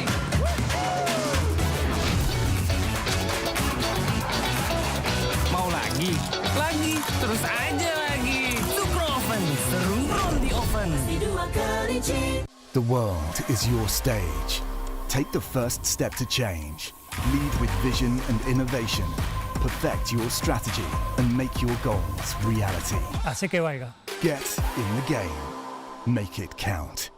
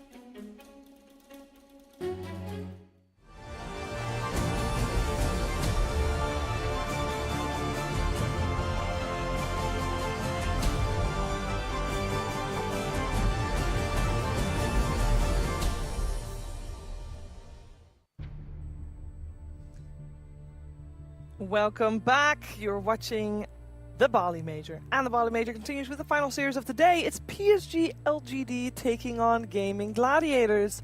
This is a series where the only thing I'm expecting is that it's going to be a good series. I have no idea what else is going to happen because both of these teams have played very different styles of Dota. We've had the longest game, second longest game ever on LAN, played by Gaimin Gladiators, over 2 hours of gameplay. They also have played one of the shortest games, sub 15 minutes, so who knows what comes out of that. And PSG.LGD has had moments of glory and also here and there somewhat a miss. So who knows what's going to happen? Maybe my panel knows the answer. I'm joined by Jack, Roman, and Brian. And I just want to straight up know, Roman, what do you think this is going to happen with this series? Because it could go anywhere. I mean, I completely agree with you because these two teams are pretty similar to me at this point because like both of them, they play in a very similar style. They have similar heroes, even like their players have similar hero pools. So it's going to be like very, very interesting to see who's going to come out on top of the series and who's going to be, you know, like the king. These teams just played in Dream League. I think if LGD has like a sort of Achilles heel weakness, I think it's sometimes the lanes just explode and they lose, like earlier against EG. That's what happened very quickly as well. So I think that's something to watch out for in this series. Also, Gaimin has had a very interesting tournament. Aside from the quickest and the fastest and longest games that we've seen in a long time, they're bringing this opener kind of back from like Lima mode. It's like the IO Lesh. We've seen them do that a couple times this tournament. Plus the Broodmother, which I think is rising in stock for both of these teams and many other teams throughout the tournament. So I'm very interested in seeing what happens in the first phase. When this team played in Dream League, there was a Primal Beast first phase, there was a Chen, there's a lot of stuff that was just coming out of that first phase. Obviously, a lot of respect for Zhao 8 from Gaimin as well, with like how he drafts and stuff. So I want to see how the lanes go between these teams, and I want to see if Gaimin is just like, all right, let's activate mode Lima and just bring it back. So far, every time they've met each other at a major, and somehow they always end up in the same group this year at a major. So we've got a lot of data to go off of. But it's been Gaimin Gladiators. They've been 2-0ing them. Brian, it's been a rough road for PSG.LGD. I was going to say, these teams have similar playstyles like later on in the game, like Rezo said, but I think the way they approach their timings is very different. I think that LGD, you mentioned, they're kind of exploitable in lanes, and Gaimin, on the other hand, like you look at one of their openings they lost with earlier, it's Undying Enchantress support duo. Like, if that doesn't tell you they want to win the lanes, I don't know what does. Undying was position 3 that game. Well, it looks like a support. But yes. Like, the idea being is like they're just planning on running you over with like a Ace having 1 or 2 aura items, Quinn being on a momentum-based mid like Ember or Lesh, and then Duraccio being on more of an enabling carry where he's either strong in lane or he is self-sufficient in the mid game so they can play more around Quinn. That's what I'm concerned about for LGD. I think that's why they have such a struggle in this matchup as a team, because of this dynamic that Gaimin really punishes that weak lane. But I want to mention the support duo on the Gaimin Gladiators. I think they're like, they feel themselves together like way better than the LGD supports, and they can like make stuff like just between 2 of them, sometimes 3 of them, like very, very nicely. And yeah, their strongest part is like their laning, because they always have like a very decent, very strong lanes, and they take a huge lead in their games just because of the laning. I can't believe that we're talking about this series being fairly even, because, well, obviously I can, because I also said it, but on paper, Jack, it seems so strange, because if you look out through the records, Gaimin Gladiator first place, 4 LANs in a row. That is incredible. That is unheard of. And there you come PSG.LGD, and they're like 9th, 12th. They did come 3rd in the most recent LAN, and they did have New as a new addition, but are they even in contention to joining Gaimin Gladiators conversation here then? Well, if you want to call a matchup even, it's hard to say anybody's you would expect to be even against Gaimin Gladiators since they've been unequaled this entire year, which is an unprecedented run of dominance. But yeah, LGD seems to be improving. Again, they identified laning. The region as a whole has identified and has said, look, we need to catch up on our laning. European teams maybe didn't be as sharp as they are now, but like now they have to step up their laning big time to even get to these mid or playable late games against European teams. They've recognized that. They've had to work on that. So I think LGD has made some progress in that department. And for Gaimin, I mean, if there's one thing about Quinn, this guy loves to apply pressure. He loves to get ahead out of the lane. He loves to have a 3-4-5 that he can play together with and just gradually just choke you out and keep you from having anything to farm on the map. And a lot of times they get to that state, and then Duraccio, it feels like he just has to hit some like kind of timing where they're already ahead and just end the game. Maybe he's on some TB, whatever, just hitting high ground, and just feel like there's nothing you can do about that. So, scary team to play against. Scary team to play against, but they have had a lot of experience, as said, so at some point, and especially considering a team that is at the top the whole time, Brian, that's normally the team with the target on their back. And everybody's going to look at them like, oh, what are they doing well, and how can we be on top instead? So why hasn't anybody kind of figured that out yet? I feel like what Jack is saying that they're scary to play against is because they don't play like consistently the same way. Like they have the same vision of the game, but they do it in a lot of different ways across different patches. And I would like to give a shout out to Duraccio because I do see him get random hate on Reddit, random hate in the Twitch chats. This is one of my favorite carry players to watch. He's like not afraid to just make the same crazy move 10 times a game and have it look like he feeds 2 or 3 times a game. And that's something that, Jack, you mentioned how much Quinn loves pressuring. He needs a carry player like Duraccio. I think that this team, they're firing on all cylinders because they have the most clearly aligned vision of the game out of any team this year. They just all are so clearly on the same page. We saw them stumble a little bit in the first group stage of Dream League, but once they got through that, they looked right back in form. So I think they're so scary because they're just so good at what they do. It's not necessarily that people have to figure them out. They have to be cleaner about their own ideas, and those ideas also have to be good against what Gaimin's doing. I also heard that, why they're having this chemistry and the cohesion, that cohesion, is because like they play together in pubs. Like I heard the Ace with Tofu, they're playing a lot of pubs together just to understand each other better, like make their laning be the top notch. And I think that team, like people are really open to each other, and like you can see that in the games that they're like making the same moves. They have like this strategy very like clean around like how they're playing around mid lane with the Queen and how their supports are moving together all the time. Like I think they're just like talking a lot in that team, and like that's why they're consistently #1 right now. Yeah, you can make a case for every single one of their players to be on top of their game, to be the best in their position. The synergy is the best. You can probably, almost every single game, you can have a different person being the MVP of a team like Gaimin Gladiators, and that's why we see them on top a lot. PSG.LGD, I mean, they did enter the conversation with you joining, Jack. We have, that is the newest player for the squad. They played, of course, the whole tour with him already, and I know we touched upon it yesterday, but what makes a new fit into this PSG.LGD squad? He seems to have improved drastically from his Vici days. We talked about this yesterday, right? I feel like his hero pool is pretty big, which already suits LGD very well. I feel like he plays better with the team now. Maybe he was a bit more like the sort of greedy scaling type of offlaner before, but it feels like, again, with the incredible leadership and drafting tools that LGD has, that he's become a more versatile player, and that's something that is valuable for any team. And then, again, going back to Gaimin, like the Quinn, the purposeful pubbing that they have, this includes, Quinn, if he feels like he's wasting time in a pub, just going to destroy his items and let the game end. But that synergy and building that coordination that's what makes players look good. It's ultimately you're enabling each other. If you want to execute something at this level, everyone needs to be on the same page. And so Quinn will always be this type of player who talks about, oh, if we do this and they can't go here, if we do this and they can't go there. But the this that he's talking about, that requires a high level of understanding and execution. And Gaimin, I think, has also just been ahead of the meta, I feel like, for most of the year. Like, they're able to execute so well, they figure out their heroes, and then you are always on the back foot, like, reacting to them, it feels like. Yet they are not undefeated. So you see the group standings here. Of course, they're in Group B, and they're both sitting on a 4-2, which is not bad. It's very good. Top 4 is where you want to be because those teams move forward to the upper bracket. 5th and 6th go to the lower bracket, and the rest is all obviously eliminated. So that is the scariest part to be in. But both Gaimin and PSG, they're pretty good right now in the spot. But of course, you want to be in the top of your group, as that is where you get to choose your opponents. And also Gaimin Gladiators has had that luxury both at Lima Major, the Berlin Major. They topped their group and they got to choose their opponents. We're going to find out if they can make it their way to the top of the group again, because they have already suffered 2 losses. One was, I don't know, for any other team, losing an over 2-hour game could be mentally breaking, Brian. That seems like such a, there could be there's so many things, there's so much pressure and stress going on there. For any other team, I'd say that is tough to overcome.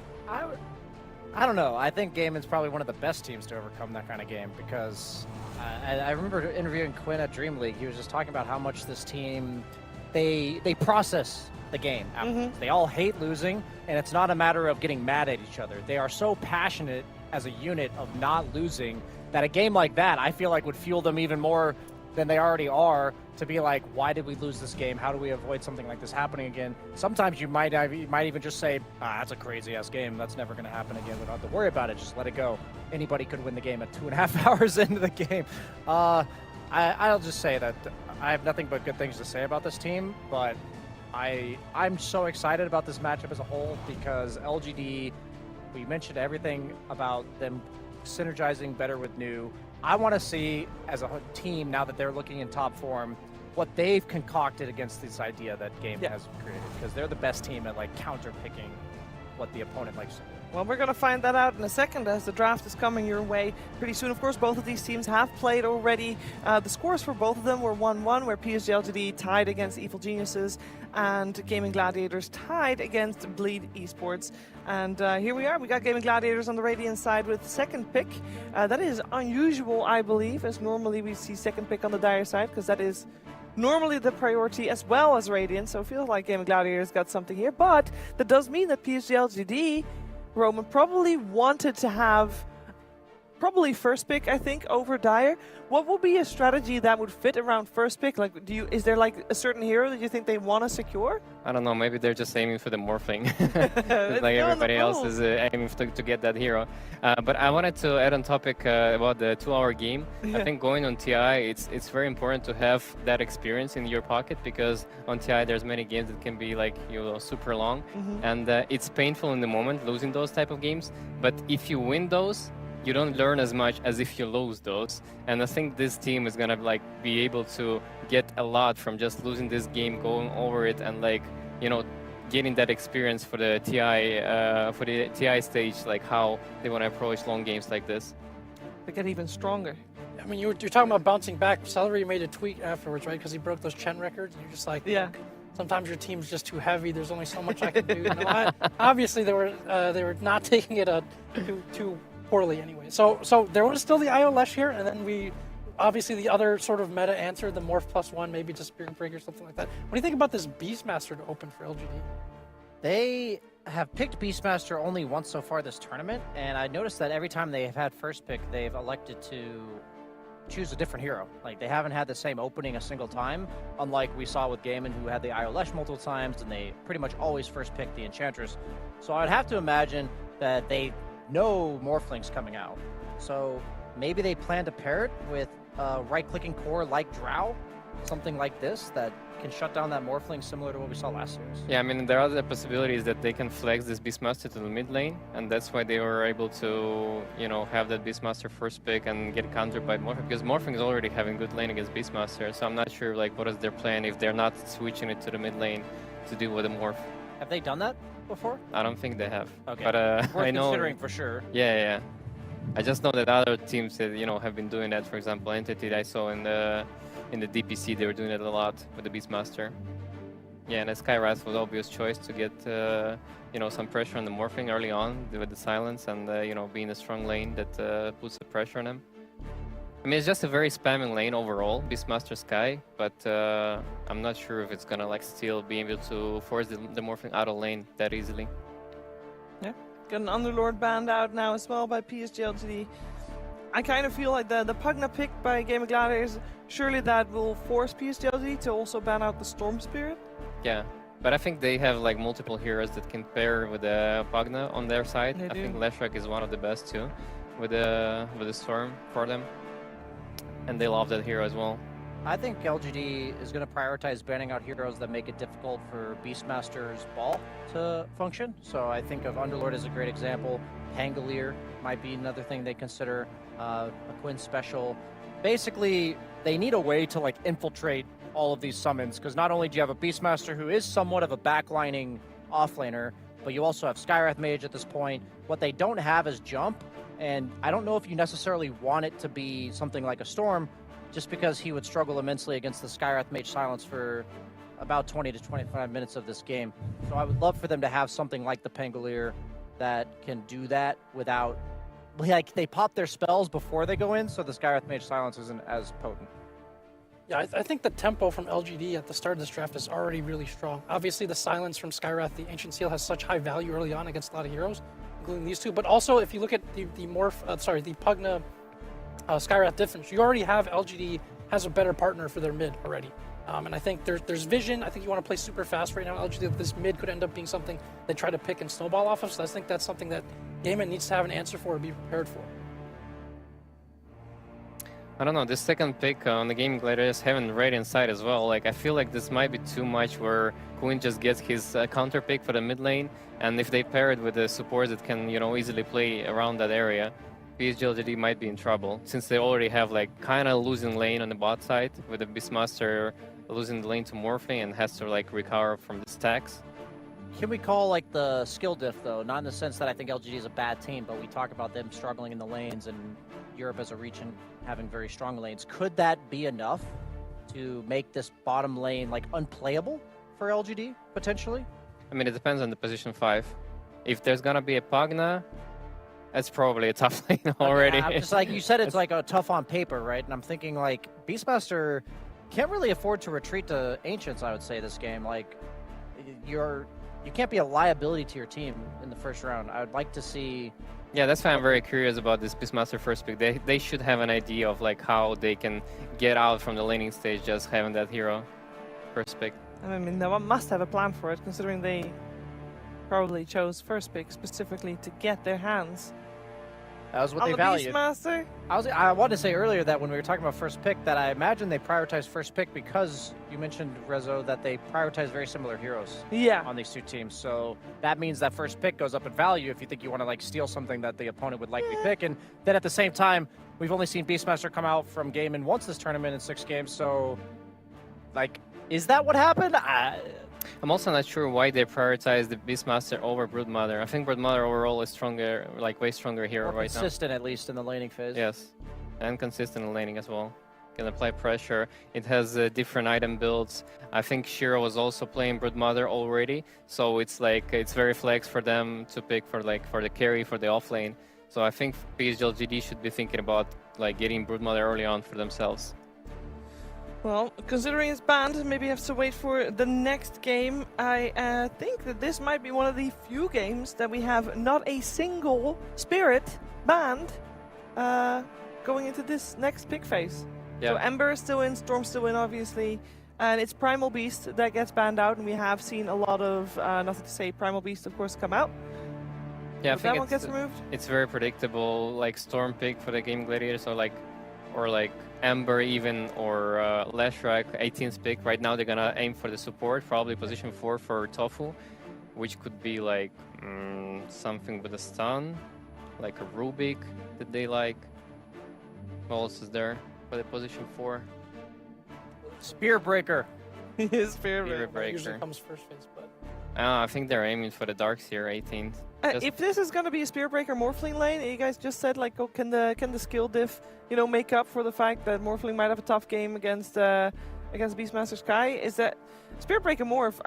I know it's not a completely weak lane, but it's not gonna crush. I hope they don't do that. I hope the Spearbreaker's 4. Yeah, and then the Pugna with the Morph. Yeah, I'd much rather have a Pugna. Just draw some attention away from the Skywrath Mage. Make him pelt you instead of the Morphling with all of his spells. And even though Spearbreaker's a decent soak, he's not exactly like eventually he won't be able to keep the Skywrath Mage's attention. Yeah, he doesn't provide as much damage as they need for that lane to be able to, you know, force Beastmaster out of lane and, like, completely kill him. And I think they just gonna wait for the LGD to support to show their lanes, so they can choose, like, whether Pugna needs to go against Skywrath Mage or he needs to go and help the Ace out. There's a Spirit and Elder Titan. I do like that one.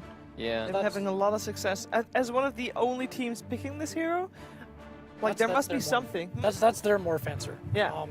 And then, like, we talked about the spirits. I think that was a very good sound spot to pick a spirit either way, because again, you have the Skywrath, so regardless of what the other support is, I feel like you already have better help for your mid and you discourage them from picking a Spirit as well. So grab this Ember, again, play through the mid, let this guy, like nothing to say, create a lot of tempo for you. And then you're talking about the side lane. Like, I do think that you do want Pug in there if you feel that that punishes the Beastmaster more. Because you don't want the Beastmaster to feel like, okay, he's against a Spirit Breaker, and then when the Skywrath leaves, he's kind of okay by himself to like still soak XP and get some farm. I think you want to punish him if he tries to do that. Yeah, for sure. I would just love a Pangolier. I know it's not that great against Ember, but I think they need a guy that's magic immune that goes in. So either a hero that rushes BKB and goes in, so maybe like the old Quinn Monkey King. I don't know. Like I feel like this match is really hard for Gaimin to get the fights they want right now. You've got so much counter initiation. Even the slight chains combo into Skywrath Mage. Like, who enters the fight? Ooh! Oh, there we go. Does Huskar enter the fight? Okay, so what that does is he does buy a BKB somewhere around like minute 20, but he just dumps on Ember. Yeah. And my concern is that LGD does have some mid-game bursts, like before the Armlet. When I say mid-game, like late laning stage, 6 minutes or so before the Armlet comes out, that's going to be a really crucial window. Like, can the Elder Titan Skywrath Mage bring him down? Because that's how we see Huskar lose. He's going to crush Ember in the 1v1. That's like nothing either of these players can do will change that. I don't think it's possible to throw it as Huskar, and I don't think it's possible to outplay it as Ember. So that 5 to 7 minute window. Yeah, I mean that 5 to 7 minute window. That's what's But Gladiator is just saying that you can't afford to pick Ember blindly like this against us. Like, there's no way. We're gonna like prepare the Huskar already.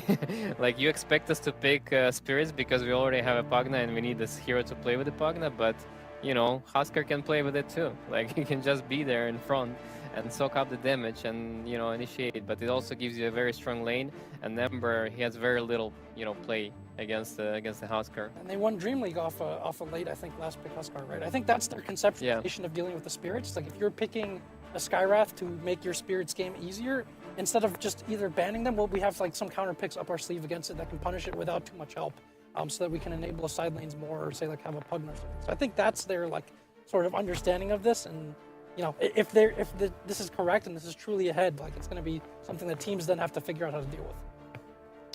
I'm also kind of interested to see what they're gonna choose for the offlane this game on Gaimin, because there's so many heroes that Ace plays that banned, like Darkseer, Tide, Brood, Underlord, the Beastmaster is taken already. Like, what are they gonna choose for the Ace this game? Is there anything left for him? He plays a lot of different heroes. He will play a new hero for this tournament at least. Yes, so he'll play that's why I'm curious. A fresh one. On the other side, PSG.LGD, it looks like we're looking for a hero for Shiro, right? What do we want to see him play? The Terrorblade and the Bloodseeker being banned. That's an amazing pick. It's the best pick they can choose. Yeah, the Phantom Lancer, because they had nothing to deal with the Phantom Lancer right now on the gaming side at all. And all the illusion dealing heroes on the offlane also banned. Like, not all of them, but you know, Darkseer, Tide, Underlord are really good ones. They're already banned. So I don't know. They have to pull off some like Leshrac right now to deal with the Phantom Lancer. But they like the Leshrac. Why wouldn't can they not go does Ace offlane play? Leshrac? Does Ace play? I mean, I feel like Ace plays everything. Yeah, Ace has one of the biggest hero. Huskar Pudge. You know, the other day, Brian was like, sometimes your offlaner picks Pudge, and what do you do? I guess we're about to find out. One of the only times I'm okay with Pudge is against PL. Oh, you're okay now. I actually think you're not saying your suggestion is it's Pudge. Next suggestion, you're not saying that. That is not the case right now because it is 10th pick from Ace. I'm not playing with 10th pick from Jenkins here. What I love about this Pudge pick is that it basically gives them a way to fish for fights without actually having to go in, which is really nice against the LGD lineup. It's somebody that can also save the Huskar if they do decide to all-in him at some point. And what I'm concerned about whenever I pick PL on 9 is that the offlaner will have virtual free farm just because PL's a pretty useless hero in lane. So really what I'm looking at is, may they go the liquid approach against Morph in a reverse against PL, where let's just have a ball that 25 minutes that just walks down a lane and ends. And that's something you can certainly do with Huskar in the second row. So I think it's going to be difficult for Shiro to come online. But if he gets to like that third, fourth item on PL, I think LGD's got this one in the bag. All right, so there's a little bit of a timing going on for Gaimin Gladiators. Roman, do you agree? I mean, I think it's all depends on the lanes. If they're gonna smash the lanes on Gaimin's, then LGD is gonna suffer. But their draft is way better, in my opinion, than than the Gaimin. Hater. So, Pudge you know, hater. 25 plus, LGD is going to win this. I think if this game ends before 30, it's pretty clearly because of Gaimin will take it. But I think if it goes beyond that, there's a chance that LGD can get to some disgusting PL timings down the road and then outscale. Yeah, and then not a 2-hour game ahead of us. I think it will not go over 60. Yeah, what if it because goes they 2.5 haven't won on hours? game and the 2.5 game will be over. hours, you know, you're gonna start talking about those timings. Who is peak timing? No, we're gonna find out how game one of this 2-game series is gonna play itself out. My panel is it's a little bit, well, somewhat split, but one thing's clear: the lane's extremely important. Finding out though, PSG.LGD versus Gaimin Gladiators with Cap and SVG. I have to say, I was really looking forward to this series. I think this is two of the best teams here at the tournament. I think they've shown that at Dream League, both being able to get top 4. This is the lower bracket finals matchup, but to have a Pudge off lane, a first time for Ace, that makes it just a little bit extra special, doesn't it? He's never played the hero before in competitive. Yeah. We're about to find out if there's a reason why or not. I mean, surely the reason why is that Pudge is garbage for 95% of Dota's history. That is true, yeah. But, I mean, it's been around for a while. It's been viable for a while. You would have thought at some point he would have asked for it, you know. He's a carry player at heart. Yeah, but when it was viable, I felt like it was it was mostly mid Pudge, or sorry, carry Pudge, right? That was That's when what I'm saying. He's the Doraccio carry. would play it all the time. All he does is farm. Yeah, but Doraccio, you know, he really liked playing. I mean, what does Ace like to do more than anything else in Dota? I'll give you 5 seconds to get the correct answer. What does he like to do more than anything else in Dota? Yes. 30 Farm? seconds to battle. That's right. That's actually right, Cap. But more specifically, ancient camps. This guy is like one of the most prolific ancient camp stack farmers of all time in the offlane.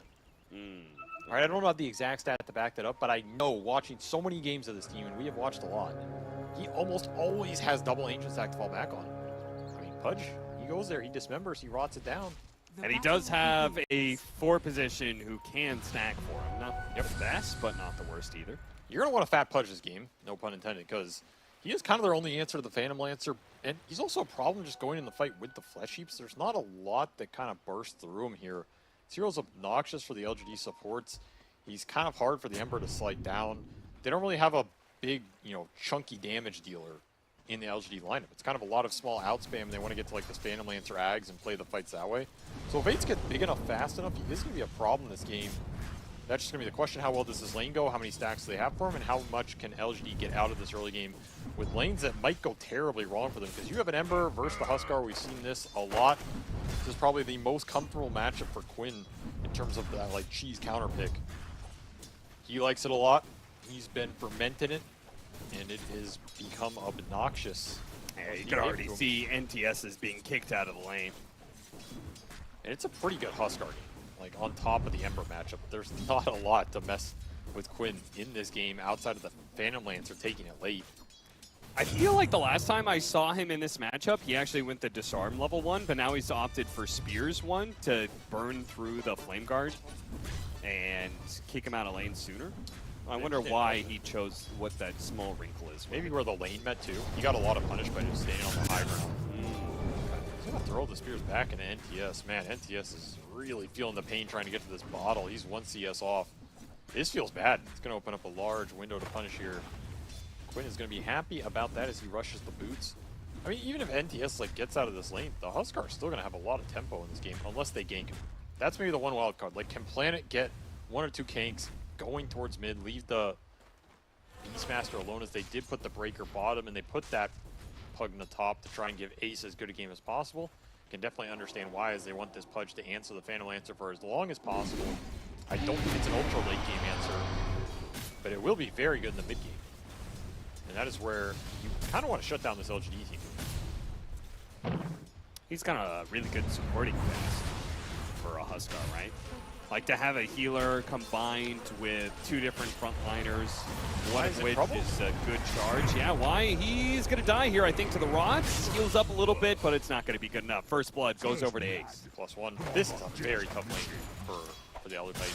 I do like the support cast. I think Pugna is amazing with Huskar. It pretty much does everything you want. It's a save.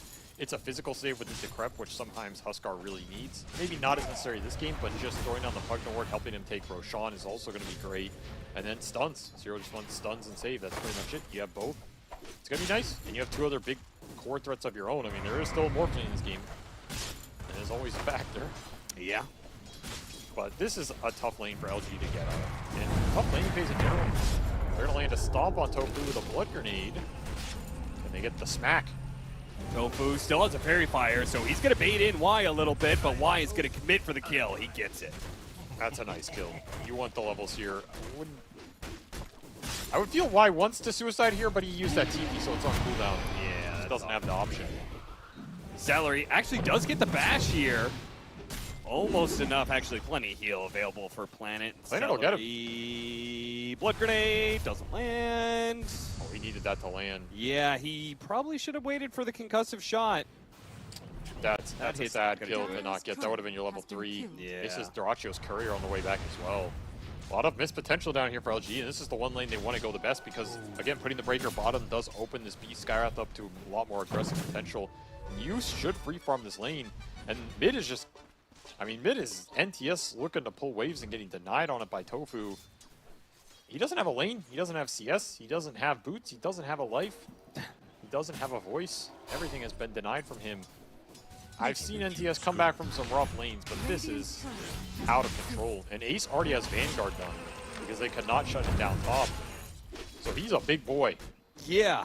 When you were talking about how they don't have like big damage to threaten the Pudge, his damage block is insanely valued this game, right? Like one of the biggest single target damage that they have is Mystic Flare, but the damage block from the Flesh Heap blocks that all out. That's what I was saying. The LG supports are terrible in this Pudge's game. The amps from ET are also not that great because Zero's all about the positive damage block. Yeah, yeah, instead of having, you know, armor and such. And he is just hooking and running down Y. Yep, that's gone again. Yet another kill. Another Flesh Heap. These lanes are just out of control. I really feel like LGD should have understood a bit more about how to play versus Gaimin after Dream League, because I feel like one of the things they ran into in that tournament that was a problem for LGD is the lane phase, particularly these like cheese counter-picky cores. I don't think LGD are necessarily a bad lane phase team mechanically. I think they just end up in these games like this where you have no hope mid. We all understand that, but this safe lane is also a very one-sided safe lane. Elder Titan is a greedy 5. He needs a strong lane partner for you to get out of lane. And this Phalanx is not doing much, and you cannot bail out these lanes. That's the other problem. Like, you're rotating a Skywrath into a Huskar lane that has no damage because your mid hero's level 3 and does not exist. I repeat, He's literally double his level. Yes, your Ember is 3.5 here, ladies and gentlemen, while this Huskar is 6. And you have no counterplay to this Vanguard Pudge. Absolutely none. He's just going to run at Shiro off cooldown. This is a very tough position. I don't really know how you get out of this, especially when Planet is dying to Celery solo. Planet's your one strong early game hero. He's going to get the Ancient Deny as well. I mean, this is just looking to be a beat. This looks like a 20-minute game. I will have so much respect for PSG.LGD if they can bounce back from this very awkward laning phase. This is a very good start. Gotta punish Ace for being alone up here. They're gonna be able to get that kill, and maybe get Tofu as well. Hit him with the blood grenade and the Urn. Very, very big kills. That'll help right the ship a bit. This is what Planet has to do. Just abandon the Beastmaster. Like, there's no way you can devote more resources to Beastmaster when your other lanes are going this bad.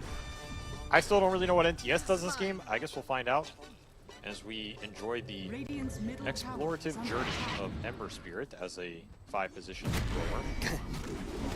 No, is he gonna die? Please don't tell me he's gonna die to a bash. I think he's okay. I think the Flame Guard's gonna hold up. He got bashed twice! Oh god. Ooh. I mean, now he's level 4. Battle for the Wisdom Runes. Nice time stomp by Y will secure that, and I think he was in part in this bottom lane because he needs the Wisdom Rune. I agree, he does need it. Oh, the Spirit got the kill. Damn. Don't see that every day. Is that level 2 Spirit? Gotta be. See if Ace can hit a hook on his first Pudge game. This is the true test of a Pudge right here. All right, I mean, LGD making some moves. A lot of space for Shiro. He'll go towards mid to defend the tower. And the slow recovery of this Ember Spirit begins. He got 300 gold off of lane creeps. Yeah, that is nothing. That's a disgusting stat. And now he's going to get shown the rot. He does not like the rot. He really does not like this rot. No, and he has no way to stop it either. Now Ace is level 6. Huh. Is everybody going to get level 6 before nothing to say? Probably. Yeah. I just feel bad for him. Yeah, it is a little depressing. To have a TI winner in Avery's heart be shut down like this? My heart's being broken right now. Yeah. I don't know why LGD have consistently put themselves in this position with the Ember, though.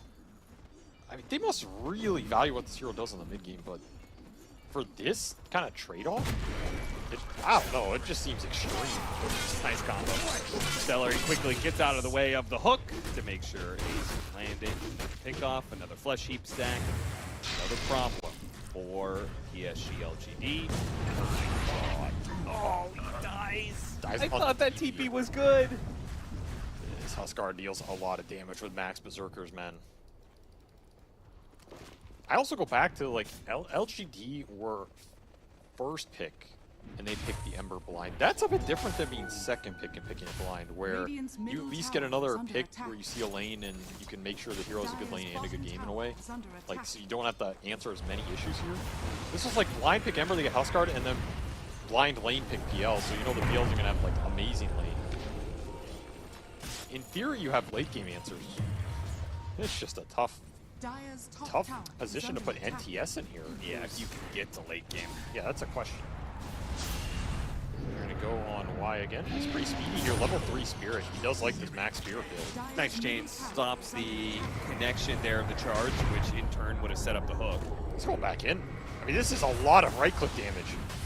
Oh, that briefcase. Woo. It's going to 4-shot Tofu if he's not careful. Decrepify goes out, though. Hook does land. Anybody to help out here? Nope. See you later. Nice face. NTS sends his regards. That's who will double up his CS. Hey! Literally just doubled his CS off of that death from 10 to 20. I mean, why you gotta 548. Why you gotta show this? We all know what happened. We all know what happened. You don't got our salt in the wound. Well, he has his ult now. Level 6 at 10 minutes. That is the worst I've ever seen it for a mid laner. Yeah, but he's level 6. He did get there.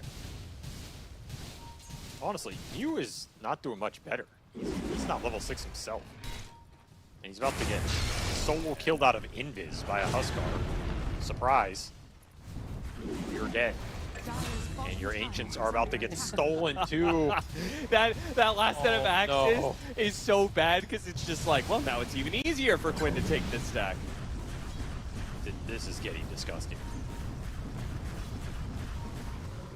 Well, I guess we don't really have to ask what it would have been like if PSG.LGD beat Gaimin Gladiators and went to the finals against Betboom, because they seem to be a step behind both of those teams. I mean, they look so good against everybody else, but Betboom and Gaimin Gladiators, they just don't seem to have an answer for them sometimes. I don't know, it just feels like they keep underestimating the lane cheesiness of Gaimin. And if you give them that position where they can lane cheese you, they will. Because this team is very happy to build the lead in the mid game and just snowball. Like, they don't need to have better late game. They don't care about these, like, random carry matchups or the fact, in theory, their Huskar gets outscaled. Like, they know you're never going to get there. And once again, the Huskar efficiency, solo Roshan, being done by Quinn right now at 11 minutes in the game. I don't think there's any possibility of LGD stopping this unless a random Hawk scouts it out. The rest of the heroes of Gaimin are still getting something off the map on all 3 lanes. They take a tier 1 top. I mean, the smoke from LGD is heading bottom. Yeah, but Durachio's in the way. He's aggressively pushing in that lane, so... I mean, they'll take him off of silence, and they get the silence. They have the burst they do with Skyld. That's a nice little pick. Nice. Big kill, big kill. Right as they get the bad news that Roshan was being done, but... I mean, it's the most you can hope for. It really is, because this game is going to accelerate even faster. It's going to be a very fast BKB for Quinn. Honestly, might be the fastest I've seen on it. This Huskar. He is just barreling towards it.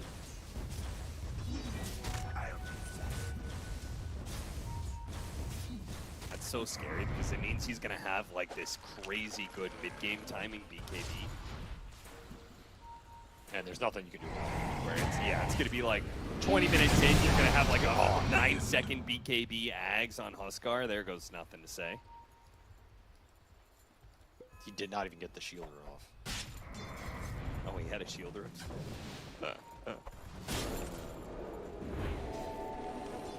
Dire's middle tower is under attack. Stacking up enemy camps. Yeah, Camps who deep is on that? their side of the map because you can farm them. I think Mew is dead again as well. Yeah. He can maybe TP. You just pray that he doesn't get bashed. It wouldn't have worked anyway, so I guess he knew. And that is BKB done for Quinn with a dominating streak at 13.5. Okay, well. This used to be a game Dire's of middle Dota. tower is under attack. Did it? I mean, the first like 30 seconds, it was looking pretty good. Yeah? You mean the 30 seconds like when they were running out of base? Yeah, you know, Yeah. 3 runes. LG were looking great. And at least when they watch this replay, and be like, you know, guys, that Dire's pre-rune bottom period tower was is under attack. spot on right there. The rest of it, got some work to do. As Quinn will stack their Ancients again. He has just set up base here. We'll take their 14-minute Wisdom Rune. Radiant's middle I feel like tower is under PSG.LGD, attack. they got to like 5-man to like one side of the map or something. You can't keep letting this happen. This is crazy efficient and deadly at the same time.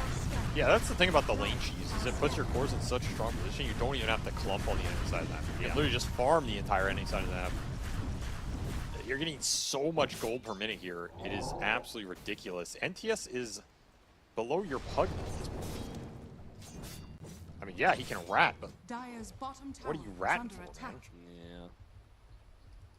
Your base is about to be destroyed in the next 5 minutes as Quinn starts taking a tier 2. He ran out of Ancients to farm, so I mean, this, you know, there's just nothing else to hit here. Structures are Why you fortified. Smile had to take the enemy Wisdom Rune because that bottom one, that's not area they control. Not with Quinn standing here. By the way, the Huskar's level 14. 14 by 15 minutes is extremely impressive. Especially when the enemy mid is just hit level 8. But if they kill him, think of the gold. My God, it'll be so much. Well, if they Try kill going him 8. twice. This is Ags done on Shiro, so some of the extra damage is there. Okay, there's the flesh heat though, taking off a lot of the damage. Managed to hit the hook, but the prime reward to be able to intercept. They finally finish him off. Finally a bit of punishment. And fortunately, it gets turned right back around. Quinn showed up to the fight, pretty nicely timed. Oh, that's not gonna work for you, bud. Or is it? Attack. Or is it? Well, he doesn't have a TP, so he's gonna He can be. hide. Fortified. Oh, did you? Oh, out of vision. Oh, the blast isn't quite there, but Durachi will catch him. I mean, yeah, but think of the space for nothing to say right now. That's true. He Think might of just the get a space. one creep wave. Radiant's He just bottom farmed a tower whole mid is under throwing. attack. Oh, the axe is gonna hit him. Oh! Wait, does he not have the axe yet on Huskar? No, he went Ags. You think he's that farmed? Bro, he went beacon. He's not that out of control. Oh, I thought he was rushing axe. No, he stopped for a bots. Oh, pick up the bots blink. It was Ags on Shiro that I was talking about. Oh, okay. So the Phantom Lancer Ags definitely helps these fights. I do like this item. It is very strong, but he had to rush it over the Diffusal or Yasha first, which means his farm rate isn't as good on the map. I'm actually impressed that Dota Plus still gives this 22% to the favor of PSG.LGD. I mean, it knows it is a good Phantom Lancer. Yeah, and he is getting that farm. I mean, let's be real. If Gaimin somehow throw like 2 full fights, this game does get weird for them. Yeah, no doubt. I don't know if that's possible, but in theory, it could happen.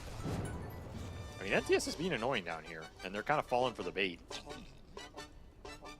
They are bringing cores to try and kill this Ember, who I don't think is a threat in this game. Yeah. Yeah. It would take a very long game for him to come back and be a real factor. Almost 2 hours long game, perhaps? Maybe that's exactly what he needs. Well, he's in the corner. He has no weapons. Nobody puts maybe in a corner, but all right, Gaimin Gladiators are gonna put nothing to say to bed. All right, he just is out on Quinn. You can't all in this Huskar. I mean, the Huskar can die this game, actually. It's not that hard if you land a Roar Earth Splitter on him. Because there's like a mini Decrep save, but that's not necessarily guaranteed to save Huskar from all the magic damage if he doesn't get BKB off. So this isn't a game that Quinn can just run in 1v5 without the mages. Sure, Elder Titan always kind of makes tanky heroes possible to bring them down. Dire's bottom tower We'll take is that tier under 2 attack. bottom, open up the outpost, continue to farm all these Dire Ancients, and build that net worth lead. With bots up on 2 cores as well for gaming, they can connect to any of these charge gank plays. Axe down on the Beastmaster. 0 building damage on anybody on PSG.LGD. That's sad. I mean, yeah, you gotta take what you can get out here.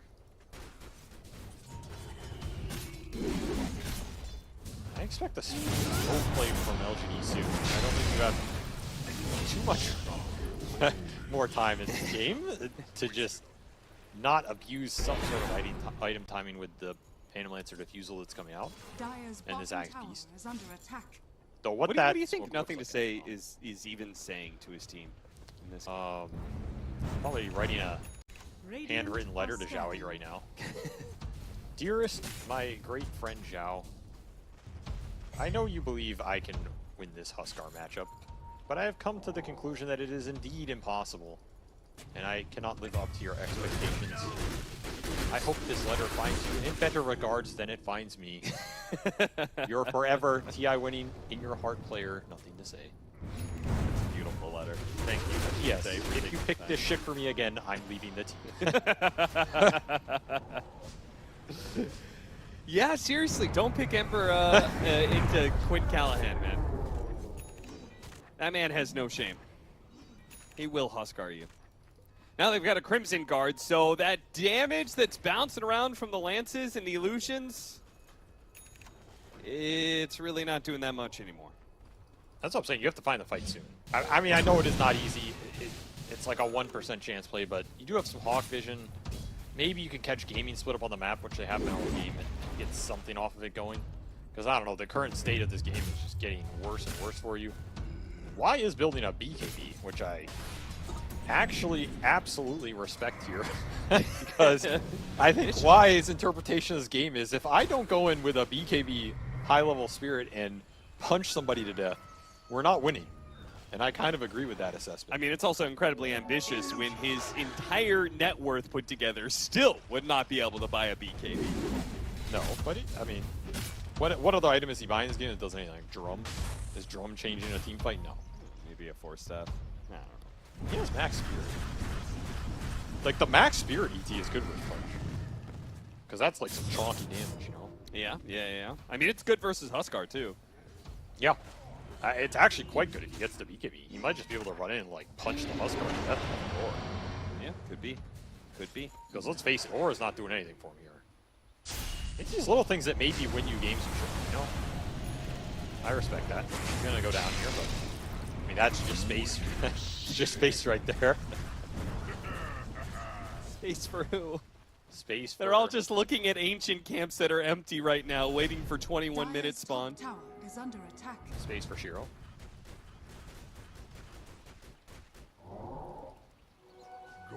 Alright, NTS finished Maelstrom. The Opium is building up. Aghanim Scepter almost done for Duraccio, which he is struggling a little bit with this Tormentor. Yeah, does he actually get this here? He'll get there slower and slower and slower at the very end, but by God, he will get there. I mean, they lost Tofu for it. Yeah. I feel like that's a good trade for LGD. They're going to smoke up off that kill advantage. It's time to make some magic happen. Maybe shred that letter you were going to send after the game. Do you believe in magic? I don't know about this magic, but genuinely I do, yeah. Will they find anything off this smoke? It appears not. They see Quinn on a Hawk. Oh, double damage. Double damage and Hawk Vision? Oh, you gotta like re-smoke this or something. This is way too good an opportunity to pass. If you find the Huskar solo into like the next Roche spawn, that is the dream scenario. The second Hawk comes out. God, they might just be able to do something amazing. The LGD magic. I mean, how do they stop BKB though? It doesn't matter. You just try and all in him. Oh, he TP'd! No! No, not like this. Oh, he TP'd back to the tier 1. He knew. Oh, Knew it was God. coming. And now they're going to smoke on you. The magic was a lie. There is no magic. Life is just a painful series of failures until you GG out. And wait for your Phantom Lancer to get slotted. Who's the Phantom Lancer in your life? What? Double damage. The guy I'm waiting for to do something that never does? Yeah. I think you can answer that. Jack? That was a pretty good answer. No, I was going to say it was Quinn, but obviously now he has delivered. I thought about Quinn as well. You waited for him to do something, and yeah, it's like one of those games. He keeps farming, you keep having this hopium, then you give up. You like leave your PC to get a drink. You come back, you like team wipe them somehow. You're like, what the hell? this guy's owning. He is indeed owning. As they have won every tournament this year and continue their beast mode track here with another 7-0 Huskar game for Quinn. License to kill. Indeed, he has that license as Duraccio, little help from Celery, continues NTS's death spree. 1-6 for the man. Got him. Yeah, and New's not doing daggers all around. Well, LGD did not find that fight into the Roshan that was the true hopium of this game. It'll now be a high ground defense scenario. Their high ground defense is pretty good, though. Like the Lancer spam, you kind of just have to jump the PL, which I guess they have the Blink Dagger Pudge to do. Yeah, they do. They're not too afraid of that with Aegis, Blink Dagger, Huskar, who's going to finish Shivas here as well. He is very tanky. But if he's quick enough on the fingers, maybe the Doppelganger will save him, and then they blinked into the base. Yeah, I mean, you do have the Vessel on Planet. Like, you have some anti-heal here. This game is not 100% over. I'm going to get flamed for saying that, but it is not 100% over. I've seen fans do some crazy. Show us the Dota Plus. No, we do Back not it like up with the numbers. It's not 100% over, surely. That win percent. See? 14%. That's pretty good, honestly. You're backed by the numbers. I've won a couple 14%ers. I knew it was going to be high because when it showed it earlier, I was like, really, the game isn't that much different from where it was at like 10 minutes ago. You know, when you said that sentence, my brain registered it as I knew Zhao 8 was high. So where are you going with this one? That's pretty direct. I drafted Ember Spirit. Then I got high. Then I got high. I mean, it does say a lot about how much faith he has in that, which I think is pretty cool. Yeah? Do you feel like he's watching this game thinking maybe that faith was misplaced? No. I mean, because I honestly don't think there's much the players could do about this situation that they were in. Not really. Honestly, no. Like, I don't actually blame them too much.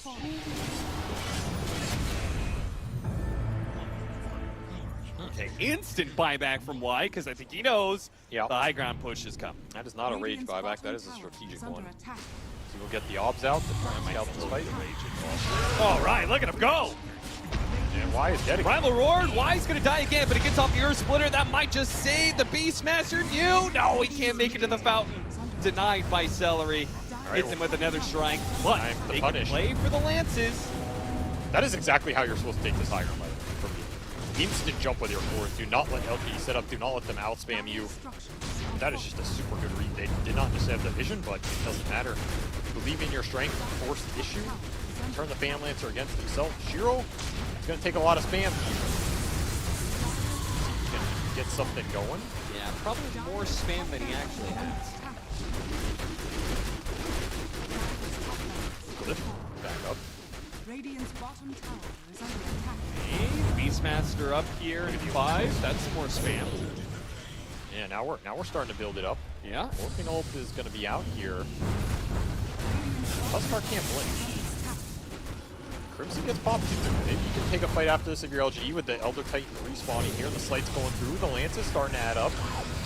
They are, bit by bit. Okay, the cheese is now down. Aegis is almost down. Now it's down. Okay, now this is kind of an even fight. Except for the 26,000 net worth lead. Yeah, you got to get BKB. Okay. So there's that high ground when everybody's up for LG. It's not that straightforward for gaming unless you just jump in. Yeah. They get a ranged racks out of that Eclipse, and Elder Titan buyback. But this game does not end. This game does not end. And Shiro continues to find his farm. Do you think that defense made the % go up a little bit for LGD? In my heart. Yes.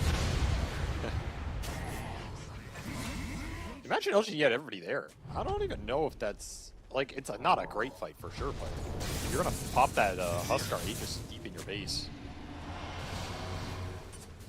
They're just trying to walking down get mid. some Lincolns here. Shiro, nothing to say. The Lincolns are nice. You're stopping these charges. There's not a lot to break it if the Pugna can't get in super deep, but he probably can. Trying to break the Morph as well. Yes.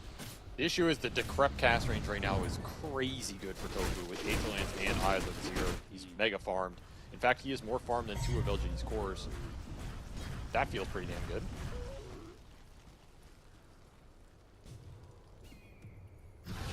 I just want to see Elder Titan BKB, honestly. Yeah, I don't have a way to be why. able to click on the heroes, but I do have a way to look at the net worth. And he's only gotten 600 net worth since I last looked at it. Yeah, but he had the dieback, bro. I mean, come on. That's not on him. He gave his gold to the team. Direct check. Woo. Close call. That is Lincoln's for NTS. Yep. So double Lincoln's up. Only reason he's still alive. They got that going for him. They're splitting the map in okay amount because Gaimin Gladiators, I think, are mounting up for another push. They are indeed. Aegis be damned. Satanic Dump for Doraccio. Give you back up for Quinn. That is go time with the Crimson on Ace. It's pretty damn tanky. Okay, they'll get the ward. They're looking for the jump. And Oh, got him with the hook. Ace. Beautiful, decisive move there. Blinking in. The charge on it, too. Earth Splitter's going to land, though. That's going to do a lot of damage to the backline. Unfortunately, they have nobody to take advantage of that one. And Shiro, nothing to say, have to play back. Doraccio a little bit too dangerous. Even to get the sounds on him. Quickly removed, though. Why? It's the stop. Trying to stall him up. Look, it's looking like they're going to get the melee barracks and get out pretty easily. Save the boar. That was very generous. Yeah. Then he sacrificed the boar. No mammal left behind. Well, that was another support buyback for LGD. Lost their Beastmaster and Rax in the fight. Didn't really get anything out of it. They got a Huskar BKB, which normally would be an opening, but I don't think they're in a position to abuse it at all. No, I don't think so. And again, the decisive jumps from Gaimin, that is how you're going to break the high ground in this game. I like that they're continuing to look for that. It's going to even get scarier when they have the Ags done on the Huskar, which still has not built it because he went for Shivas instead. Is Shiro, is there an item that you're going to be like, ah, there we go. Now our win percent jumped up 5%. I mean, Heart helps him stick in the fight, but no, in this position, in this game, there's not really anything. Yeah. So whatever he can get. I mean, it's a good Silver Edge game. If you can get like Heart Silver Edge, I'd start to believe a little bit more. Okay. Because then I think your damage is starting to ramp up a bit. You can like man up and break the Huskar or the Fudge here or some random stuff. You never know. It's also a way for LG to kind of start the fight on their terms with a bit more scouting and frontline. Because right now the fights are just a support gets jumped and that is not where your lineup shines. Dude, it is so annoying to play against these support Spirit Breakers when they're actually winning the game like this. Because now all of a sudden you have a support hero that's clearing like the dangerous farm on the map, yeah, and getting for free, and he's just getting bigger and bigger. And this hero scales like a beast. I mean, both these gaming supports have found a lot of net worth. They are big, very big. Full Greaves for Tofu on top of everything else he had. Smoke up. Gaimin Gladiators go for what could be the finishing blow. Yeah, that's unlikely though with Roshan coming up. Thanks for Huskar. So the lockdown's there. Will they find the Phantom Lancer? Will they be able to jump him before the Doppelganger comes up? Looks like the answer to both is no. Ooh, the Elder Titan Shard. That'll go nice with his BKB once it's finished. It's true. He can teleport himself right on top of the Huskar. Little Lincoln's pop on Shiro that gets the Ags. And he'll jump on the other side of the gate. LG didn't do anything with it. That's bold. Apparently not. Yeah, Primal Roar to stop him, but Quinn's in. with that axe, going to work. All right. That was probably the most suicidal play you could ask for from Doraccio, and it wasn't even close. He fully understood there is no possible way PSG.LGD can fight it. I mean, unless all 5 heroes are standing on the other side of that gate, you're probably good. He has double dispel with Satanic Manta here. Very difficult to go on him with your single Skywrath Silence. And I mean, yeah, there's 4,200 gold on Shiro, but he can't use it right now. So you have to take the fight without it. Nice little 2.5-man stop as he gets Man Massage. Fortunately, the Lances are okay, but there's still a Pugna just to heal up whoever's missing health or mana. Yeah, he can also just suck the ward and kill PL illusions. Yeah, that's super annoying. Pretty nice answer in these fights. But they will respect LGD here. As they finish up the butterfly for Doraccio and heal him back. Damn, he's actually killed 47 of them for 373 gold. That's a lot. Got the hook, got nothing to say, but hit a Lincoln, so even if he could get off the Dismember, wouldn't do anything. Dire are scanning. 37,000. Honestly, you usually see when you get like 1K gold net worth lead per minute, so like, you know, 15 by 15K, 20 by 20K. I feel like normally the game doesn't actually extend past 35 minutes, but it will here. I guess that says something about LGD. Yeah, they're resilient. Or stubborn. Maybe they just don't want to hear what the director has to say. Don't want to go back and get yelled at. Guys, we need to make this game last as long as possible. I can hear him on the other side of the door. I can see him through the window. They can hear him breathing angrily. Oh my god, don't make me go out there. Boys, we gotta win this team fight. Oh, they're gonna try, but Ace has already gone straight in for the hook. Hits planted, a great hero to be able to grab at the start of a fight. There goes your support.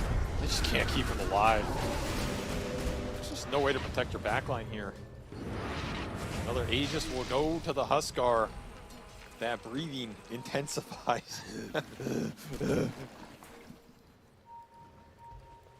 45,000 net worth lead. Jeez. A heart is done for Shiro. By the way, done it. They gave the Ags to Celery here. So he is an absolute that was third core hero Roshan? now. Yes. Holy crap. That's how fast the game is gone, and Y is gone. He will never get that BKB as he has to buy back again. I feel for you, brother. Lincoln's blocks the Huskar ulti. Unfortunately, disarm means they can't really do too much there. Slight manages to dodge the hook to keep everybody alive. That's new. He'll turn for the racks. Still the cheese on Doraccio, you're gonna have to punch through. Lances are gonna start to fly. Lead almost up to 50,000 gold. It will be 50K unless PSG.LGD somehow pull a rabbit out of the hat and make the magic come alive again. Waveforms over the top, the two of them go straight for New. Now he does throw out a roar, unfortunately doesn't hit anything, just hit an illusion there. And Earth Splitter does give the Ace a little bit low. They're gonna come in for the kill, but boy, stops taking damage with the Crimson Guard, plus New going right through with the charge as well. They got Ace. Nice Shiro. Broke the Lincolns, another Lincolns, but it's not enough, too much. Quinn standing toe-to-toe. Yeah, that Elder Titan does not have the BKB nor the spirit damage to fight you, so GG is going to be called PSG.LGD. That was rough, man. Yeah, that was rough. That was a very one-sided game. I mean, yeah, LGD lost, but they did get Ace, and that was a 2,500 gold kill.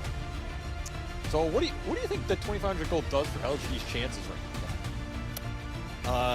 Probably went up another 1%. Yeah, I think they actually called. Yeah, I think their odds are actually increasing now that the game is over.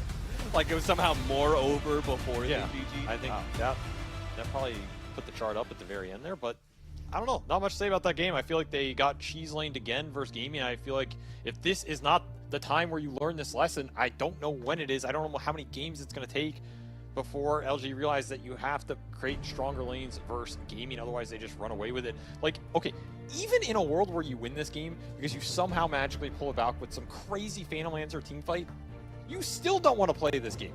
Yeah, it's not sustainable. Yeah, it's like you you're lose gonna this lose game this 90 out of 90 out of 91. Maybe 91 out of 90. I don't even know. 91 out of 90. You're gonna lose an extra game on That's how far top. the win percent has gone down. It was bad. 101% chance of victory for Gaimin Gladiators in this game.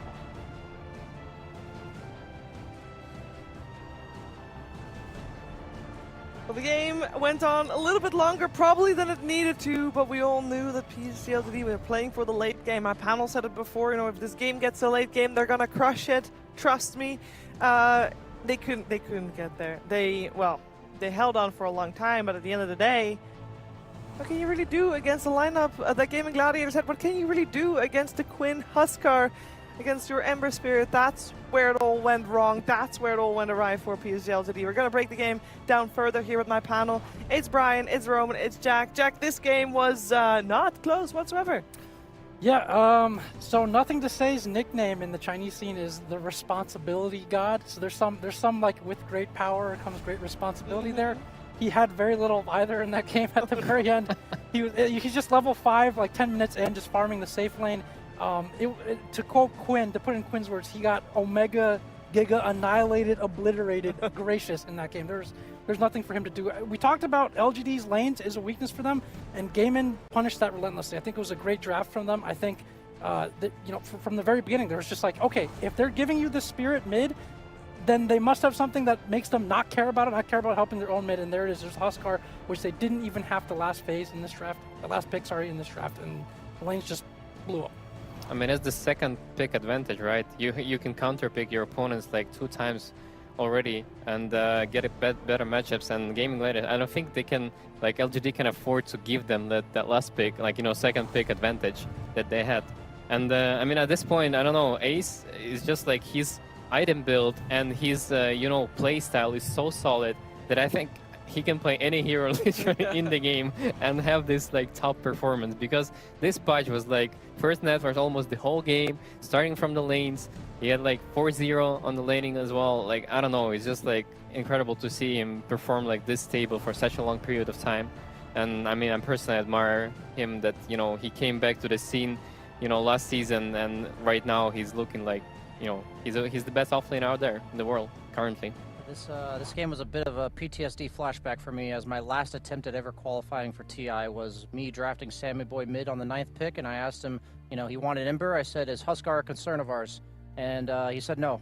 And so I picked him Ember, and then we were playing against Optic at the time, and mid laner was Quinn Callahan, who had to pick Huskar us, and it looked exactly like this game. Very depressing to watch, very depressing to be experiencing. What I love so much about Quinn is that he's a very finessed, like solid mid lane player, but he also has these cheese picks, and he's been huskering people for years. And his vision of the game, like most Huskars will go second or third item ags, and he has a pudge like with a blink single target disable. He has the spear breaker with the BKB piercing disables, and he elects to go for this BKB blink Shivas. When I like in the draft, I'm like, they need a guy that goes in with a BKB, and it's so easy as a panelist to say that, but it's amazingly difficult as a player to like concoct this build of, I'm going to pick Huskar to own you in the lane, and then I'm going to go this build that just fundamentally dismantles LGD's entire possibility of ever coming back in that game. You know what impresses me the most about Quinn Huskar? That he not only knows how to, you know, destroy the lane completely, which, you know, every probably Huskar player knows, but his ability to rotate on the Huskar, which is not super easy, you know, because like the hero doesn't really have like a straight way to, you know, rotate and punish, because he's so slow, but he makes it like he's coming from these weird angles. He got the Beastmaster kill twice, like one in his own jungle, second like around engine area, because like he knows how to pressure them and like know how to push his limits super well as well. He's very patient. Like, he ancients when he needs to, and then, you know, suddenly he's there for like a fight. And I think that's where a lot of Huskar players trip up. Like, you just have this one bad death, and suddenly like the other team has a chance again. Quinn will not give you that window a lot of times on this hero. There's a lot to learn from a game like this, but the big lesson is to not get Huskar potentially, you know, at least be prepared for it, and maybe, I don't know, throw a counter curveball or something like that, I don't know. But PSG.LGD, they're going to try to fight their hardest to get a win out of our next game, which is coming your way after a break.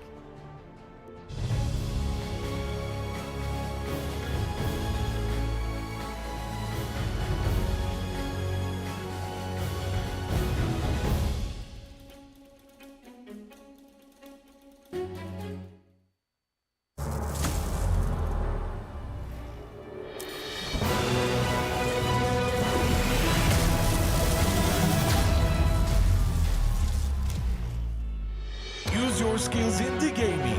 1xBet.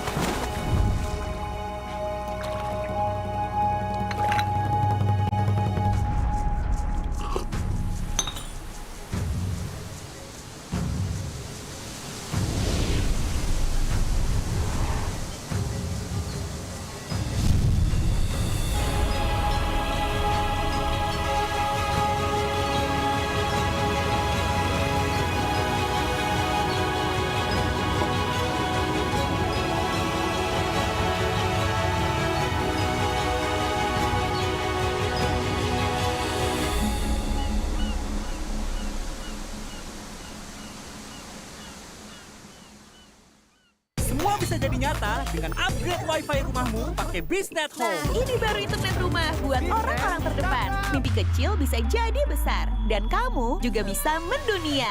Jadi, siap wujudkan semua jadi nyata?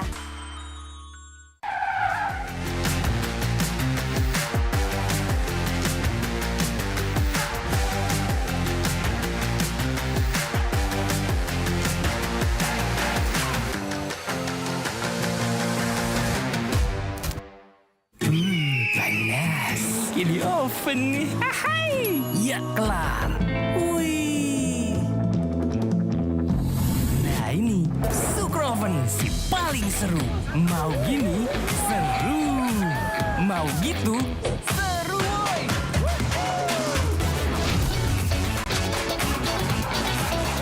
Mau lagi? Lagi. Terus aja lagi. Super Oven. Seru roll di oven. The world is your stage. Take the first step to change. Lead with vision and innovation. Perfect your strategy and make your goals reality. Así que vaya. Get in the game. Make it count.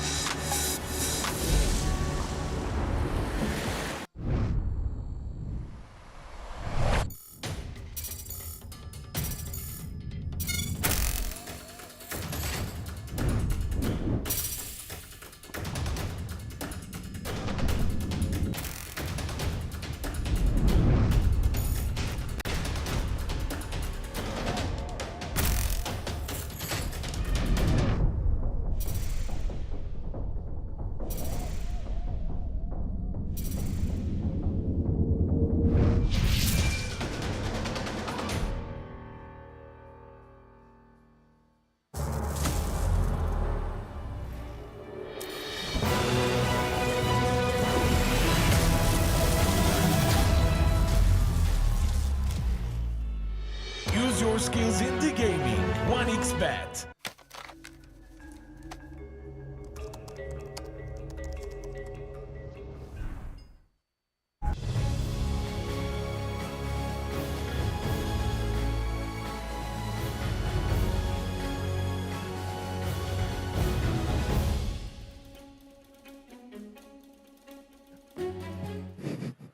Maybe we should get our coconuts. Hello, welcome back. We are ready for our final game of the day. It's PSG.LGD taking on Gaimin Gladiators. We're heading to the second game of the series. First game was taken by Gaimin Gladiators in pretty convincing fashion. They were able to get the Husker out against the Ember, which of course played a big part of it. But it also fell a little bit short for PSG.LGD with the plan they had in mind, which relied on surviving the laning stage. And that is always a tough ask when going up against Gaimin Gladiators. So I think going into this second game, we just want them to set up a little bit better lanes. Is that fair to say, Brian? Yeah, I mean, that's about as good as I can ask for. Maybe if you're going to take first pick, got to be careful if that first pick core is counterable, because usually that 8th pick, the 4th overall pick is the only time on first pick that you get the counter pick. I mean, honestly, in the last game, they got countered with 3 cores on 3 lanes because they first picked the Beastmaster. And the Beastmaster could not do a thing. It Yeah. did not. We did not really see why they went for that first pick. We don't know exactly sure. Of course, they could have just really wanted to have Dire, which is unusual. But potentially, maybe they were aiming to have an easier Roche timer around the 20-minute mark, which is not normally something you want to do. You want to go for around the 15-minute mark. Maybe they just respected too much Ace Beastmaster and they didn't want to get away. But I do think, who has the first pick? LGD again. LGD first pick, but this time they're on the Radiant side, so they must have prioritized that one. Gaimin Gladiators second pick again, but on the Dire side. And, yeah, I'm not sure about that one. I mean, I agree with your point. I agree with Avery's point that they need to stronger their lanes somehow. But at the same time, if you do heavily commit to the lanes, Gaimin Gladiators is still the beast at it, right? So you're gonna kind of play into their field that they know best.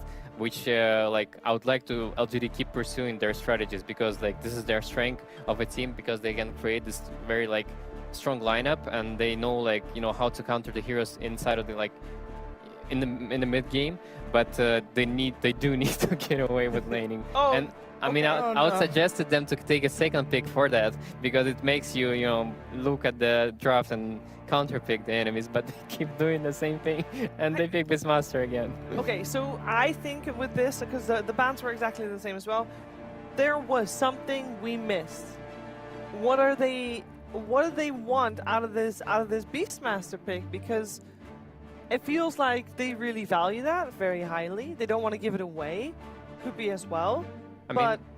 Well, the start is going to be the same thing, right? Because if you pick the Beastmaster, there's a Morph +1, the lane's already good for you. And then with second pick on Gaimin Gladiators, I think the way this Morph works on second pick is a lot of teams, you pick either a flex that goes 1 or 3, or you save your offlane pick for last. Because you already have Morph that isn't afraid of too many lanes. That's why it's such a first pickable hero. And then when the enemy team has to pick a core later in their draft to deal that matches up well with the Morphling, out of the carry position, then you have a late offlane pick that can punish that as well. So I don't think that's too different in this game, but I think maybe where LGD thought they might have messed up is obviously that mid pick, because they didn't even have to lose to a last pick Huskar to just get that lane absolutely smashed. Yeah. And that might not be the only hero that Gaimin can do that with. I could see a Quap or something else being a good answer against some of those heroes too. So I think that's probably where they thought they messed up, and of course there's the anti-mage as well. So yeah, we got Spirit Breaker. Obviously, it was picked up last time, but not in this position. The anti-mage in the first phase, though, Brian, is that something that you like to see, or? Absolutely not. I've looked at all the games so far. It's 0-4 on all the ones that I've seen or looked at the draft for. And when I say 0-4, I'm saying anti-mage specifically on this pick. That seems to be where most teams are picking it as a response to the Morph. Because it will get banned out in the second round, it does scale very well against Morphling. Let's not beat around the bush here. It scales well, but Morphling wins its lane, and anti-mage does not.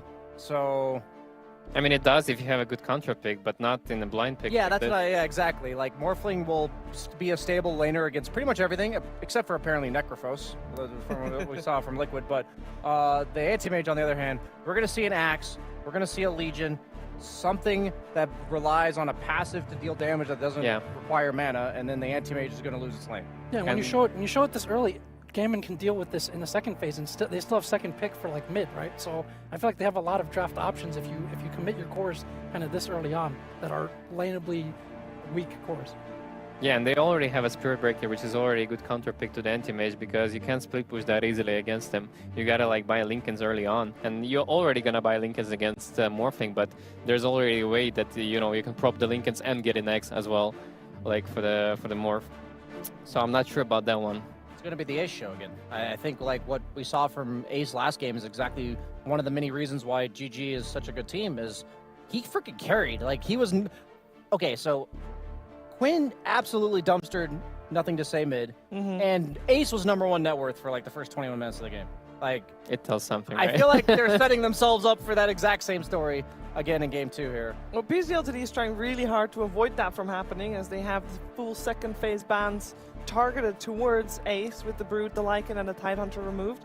Whereas because PSG.LGD picked 2 cores at the opening, we see supports banned out on the side of Gaming Gladiators. They ban out high damage support, I think that's fair to say, with the Sky, the Pugna, and the Lion coming out there as well on the ban side. What type of supports would PSG.LGD still want to go for here that could do well against what they see right now? I think Elder Titan is one of them, like as they did in the first game. Definitely the others, I'm not really sure. Like maybe some, I mean, Grimstroke is out of the meta, so it's not gonna be there. I don't know. Is Lich just dead? He was picked a lot at the Berlin Major, a little bit at Dream League.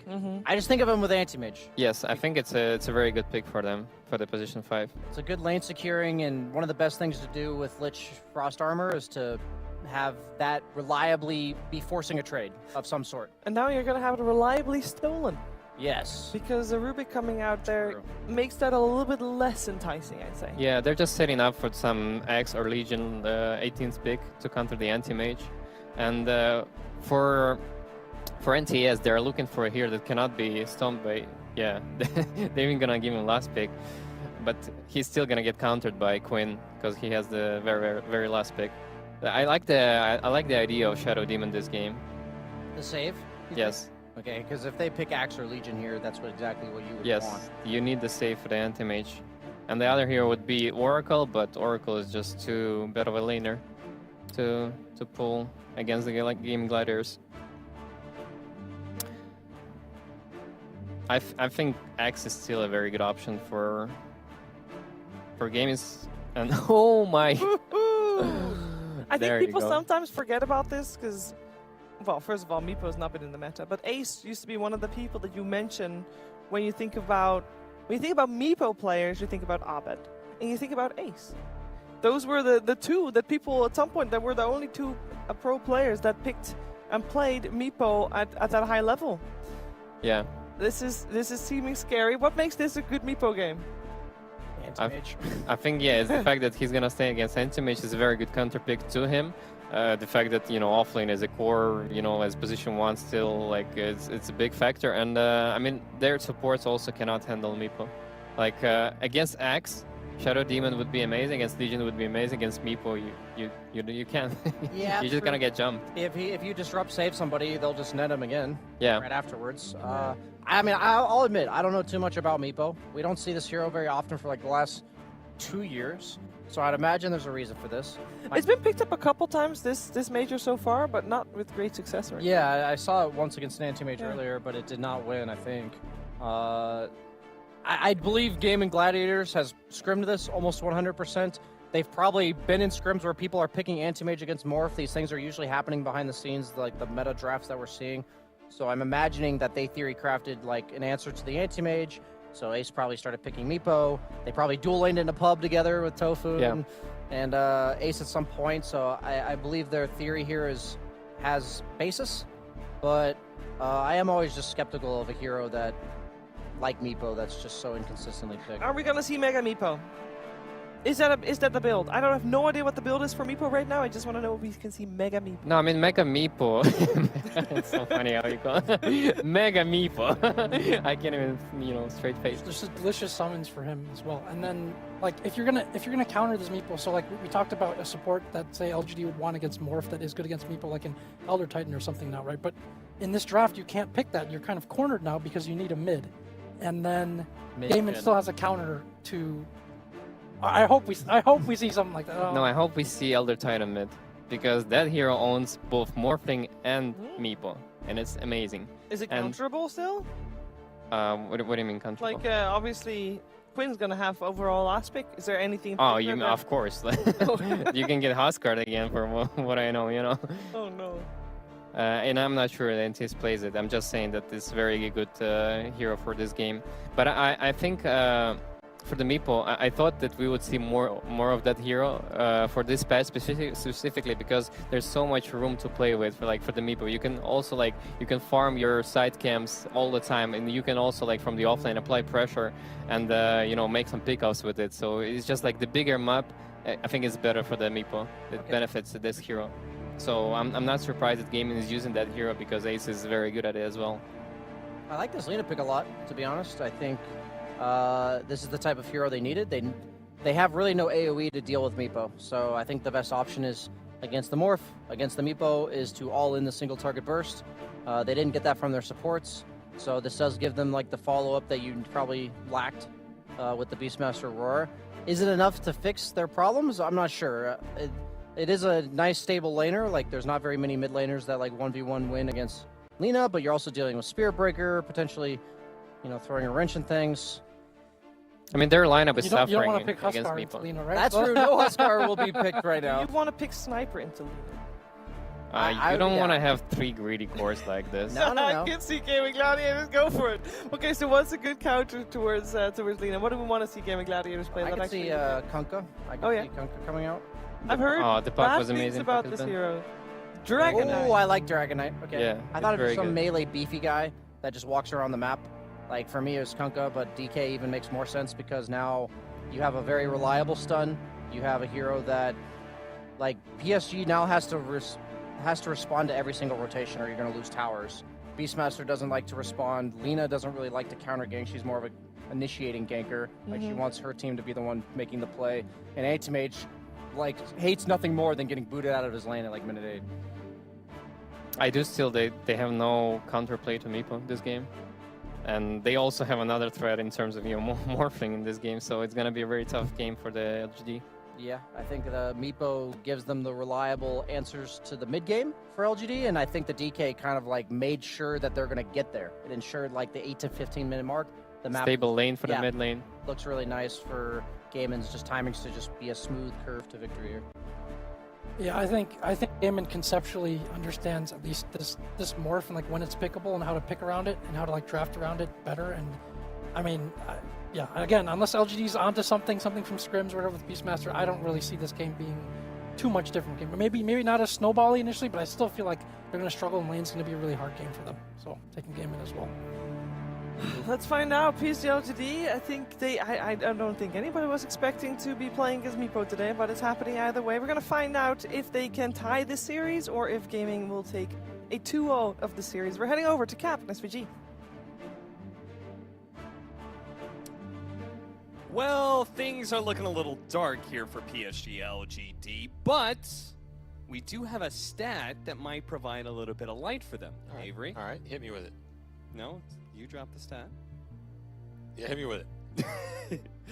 The Lina KDA at this tournament. Oh, that stat. Oh, you're talking about that. Okay, Lina has a 0% win rate, but she has a 35 KDA. Damn. So she's got that going for her, which is, it's nice. Yeah, that's pretty good. That's pretty good. Maybe nothing to say we'll be able to keep up. Who played it earlier? No, It was a Southeast Asian game, I think. Carl, maybe? Yeah, it was. Yeah. He went 21-1-14 for a total KDA of 35, and then lost. So I don't know what that says about that. That actually is a terrible stat for PSG.LGD. That you can pop off that hard on Lina and still lose. I think we're gonna need to see something similar, to be honest, because this looks like an absolutely free Meepo game. None of these cores do anything to him. In fact, the worst matchup for Anti-Mage, stats-wise, is Meepo. It's about a 10% difference, which is ginormous. That is, absolutely unplayable. AM has no ability to interact with Meepo at any stage of the game, really. Outside of maybe they can do okay in the first few levels on the lane. But then you're looking at the AoE from LGD, and it's axes and, an LSA. First Blood will definitely help, though. Yeah. MTS, please. Shiro's okay too. Yeah, I think Shiro's probably maybe your preferred because ultimately Shiro does have to get big enough that he could deal with the Meepo, so he needs to be able to get like Manta fairly quickly, right? But also he needs to be strong enough to contest the Morphling, which is part of the reason why we're seeing AM picked up right now.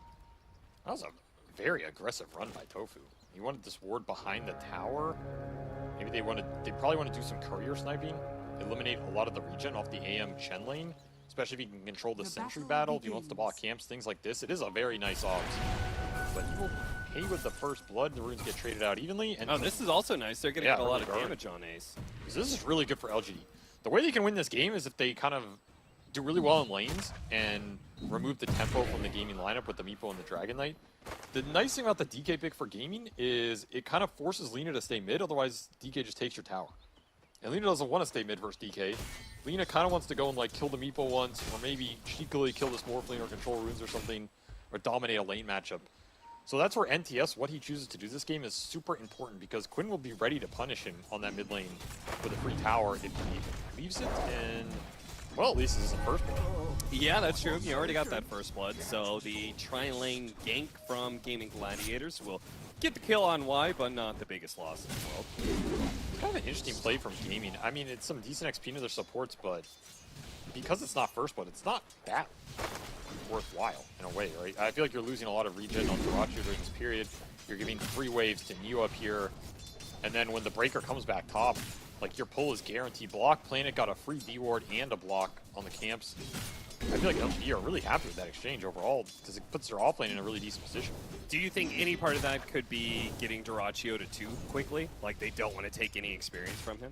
Maybe, but I don't think Dyrachyo's levels are that impactful in this game. If there's one hero that LGD have answered, it should be the Morph. Okay. And I don't think the Breaker Morph can punish this Beastmaster lane. If it was first blood, I think it was 100% worth it. This, I'm not absolutely sure on. It is some nice extra XP for Ace, which maybe they wanted to like help skew this lane because Shiro did get that first blood and he had an XP advantage. Yeah, okay, I can kind of dig that. So they want to like shift it back a little bit at least so it's not as damaging down here. But Shiro he's going to have a fast start in this game. And that is a good sign for LGD as they want the AM to at least be as strong as possible so you can go fight the other cores in this game and stay away from the Meepo when the ransack eventually comes, as it comes for everybody. It's going to be ransacking a whole lot. It's a pretty free Meepo game. Okay, do you think that Axe Lita, though, can be an answer to Meepo? I mean, I guess. Yeah, right? It's like insane amount of single target damage. Sure, but there's a lot of heroes that do single target damage, and Meepo does not care about them. You just dig down, you get the Mega Meepo going. The one spell interaction I'm actually curious about is Disseminate on Mega Meepo. Oh. In theory, it's good, right? You have this like 5-6k HP body that gets disseminated sometimes. And Meepo never buys spell immunity. Yeah. So like Disseminate is guaranteed to just work on the Mega Meepo no matter what and just spread that damage around. So then when you're offloading all the single target damage into Mega Meepo, you don't actually feel that bad because it's getting disseminated. That kind of sounds interesting to me. Yeah, I mean, I think even without Mega Meepo, I feel like it's not the worst either. Just in general with the Lina, right? No, it's going to be a decent spell here. I would kind of be interested to see if Planet skills in this game. Of course, his other skills are also very nice. I'm also curious if Disruption on Mega Meepo creates a Meepo with stats equal to the Mega Meepo. Oh yeah, that is weird. Does What, it create what the hell happens to that, you know? Mega Meepo disruption? These are the things that I hope the Valve janitor thought of before he pushed that patch. I guess maybe we'll find out. I feel like it just creates regular Meepo illusions, but either way, I haven't seen a whole lot of Mega Meepo. Nobody when we do see the Meepo, they'll get the shard, but I feel like it's still kind of mostly the old Meepo build. Maybe it's just because most of the time when the Meepo's been picked up, the game is over by like 30-35 minutes, but it's definitely not a rushed item in any of the Meepos that I've seen. NTS gonna try and block off that blood grenade. Ooh, that is a big kill for Quinn. Yeah, that is very nice. He's just a little too far up the river trying to get a water rune, and he has no help. Just goes down to level 1 fire. You're missing so many range creeps here too. Yeah, even Planet being pushed away so he can't even get the CS. He's going to try and pull the creep wave out from underneath the tower so the Lina can get here to get something, but... Safety was one of them when he got denied, but... This is trouble, because now you're going to have a DK who hits 6 first, and you're going to have that gank back online for Gaimin if they want to try and take advantage of it. This DK is really creating some space for Gaimin off the laning phase that otherwise wasn't that good for them. Like, LGD is, for once, winning the lanes versus Gaimin Gladiators here.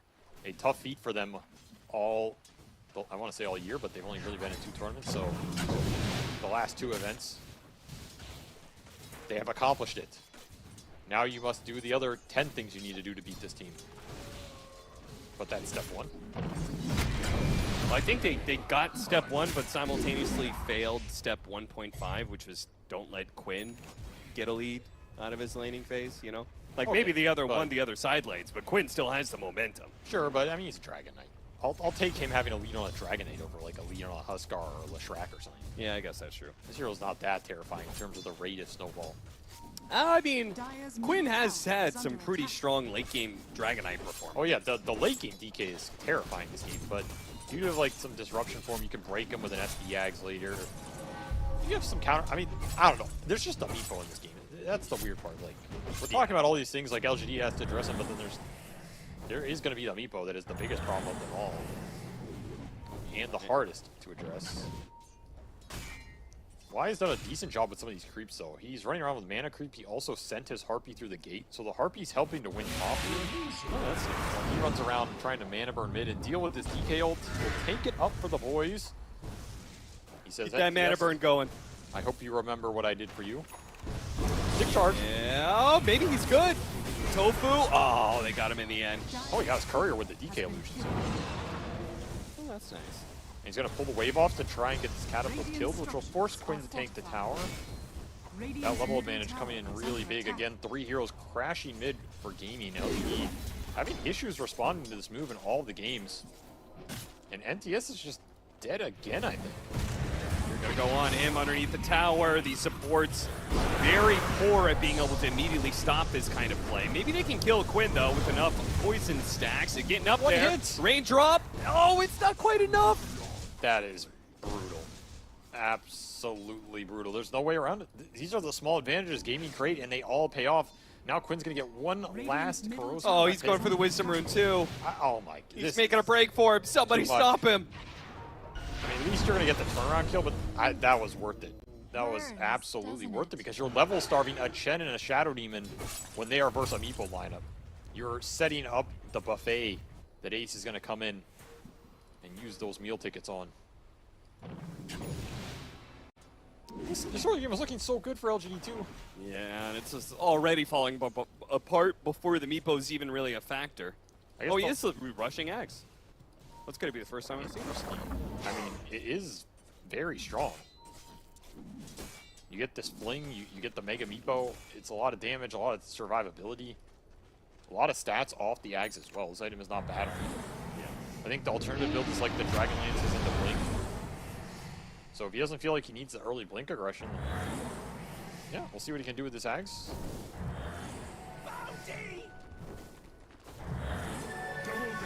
Planet gets a couple little stacks farmed up here to boost his levels. I mean, he's having an okay game. Outside of that Wisdom Rune getting stolen, I think he was pretty happy. Which is good for LGD, because this Shadow Demon is like their one X-Factor in these fights. However, he has taken the place of getting tri-lane mid. Yeah. Gaimin Gladiators really love this rotate both supports into mid lane action. And they always have a core that can kind of do okay solo. In this situation, it looks like Duraccio may be just overwhelmed by too many heroes. But most of the time, Morphling is going to be a tough cookie to be able to bring down. Is this the pressure you have to create? Like, when you play versus Gaimin, you just need their cores to be pressured on these sidelines, so just mid-move can't happen. Otherwise, it's just way too straightforward. Yeah.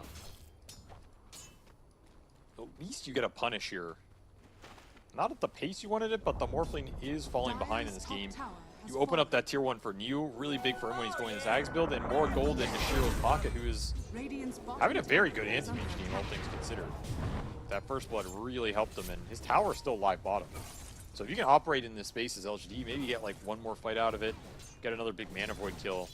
Oh yeah, remember that there was that clip? It was Axe Beastmaster versus Meepo, right?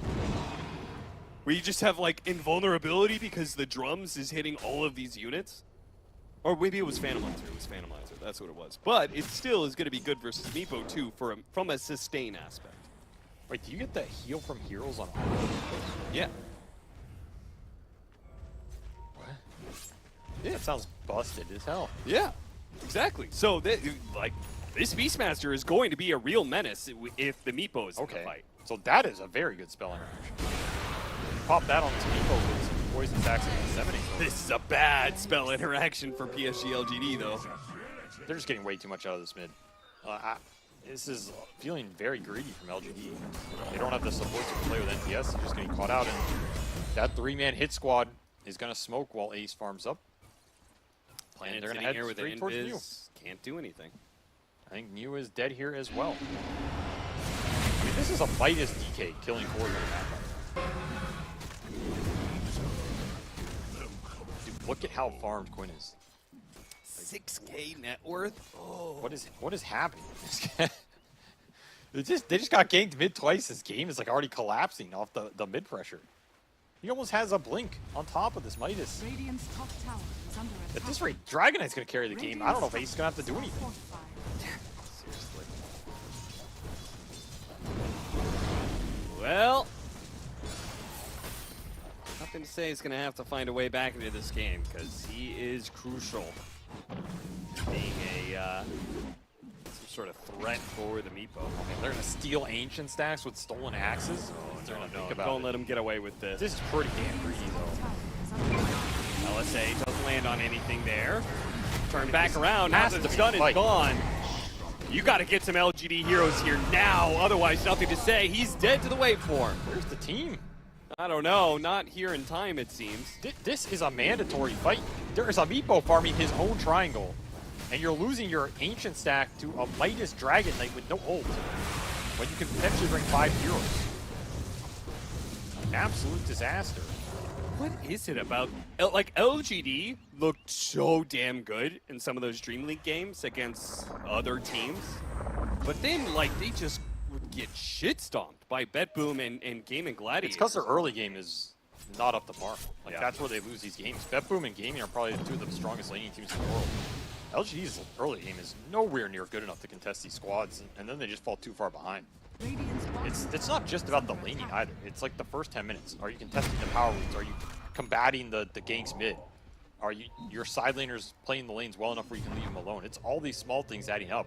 Like the Wisdom Rune steals, right? Sure. Yeah. And then you just get in these positions where these little things add up and these games start to feel really difficult. I mean, Quinn is just... He's almost doubling up your Beastmaster at 12 minutes. He has Blink and Midas and almost level 12. This is an insane pace for a hero that doesn't offer that much damage and should not have this sort of tempo. Dire like, are scanning. LGD have not been close to touching the Meepo. There is still a Meepo. Dire's bottom tower is under attack. Yeah, he's also level 11. Yeah, he's also way above the Anti-Mage. LGD got to start to find something. This is spiraling almost in a worse way than game 1. Because game 1, you knew your lanes were going to get cheesed. Yeah. Here they did okay. It's just they haven't been able to make it moves. Their support duo has not offered a whole lot. It's kind of slow and low damage. You also don't have the same kind of high ground defense, and I also think that these heroes on the side of Gaimin Gladiators are capable of ending the game more, like, faster, more conclusively, you know? When Meepo reaches a certain peak, it's just like, it is over. Radiant's middle tower. The high ground is definitely on the menu here. There's another quick 3-man smoke. They will continue to play behind the Dragon Knight, who has just made this game incredibly easy for them. Let the other 2 cores farm. Now, if LGD can turn around one of these games with extra numbers, 5-on-3, 4-on-3, they can turn this game, but they have to do it soon. Maybe Gaimin are lucky that this smoke missed almost, because LGD were clumped and looking for that turnaround. They're going to find Celery, which they can purge and kill him here. Okay, good pick off. Nobody around from Gaimin Gladiators to stop this one. They almost look like they still want to fight, despite losing their Spirit Breaker. Yeah, Tofu Shiro comes forward, tries to get him, but unfortunately the spell steal grabbed the blink. It's an aggressive blink. He does have frost armor from Ogre here. That's why Shiro feels invincible right now and trying to make something happen for the team, but the lockdown is just not there. So Gaimin, they lose a hero, but they get the 5-man reaction while Dyrachyo clears through the enemy triangle. Yeah, when Shiro's trying to work on Battle Fury like that, joining in on any fight, he really wants it to be a part of the kill, but it just doesn't happen. So the one thing LGD can maybe do in this game is take the Roche faster and steal it away from Gaimin, which I feel like you kind of have to look towards now, like abuse the fact you have this early Solar Crest Penitence Chen, who can go in the pit with your Beastmaster plus like one more core, and just take that away, put it on a leaner or something, help you skirmish. And then you remove that timing from the Meepo as well, who has finished Blink on top of that Ags. And so his threat is online. The pickoff is also going to ramp up here for Gaimin, as the Spirit Breaker plus the Meepo off the map is pretty terrifying for Shiro, despite finishing up Battle Fury at a pretty reasonable time here. I don't know if it's going to do much good if he can't show on the lanes, and is he just solo dead? Yeah, God. that's Meepo for you, I think. Okay. Perfect charge connection. And the God did not bail him out. That is a very important kill. Oh, that LSA though! Beauty, and the Morphling dies! Whoa, okay. He walked into that one. Did he disseminate the Laguna Blade hit on the Rubik? He did. That's cool. I was about to say, like, that Morphling died really quickly, but I don't think he had any poison stacks on him. That was just the bouncing disseminate damage. I mean, he was super low morphed as well. He was like pure action. Yeah. But he did get disseminated for 90 magical damage. Wow. Wow, 90 extra. Did the tick. Well, that's a good pickup for LGD. And for NTS, who was having issues finding anything in this series. Need to watch that again. Yeah, so he hits him with both nukes. Dyrachyo, yeah, that's that final little bit of damage to kill him. Super nice. Exactly what you're looking for with the early Lina Morphling interaction. Get some revenge for your anti-mage here, because that map was falling apart, and they might find Ace. Depot. Oh, that was the one with the blink. Oh no! Feels so bad. I think if that was any other Meepo, they can set that up with disruption into the Centaur Stomp. Yeah. Then again, he does have that Aghanim Scepter, so you catch that one Meepo, and then you do some damage, and then it becomes some monstrosity.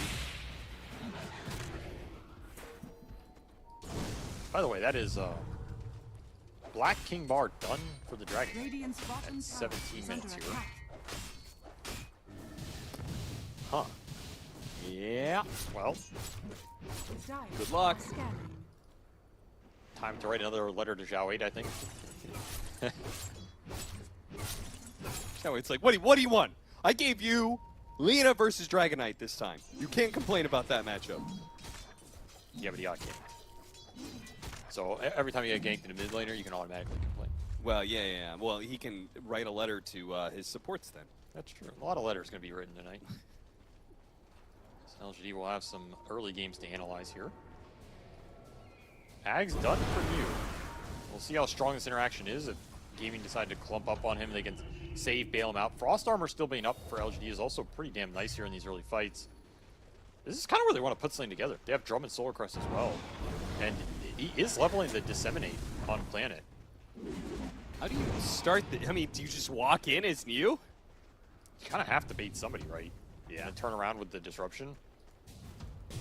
I feel like he needed to go on the creep wave. Because otherwise, this becomes a little too obvious. I mean, keep in mind, Gaimin are still farming when this standoff happens. They have Dyrachyo showing bottom, and they have Ace farming up enemy jungle with his Meepo.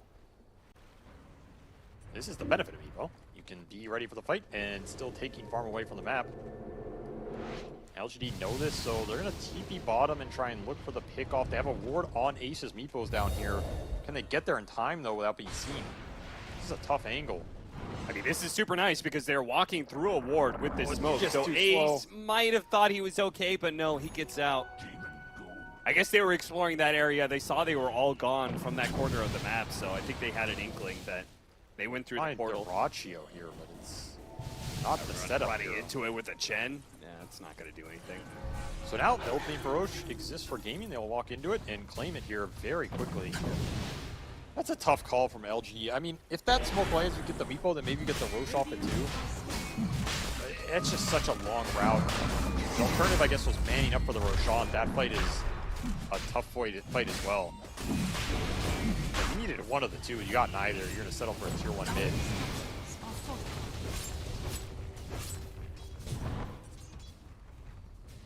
Dire's middle tower. Are you even going to get that? Yeah, they'll look.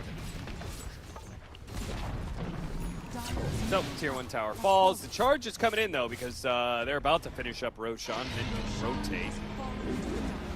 Took a little while, but they got there. The charge is on you. Here comes the TP on a mid tier 2. He is going to go for it. Nether Strike bump back. Durantio just goes for the boars. They're going to sacrifice you here. Maybe not. Still go for him. Oh, they pop him before he could get off anything. I was half expecting him to do the Primal Roar and see what those drums could do to heal him up. Nah. Save that damage test for later. If it looks terrible now, you're just going to lose all hope.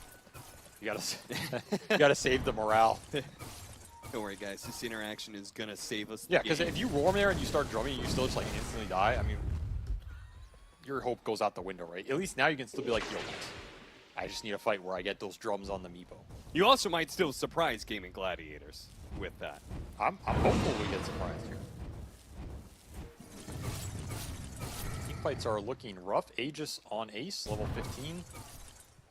Looking toward that level 3 divided stand. And is building into Swift Blink. Very nice item for the stats. And he's back in on new. Okay, we're going to see the drums go to work. Let's go, drums! Boom, boom, boom. It's kind of owning him. Yeah, it's doing a lot of damage to Ace. He goes for the Mega Meepo, though. They're going to purge up that Mega Meepo.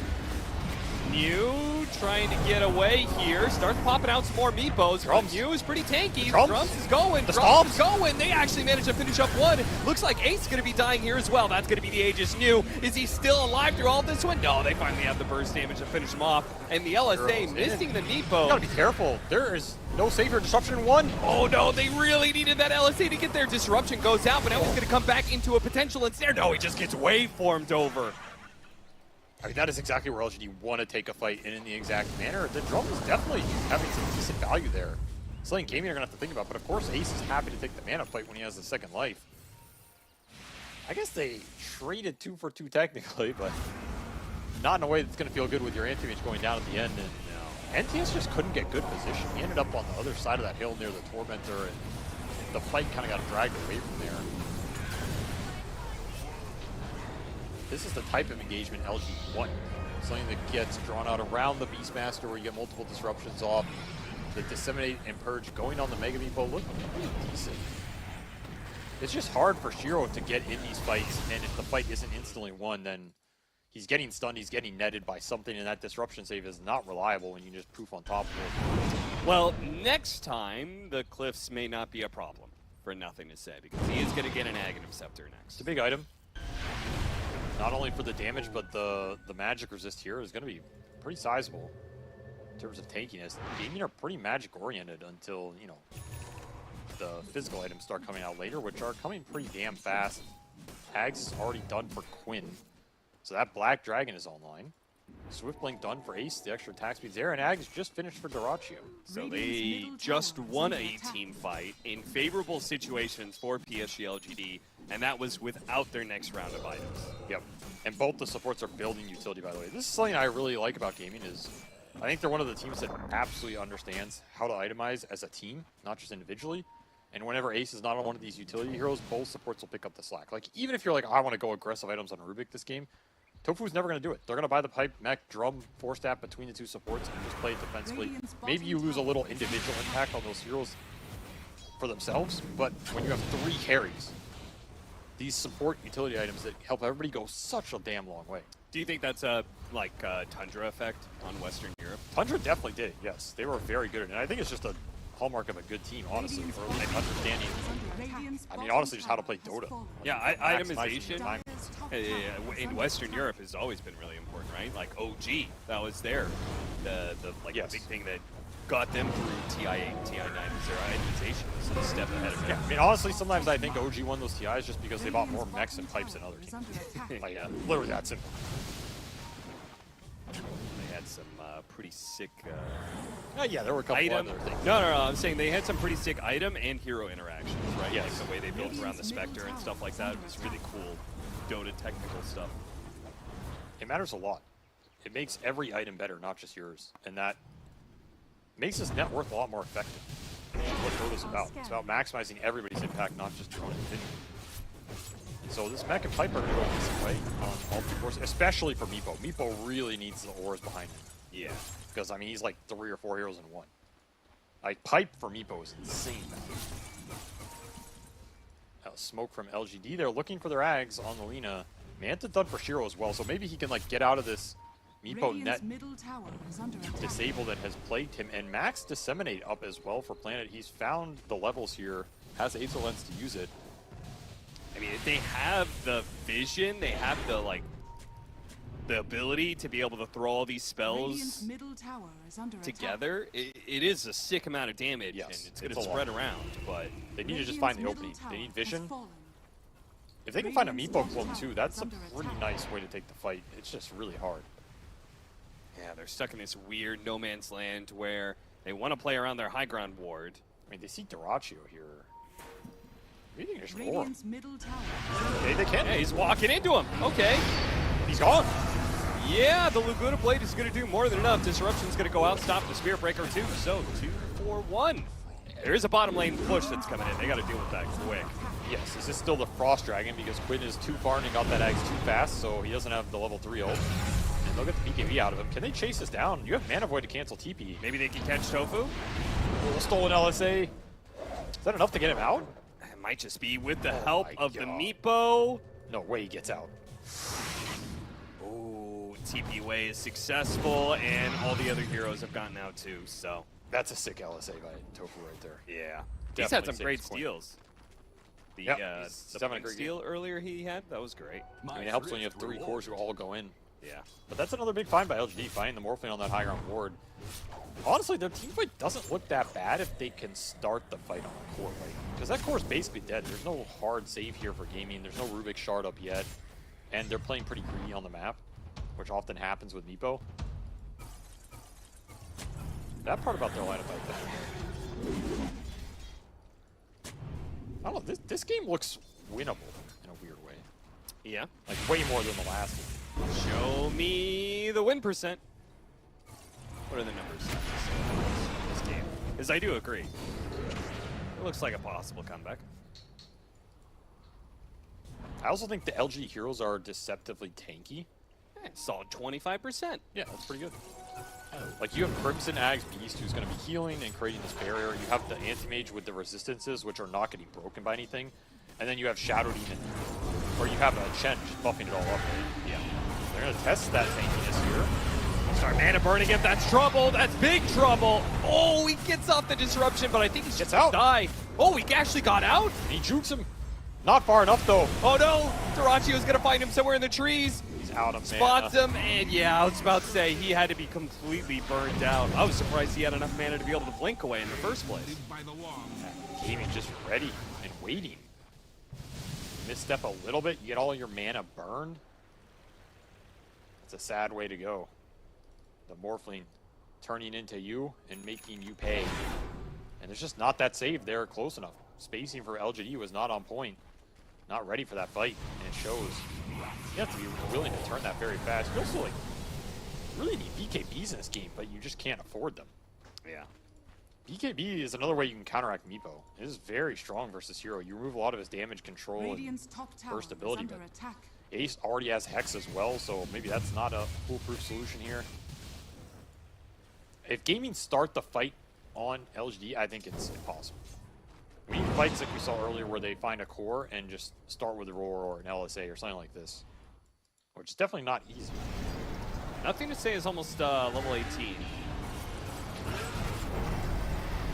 It's also very close to getting the mantle. But the chain stuff was just perfect. Yeah. Maybe if Planet was able to get that at like the start of the initiation, could have been an okay fight, but Dire's bottom tower is under let's call nothing to attack. say. Radiant's top tower Spotted there. So he's got a level 18. Isn't level 20 like Laguna Blade damage? Spelling. Spelling. That's a pretty big talent. I'm gonna try and go on you, but the disruption is there this time. But I don't think he enjoyed coming out of that. No. He did it. That's Meepo pick was pretty nasty. It was pretty nasty. Play up against the team that has won back-to-back-to-back-to-back tournaments. And you get double cheesed. And you get double cheesed. Yeah, that's a tough one. That's a tough one. AC done for Quinn as well, so you're gonna buff up the Meepos with the armor. All right, let's see what LGD can do in terms of defense here. As butterfly finish for Shiro, this is about as good as it's gonna get.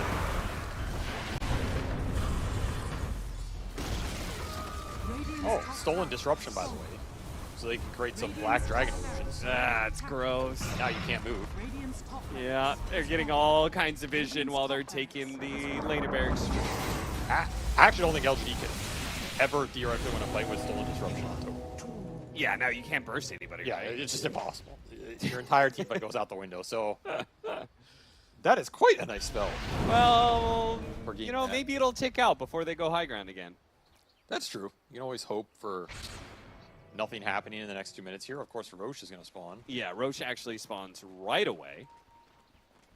Which, PSG.LGD, maybe they can sneak this. Oh, they found Quinn. Yeah, they're going through the portal right now. This could be good. Never mind. This could actually be an opportunity. Oh, the charge is going to ruin things. Creates a little space.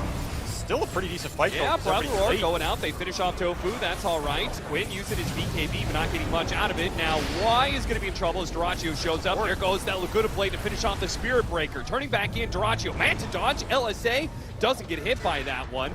Playing the edges of the fight now, trying to kite this out, but Ace is going to start locking down heroes, and that's trouble unless the LSA, maybe they can fight the Meepo, trying to burn through him quickly. Not enough. It's not going to be enough. He quickly hops away, but the charge was on him already. Now they got the Dragon Tail on Selena as well. Both the cores being controlled up, and Planet can do nothing to save either one of them.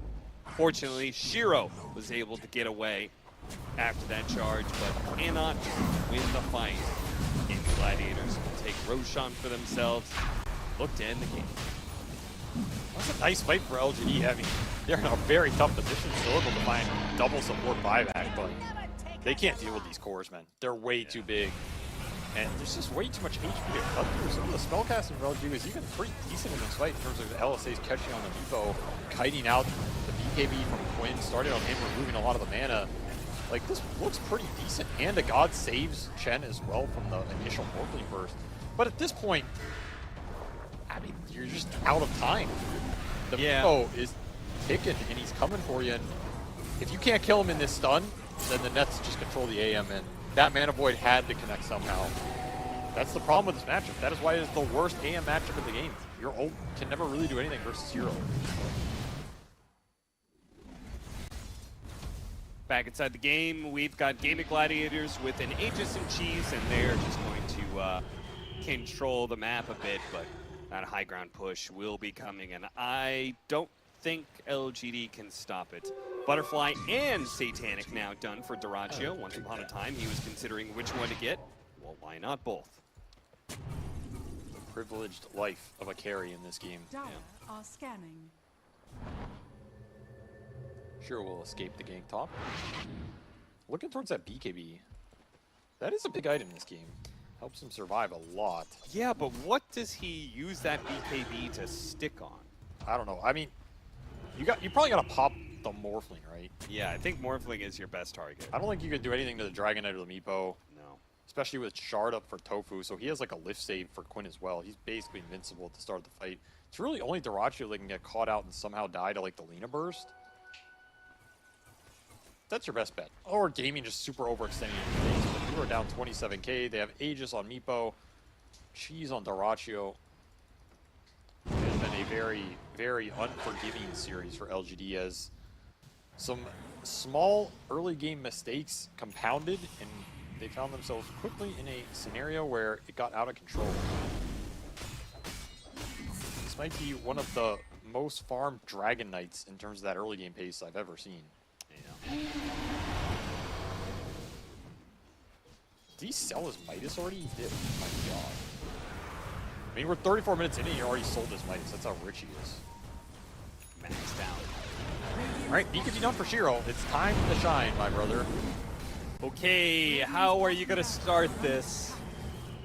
This is going to be the greatest Blink KBE of his life. These buildings are dying so fast, too. Yeah, send the anti-mage illusions in. God, they can't even get there. They did not do a single hit to Gaming Gladiators. Got 3 CS, though. He did get a lot of CS. It's very big. And TS will get scouted in the trees by the Hawk. It's very awkward. Osback with the disruption. They're going to go for it, burst him down. Wow, that was fast. NTS can't move. Yeah, NTS was flying, but now he's stuck in the trees. He goes through the TP back to the fountain. That is actually going to work. Shiro also similarly barely gets out. Second life here for the Beastmaster. Second death for the Beastmaster. Just save your KDAs. Save them for the other series. Yeah, you're not getting any more kills out of this game, I don't think. If I'm Y, I'm going and farming some neutrals right now. Be like, hey boys, I just got to get my next item. Preserve those deaths. I don't think there's any hope. Yeah, Ace is running at you, force staff. You gotta draw him into the fountain. That really is the only hope. Even the tier 4s with Glyph Pop do nothing to Gaming Gladiators. That's gonna be Megas. I mean, I heard Laguna. Yeah. I saw Laguna. I keep on seeing Mana Boy I don't know what Laguna did. But I don't really think much of a threat is deterring Gaming Gladiators from this one. Go for Y. Get that one now. Get the scythe onto the Lina. Force staff up to the high ground. So he's Duracio's okay. in the fountain. Is he okay?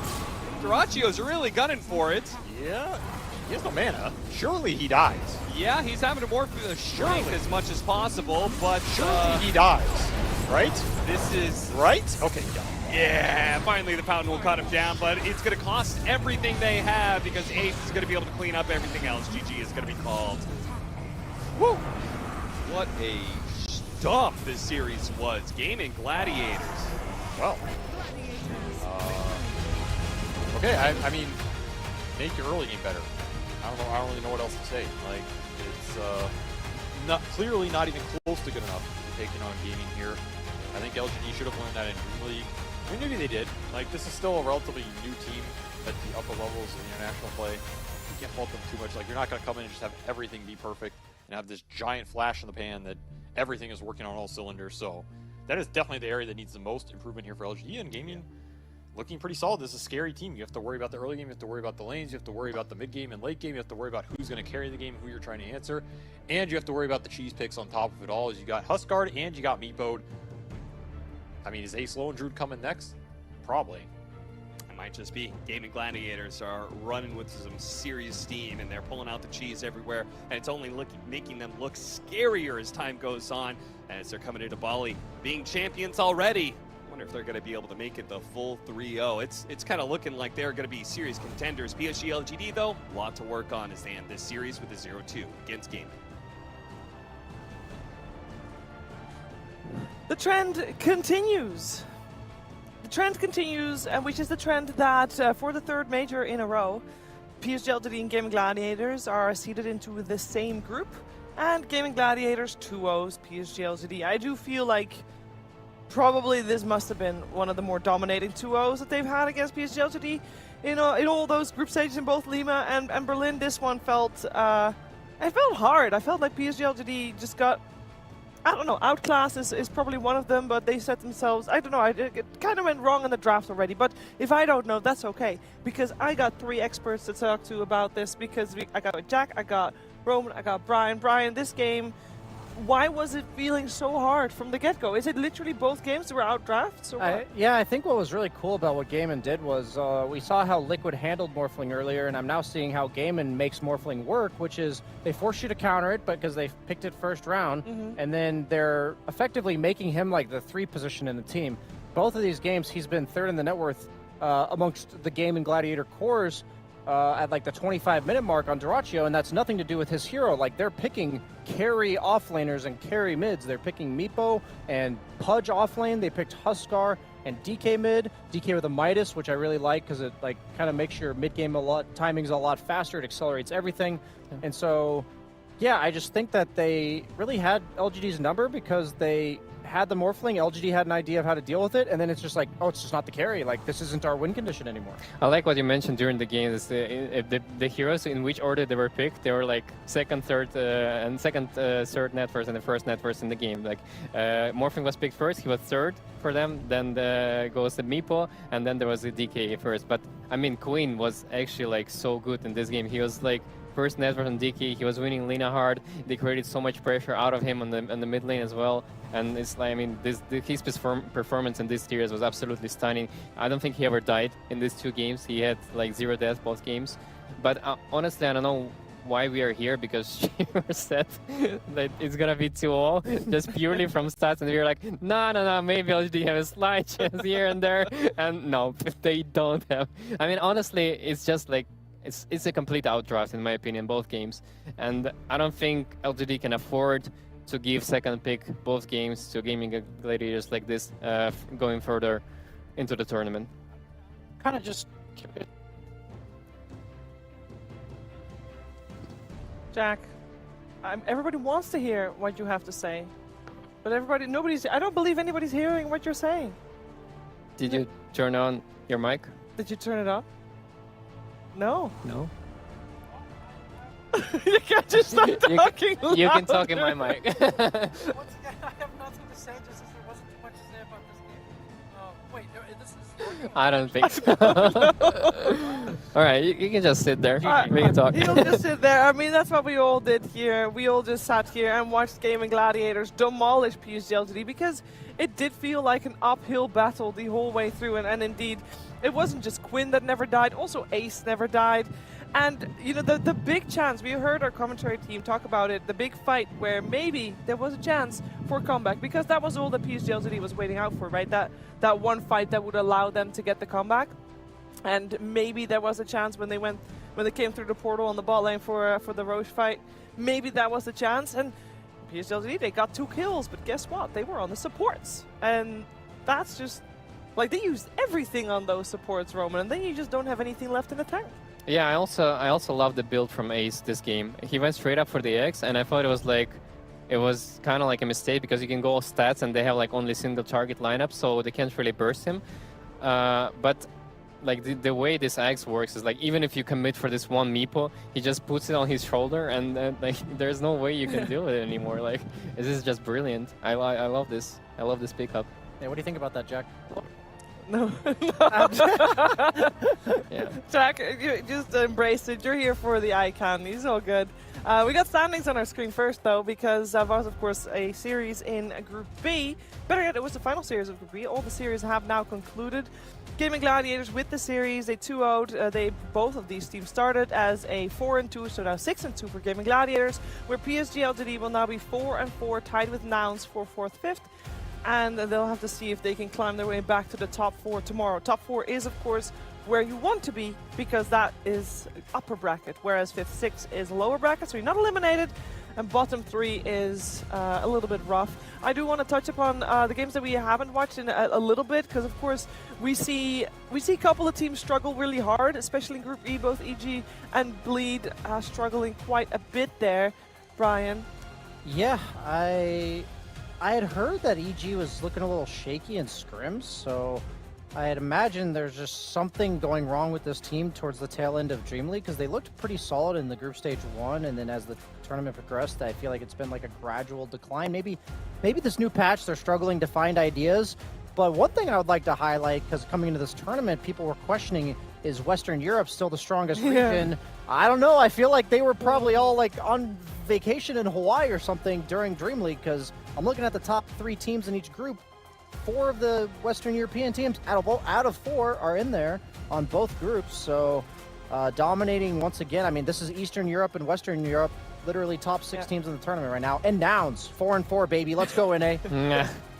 We did have, I saw on social media that Matthew from Evil Geniuses is having quite the stomach bug at the moment, so he's struggling health-wise a little bit, so maybe that also has an impact on their performance. We'll see if they can climb back up a little bit later on. But Roman, tomorrow there's another full day of Dota 2, and here's the schedule for it. it's gonna be hard to find your attention because this is only the schedule for the mainstream. There's of course 4 streams going on at the same time. But Roman, imagine you only had the luxury of watching one game. Which one would it be? I mean, you already want to know what I'm watching. 9 Pandas against the Betboom. Wow! But I'm shocked. I mean, the Betboom are looking like super solid right now. They removed me. They finally got these, pure. they finally got their full roster on this tournament, and they are owning. They're absolutely owning this tournament. And 9 Pandas, they don't look so hot because, they're throwing the games they're supposed to win. I saw the game today against Nouns. They had like 20,000 lead, and they didn't manage to close that game up. So it's like I'm expecting 2-0 and it's in favor of Betboom. But if they wanna have a chances to go into the upper bracket, 9 Pandas need to step up tomorrow for sure. No, you're not back, Jack. Don't come back no more. It's okay. I mean, we are gonna come back. Which is not today, because this was the final series of the day. Normally, I send you to all the other streams, but for some reason, they were all finished before we were. Yeah, we had a solid 40 or 50-minute game all day today. I think even though these last games were kind of over, it seemed like in the laning stage, they still managed to be drawn out. But I mean, I'm looking at these games for tomorrow. And I mean, I've still got my eyes on Quest. I haven't really gotten to watch any of their games so far. They're 5-1. They're against EG, so that should be a clean 2-0 based on the record so far. Yeah.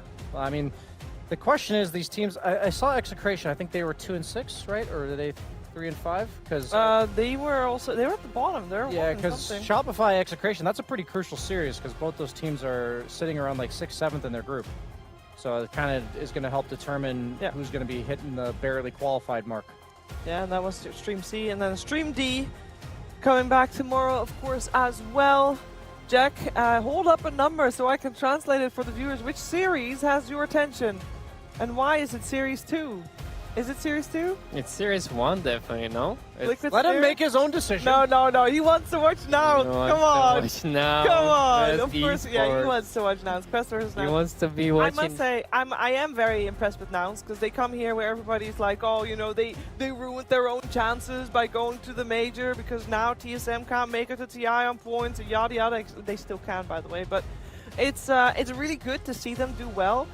And it would be really nice to have for a team like Nouns to get this major experience. It's invaluable. It will help them. It will propel them into doing well at future tournaments as well. This is a 5 NA team or NA player team. This is one of the only North American teams that actually has 5 North Americans in it. So I would like to say, represent. As this is really great for not only the guys but also the region as a whole. It's not like NA's back, baby. Suddenly everything's fixed, but it is really cool to see that they're not just a joke. They've shown up and they're giving people a run for their money, and that's cool to see. That is cool to see. I don't know what the frick's going on between these two. He was trying to give him a fist bump. Oh, he left him hanging? Oh, he did. I'm sorry, Jack. He saw it. He's just acting like. I was too into the conversation about Nouns, being a legitimate team. What do you disagree?